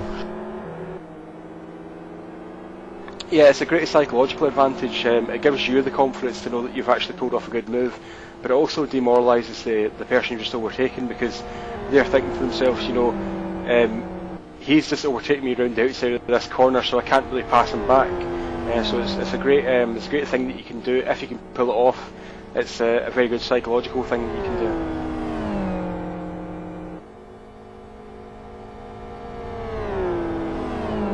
And 7 Carat have pitted from 2nd position, so they were in that battle. They were chasing, or trying to chase down, they were being chased down by Falkenhayn in 2nd place. So Raptor now is up into 1st place in the race.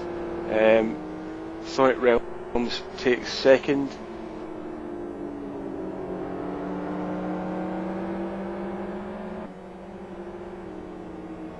It looks as though Raptor Racing and Sonic Realms are about the same way through their stints at the moment.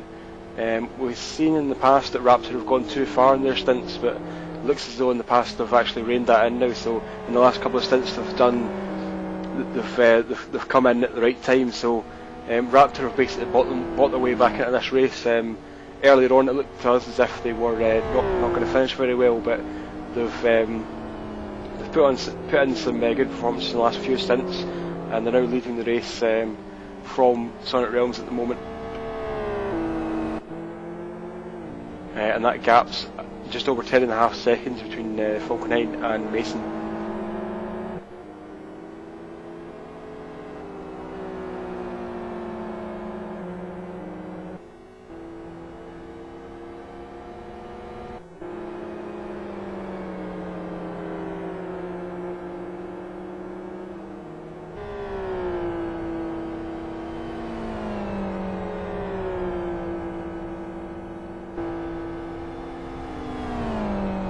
Now take a look at the Team Unified driver, Leicester.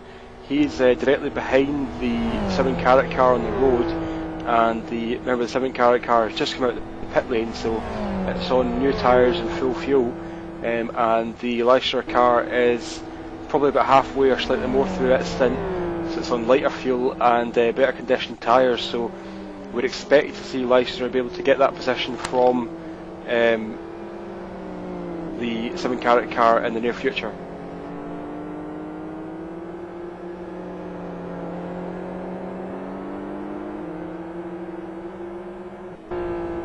Although just as I say that, the Leicester makes a small mistake on the exit of turn 4 and drops back a bit from the Team Unified car.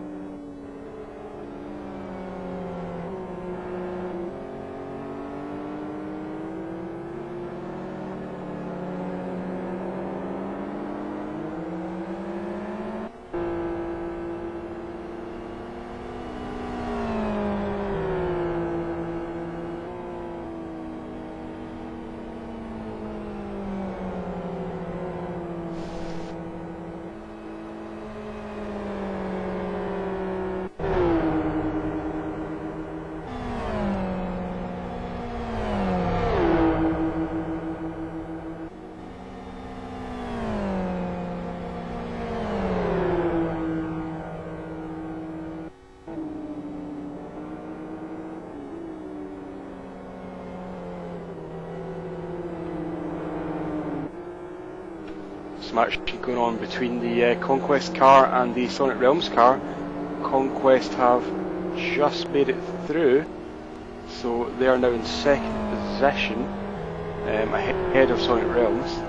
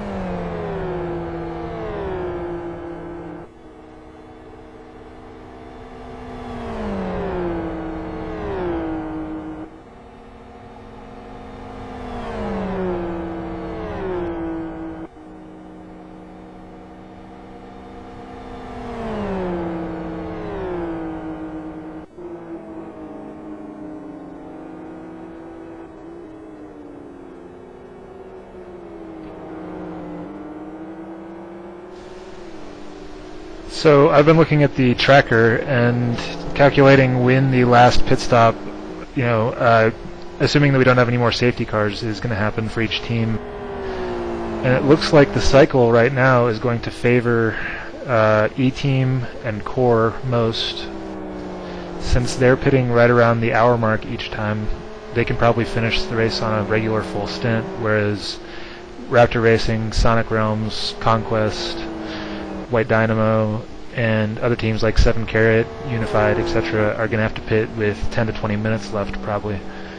It'll be interesting to see how that plays out, because that could make a team that is, in actuality, like 5th or 6th place, a winner or 2nd place car. Should be interesting.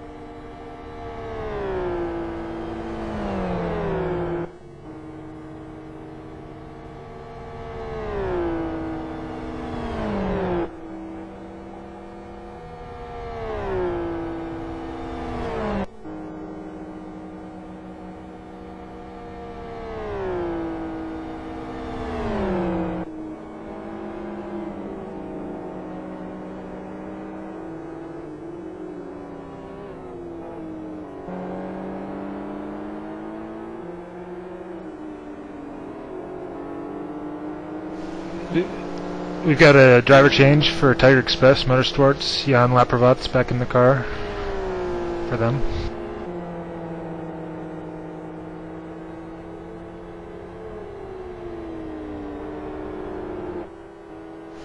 And their pit stop will drop them a couple positions, probably to 10th or 11th place.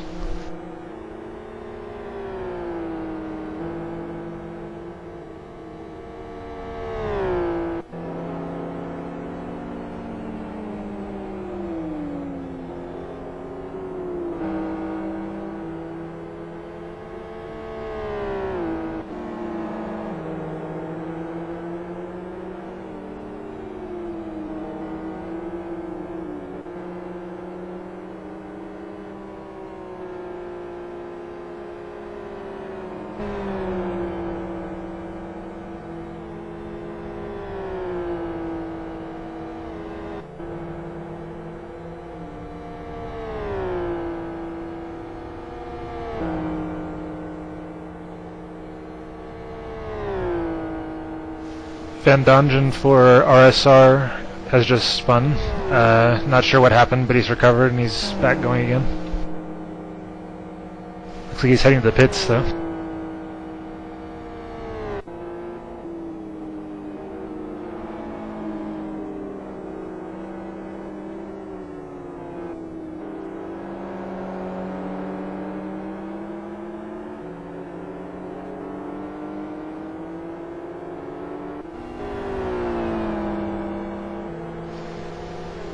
Neva is getting closer and closer to Perron in the E-Team car, which means that if my theory about pit stop cycling is right, that could be a race for the win. Again, that's assuming a lot of things, that we don't have another safety car, that neither of those cars has trouble, etc., etc. But that's an important race.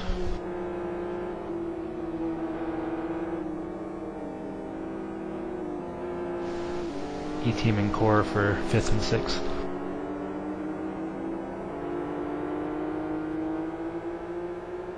And the leaders just got to complete the 300th lap of this race, so 300 laps completed, with 8 hours 46.5 minutes gone.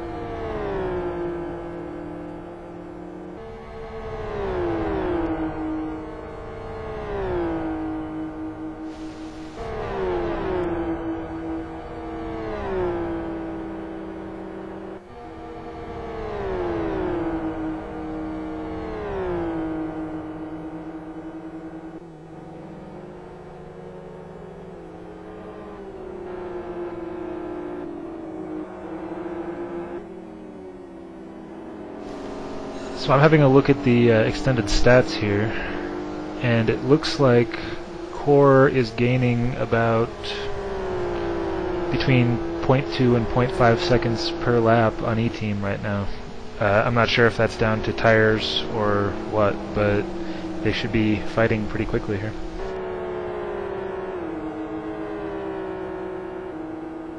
And something else that I'm keeping an eye on at the moment is the tyre condition of some of the cars, in particular the Raptor car, which is currently leading the race, and the Zion car. They both have, or they're both getting to very near the end of the tyre life, so we have seen earlier on that Raptor did have some problems with tyres, but we thought they'd solved those, so hopefully they're going to pit in the near future to avoid more punctures.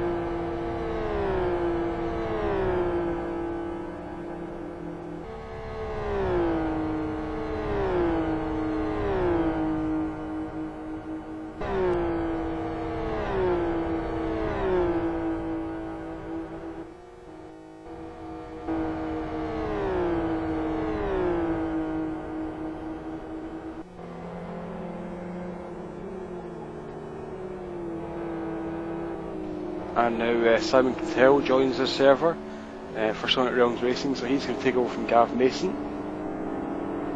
And Gav Mason is currently running in 3rd position for Sonic Realms.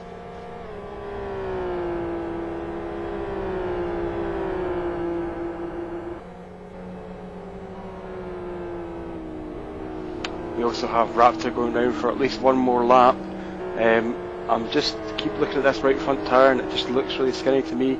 J1 is connected for Raptor Racing, so he will take over in this lap. So Raptor one more lap to go in this tyre, but the right front tyre it just looks pretty dangerous. So there's a couple of key areas where it could go. We said before that turns 2, 5 and 9 are the likely areas for a right front puncture.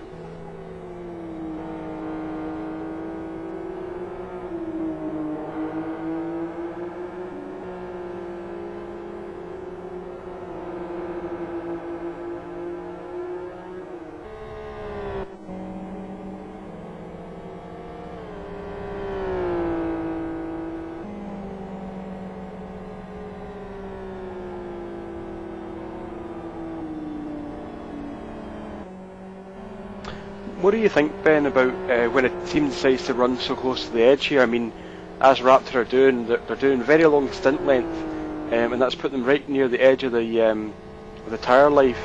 How does it feel to be a driver when you're actually driving right near the end of this, right near the end of the tyre life? well, it's very scary. You want to go as fast as you can, but you want to make the tires last as long as you can. You don't want to back off too much, because strangely, when you back off, like, you're actually more prone to spinning and having, you know, strange mistakes.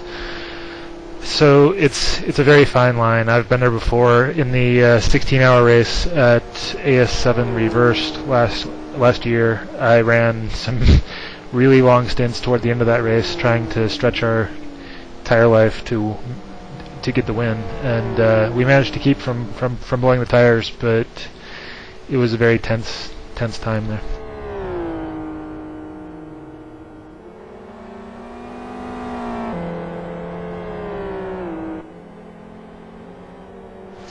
We were talking about it earlier on, and I was saying that it puts a lot of pressure on the drivers, because they know themselves that any small mistakes like brake lockups and spins and things like that, well, a spin's not a small mistake, but a small mistake like a brake lockup or a slide can really seriously impact the tyre life. So it just seems as though you're putting the drivers under a lot of pressure, and the gain that you get from it, I mean, we've spoken before that the gain that you can get from running 1 or 2 less pit stops in a 12-hour race is quite big, but we've seen that they've had a couple of punctures already, so it just seems like a very risky thing to do to me. But obviously they're happy to do it, and they've continued to do it. So yeah, I mean, well, trying to stretch it for them is a matter of trying to not have to do the extra pit stop with, you know, 20 minutes left, which would basically save their race and give them a chance at winning.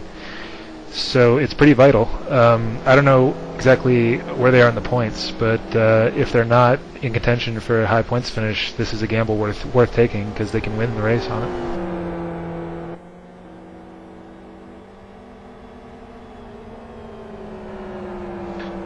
Coming into today's race, they were currently 12th in the points, and if they get the race win today, which is worth 140 points, that would vault them up the order. So yeah, I mean, it's a risk that they're willing to take, and they're happy to do it. But I think if it was one of the championship protagonists like 7 Carat or E-Team or Sonic Realms, they would not take the same risk, because the risk reward ratio is just not in their favour in that case. But as you say, with Raptor, because they've got really nothing to lose in the championship, they can afford to take the increased risk.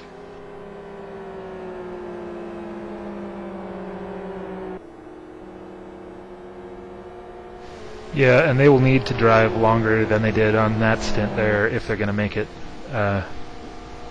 If they're going to make it without that last pit stop, because they were a little bit short right there.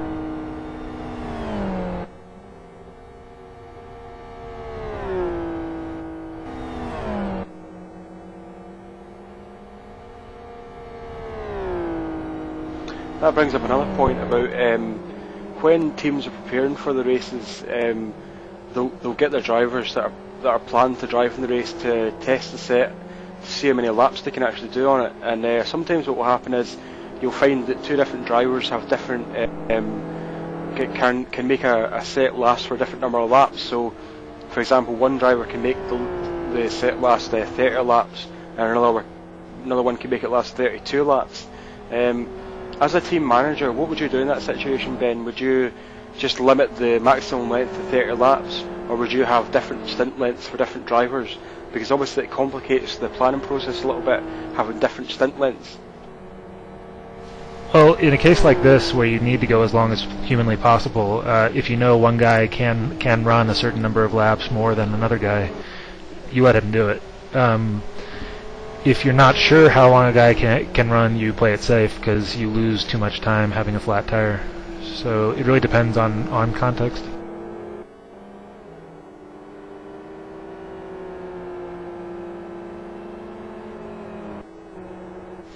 But if, say, you are on schedule and you only need an hour stint, then there's no reason not to limit it to a 1 hour thing.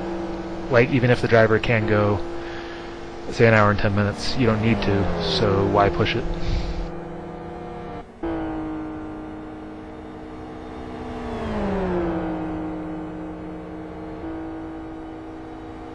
And if you do that, if you limit the stint length from 70 minutes to 60 minutes, it gives the driver a bit more freedom with what he wants to do with the car, because when you're doing it, when you're trying to push the car to the absolute maximum, you're inherently more careful in some situations to make sure that you don't lock the brakes too much or slide the car too much.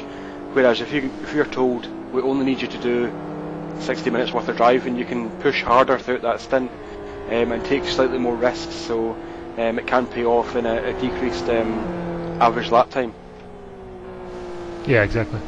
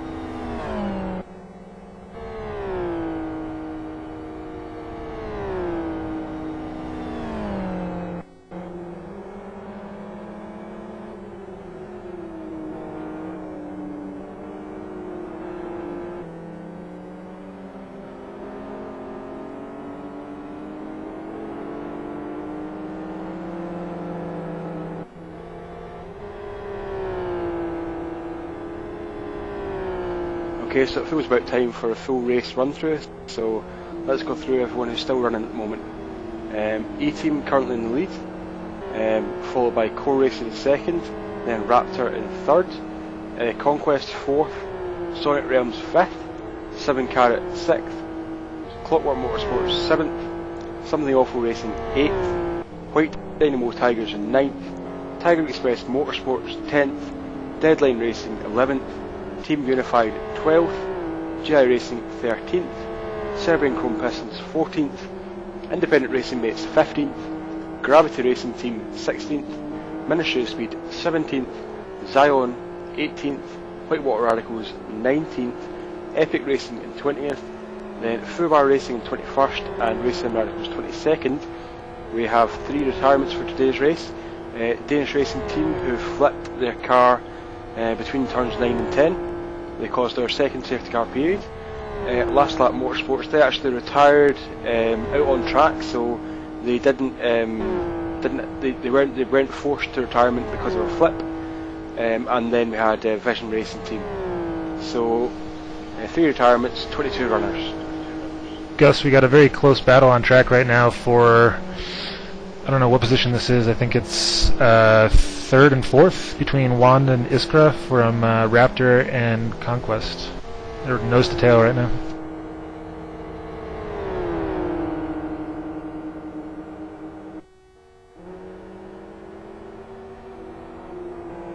Yep, so that's for 3rd place. We're currently watching that right now. Yeah, the Conquest car closes up right under the brakes there, so the Conquest car is very, very close to the Raptor car at the moment. Conquest had a timeout problem earlier on, so they're fighting back from that, and they're right behind Wand at the moment, so we'll see what Easter can do.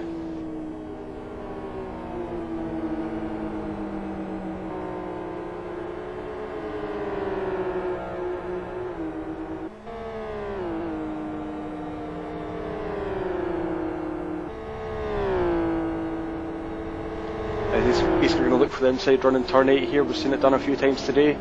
A late move, not quite. Wand is driving a bit conservatively here, a bit defensively. A couple of places he's kind of covered his line, so Easter is up beside him again here. Is he going to break him into turn 9? It looks like he is. He just touches that curb, that's good. He's missed the buggy curb, and now through turn 10. Will he get repassed back into turn 2? No, I think he's got too much of a lead. That was a bit of a power move there by the Conquest car. He pulled out a huge gap in the course of making that pass. The body language of Wan's car just kind of suggested that he knew he was vulnerable to attack, and he was very defensive from early on in that lap. So when you see that as the car behind, when you see the driver ahead deciding that he needs to make defensive moves, it gives you an extra incentive, because you know that you're getting to that car ahead, and actually sometimes the car ahead is actually better off staying on the racing line. If the car behind is far enough back so it can't actually launch an attack, sometimes you're better off to stay on the racing line and just do the best job you can by moving off line quite early to try and block. You actually compromise your own corner speed. So in that case, Wan just looked as if he was ready to give that position up quite early, and that kind of suggests to me that Wan is really thinking about tyre conservation right now. We've spoken before about the freedom that you get from being able to abuse your tyres a bit more, and it just seems as though Wand is already thinking about stretching these tyres as long as they'll go, and he doesn't want to get into a battle with another car with trying to outbrake them and lock up brakes or have spins and things like that. So I think Wand is thinking long term at this point. Yeah, and Wand is the slowest driver on Raptor Racing as far as the fast laps go in the race, by not that much, by only a tenth or so. But on the other hand,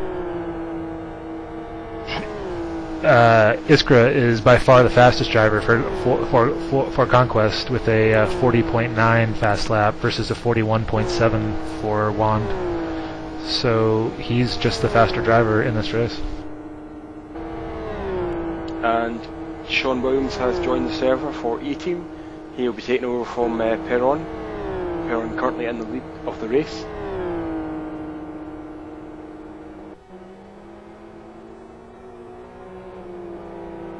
But Perron only has a 2-second gap to Core, so when Perron pits from the lead here, Core will take the lead of the race.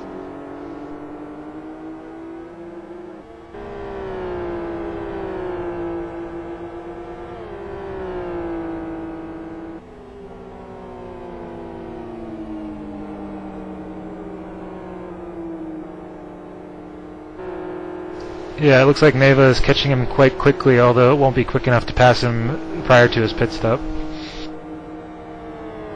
It'll be interesting to see how Paropo, who just connected for Core, will match up against Sean Williams, because Neva's been catching Perron pretty steadily. Oh, and they're both in the pits. Both Perron and Neva are in the pits right now, so we're going to see a pit stop race between the top two teams in this race at the moment.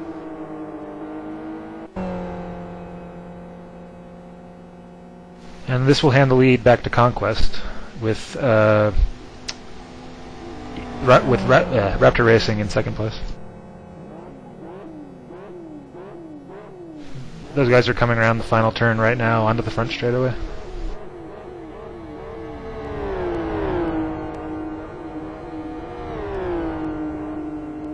There they go.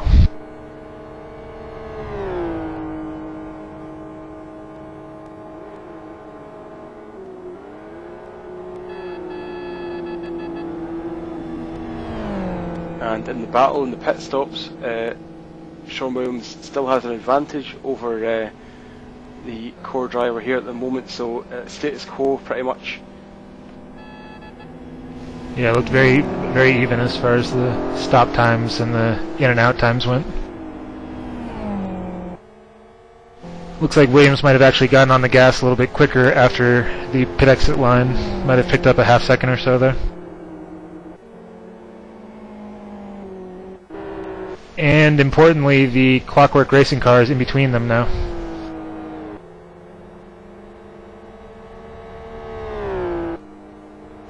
And that is a spot for position.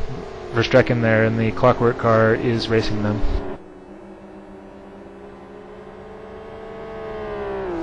It'll be interesting to see if he can get ahead of Sean Williams with his warm tires versus Sean Williams' cold tires. And there he goes into the sweeper. Looks like he's going to pass him coming out of there.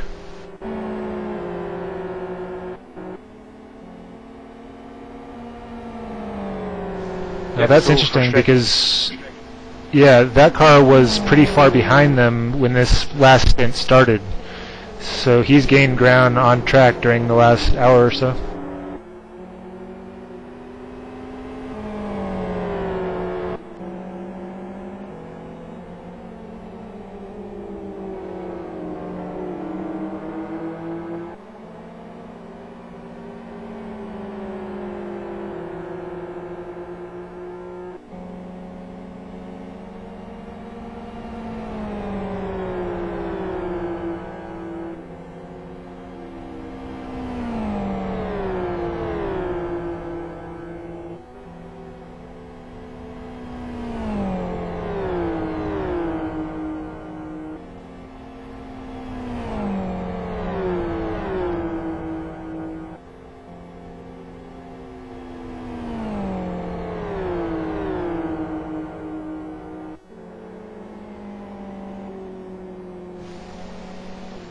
Now, Piropo had some problems during his last stint, so I'm wondering if his confidence is going to be down a little bit. We'll see. He had a spin on his own just after the last safety car period where his tires were cold, and he lost about 10 spots, and then he had made most of them up and got into an incident with Raptor Racing.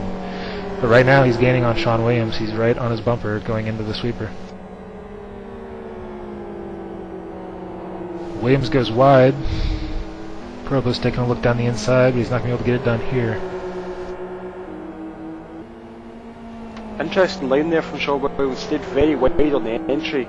It can be faster than the tight entry, but it just leaves a massive gap there, and it's kind of saying, you know, if you want to pass me, just put your car anywhere in this gap, and I'm going to be forced into letting you pass. Interesting line choice there from Sean Williams, and he's now put his hazard lights on, so he's and a little bit of weaving there from Sean Williams as well. So Sean Williams is a bit erratic at the moment, to be honest. Yeah, that was a pretty nasty block right there, but it wasn't necessary either because Piropo wasn't close enough to make a pass. That line that we saw that Williams took in the turn 5, the fast sweeper there, it's a line that when you're on your own it can work quite well, because what it does is it allows you to take some of the load off the right hand side rear tyre. When you take a very narrow entry line, which can be the fastest line, it puts a lot of strain on the right rear tyre, but when you take a wider entry you can take some of the strain off that right rear tyre, which it kind of works on your own, but when you're battling quite close with another car, it's just an open invitation to say put your car here. But now Piropo's right on the back of Williams again into turn 3 and 4, and he's done it again. He's run very wide, so Piropo's up the inside. A little bit of Brazilian lag going on here for Piropo, but not too bad. He's now right behind Sean Williams as they approach turn 5 again. Unfortunately, this straightaway is not quite long enough to get a decent draft. It's going to be nose to tail again through this corner. This time Williams takes a tight line, doesn't allow any kind of overlap there, and Piropo has to follow.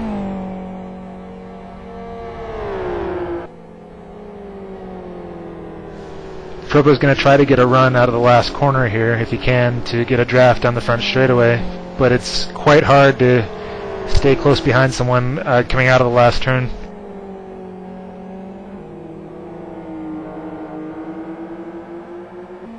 Because of the loss of downforce when you follow tightly behind someone. Oh, and he slides a little bit, heating his left rear, lost some time there. Yeah, it seemed as though Piropo knew exactly what you were talking about there, and he just knew that he had to try and get the best run he possibly could, but turned in with a bit too much speed there, and the back end just stepped away, so he's dropped back maybe 50 metres or so from Sean Williams, so it's going to take him another lap to get back to the back bumper of Sean Williams again. But interesting there that Sean Williams changed his line. He understood that he'd left a big gap there on the lap before, so on that lap he moved left quite early to block, and then took the tight entry on turn 5. So he learned a bit from his not really a mistake on the last lap, but it was an interesting choice anyway. So a bit more defensive driving from Williams, but we have seen a few defensive moves now. That little block that we saw 2 laps ago, and then that early move left at the end of this straight. So Sean Williams is definitely feeling the pressure here from Piropo, and he knows that he's vulnerable to attack. It looks like the core car is quite a bit faster in Sector 1 than the E-Team car, because Propo closed up that entire gap just going into turn 1 and turn 2.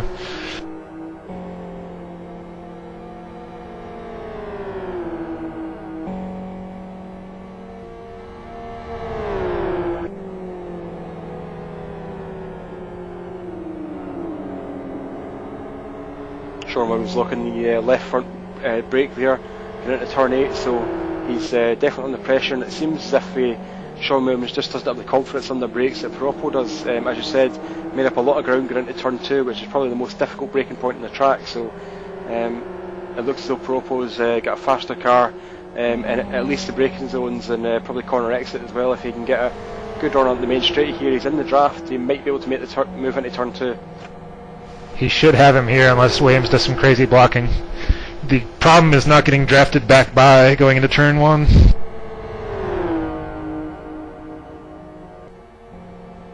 And you can hear him lift there. He's waiting to get a run into turn 1 rather than pass at the start-finish line. Williams taking a very defensive, very aggressive line here. And the 2 touch. Propo goes through the dirt. I saw that coming. And that's caused a bit of suspension damage to the left-hand side of Propo's car, as we were talking about before. That gravel trap is not flat by any means, so Propo's got some left-hand side damage now. You can see that one coming a mile away. I mean, Sean Williams went defensive, but Propo still wanted to go around the outside into turn 2. Bit of a difficult move to pull off, and they made slight contact, so Sean Williams is defending quite heavily now, and you've got to ask yourself, is it wise to do that with such a long time to go? We've still got the best part of 3 hours to go in this race, so Sean Williams is defending quite heavily here, aggressive defence and quite often defence, so question his tactics slightly. Is he defending too hard too early? In my experience, Sean Williams is a very aggressive driver, especially when he's not the faster driver. He tends to defend very, very heavily, and Propo's going to have to be really careful trying to get around him here.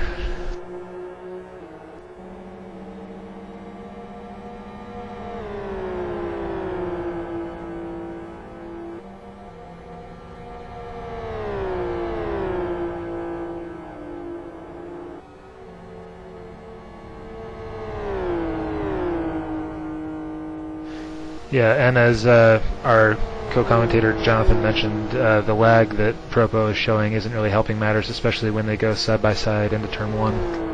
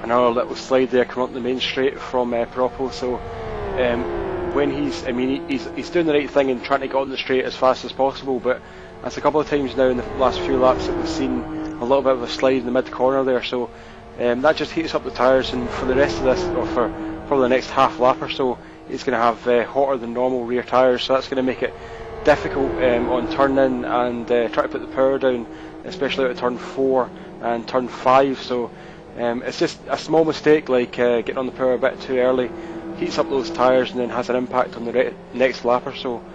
He's quite close to Sean Williams again, so he might make a move here. It's a little bit of difficulty getting on the throttle there for Propo, the back end of the car disconnected from the road a bit. He's quite close, within probably 2 or 3 tenths of a second of Williams, but he's not going to make a move into turn 5 here.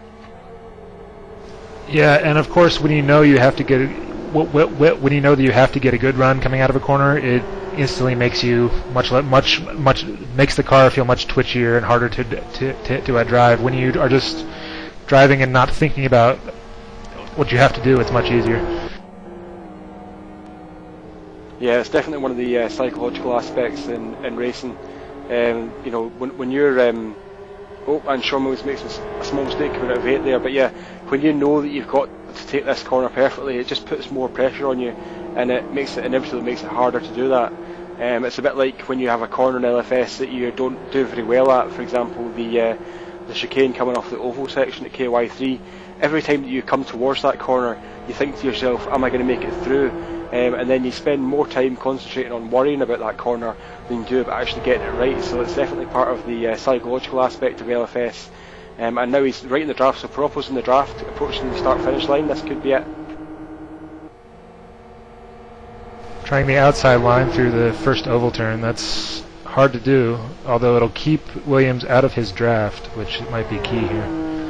Williams is going to try to late break him going into turn 1, I'm sure. Propo moves over and takes a defensive line like Williams would have, and it works out for him.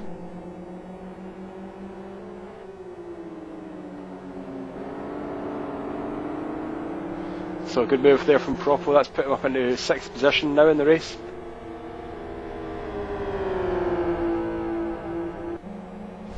Yeah, I'm being told by Sean Williams' teammate Tommy Osgard that he was counseling him to be slightly less aggressive in that situation.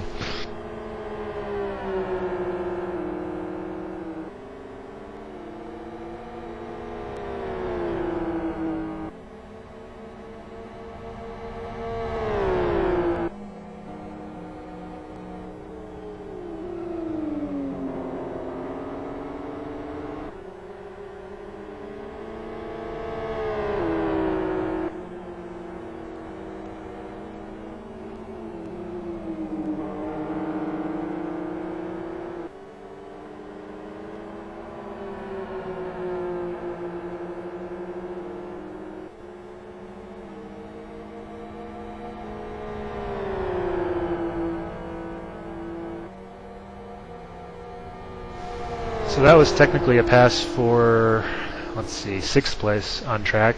Of course, Core and E-Team are out of sequence as far as pit stops go with the other guys. Clockwork, who's just ahead of them, for instance, have about an hour on their stint, which means they'll be pitting in the next lap or 2.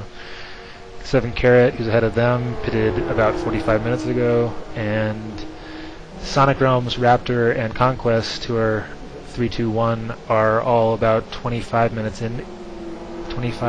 into their stint, which is about 15 minutes more than Core and E-Team.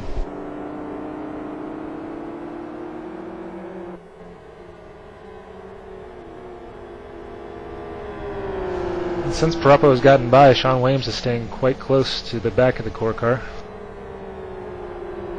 Maybe he's learning a thing or two for the braking points and whatnot.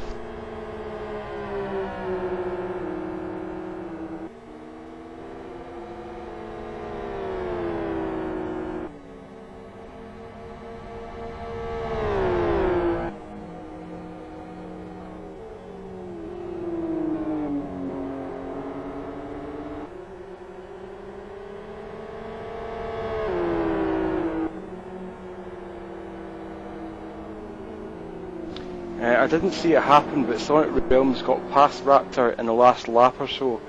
They've got a 1.42 second gap over them at the moment, so Sonic Realms back up into 2nd place in the race, ahead of Raptor in 3rd.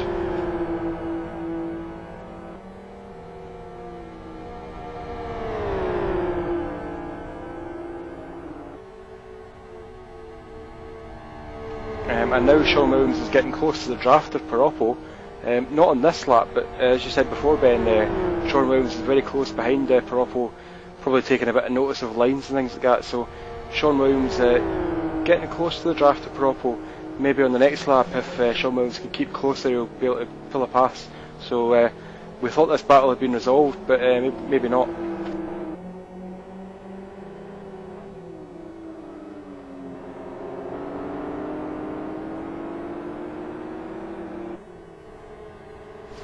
Yeah, sometimes it's much easier to drive fast when you're chasing someone than it is when you're trying to pull away from someone who's not that much slower than you are. When a car's in your mirrors constantly, it can once again have a psychological effect and lead to little mistakes because you're constantly glancing backwards rather than looking ahead. Looks like Propo's pulling out a little bit here.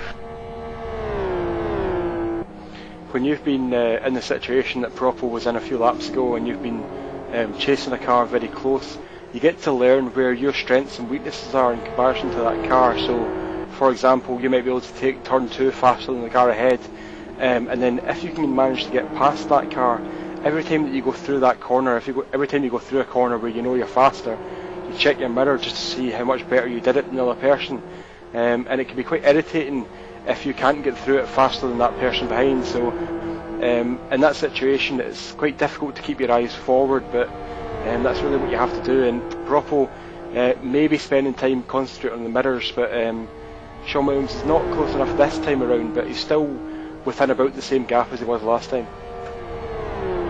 Yeah, and I know personally that when I am chasing a car, I will often base my braking points on where that car brakes, and then once I get ahead of them, I suddenly have to readjust to using braking points that are a natural part of the track, and that can take a few laps to get down to.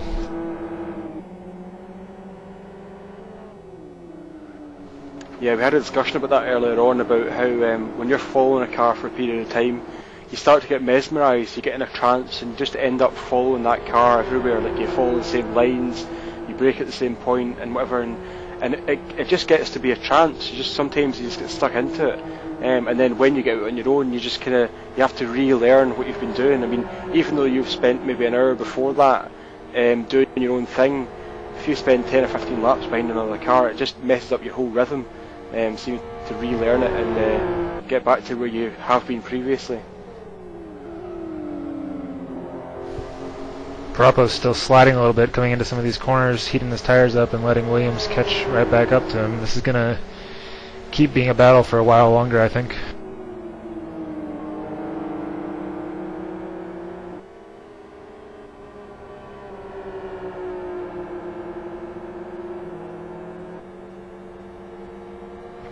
Good run up the straight there from Shaun Williams.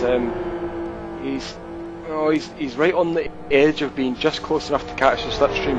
I don't think he's going to do anything about it on this lap again, but he's right on the edge. He's just so tantalisingly close to getting it. The exit that he got out of turn 10 in that lap was really good. He backed off the throttle to about 80% throttle for about half a second, coming through turn 8 and then floored it again. So he used a very smooth transition. So on the case when Propo was behind, we saw that he was quite impatient getting back on the throttle, so I saw a few slides there, but it seemed as though Shaun Williams was a bit more patient with the throttle, and saying that, Shaun Williams makes a small slide there coming through turn 2, so both these guys are on the very limit of traction, so good battle going on here. Yeah, and they're basically swapping fast laps back and forth. It looks like there's about 0.2 of a second in between them on each lap, and it's not always one car faster than the other one.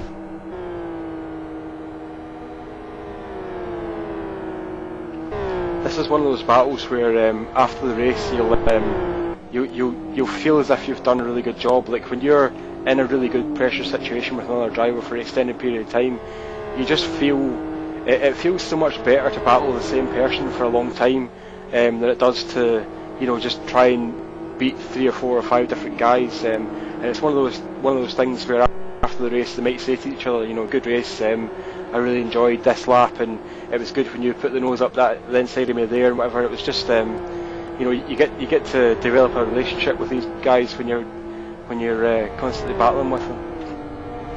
Yeah.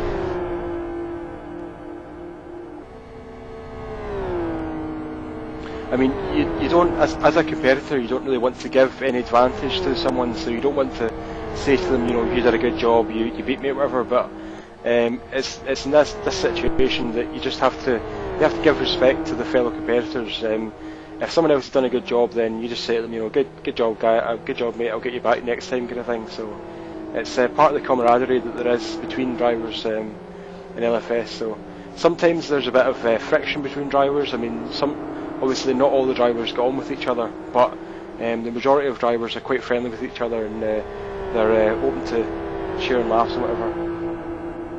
Now these guys are coming up on a lap car. It's the Fubar Racing car in 21st spot, so it'll be interesting to see how that affects their little battle here.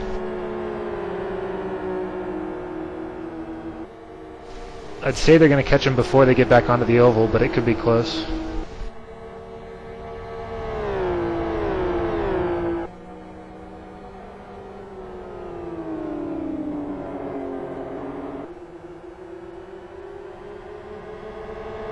Subaru car is under the blue flag here. We'll see if he moves over in this corner or if he waits to the straightaway. It looks like he's going to lead them onto the straight. And he's slowing down the core car here a little bit. On the other hand, the core car is going to get a draft off of him down the straightaway. Or not. Yeah, Abernathy moves well wide there of the ideal line. He's getting out of the way, which is kind of the right thing to do, but in that situation it probably would have been better to stay on the line and let the core car get the slipstream advantage. So instead, Sean Williams getting the advantage here.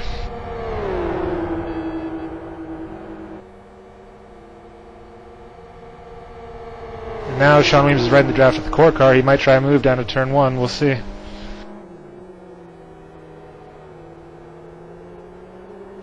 Propo keeps the tight line going into turn 1, keeps that position for the moment. But that lapper there made a big difference for a few seconds there.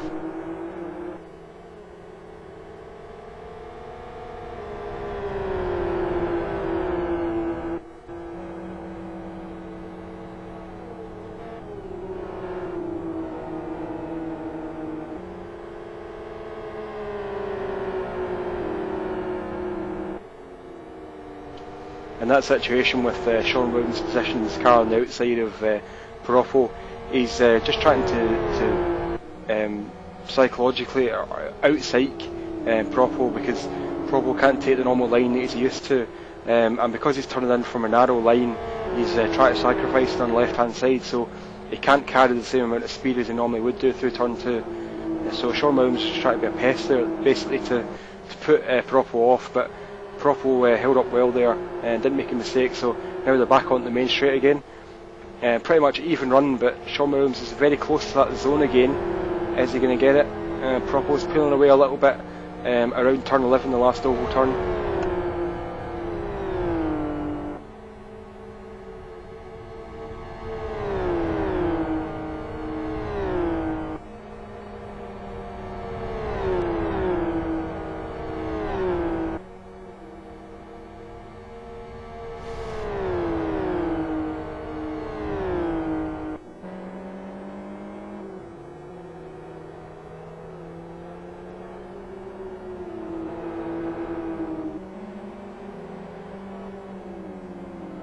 Just taking a look at the gearing there between the two different cars. It looks as though the A-Team car's got a longer sixth gear.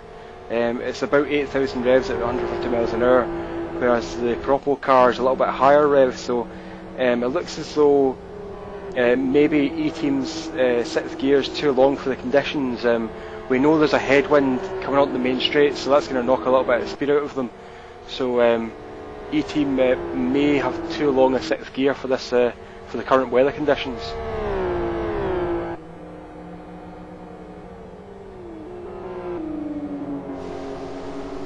And one other small psychological thing to consider is that Propo is running with a blue flag right now to the Williams car, simply because he timed out, that car timed out previously. So for this entire battle he has a big blue flag message across the middle of the screen, which, you know you're on the same lap, but at the same time it's quite distracting to have that text right there in front of your eyes the entire time. Yeah, that's a good point. I mean, it is just quite distracting to have that there, and it isn't really, I mean, I appreciate why it's there obviously, but in this particular case it's not serving any purpose, because it doesn't actually count for the race, because of it doesn't take into account disconnections. At this point in time, yeah, the Sean Williams car is doing about 7,750 revs at 150 miles an hour, so it's, you know, the rev limit on this car is 8,500, so he's well below the rev limiter there, and it seems to me like maybe too long a set of gear for these conditions, and that means that the very top end acceleration as you get towards 145, 150 miles an hour seems to be a little bit worse for Sean Williams than it is for Purple.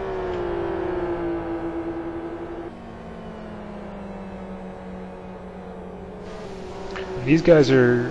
Go ahead, sorry. I was just going to say that, of course, if the opposite situation was true, if there was a tailwind blowing down the main straight, it could be the case that Piroppo's gearing was actually too short, so it seems as though E-Team may have built in a little bit of safety in their gearing, because a change in the wind direction, if it was a 14 miles an hour tailwind up the main straight, then the cars would be going quite a lot faster near the end, so it could just be a safety mechanism that E-Team have built into their own setup. I'm pretty sure the setup Core Racing is using is the same setup they used in the Masters of Endurance race, which they won a couple months ago. So that was with no wind and with less restriction, I believe. So the gearing should have been okay no matter what, I think.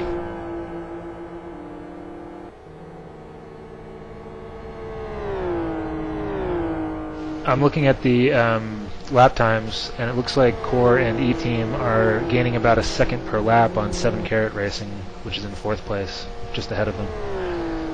That will be a battle pretty soon, about 8 seconds, I'd say.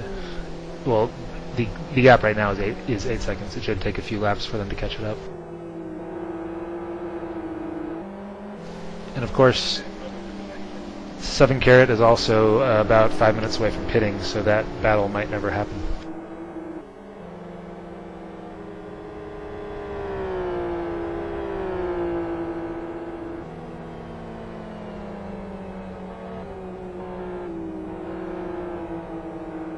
Meanwhile, up front, Conquest has about a 12-second lead on Sonic Roams, and Raptor Racing looks like they've dropped back a bit with Juan driving. I'm not sure if that's just raw pace or if, like Gus said, they're trying to save their tires a bit to stretch the stints for the last couple stints. But Raptor, who was right with Conquest at the beginning of this stint, is now 17 seconds behind, and Sonic Roams has passed them for 2nd place.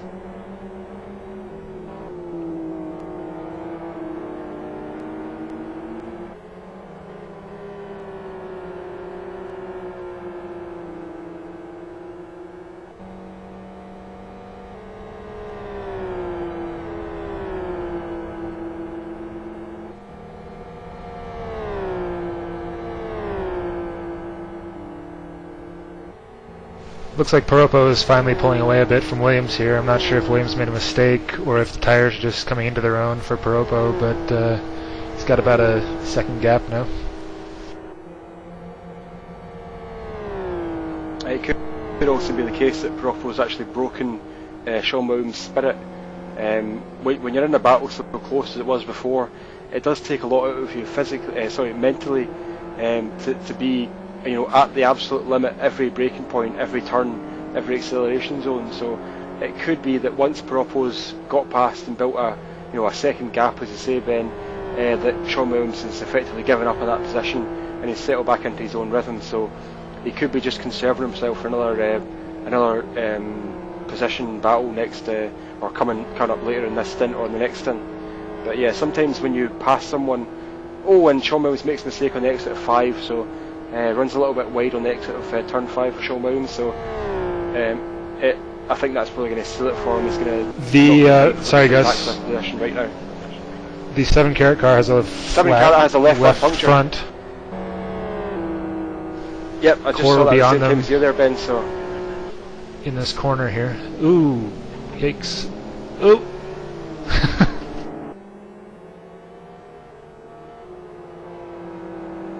So 7 Carat were in 4th position there before this happened.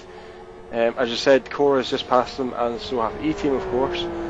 So 7 Carat, who were in 4th, and currently have Dubray driving the car, left front puncture, approaching the end of the lap. So they haven't lost a huge amount of time, and they were scheduled to pit in the near future. So you know, it's not the end of their race, but it certainly doesn't help at all, obviously.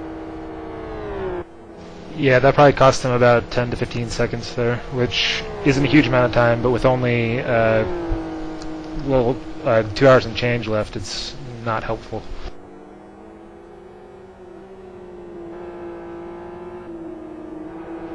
When we start this race, we start off at the 12-hour race, and and the first few hours that yeah, 7 Carat has missed their pit box. They're reversing now on pit lane.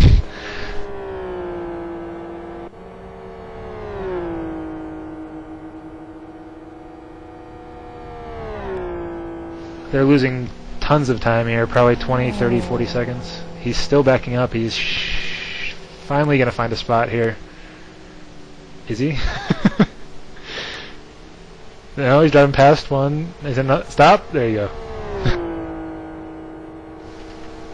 That effectively torpedoed their race and probably their championship. Yeah, I said when we entered the pits that wasn't the end of the race, but that certainly puts at least one nail in the coffin.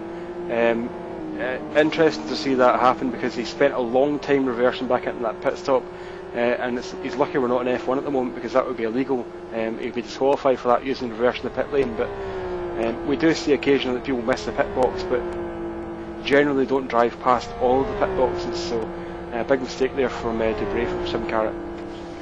The 31 car of independent racing mates have gotten a drive-through penalty, probably for speeding on the way into the pits.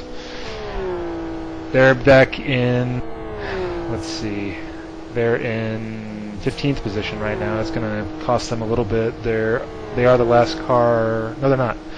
They are a minute ahead of the other car on their lap right now, so they should be okay. And confirming it was for speeding in the pit lane, so independent racing mates sped on the way into the pit lane there. It is a very difficult pit entry, because all the way round the apron of the oval section, which is the pit apron, you're basically full throttle all the way around there, and then when it comes up to the pit speed line, you have to back off and brake right down. So it's very difficult to get a good reference point for that braking point, and it's very easy to speed over the entry line. Yeah, and as far as 7 Carat goes, I would bet that what happened there is he was fiddling with his F12 menu, trying to figure out what he was actually going to do when he stopped, and just drove right by all the pit boxes. And it looks like they fixed damage on that stop, which cost them even more time. So they are definitely going to lose several spots on that whole exchange, and probably the championship. And we have a new fast lap in the race by Conquest Racing, a 140.88, taking the fast lap away from, I don't know who had it before, but they don't have it anymore. It's a very fast lap. Yeah. And that goes to confirm what you said before about Iskra being the fastest Conquest driver.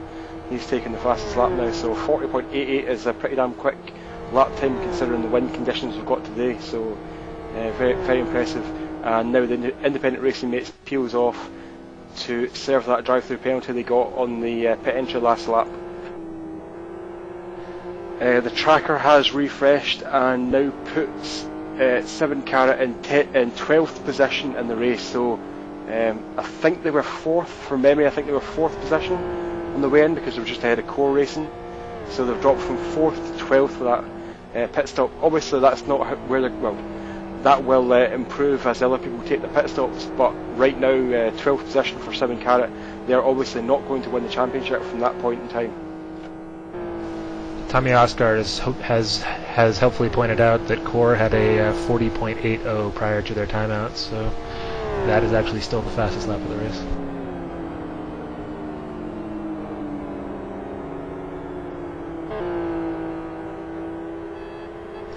But nevertheless, that's quite a fast lap for Iskra and Conquest.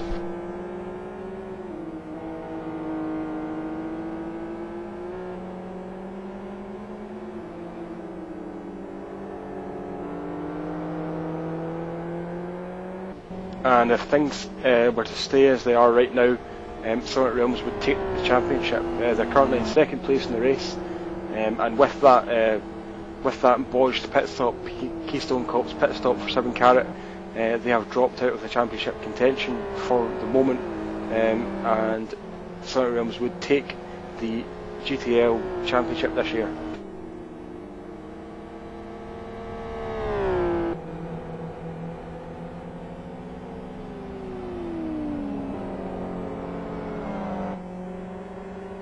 So Conquest currently have a 15-second lead on Sonic Realms, who themselves have a 6-second lead on Raptor Racing. Core and E-Team are 4th and 5th. White Dynamo Tigers running a very quiet race in 6th place.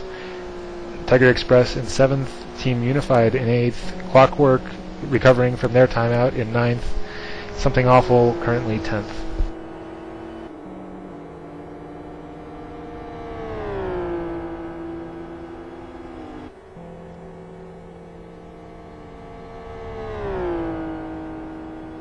Let's see how many cars we have in the lead lap right now.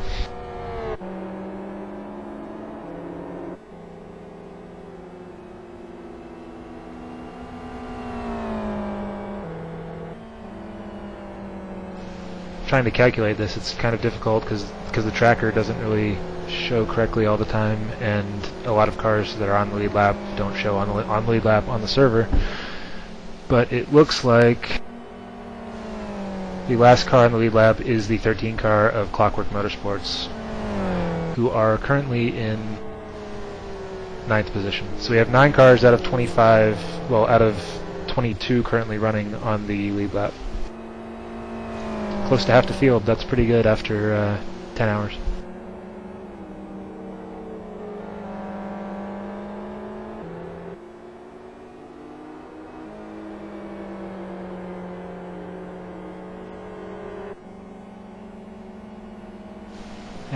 On the tracker, we've just passed the 333 lap mark in the race. That's a nice odd number there.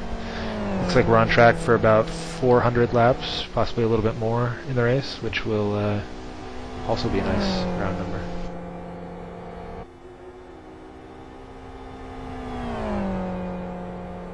That's of course barring any more safety car periods as the race gets towards its end and drivers start to get a little crazy.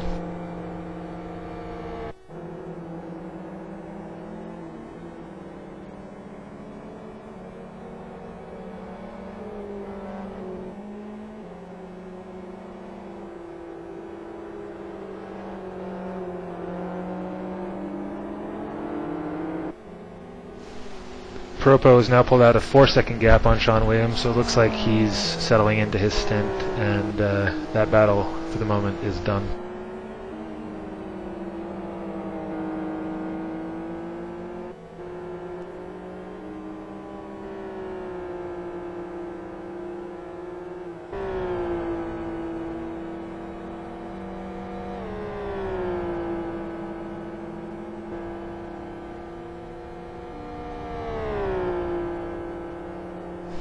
And I've heard from Tommy Oscar that he will be doing the last 2 hours of the race for E-Team. As most of you know, Tommy's pretty quick, so it'll be interesting to see how he compares to the core drivers and, of course, the teams that are ahead of them on track, which will determine who wins the race, most likely.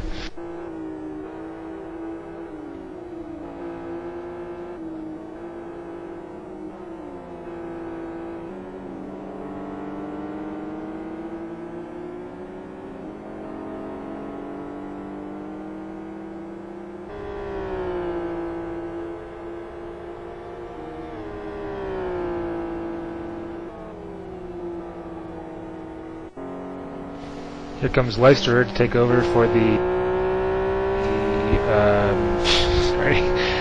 Team Unified car in 8th place. Tiefenbach currently driving. They are making their next to last stop, I would guess. Well, if they stop now, they'll likely have to make a splash and dash stop towards the end of the race.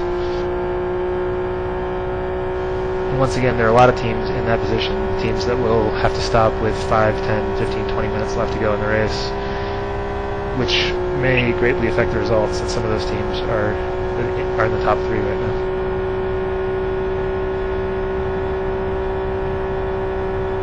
It'll be interesting to see if Raptor, Conquest, and Sonic Realms try to stretch their last 2 stints to an hour and 5 minutes, an hour and 10 minutes to prevent that last short stop.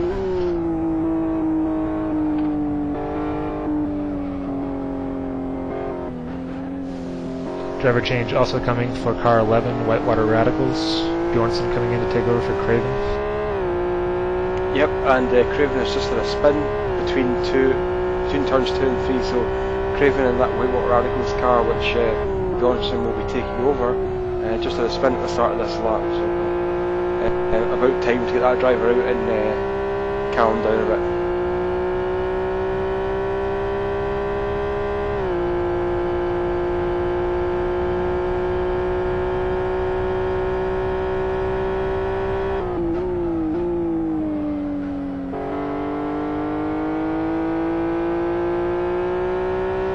Tiger Express Motorsports, who are currently sitting in 7th position in the race.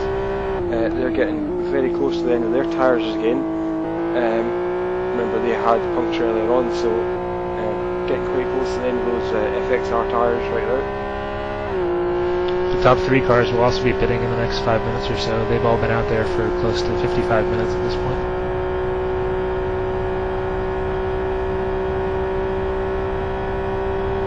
That'll mean that Oscar will be coming in. Well, no, E-Team will be pitting in a little while. I'm not sure who's going to come in for Conquest, Sonic Realms, or Raptor. If Conquest is smart, they'll probably leave Iskra in the car.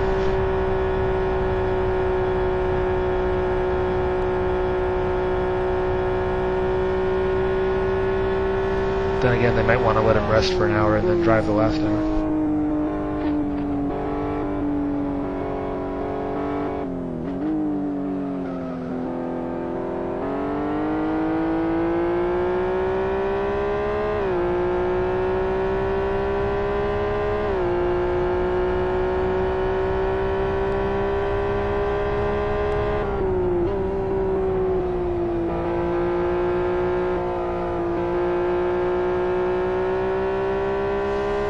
Ministry of Tiger Speed Express Motorsports. Go ahead, sorry guys. Yeah, Tiger Express Motorsports just pitting now at the end of that lap, so we were talking about their tyres being a bit near the end of their life, so they're in. Carry on, Ben. I was just going to say the closest battle on track right now is Brachastor and O'Brien in Zion Racing and Ministry of Speed, fighting for position here in, what is that, 17th place. These cars are both 4 laps down, but they're having a good little fight here. Yep, and sometimes when you're battling with another car and you're quite a long way down the order, it can be more rewarding because you don't have the pressure of the championship or the race win on your shoulders. When you're battling for first and second place in the race, for example, you've got the pressure of your team on your shoulders, so you're really you're worried not just for yourself, because if you make a mistake, you're going to disappoint your team. But when you're fighting for these positions, 17th, 18th, 16th, 17th, whatever in the race, there's no real pressure on you because you don't have the championship or the race win to think about. So, and speaking about that, Zion touches the right rear corner of touches the right rear corner of the Ministry of Speed car going through turn 1. That's the fastest corner on the track, 150 miles an hour or so, and he's now got a very hot left rear tyre, spun at turn 2. That's unfortunate. They were having a nice little fight, but he tried to keep the draft a bit too tight coming out of the oval turn and just touched the rear end, and I suspect lag took him the rest of the way around. And now he's not respecting the heat of that tyre. Yeah, spun between turns 3 and 4. The left rear tyre is very close to popping. That must be at 160 degrees or more. Yeah, I'd say he's going to have a hard time getting back around the track if he's not careful.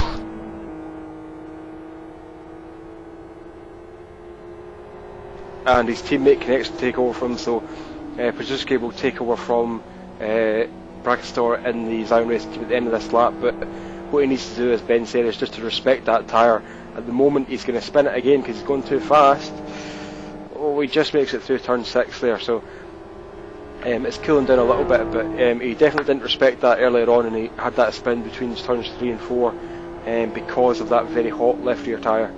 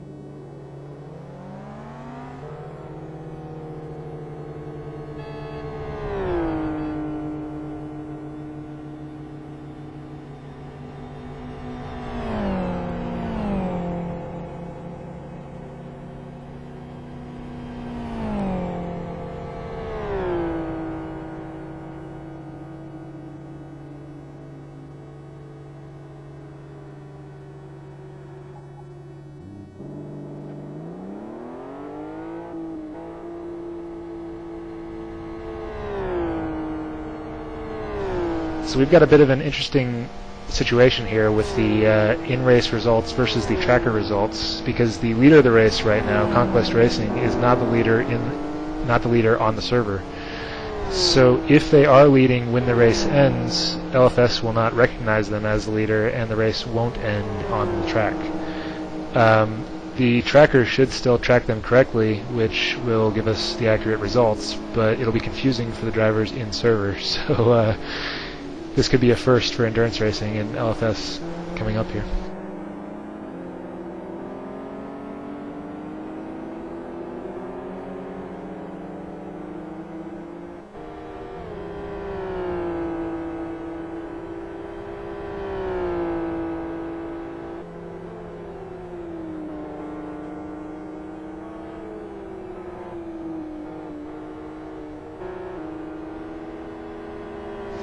But of course, as I've been saying, depending on the pit cycle, if Conquest can't stretch their race for that long, their stints for that long, they might not be able to win anyway.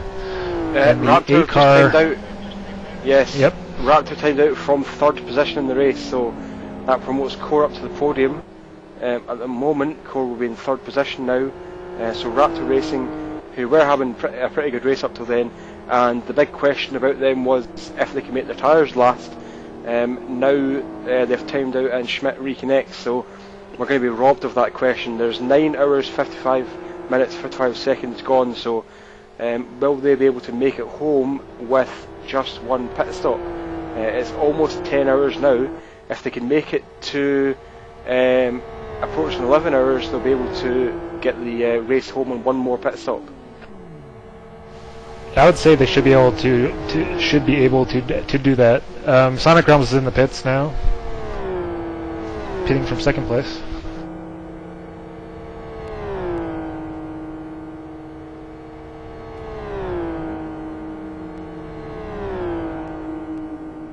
And Team Unified and Tiger Express are side by side in the oval section. Looks like Unified's making a pass on Tiger Express. That'll be for 9th position.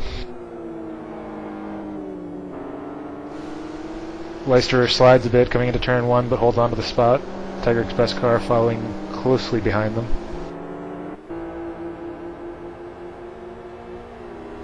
Tiger Express could be in the draft right now, but he's somehow not doing that. Now he is. But not soon enough to get a draft into the 5th turn here. Tiger Express carried a bit more speed into the entry part of turn 5 there, and very nearly hit the back of Leicester's car, but we'd expect Leicester to be able to pull away at this point in time, so that's a pass for position by Leicester on Tiger Express Motorsports. And there's an answer to the question about Conquest Racing. Looks like Lonkowski is coming in for the leaders, which he is not their fastest driver, but he is still quite quick, and we'll see if their fastest guy comes back for the last stint.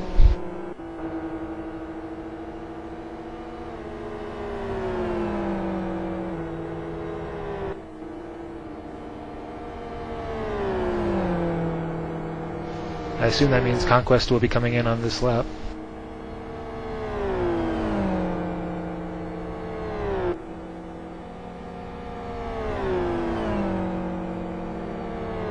So at the last tracker update, Conquest Racing were 45 seconds ahead of Core.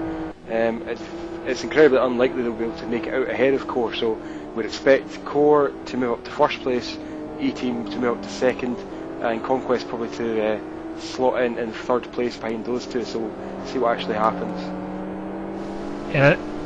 And at this point, Conquest has been able to stretch their fuel mileage and tire mileage enough that they should be able to make it on one more stop. So the advantage that Core and E-Team had with their pit cycle looks to have evaporated, and Conquest has a pretty clear shot at winning this race.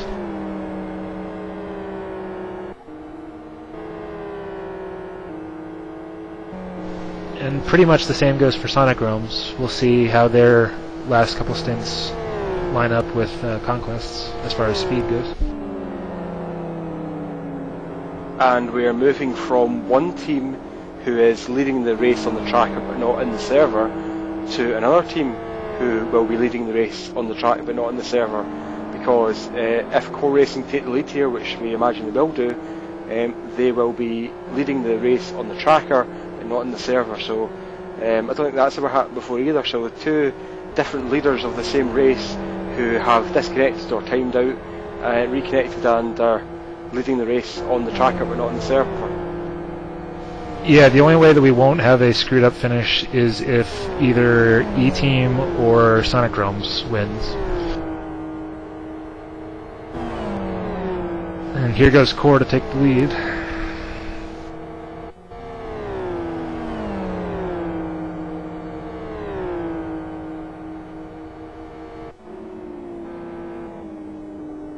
Looks like they'll have about a 10 or 15 second lead once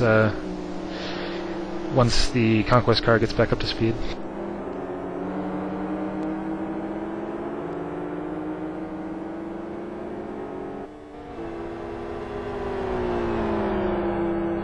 Okay, so as we expected, Core and E-Team have gone past, and they move up to first and second place in the race. So Conquest down. Let me just wait until they actually fall in. I think they're in third, but let me just check to see if they're not behind Sonic Realms. I believe they are in third, yes.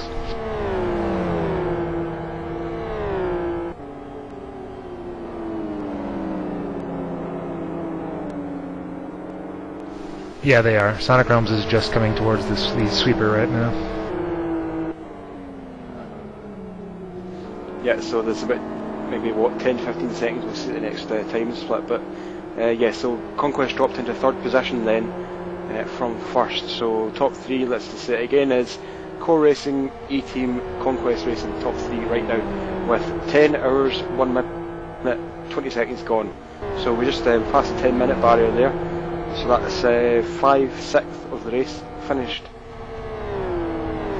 And it looks like Core and E-Team each have about 5 to 10 minutes left on the current stint. After that, it'll be back to status quo with Conquest in first and Sonic Realms in second.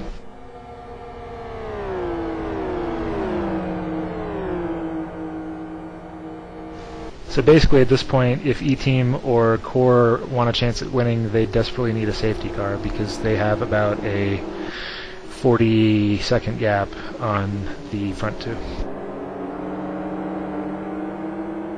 And we've got a battle going on here between Tiger Express Motorsports and Deadline Racing. Deadline Racing have just passed Tiger Express Motorsports, I believe. So now, and actually you could count Leicester into that as well. So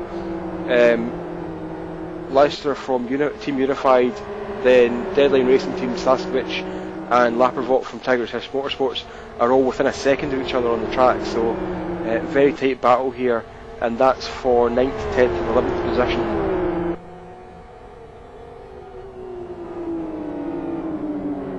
And Piroppo, the leader of the race, is coming through to lap these guys, so there's a lot of action happening right now.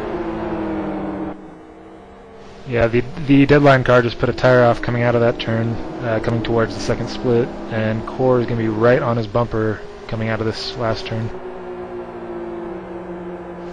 Don't think he's close enough to get a draft, so he'll have to deal with him in the infield, although it looks like the Core car is coming into the pits. Yep, so the race leader is once more pitting, so yes, Core pitting and E-Team continue, so E-Team back at the lead now, so that means that the leader on the race is the leader in the server. It's probably a wise move for Piroppo to pit there, since he was in such heavy traffic. He wouldn't have been doing his best lap times anyway.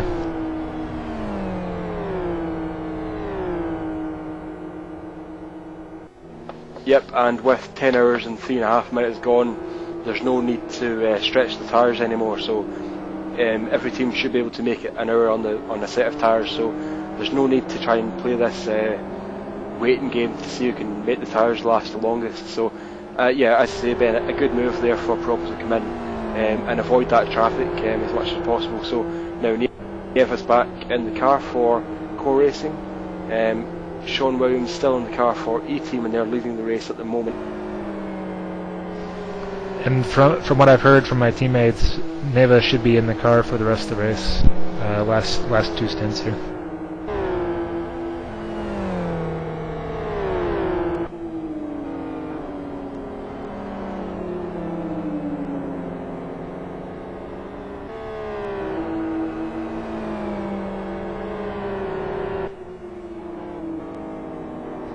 and Tommy Osgard enters the server, so he will be taking over from Sean Williams for E-Team, currently leading the race.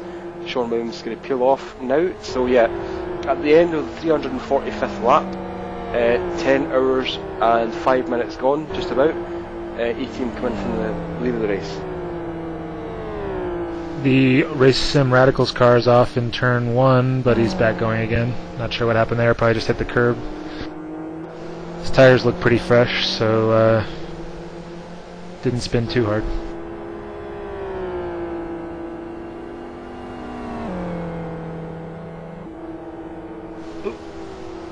Neva is fighting with the Clockwork car right now. And that's interesting because that means that after the last pit stop they will also be fighting, but Clockwork will have to pit at some point in the middle of that stint and they'll drop back out of contention. Tommy Osgard in for Sean Williams in the E-Team car. Core's coming off the last turn now. They should get by E-Team down the straightaway, but it will be close-ish. And Verstrecken have passed, Verstrecken Motorsports has passed the Core car before turn 1, so you were talking about, Ben, the battle between Core and Clockwork. So Clockwork, and they got into, I'm having a little bit of lag at the moment, so I can't actually see accurately, but it looked as though there was going to be a collision there between the two cars. Looked as if there would be, anyway, Verstrecken is through for Clockwork Motorsports, overtaking Core Racing for 4th position.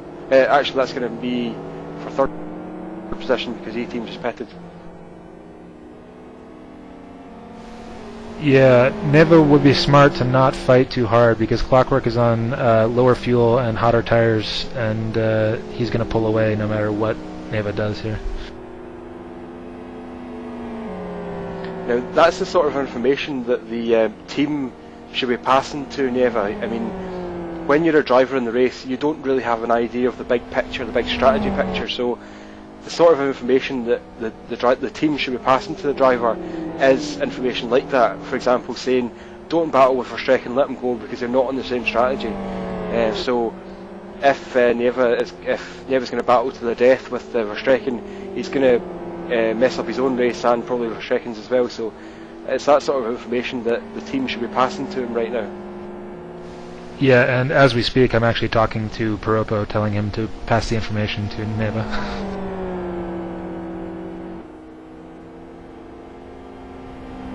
That's another demonstration of the fact that communication between the drivers and the team manager, or the person in charge of the team, is very important because that information just isn't available to the driver, and he shouldn't be concentrating on it. The driver should be thinking about his own car and the cars immediately around about him, just kind of battling with them. But if he doesn't need to battle with them, then the team should tell him, and that's what Ben's saying there is he's already doing that. So Verstrecken is, and he's made a small mistake between turns 2 and 3. Verstrecken has Neva back up on the bumper, but I mean there's no point in going past him here because we're in the same problem. He's going to get repassed again, so Neva's in a situation where he doesn't really want to get past here, but Verstrecken kind of made it when he goes, not going to make a pass here, but Verstrecken a small mistake between turns 2 and 3. Yeah, and unfortunately he's holding Neva up a little bit, but in the grand scheme of things this won't be that big of an obstacle.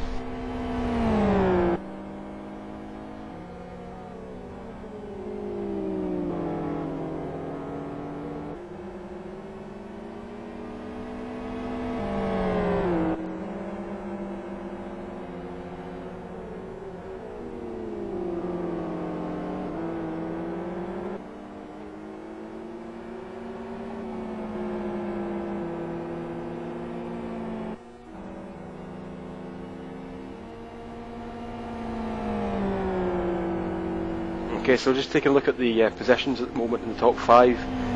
Conquest leading, then Sonic Realms Racing, Clockwork Motorsports in 3rd, Core Racing 4th and E-Team 5th. If things stay as they are right now, Sonic Realms would take the championship, and that's because of the disastrous pit stop we saw from 7 Carat.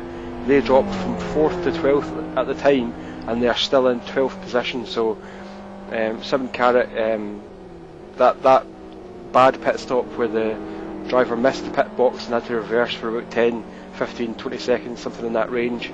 That's cost them certainly a lot of positions and possibly the championship today. They did have a very handy points gap coming into today's race, and unfortunately for them it looks as if it's evaporated. So after doing such a good consistent performance all year and winning one round at South City, it looks as though 7 Carat are going to come away from this disappointed to not be taking the championship trophy home.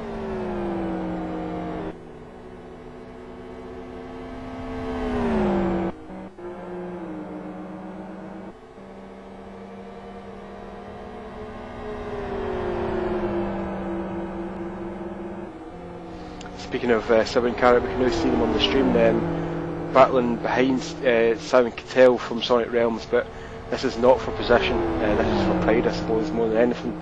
So 7 Carat now on the outside of Simon Keough through the start-finish line.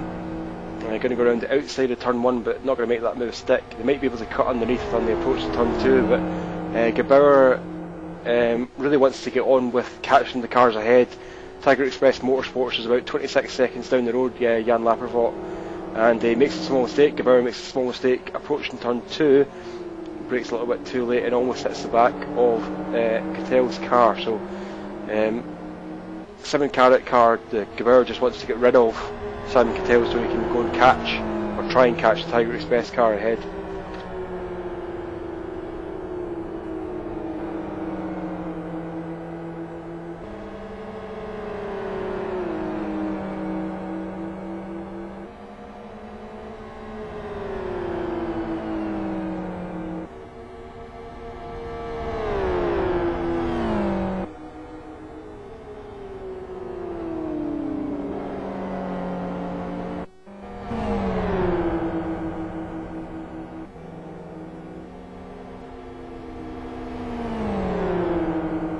And we can now see Ministry of Speed directly behind Schmidt, and actually a little bit of bump drafting going on there between Andy O'Brien and Schmidt from Raptor Racing. Schmidt will not be happy about that, but Andy O'Brien just giving him some taps along the main straight. Vince Lombardi is ahead of these two cars on the track. The actual race positions for these three cars, White Dynamo Tigers, which is the car that's at the head of this battle, is actually and touching Andy O'Brien round the outside of Schmidt approaching turn 5, and there was actually contact between the two of them. I think what Schmidt is trying to say to Andy O'Brien is to kindly make himself disappear, because Andy O'Brien is not racing for position with either of these cars, but he continues to hound Schmidt. He's now using the full beams to see when to come past, and he's up the inside into turn 8, and small contact there. That was pretty much Schmidt's fault there. He turned in across Andy O'Brien. Andy O'Brien probably shouldn't be racing against him, but Schmidt turned in across Andy O'Brien, and now Schmidt is touching the back of Andy O'Brien's car, so he's given him some of his own punishment on a lap before. Andy O'Brien was hitting the back of Schmidt's car, and now Schmidt's returning the favour.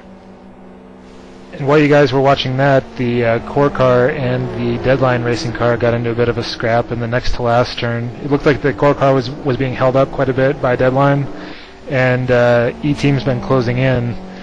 So it looks like Neva maybe got a little bit impatient, might have been a little bit of lag involved, but he hit the right rear corner of the Deadline car going into the next to last turn just after the second split, and gave him a little bit of a half spin there.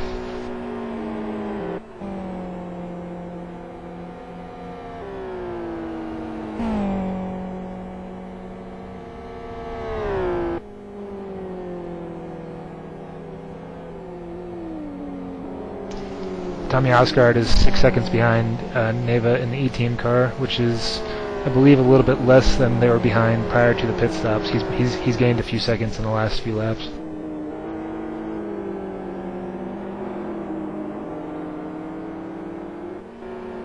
Tommy has only been out there. Go ahead, sorry. I was just going to say that E-Team car is coming up to lap some traffic here. Runas from Deadline Racing is directly ahead of him, so a little bit more time loss potentially coming up here for Tommy Osgard. Yeah, that's the same traffic that the core car just went through and had the contact with, so it'll be interesting to see how Tommy handles it. because the real problem here is that the deadline car is not that far off the pace, so cars that are closer to your speed are much harder to lap than cars that are way off your speed.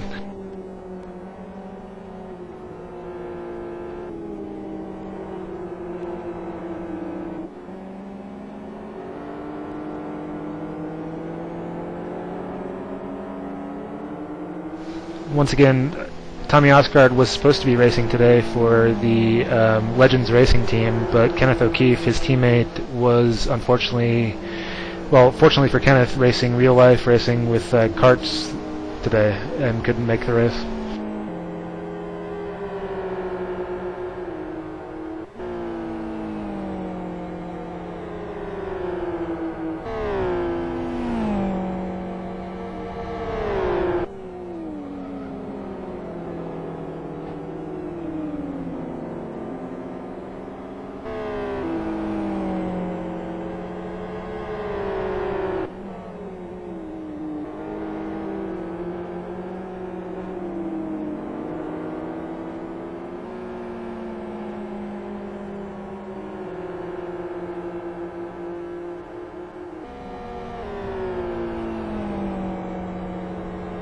Now,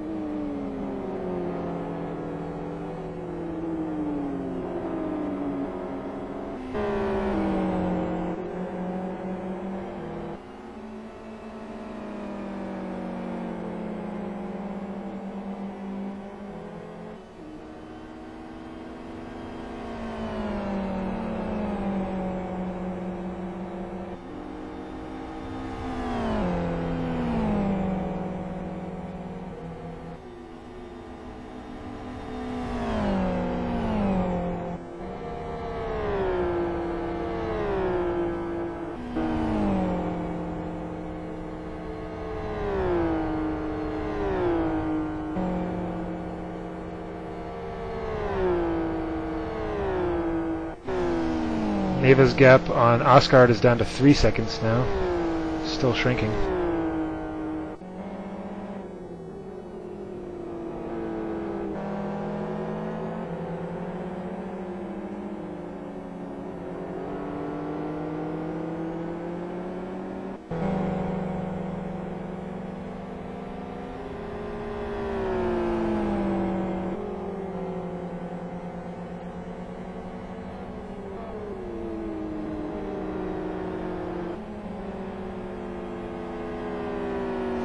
So I probably don't want...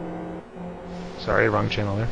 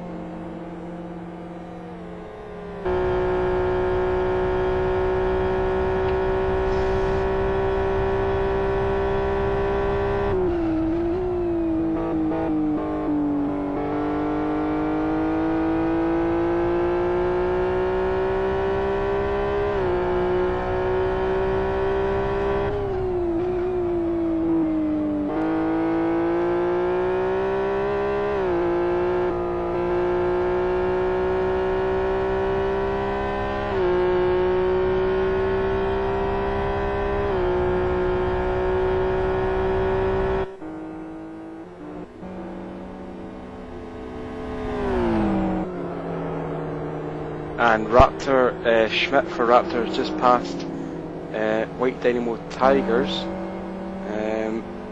for 6th position at the moment. So Lombardi just been passed there by Schmidt for 6th position.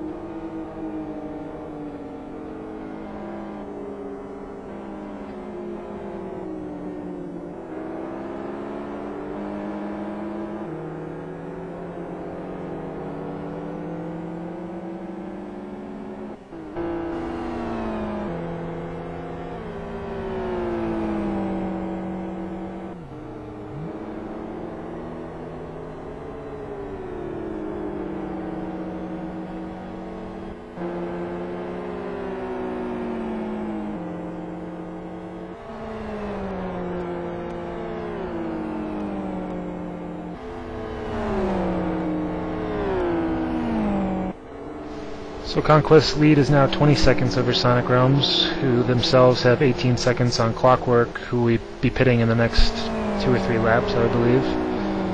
And then it's another 5 seconds back to Core Racing. So Core is about 23 seconds back on Sonic Realms, which over the course of 2 hours, it's not inconceivable to make up. It'll be interesting to see if that happens, or if we have a safety car. Everything could change. An interesting aspect in that Core versus Sonic Realms battle would be that Sonic Realms obviously have a championship to think of.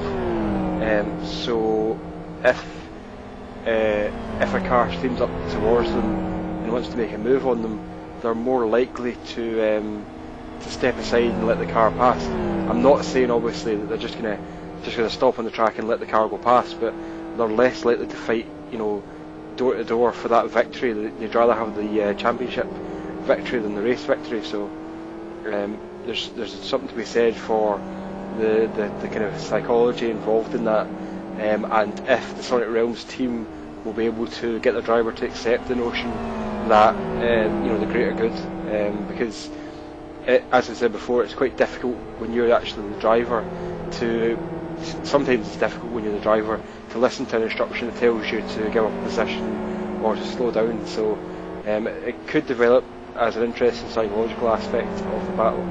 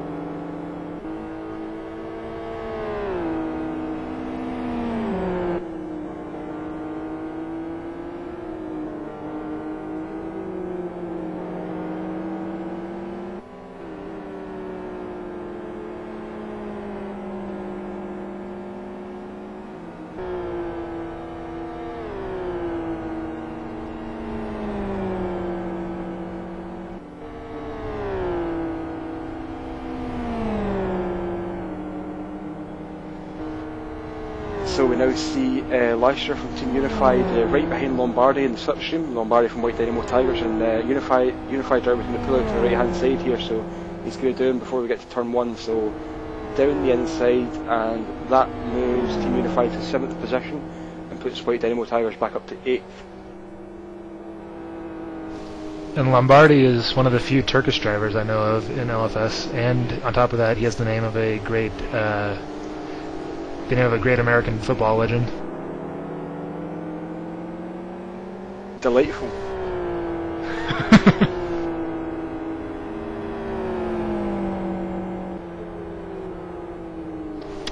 Seidel's in for Clockwork Racing. He is by far their faster driver, so it'll be interesting to see if he can pull them up despite their being off sequence as far as pit stops go to challenge for the podium.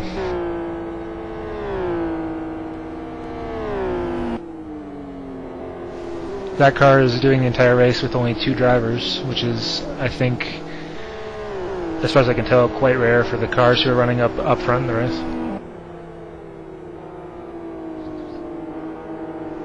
And definitely worth mentioning as a good effort from those 2 guys. To do an average of 6 hours each is pretty heroic stuff. So good on them.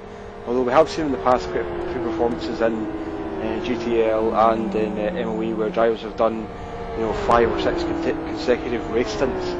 So I think Skippy springs to mind in maybe the 24-hour race doing 5 or 6 stints together. But, pretty legendary, yeah. It's a good performance to do 6 hours each, yeah. Good stuff.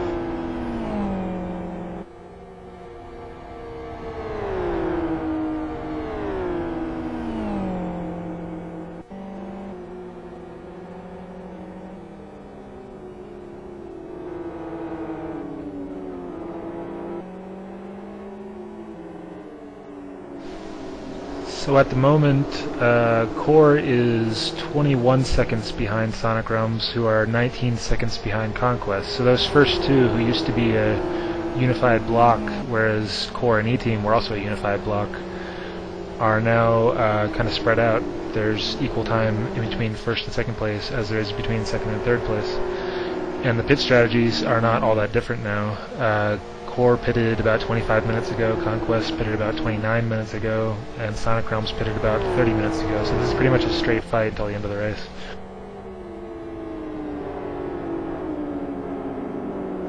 Sonic Realms will still have to save a little bit of tire to make it, I believe, without a short stop, but they should be able to pull that off.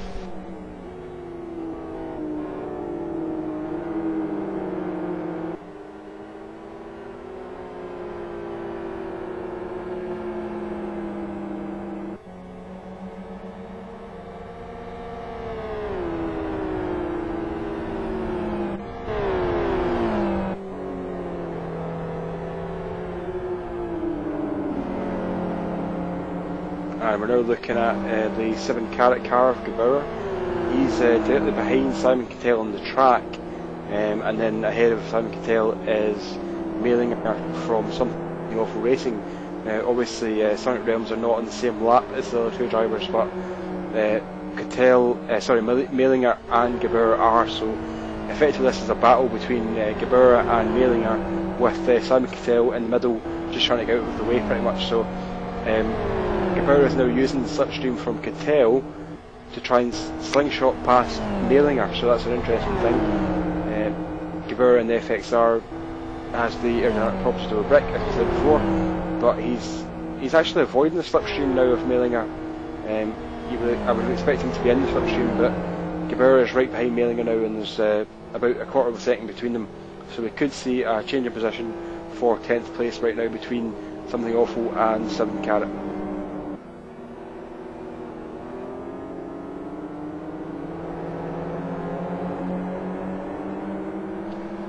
And here we go. Oh, and Mailinger gets held up there by Simon Cattell. Gebauer is right on the hammer of Mailinger. He's going to the outside into turn 5. Not going to make it around there, I don't think. And there's also the independent racing mates car in the game. So Gebauer around the outside of Mailinger, not going to make this one stick, but he's just putting pressure on Mailinger. So Mailinger up to turn 6 now. Gebauer is still slightly outside, just trying to get in the mirror of Mailinger. and he may make a move down into turn 8 here, so we'll see if he makes a dive. Is he going to? He's making a fake of it. He's not going to do it though. He stayed wide there, he stayed sort of narrow on the entry to that corner to make Mailing. I think he was going to take a dive, but ended up just braking perfectly normally there, so no attempted pass by Gebauer, but he's right behind Mailinger right now. Looks like after their pit stop, Clockwork Motorsports have pulled themselves up into 5th place in true position following their timeout a few hours ago. They are about 20-30 seconds behind Oscard for 4th, but they will have to make a short stop towards the end of the race. They pitted with an hour and 30 minutes left, so the best they can do is stop with about 20 minutes left in the race, which will kill their chances of getting a podium. And Gebauer is now alongside Mailinger. Mailinger made a small mistake coming out of the last turn, or turn 10, the one before the oval section. Slid the back of the car, and Gebauer was alongside, but now Gebauer is behind again, so Gebauer goes left on the outside, and Mailinger not going to make it round the outside here, I don't think, but Mailinger brakes quite early. Gebauer is round the outside through to turn 2, very, very close between these two drivers, but no contact yet, so Gebauer still looking for a way past. And as I say that, our commentary partner Chris Wilkinson, who has driven quite a lot of today's race for Something Awful, is cowering in the corner, just hoping for nothing to happen here. So Mailinger is hanging on right now, but he may lose a position, fighting for 10th position here. Yeah, thanks Gus. It would be really nice actually if Something Awful managed to hold on to this 7th place officially with West. From Gebauer, but he's looking down the inside now. He's going to try and make the move there into turn 8, and Travis is going to try and hold it around the outside. They're still side by side as they come into turn 9, which is the tight right hander with the buggy curve on the inside, and Travis will still hold on to it, and he'll still be ahead through the oval section, so that's good for Something Awful. This really also helping Sonic Realms as well. Sorry to crash your party, Chris, but it's actually for 10th place. Oh, okay. Fair dude. Yeah, and we saw through turn 8 there, the hairpin before the bridge split 2, that Mailinger stayed wide there on the entry to turn 8, so he was unsure as to the position of Gebauer and whether Gebauer was going to make a dive into the inside there, so another one of those cases where it's difficult for the driver ahead to sight exactly where the driver behind is, so he left quite a wide gap so as to try and avoid contact, but yeah, it was he knew that it was going to be an inside for turn 9, so there was no real risk of losing position. But talking about risk of losing position, very wide through turn 2, the exit turn 2 almost goes onto grass, and now Gebauer has a run at him again, but can't quite make it out of turn 4 up the back straight towards turn 5. Yeah, the lack of power is really making Gebauer and 7 Karat Racing struggle to get past Travis, to be honest. I mean, if they did have that extra power that FZR had, I'm sure they'll be passed quite easily, like around the oval section. They've been in the realms of getting into the slipstream, but just haven't been able to do it because they've just been losing so much time of the in the exit of the penultimate corner and not being able to get on the back of Travis's car. So, you know, if they did have a more powerful car, they'd be straight by, but they haven't. They've got to work with what they've got. There's somebody off on the inside there. That is Andy Kirchdorfer, who rejoins right in front of these two. And that's let Travis pull away a bit more.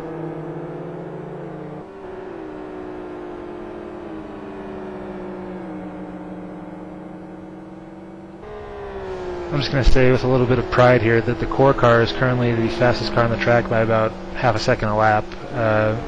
Neva just ran a 41.2. The leader ran a 41.6.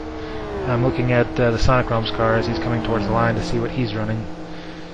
But yeah, quite fast times coming out of the 36 car right now. Yeah, Marcelo Neva driving for this very new look car in this round. Maybe you could tell us a bit more about this, Ben.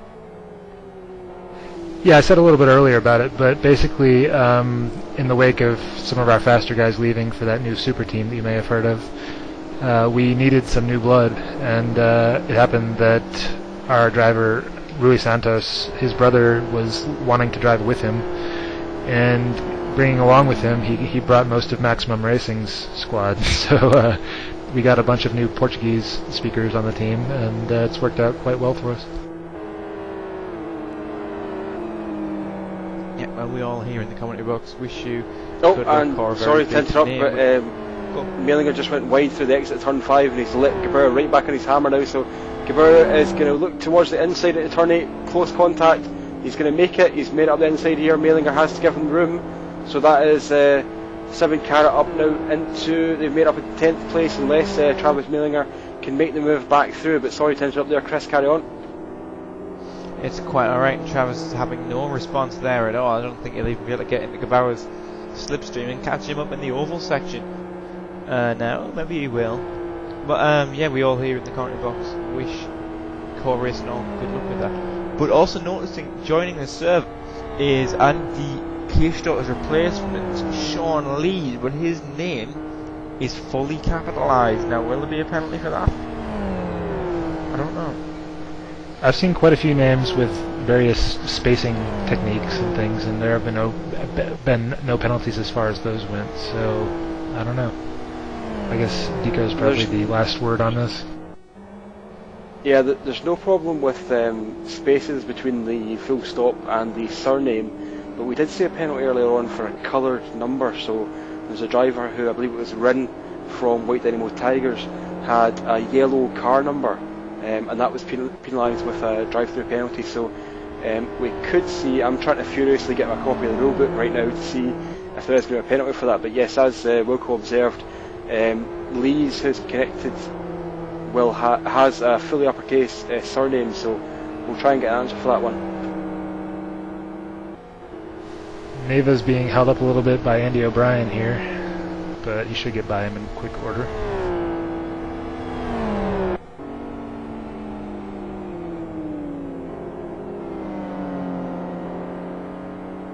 Andy O'Brien in that Ministry of Speaker.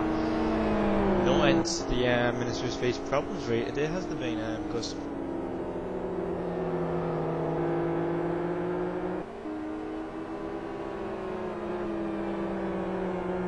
To be honest, we might as well just not bother.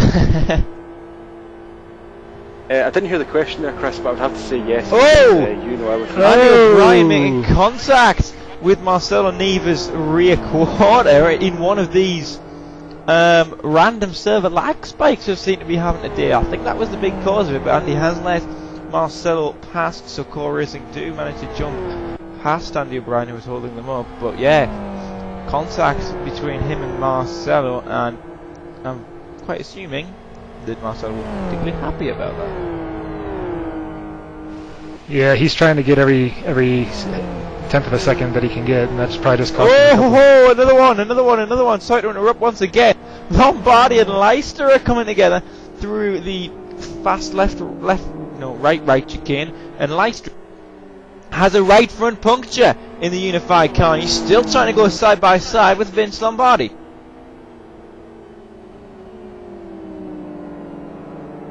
And Team Unified were in 7th position, currently are in 7th position I suppose, but going to lose some places now. 10 hours 42 minutes gone, so they will not make it to the end of the race if they pit right now, which they're doing. So an hour and 18 minutes to go, they're not going to make it to the end of the race, so they're going to have to do one more pit stop after this one. So unlucky there for Team Unified. Yeah, he's actually quite lucky that he blew the right front there and not the left front, because most of those turns are right-hand turns. He was able to continue on without much of an effect. Yeah, so Vince Lombardi inheriting that position.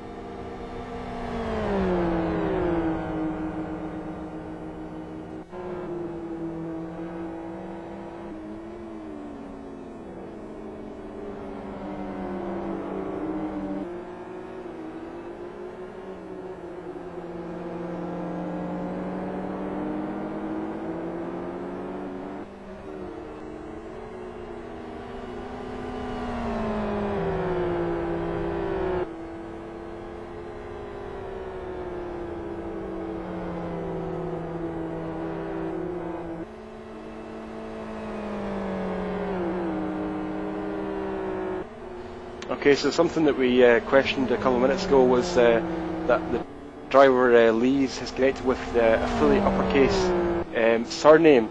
Now, in the actual rules for today's event, there's a section in section V, part 4, which says all drivers shall format their names as stated in the NDR Sporting Code and Charter. Failure to follow this will result in a stop go penalty, during which the drivers will change their name to the correct format. If we actually go to that Sporting Code and Charter, it says in section 3 part A, it says all drivers when in an NDR event shall format their name by the following standard, and then it has 3 numbers, which that's fine, obviously we only use 2 today, a space, and then the initial name, full stop, space, and then lower, and then what do you call it when the first letter of the word is capitalised? Yeah, but what's the thing? There's a proper name for that. I think it's called Carriage sentence case. But yeah, that shows it as having lowercase following letters. I'm sure there's a proper name for that. I think maybe carriage case, but whatever it's called, that's what it shows. So I don't know whether he's going to get a penalty for that or not. Yeah, and unfortunately, Deco, the head honcho, is out to lunch at the moment, so we'll have to see when he gets back, I guess.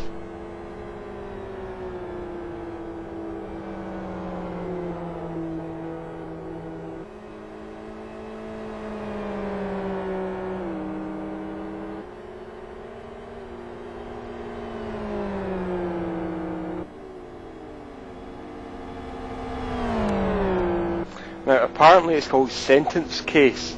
Sentence case is when the first letter of the word is capitalised, the rest of the entire sentence is in lowercase. Obviously that doesn't take into account proper nouns like names and place names, which would have to be capitalised as well.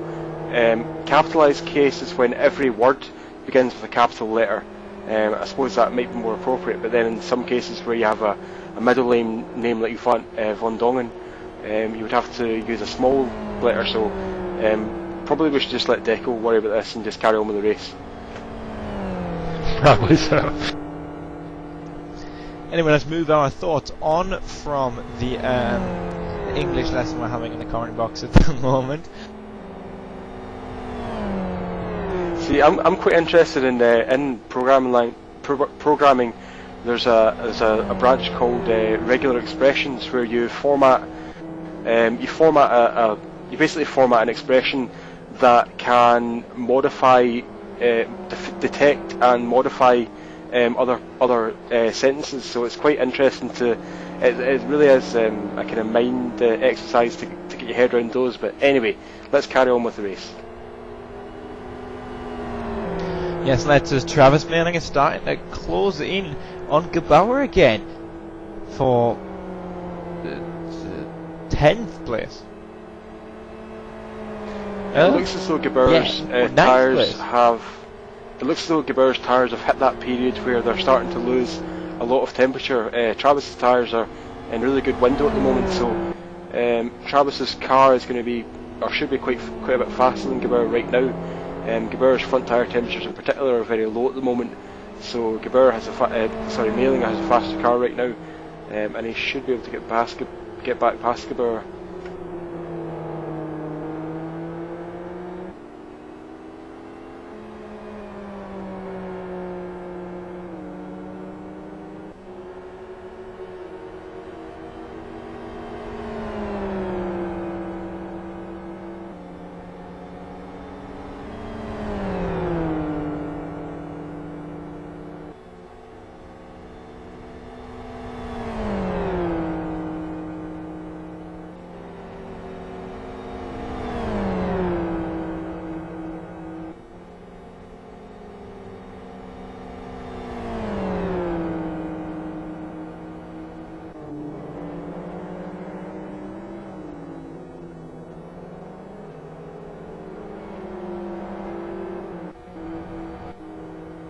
And the Miniature Speed driver Andy O'Brien was again bump drafting. They're bump drafting with the E-Team car of Tommy Osgaard, and it's just not the right thing to do. He's not racing for position. He's a lap or more behind So what he should be doing is he should be staying out of the way, because if there's a moment of lag there for Andy O'Brien, it could cause a collision that would take E-Team out of the race. So really, he should just mind his own business and get out of the way. He shouldn't be bump drafting anyone, much less one of the leaders. Not only one of the leaders, but one of the championship contenders as well, and it's E-Team that we're talking about here, who are actually very much still in the championship battle. But I mean, it's not expressly forbidden in the rules. I've already asked Jonathan Palm myself earlier on before my first stint, asking if I can actually do it, and apparently legally you can, but you know, it's a bit unsavoury when you're so many laps behind them, and you know, you're interfering with the battle for the championship, let alone the race. You know, it's not really on, is it? Well, the problem with people who are arguing from the standpoint of it's not in the rules, so it must be legal. I can understand where they're coming from, obviously, and having participated in the writing of some rules in the past, I can understand where they're coming from. But you've also got to take a common sense approach, and when you're not fighting for position, when you're a lap down or more, you just shouldn't be involved in anything like that. So while it's not expressly forbidden in the rules, we have seen it being heralding a warning earlier on.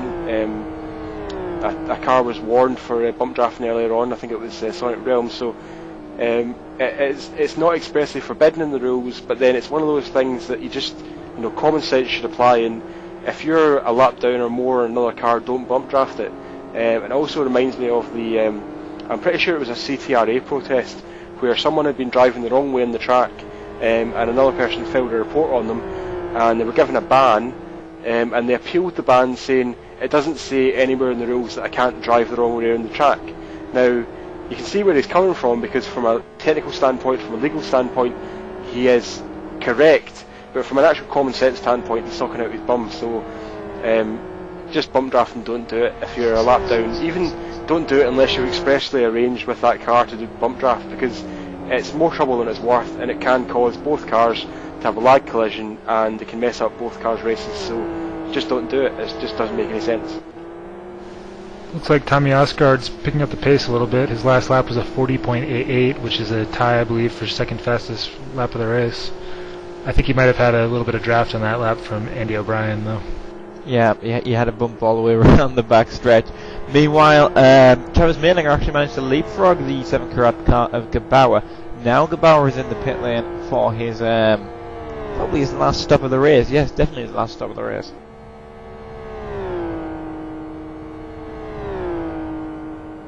Jan Laprevot of Tiger Express Motorsports also due a stop very, very shortly.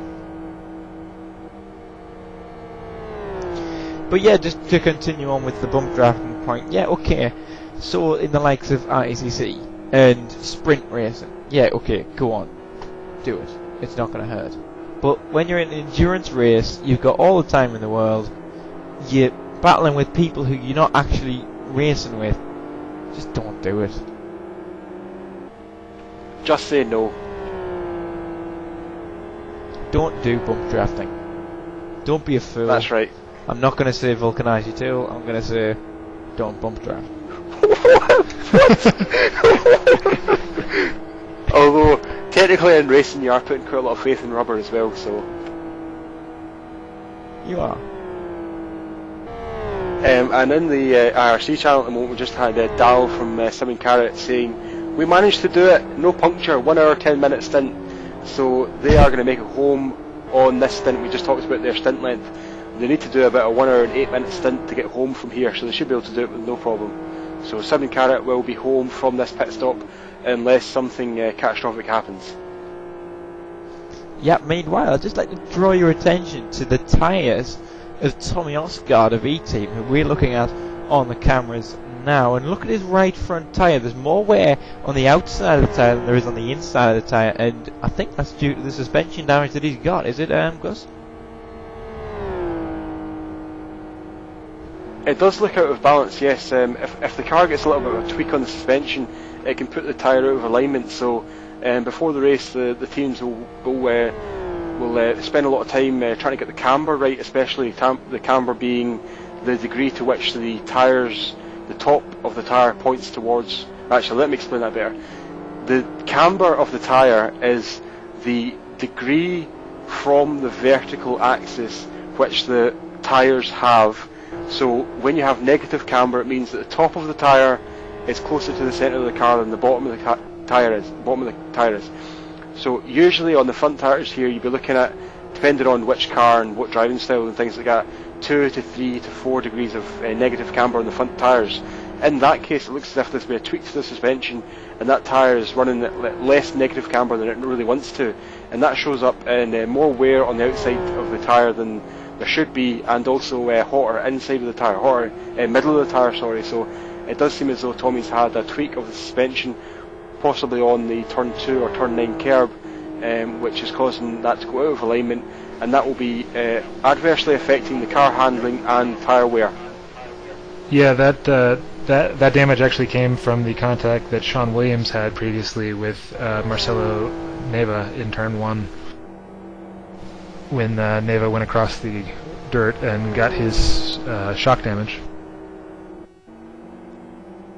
Yeah, well, meanwhile, also just after what spawned this conversation, I just looked through all of the suspensions of every single driver, and who seems to have the worst in a very strange way is Simon Kittel and Sonic Realms Racing. If you look at this left hand side, as Tommy Osgard goes on the fastest lap with his damaged suspension. Very, very heavy left damper damage, and you know what effects that going to have, guys? Well, it's funny you should mention that, because we had, I don't know if you were here at the time, Chris, but we had Seb Hutchison on from Sonic Realms at the time, and he was talking to us about this, or he had mentioned this damage before, and he said that the car was actually better with the small amount of damage that it had. Now, that damage has increased over the length of the race, because it's been like that for a few hours now, but it does gradually increase the damage over time, because every time that you put the car across a kerb, it just adds a fraction of damage to it. At the moment, it doesn't seem to be affecting our lap times too badly, but general damper damage like that can basically make the car slightly unpredictable across the kerbs. So, and that's not a good thing to have here, because we already have 2 buggy kerbs, but it just makes the car slightly difficult to control over kerbs and a bit unpredictable. So that's generally what you get from damper damage like that.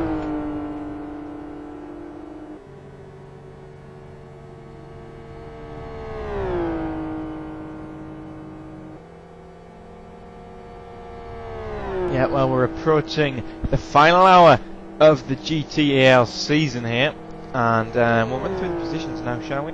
From the tracker, which is available to everyone on the newdimensionracing.com/tracker, and it's Conquest Racing in the lead at the moment after their timeout. It's not officially shown in your details on the bottom of the screen or on server. It's Conquest Racing lead, Sonic Realms Racing, who are watching now, are second, Core Racing with Marcelo Neva on board are third, E-Team with Tommy Osgard are fourth, Clockwork Motorsports are fifth, and Raptor Racing are sixth, with White Dynamo Tigers in the XRR are seventh. Something Awful and Travis Mailing it is eighth, Team Unified is ninth, Tiger Express is 10th in the FXR, fastest top placed FXR as well. Deadline Racing are in the FZR and they are 11th, and 7 Karat, who were championship leaders coming into this round. I don't think there will be any more. They're 12th. GI Racing, who started this race on pole, are down in 13th place with Serving Chrome Pistons in 14th, Gravity Racing 15th, and Ministry of Speed in 16th after various problems. Independent Racing Mates is 17th, Zion in 18th, Whitewater Radicals in 19th, Epic Racing in 20th with Oscar Hardwick on board, Fubar Racing in 21st, Race Sim Radicals in 22nd, TDRT are out in 23rd. I was going to say that they weren't out there, and then I realised how many laps there were behind. 150 laps behind the TDRT, 227 laps behind is LLM, and 363 laps behind is Vision Racing. Those three rather obviously out of the race. And while you were doing that rundown, let's see, Booth has come into the server to take over for Cattell and Simon Sonic Cattell's Realms. timing out. Simon Cattell is timing out, and I know for a fact he's on an internet timer, and he's timed out. He's just gone that little bit too long, and no, he hasn't. He's back. He's back. What? That is. Oh. That was very lucky for them. And Raptor Racing have also made a pit stop with a driver change, with Falkenhen taking over for Schmidt.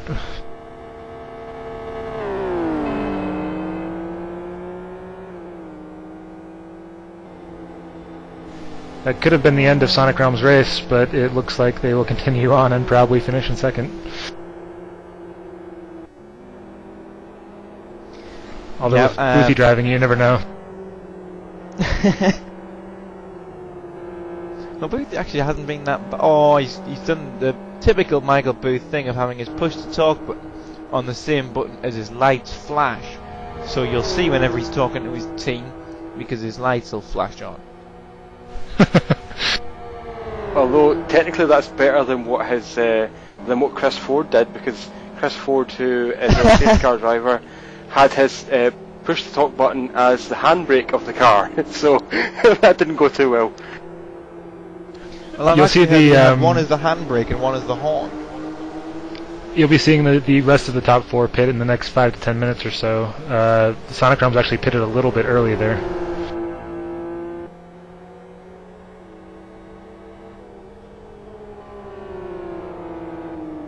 And we are now in the 11th hour, so the proverbial 11th hour is here. That means that everyone who pits now, from now, everyone should... Yeah, sorry, it's the 12th hour, damn it. So everyone who pits from now on will be able to finish the race with just one pit stop. So if anyone who pits from now on will get home with one pit stop. Unless of course it's Chris Wilkinson. Yes, unless of course it's Chris Wilkinson and he forgets to change tyres and then blames it on LFS. For God's sake, it was on always. I'm not going to argue about this again. It was on now, always. Hold on a minute there, Chris. Ben, are you still here just now? Yeah, I'm here. Now, I think it would be fair to call you an expert in endurance racing. You've been here, you've done it all. You've run MOE for a while, or helped run MOE for a while. You've helped run IGTC, you've been a driver yourself. Have you ever heard of a situation where a driver has set the pit menu to always change tyres and then it only changes 2 tyres? Have you ever heard of that? I think that wouldn't ever happen, no. No, I don't think that would ever happen either. What do you think, Chris? Tommy Oscar and Marcelo Neva going side by side. Neva has a flat right front tire. Yeah, I was wondering why he was going so slowly. That would be why they were side by side, since Tommy was 6 seconds behind prior to that. Well, there you go. This will be Neva's last stop of the race. So Neva put his faith in some rubber and it burst and it's caused some trouble. So there you go, Neva pitting with 11 hours and 2 minutes gone. Yep, and I must say, I don't think there'll ever have been a better timed, action-packed bit of racing to get me out of bother. Oh, Jovanovic over the gravel out in turn 2, and he somehow managed to get out without any damage at all. While you guys were talking about Wilkinson's problems there, the leader was being dogged by a lap car. I think it was the Epic Racing team car was racing heavily with the Conquest car for at least a couple laps. Yeah, well, meanwhile the Conquest Racing car is in the pit lane to make its final stop of the race, with Monkowski on board right now. And E-Team should take the lead back now. They're 42 seconds behind, so E-Team will take the lead momentarily unless they pit when Conquest pit here. So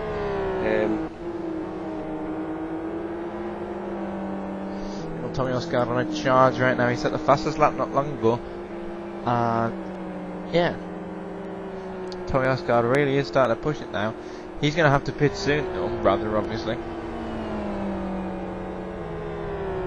Yeah, and it's interesting because in the first part of that stint, he was definitely quite a bit slower than Neva, but towards the end he was picking it up, and on low fuel and hot tires or cooling tires, I should say, was catching him quite quickly.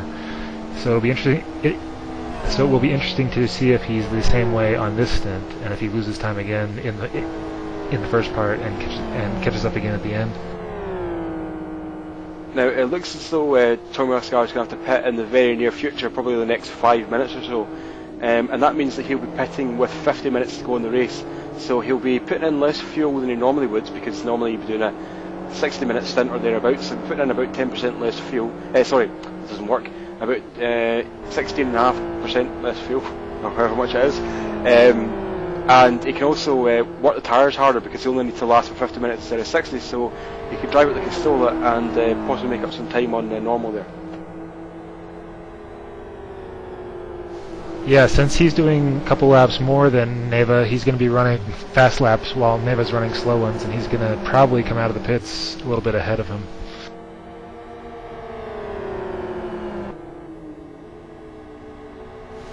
But once he pits, Neva will have warm tires while he has cold tires, and that will probably result in a nice little fight for a little bit. And Osgaard's going to get held up a little bit here by Holmberg and Runas. Hopefully he'll be able to draft by them on the oval and keep his pace, but unless he's pitting right now, which he is.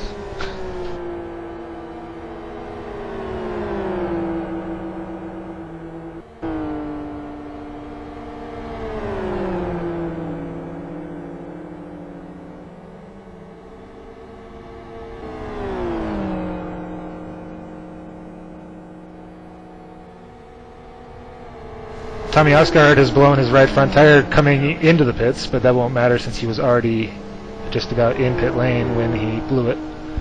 He'll lose at most a half second to a second.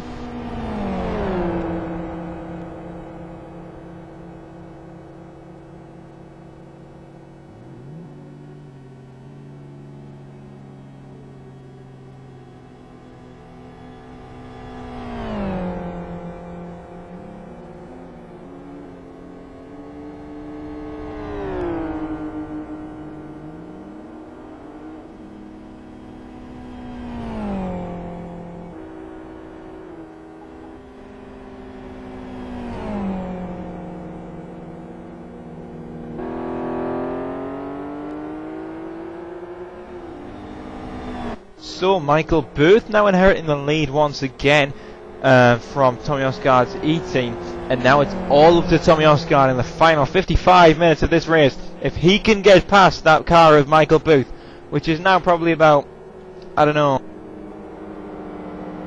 well, I'll tell you in a minute how far it is away. 10 or 15 seconds, I would say. Yeah, about that. About 15 seconds, I would think.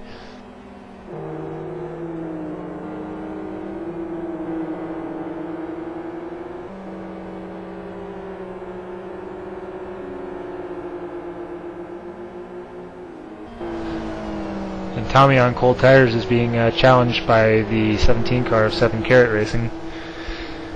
He should be able to hold him off, but he might get drafted by on the straightaway. We'll see here. Well, and as I predicted, Neva is behind Osgaard by about 2-3 seconds.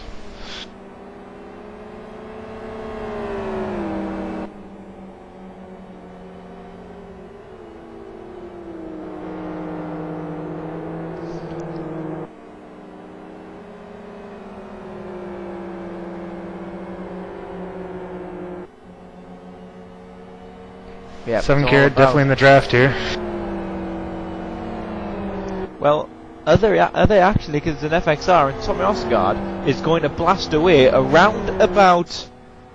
oh no, he's not. I'm sorry, I'm talking out my backside. Beckerbauer seems to be... well, I don't know if this is the best strategy here. Because now Osgaard has the line into turn 1, and Beckerbauer's going to have to do some really good outbraking to pass him, which he won't do. Oh, and Mike Saylor with a stop-go penalty. That's a tough break. He apparently forgot his pit limiter, and not only he... Go on. Not only is if you... Oh, sorry, I was going to say something stupid. Yeah.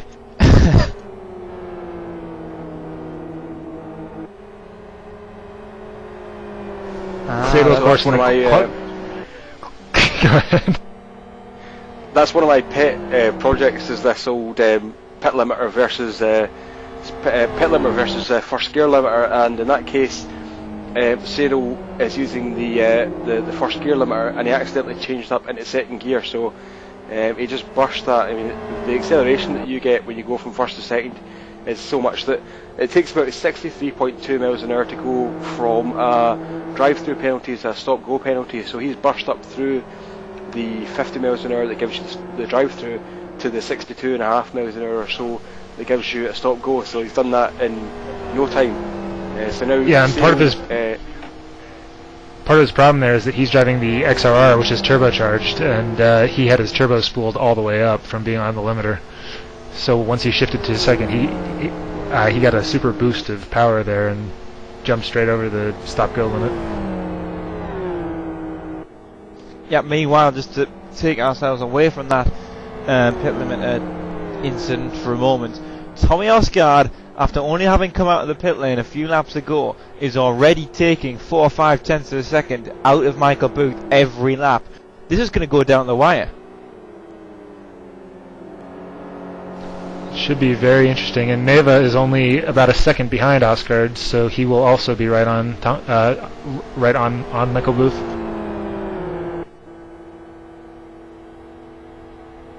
And the battle between E-Team and Sonic Realms is for the championship. If E-Team can pass Sonic Realms, they will win the championship, I believe, so that's a very significant passing move if it gets to happen.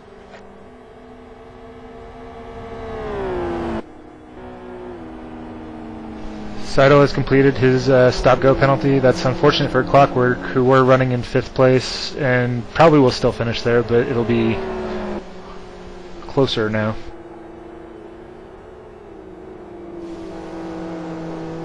Something Awful and Raptor are behind them, but they were, well, we'll see. They might now be behind those cars.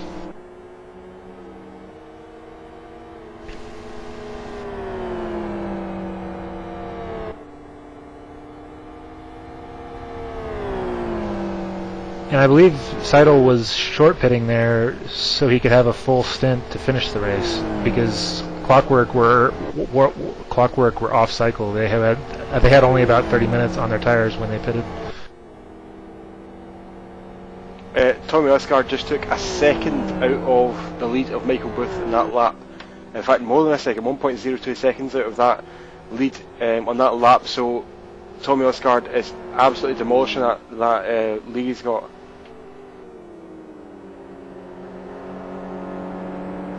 Meanwhile, Conquest is about 30 seconds up on Sonic Realms for the race lead, which looks pretty unassailable at this point.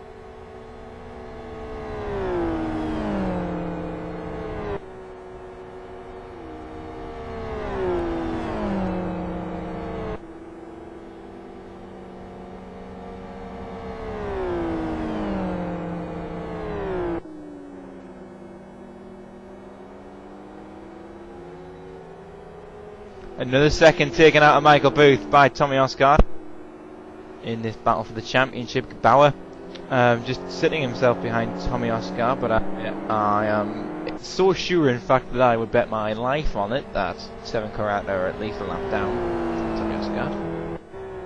Yeah, Tommy is now 13 seconds back, and if he's making up a second a lap, there are probably about 30 laps left in the race. That shouldn't be a problem.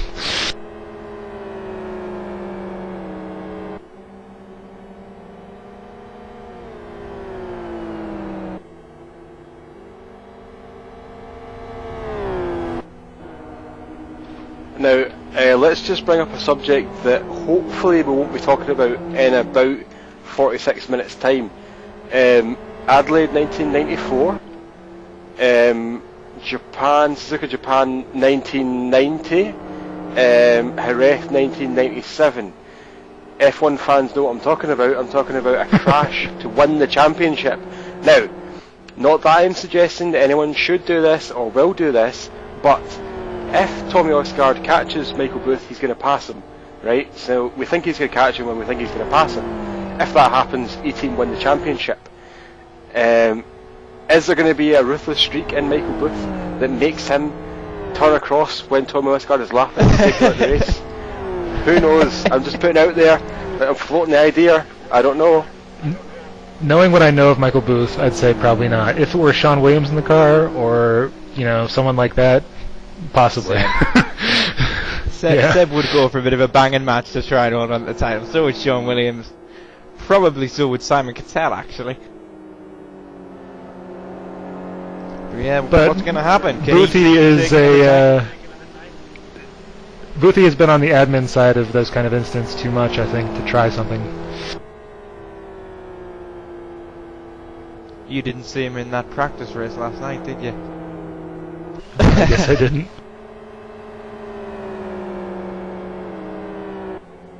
Now, we just had a note here in IRC from Jonathan Palmer, which says, and I quote, "Side note, I will hate anyone who tries to cause a crash to foobar the championship." End quote. So hopefully that's settled. I honestly though, guys, I'm not suggesting that anyone would actually do that. We're going to have a comic effect. So before anyone starts to think ill of me, it was purely as a joke. So I don't think it's actually going to happen. And I would actually seriously lose respect for Michael Booth if he did that. So let's just have a clean championship, guys. And it looks at the moment as if Tommy Osgaard is going to make the gap up and may get past. But I think that if it was me in that team, I'd rather come second, knowing that I've done a good job, than win the championship by cheating. So hopefully it ends okay. Meanwhile, you had respect for Michael Booth in the first place. 7 Carat car is seriously worrying Tommy Osgaard here. Actually, Once again, that's a difference of tires and things. He's just going to pop back down the inside. Thank you very much for the draft. Murky buckets.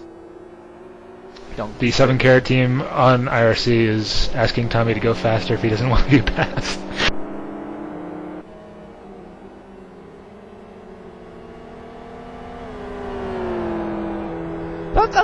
That's a very interesting thing that I've just noticed. Tommy Osgaard has just signed into MSN. What? What? I'm not sure I publicized that. Yes, he has a laptop as well.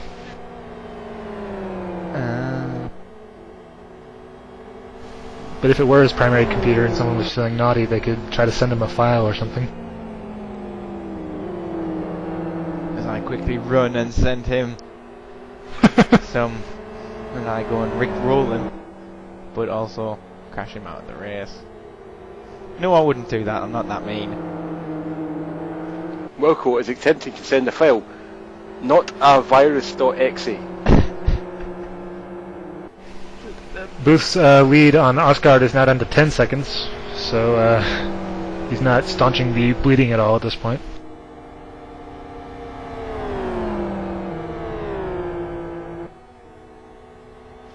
Conquest is still 30 seconds up on Booth, so they are sitting pretty at the moment. Of course, a safety car would change everything in short order. And Gebauer has made it through on the inside of Tommy Osgaard, so the threat from 7 Carat saying go faster or we'll pass you, they have now passed, but Tommy Osgaard is going to take them back into turn 2, I think. No, maybe not, so there we go. No, he's not. Gebauer takes that position and keeps it through turn 2, 3 and 4, so there you go.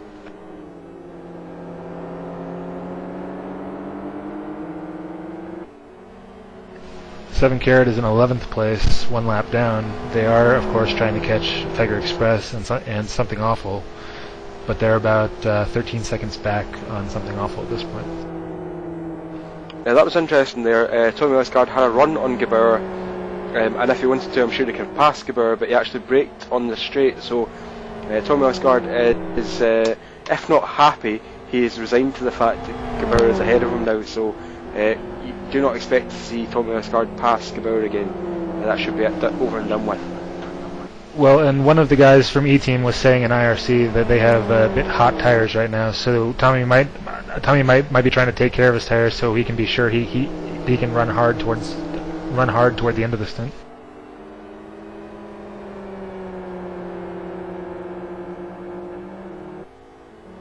Yeah, well, also another issue that's in my mind that I was going to actually talk about. Ooh, Tommy Oscar does have some very hot rear tyres. This actually could be jeopardising his chance of actually catching him out on booth with that amount of heat. But anyway, I'm going to move on. And so, you know, turn 9, which is the right-hander with buggy curb. Some people take it in 2nd gear, and some people take it in 3rd gear. Which way is the fastest? Depends on the set and the driver. Yeah, exactly. And the wind conditions. And at what point in the stint you're in. And if your tyres are too hot. So the answer is, it depends a lot of things. The answer is yes. Yes, that's correct. If the question is it better to take it in 2nd or 3rd gear, the answer is a definite yes. Unless, of course, there's no difference between the two, in which case the answer is possible. No. I'm once again going to move on. Although, if there was no difference between taking it in 2nd and 3rd gear in terms of actually the corner speed that you can achieve, you would better take it off in 3rd, because then you make one less gear change on the way into the corner, braking and changing down gears, and you make one less gear change going up out the corner. So if there's no difference between 2nd and 3rd, then you choose 3rd. Generally in a corner like that, the only reason you would choose a lower gear is obviously if it was in the power band of the engine, or if you wanted throttle adjustability. So if you were going through a high speed corner and you wanted to be able to change the dynamic weight distribution of the car using the accelerator, you would choose a lower gear because you're more able to do that. So that's one of the reasons why you might choose a lower gear. But it really depends. It's not a question you can just answer yes or no. Meanwhile, while Tommy's been stuck behind the 7 Carat car here, Neva is catching up quite quickly to the back of him, and this is a fight for 3rd position.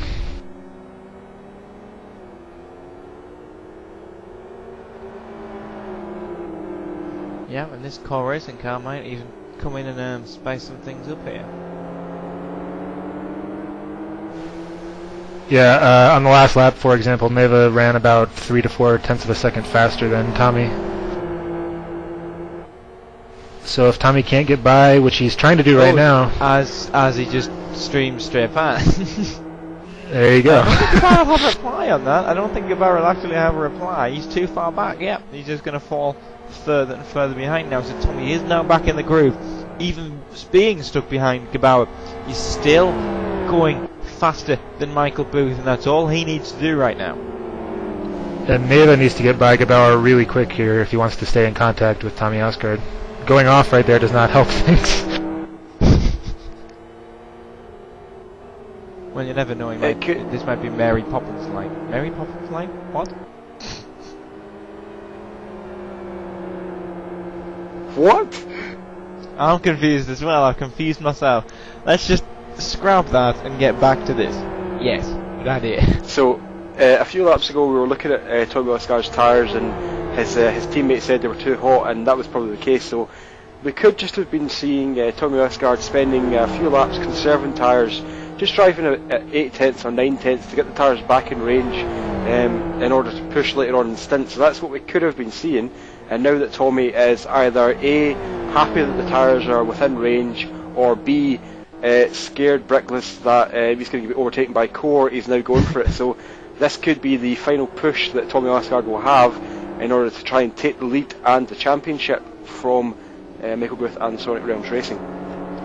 And Neva has gone by Gebauer and is now right on the back of Tommy Osgard, so we'll see if they can stay close together as they try to catch Booth. And not only that, but Tommy Osgard's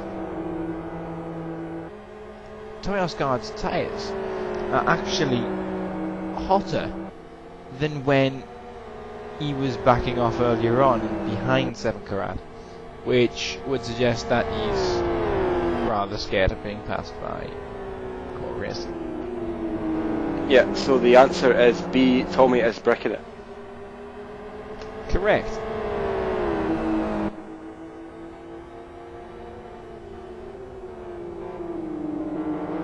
Like Neva was trying to late brake there into that corner, trying to get close enough to Tommy to get a draft on the front straightaway. I don't think he's close enough this lap, but he's going to try to get there.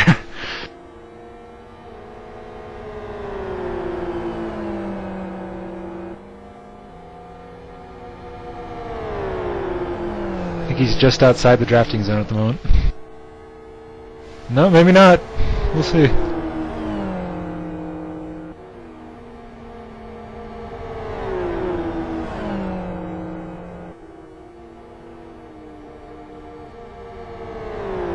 He's definitely in the draft now, but I don't think he has enough time to slingshot him into turn 1.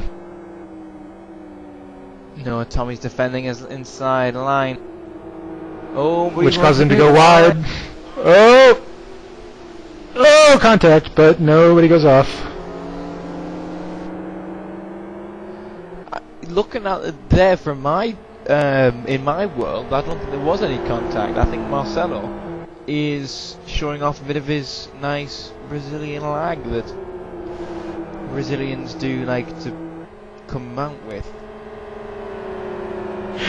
Yeah, I heard a small bit of contact, but I think it was also lag contact.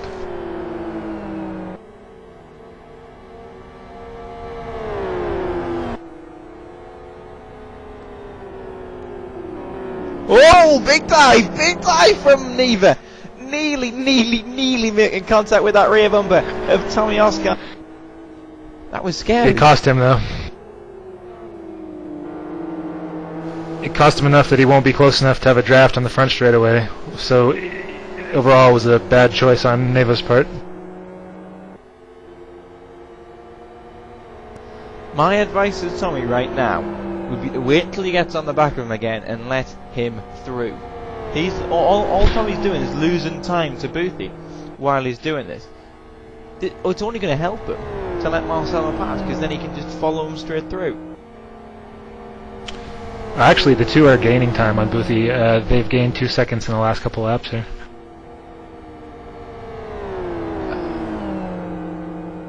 Great observational skills there from Chris Wilkinson. Or the tracker could be screwing up, I don't know for sure. Ooh, Neva locks up his tire going into the first turn there. That's not good given what happened on his last stint when he blew a tire pretty early. And he was grinding the left rear coming out there.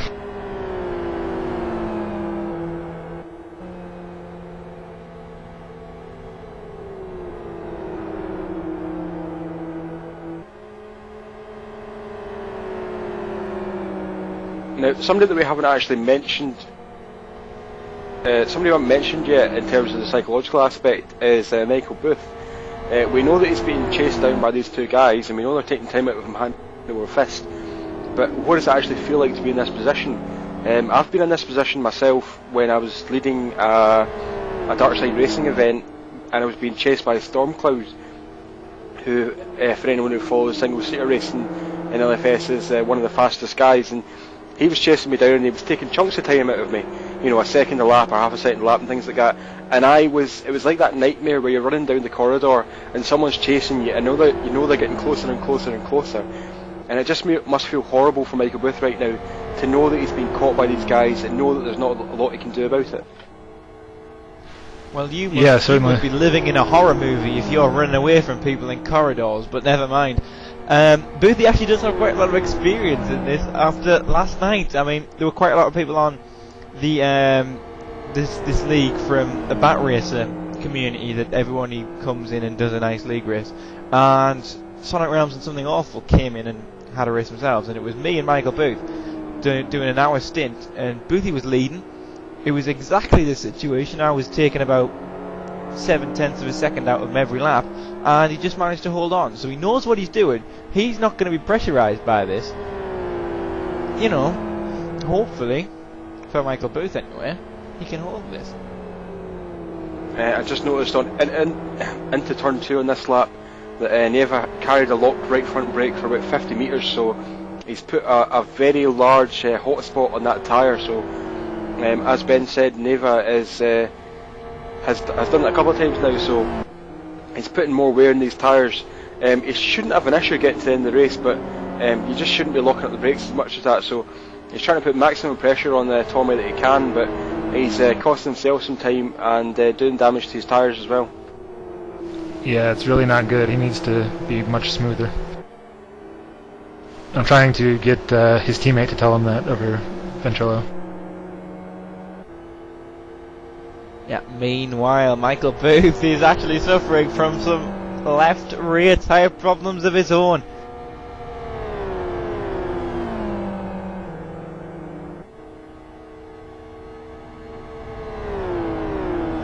Booth is just crossing the start-finish line, whereas the leader has just come out of turn 4, so not much of a battle for first place at the moment. No, but unless Conquest have another disaster, then I think it's theirs for the taking. Yep, all the drama is in the race for the series title, not for the race title. 5.94 seconds at the start-finish line between Booth and Osgard.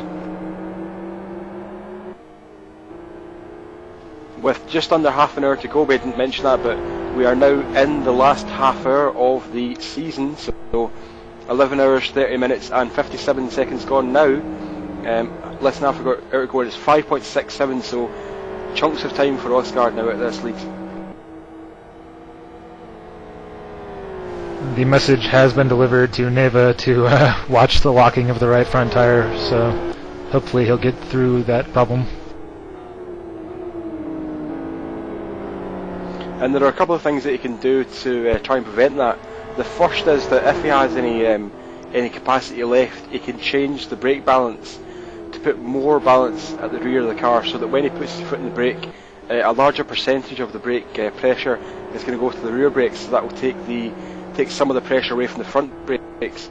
The risk associated with that is that if he goes too far to the rear, he could end up locking the rear brakes, which will make the car very unstable on corner entry. So he needs to watch out for that. The second thing is, it's pretty obvious, but the second thing is to brake earlier. If you're braking always at the extent of the car and you're under the rear wing of another competitor, you're not going to get the braking performance that you actually need. So he could just brake a little bit earlier or make an adjustment to the brake balance to try and solve his issue at the moment.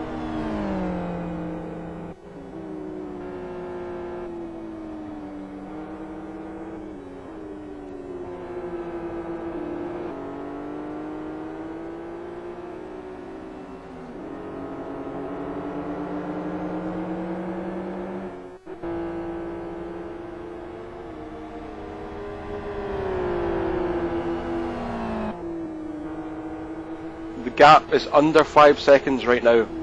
4.91 seconds between Booth and Osgard right now.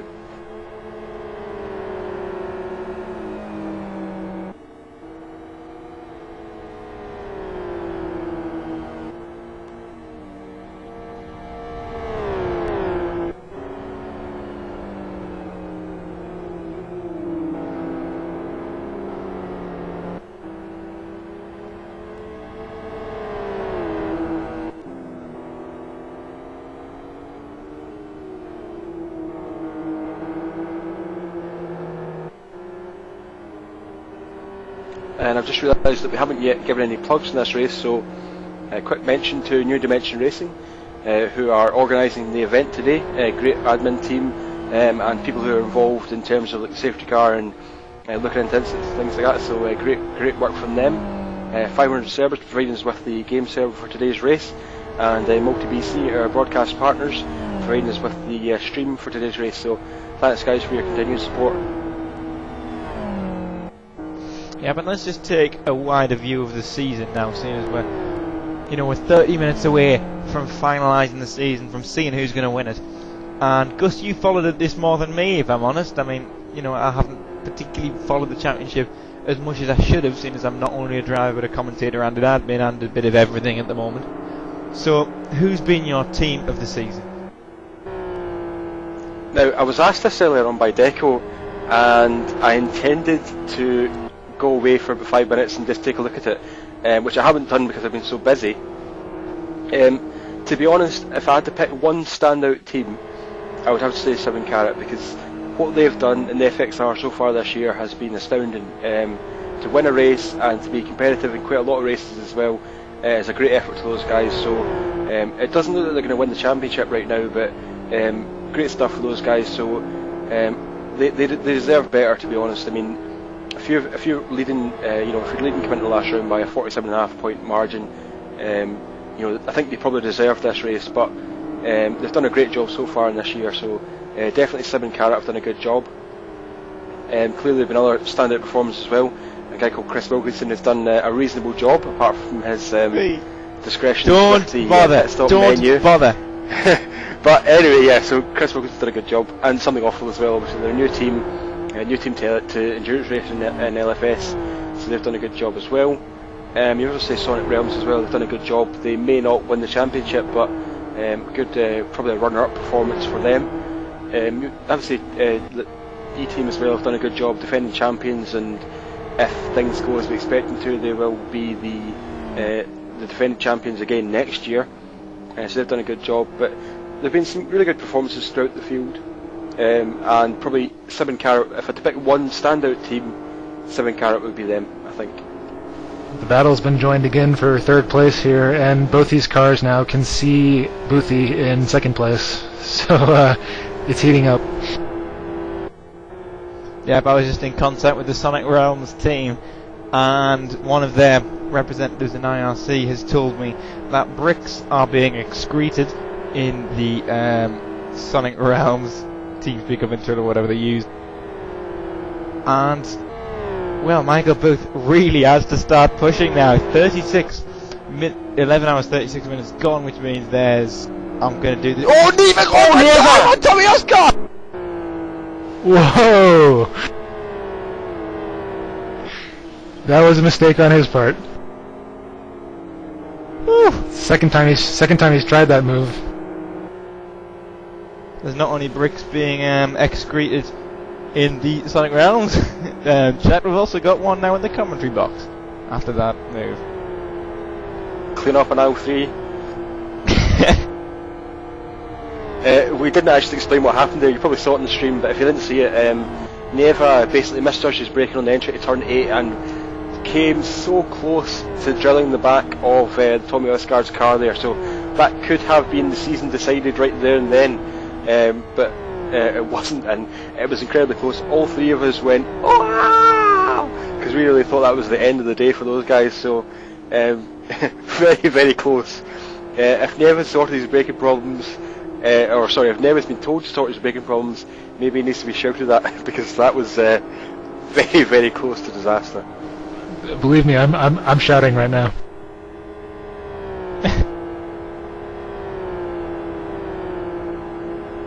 Another 2/10 for Tommy Oscar in the first split alone. A second in the last lap. He's got 25 minutes to get past Michael Booth. Michael Booth has got a lot of defending to do. And while all this is going on, let's not forget to give props to Conquest Racing, who have run an excellent race, even if they were saved early on by a safety car. This has been quite a performance on their part. Yep, totally agree. I mean, Conquest are one of those teams that they quite often show flashes of great speed, but it seems as though for whatever reason they don't produce the race finishes, the race results that they probably should do. So props to Conquest. Yeah, connection issues from Poland, but props to Conquest for today's performance. Came back from adversity and looks like it's going to get a good result today. The win will certainly be welcome for those guys.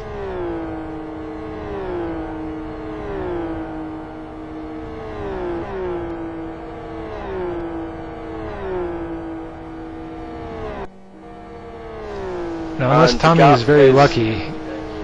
Go ahead, sorry. The gap's 1.55 seconds. Carry on. Sorry. I was just going to say that unless Tommy's very lucky, I think once he catches Boothie, he's going to be slowed down enough that Neva's going to be able to catch them both, and then we'll have a three-way battle for second place, which should be pretty exciting. To be honest, I don't think Michael Booth or Tommy Osgard have got any thought in their heads about Marcel and Neva in chorus. I think they're just battling away at each other and just trying to get one in front of the other. I can guarantee you that Tommy had a thought in his head about Tommy had a thought in his head about him about 2 laps ago at this point. He was right up his tailpipe. It's a horrible feeling when you're sitting in the car and you look in your rearview mirror and you just see a car steaming towards you and you're basically waiting for the contact. It's happened so many times to me that I probably can't count them, but you're just sitting there, you're looking in your mirror and you see a car coming in, probably doing 20 or 30 miles an hour too fast, and you're just praying, you're saying, please don't hit me, please don't hit me, and that must have been exactly what was going through Tommy's mind there. And now on the main straight, he is within slipstream distance, so Tommy Osgard is within a second of Michael Booth, and it's probably a matter of time, but the important thing is here is, when does Tommy actually catch Michael Booth? Does he catch him coming up the oval section, or does he catch him in the infield section? Going to be in turns 2 and 3 and 4. Yeah, he will catch him very, very shortly. Michael Booth complaining in my ear about damper damage. That's not gonna... It's a bit late now, Michael. You've got your championship rivals bearing down on you, breathing down your neck. Pull something out of the bag. Tommy Osgard much later on the brakes than Michael Booth. Oh, but a buggy curb touch for Tommy Osgard. He holds onto it fine. It's not going to be able to get him going into the sweeper. He's going to have to get him in the middle part or coming on to the oval at the end of this lap. Yeah, still another 10th out of Michael Booth to Tommy Osgard, but he's got loads of time. He's got 20 minutes to try and get past Michael Booth, and with Michael Booth going at this pace, it's going to be no problem for him. Or can Michael Booth make it a problem?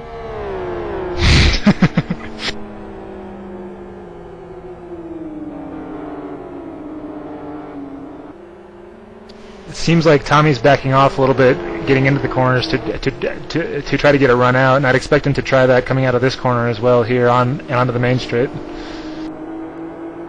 Tommy Osgard, will he have the draft? Will he have the draft? No, I don't think. Oh, yes, he will. Yes, he will. If anyone in the audience is tuning in just now, you're watching the battle for not just for the lead, because it's not for the lead, it's for second place, but it's also for the championship here between Michael Booth of Sonic Rams Racing, who is just up in front of the car we're watching now, which is Tommy Osgard.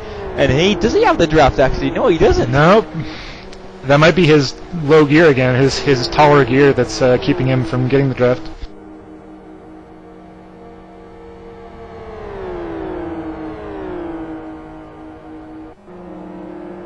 Because he is running a couple miles an hour slower than Boothie on the straightaways. But to be honest, in an overall circuit, you've got to be quick through the corners as well, and that's where Michael Booth is struggling a bit. Look how close he is now. He's right on the tail of Michael Booth. Michael, now you're going to see Boothie defending for his life. Look at him, he's holding the inside line, hugging it. Tommy Osgard's going to try and come around the outside of him as they're coming at 10.5. He's going to try and do it as well. He's going around the outside. Can Tommy Osgard, can he do it? Can he do it? Can he do it? Yes, he's done it. He's gone and done it as well. That's a power move right there. What a terrific move from Tommy Osgard. Can Michael Booth return it? I don't think he can. He's going for the dive! He's going for the dive! Contact is made! Contact is made! Michael Booth's going to win wide as well! Tommy Osgard's going to go past as well! And look at Neva! Neva's going to be able to take at least Michael Booth, and this is just going to space it all out even more. But a bit of an unsensible move from Michael Booth there. We said he wouldn't even try and make contact with Tommy Osgard, but well. Booth and Neva have some contact there, but it's all over as far as the championship goes.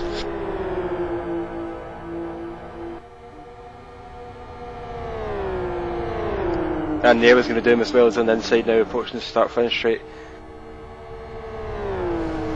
And And Booth almost made that move work, but he got a little bit loose when he made contact and slid wide, exiting the left-hander there.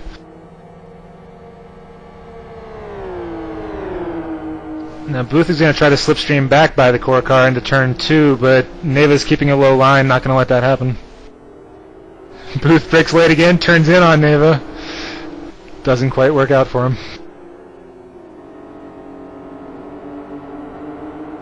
I think Michael Booth is going to have to be happy with 4th place in this race and 2nd place in the championship.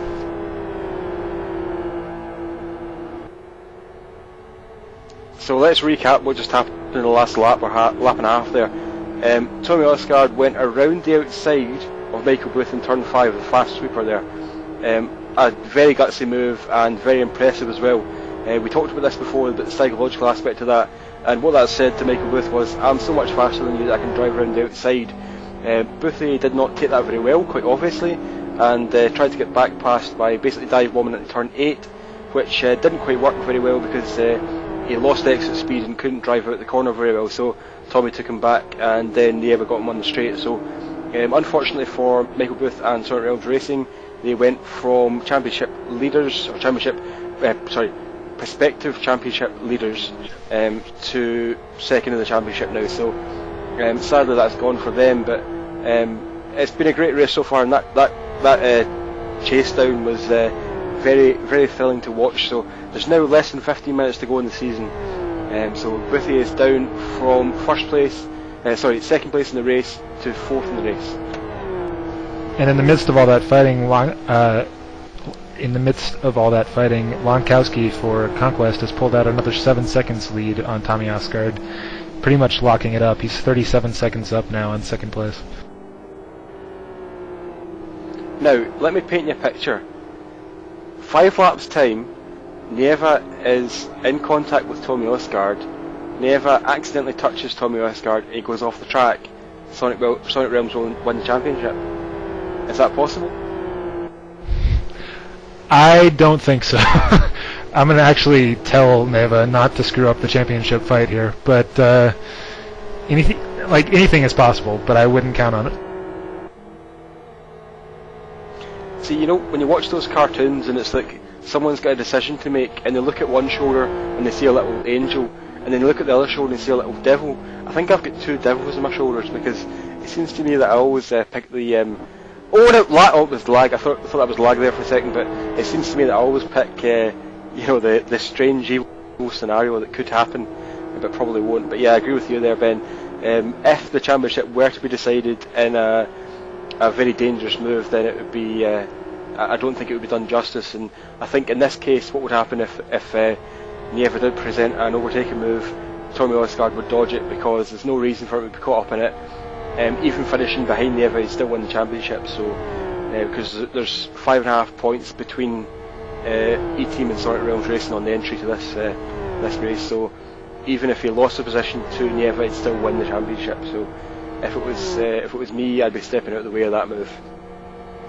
Yeah. Meanwhile, I just heard Michael Booth saying in his, I think it's TeamSpeak, he stated, I wasn't going to let him get away with it without a cheeky bump. And that's what we saw a few moments ago. Michael Booth being Michael Booth there, ladies and gentlemen. And probably Andy O'Brien, who'll still be watching this. He can't be classified in either group.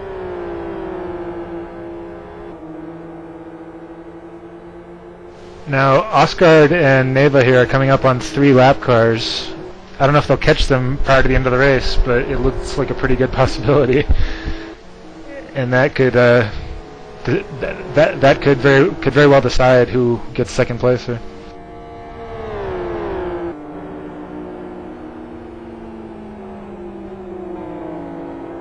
And that group of cars is Epic Racing, Something Awful, and Tiger Express, I believe. Something Awful and Tiger Express are fighting for that position, so they are not going to be easy to get around for Osgaard and Neva.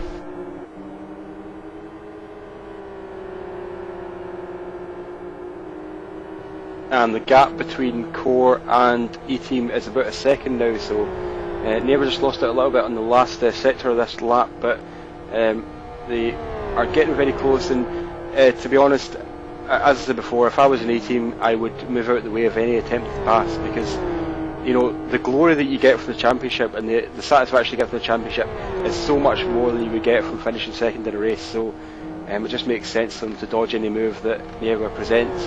And obviously Nieva wants to wants to become second in this race for his new team. So it just makes sense for all parties concerned if Tommy Oscar sidesteps it, which coincidentally is exactly what happened, or very similar to what happened at Jerez in 1997, because Jacques Villeneuve moved out of the way to let Mika Hakkinen win that race. So there was a contract, so there was agreement made between Williams and McLaren in that race saying that if Jacques Villeneuve was in a position to win the championship, he would let Mika Hakkinen win the race, so long as Mika Hakkinen didn't try and pass Villeneuve. So a similar situation could happen here. We could see Nieva get past Oscar with no problems.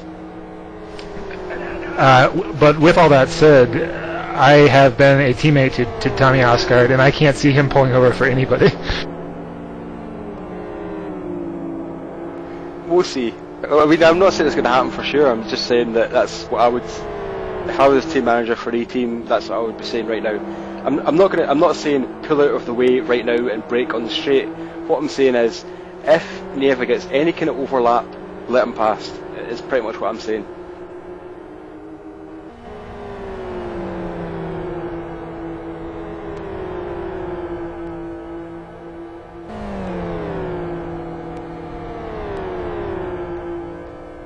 So we're in the last 9.5 minutes of the race, so that should be 6 laps, 5 to 6 laps, something in that region.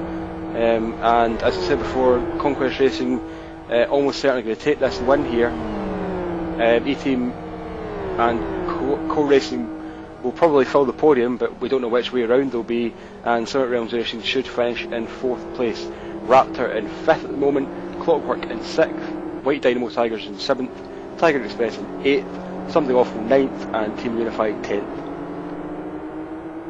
And I'm getting word from Piropo that Nieva thinks he will pass Tommy prior to the end of the race. I'm telling him to be very, very careful doing it.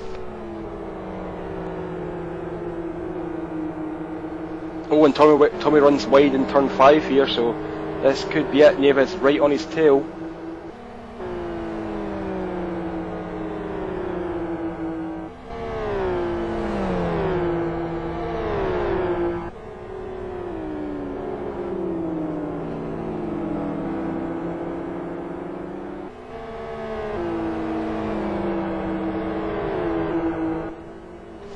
Got about 8 minutes left in the race at this point.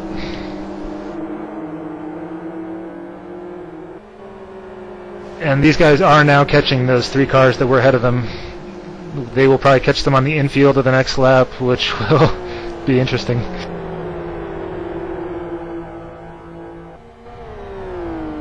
That is Oscar Hardwick in front of Tommy Osgard for Epic Racing.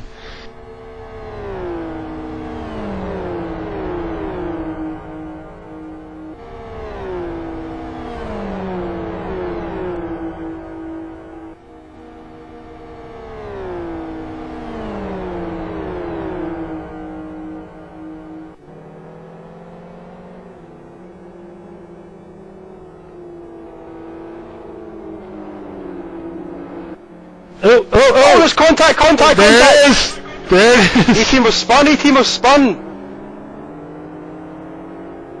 He's recovered though, and he's going, so he should stay ahead of Michael Booth. So E-Team spun there trying to lap Oscar Hardwick. That let Core through, so Core in 2nd place now, E-Team still in 3rd, so E-Team still on for the championship win, but that could have been very scarily dangerous if E-Team had gone on the gravel. Could have been race over there. So yeah, very, very dangerous move. So yeah, let's just calm down there, take the medication. So E-Team still on for the championship win. That's the takeaway message from that incident. I hate the phrase takeaway message. I have no idea why I just said it.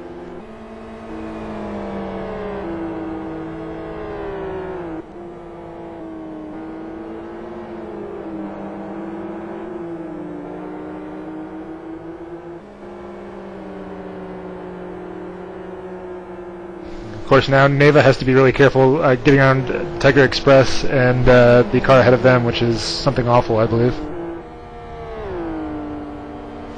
Tommy just shifted up way too early. I don't know if he's probably just a bit upset right now.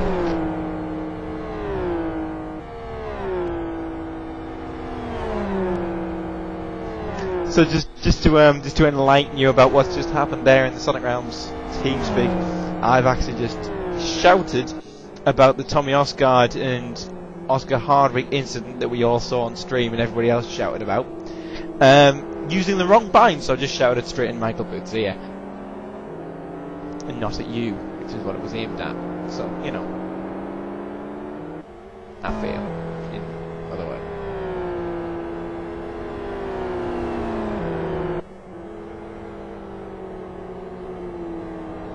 I have nothing to add.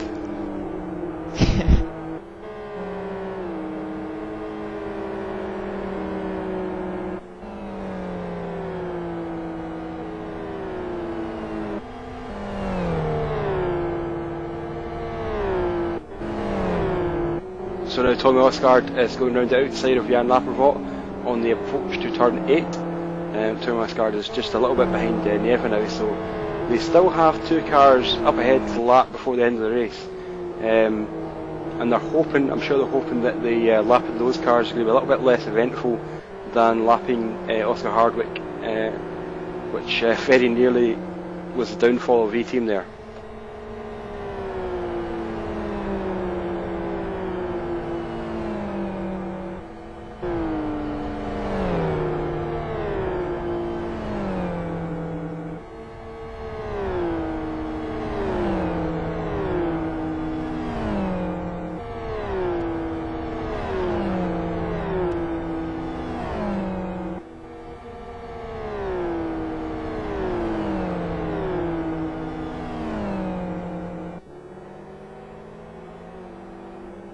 Four minutes to go.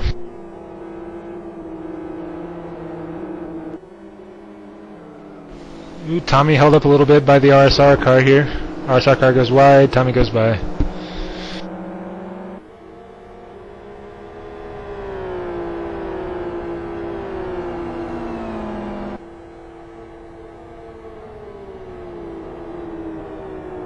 Michael Booth up in third place, third place, is now on a crawl with his tyres, very, very low amount of tread on those tyres, and he's crawling his way around this track now just to stay on the road.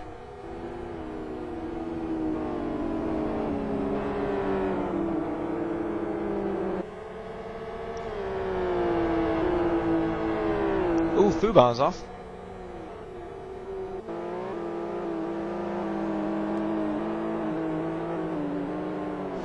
Fubar is in the gravel, but they will get out.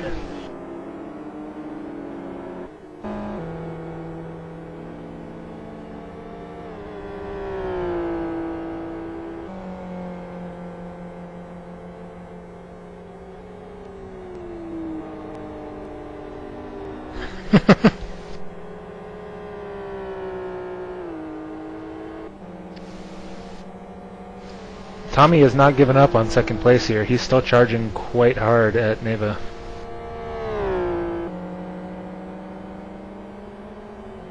He ran 0.2 of a second faster than Neva on that last lap.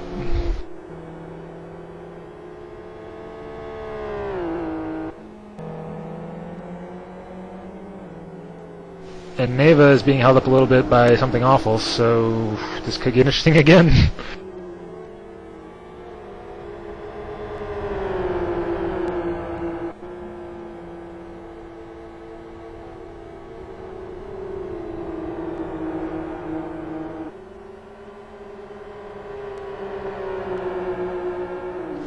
Neva lost some time getting by there. Now Tommy's right on his tail.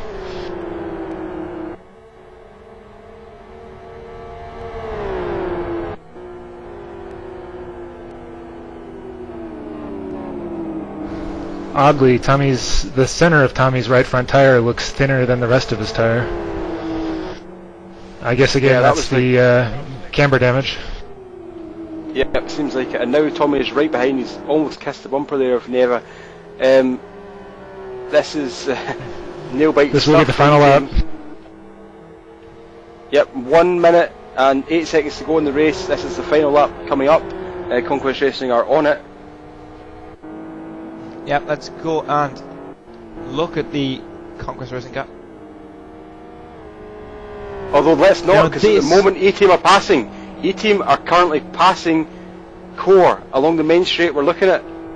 Oh! Bump drafting there a little bit, and Keough lost some time there getting loose when they hit the back of the E-Team car. That is probably second place.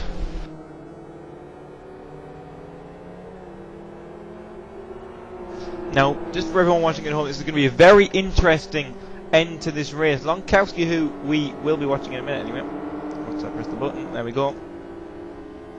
So Lonkowski is driven for Conquest Racing today. A lot of laps, only 8 pits. Oh no, sorry, I'm talking rubbish already.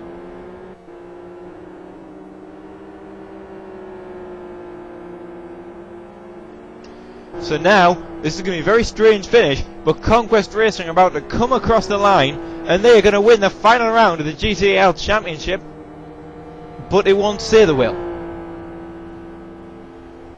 because they're several laps down. But Lonkowski comes across the... I keep doing this too early. Comes across the line, and he takes the win, and now let's see who gets second.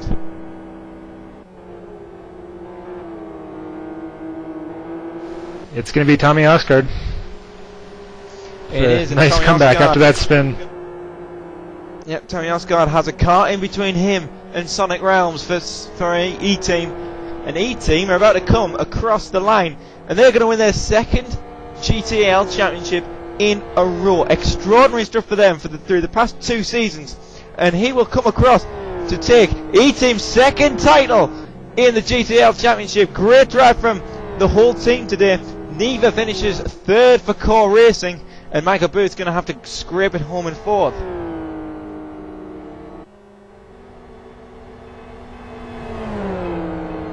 Michael Booth across the line just behind Gabauer, who they've been chasing all season, and then he seems just come and spoiled their party right at the last minute. I'm going to go ahead and say that with the exception of the 2009 24 Hours of Aston Grand Prix, that was probably the most exciting finish to a endurance race that I've seen in LFS.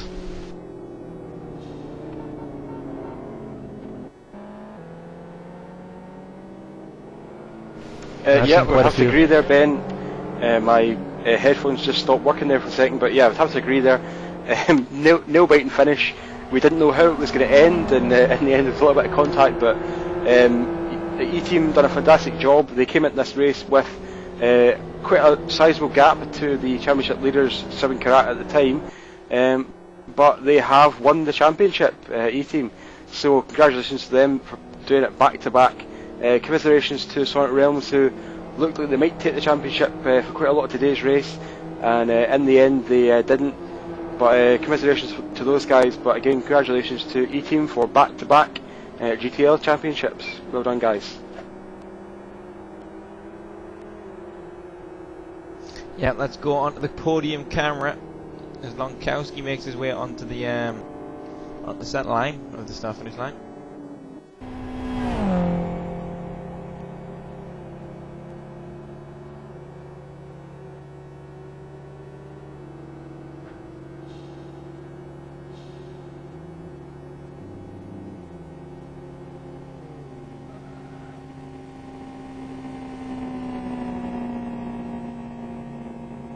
After I tell him to back up, he's now actually in visible view.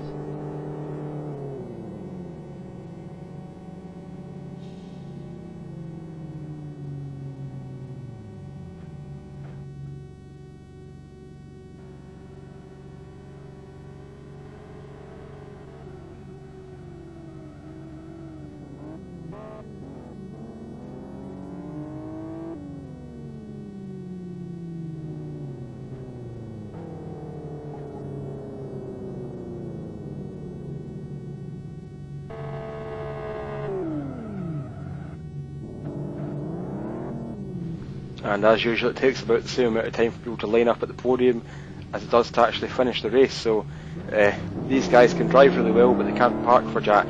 So it takes a bit of time, but congratulations again to Conquest Racing. Great win, guys. Well done. coming back from that time out, well done. And Neva's sitting there with 2 flat tires. Yeah, there are your 3 podium sitters for today. Conquest Racing in the Middle E team on the right. They were 2nd and 3rd for Core Racing. And now we'll go through each of you here in the comment box. We'll start with you, Gus. Not just for today, we'll go for today first, but for the whole season. Your views. Well, I've really enjoyed it. I took part in the 2nd round at Kyoto Grand Prix Long for the Something Awful team. I drove a stint for those guys.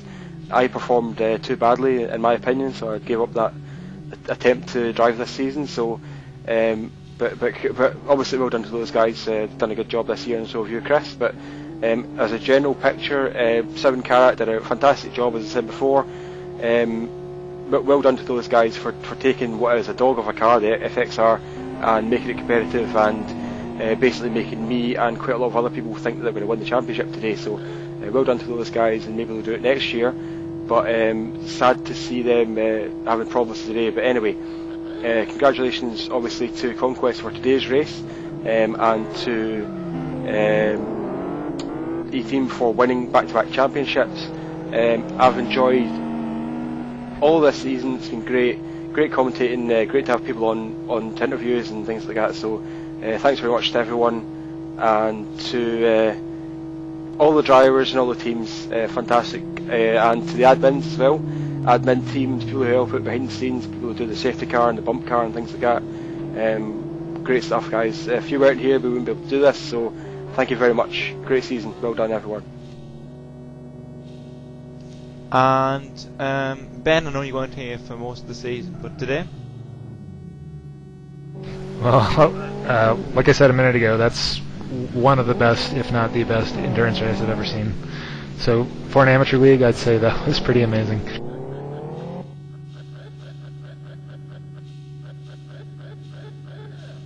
Yeah, well, we'll run through what are officially the final laps of the race and the final positions. Conquest Racing took today's win in the 16 car, the FZR. E-Team finished in 2nd place, and they won the championship from that, with Tommy Oscar finishing the race for them.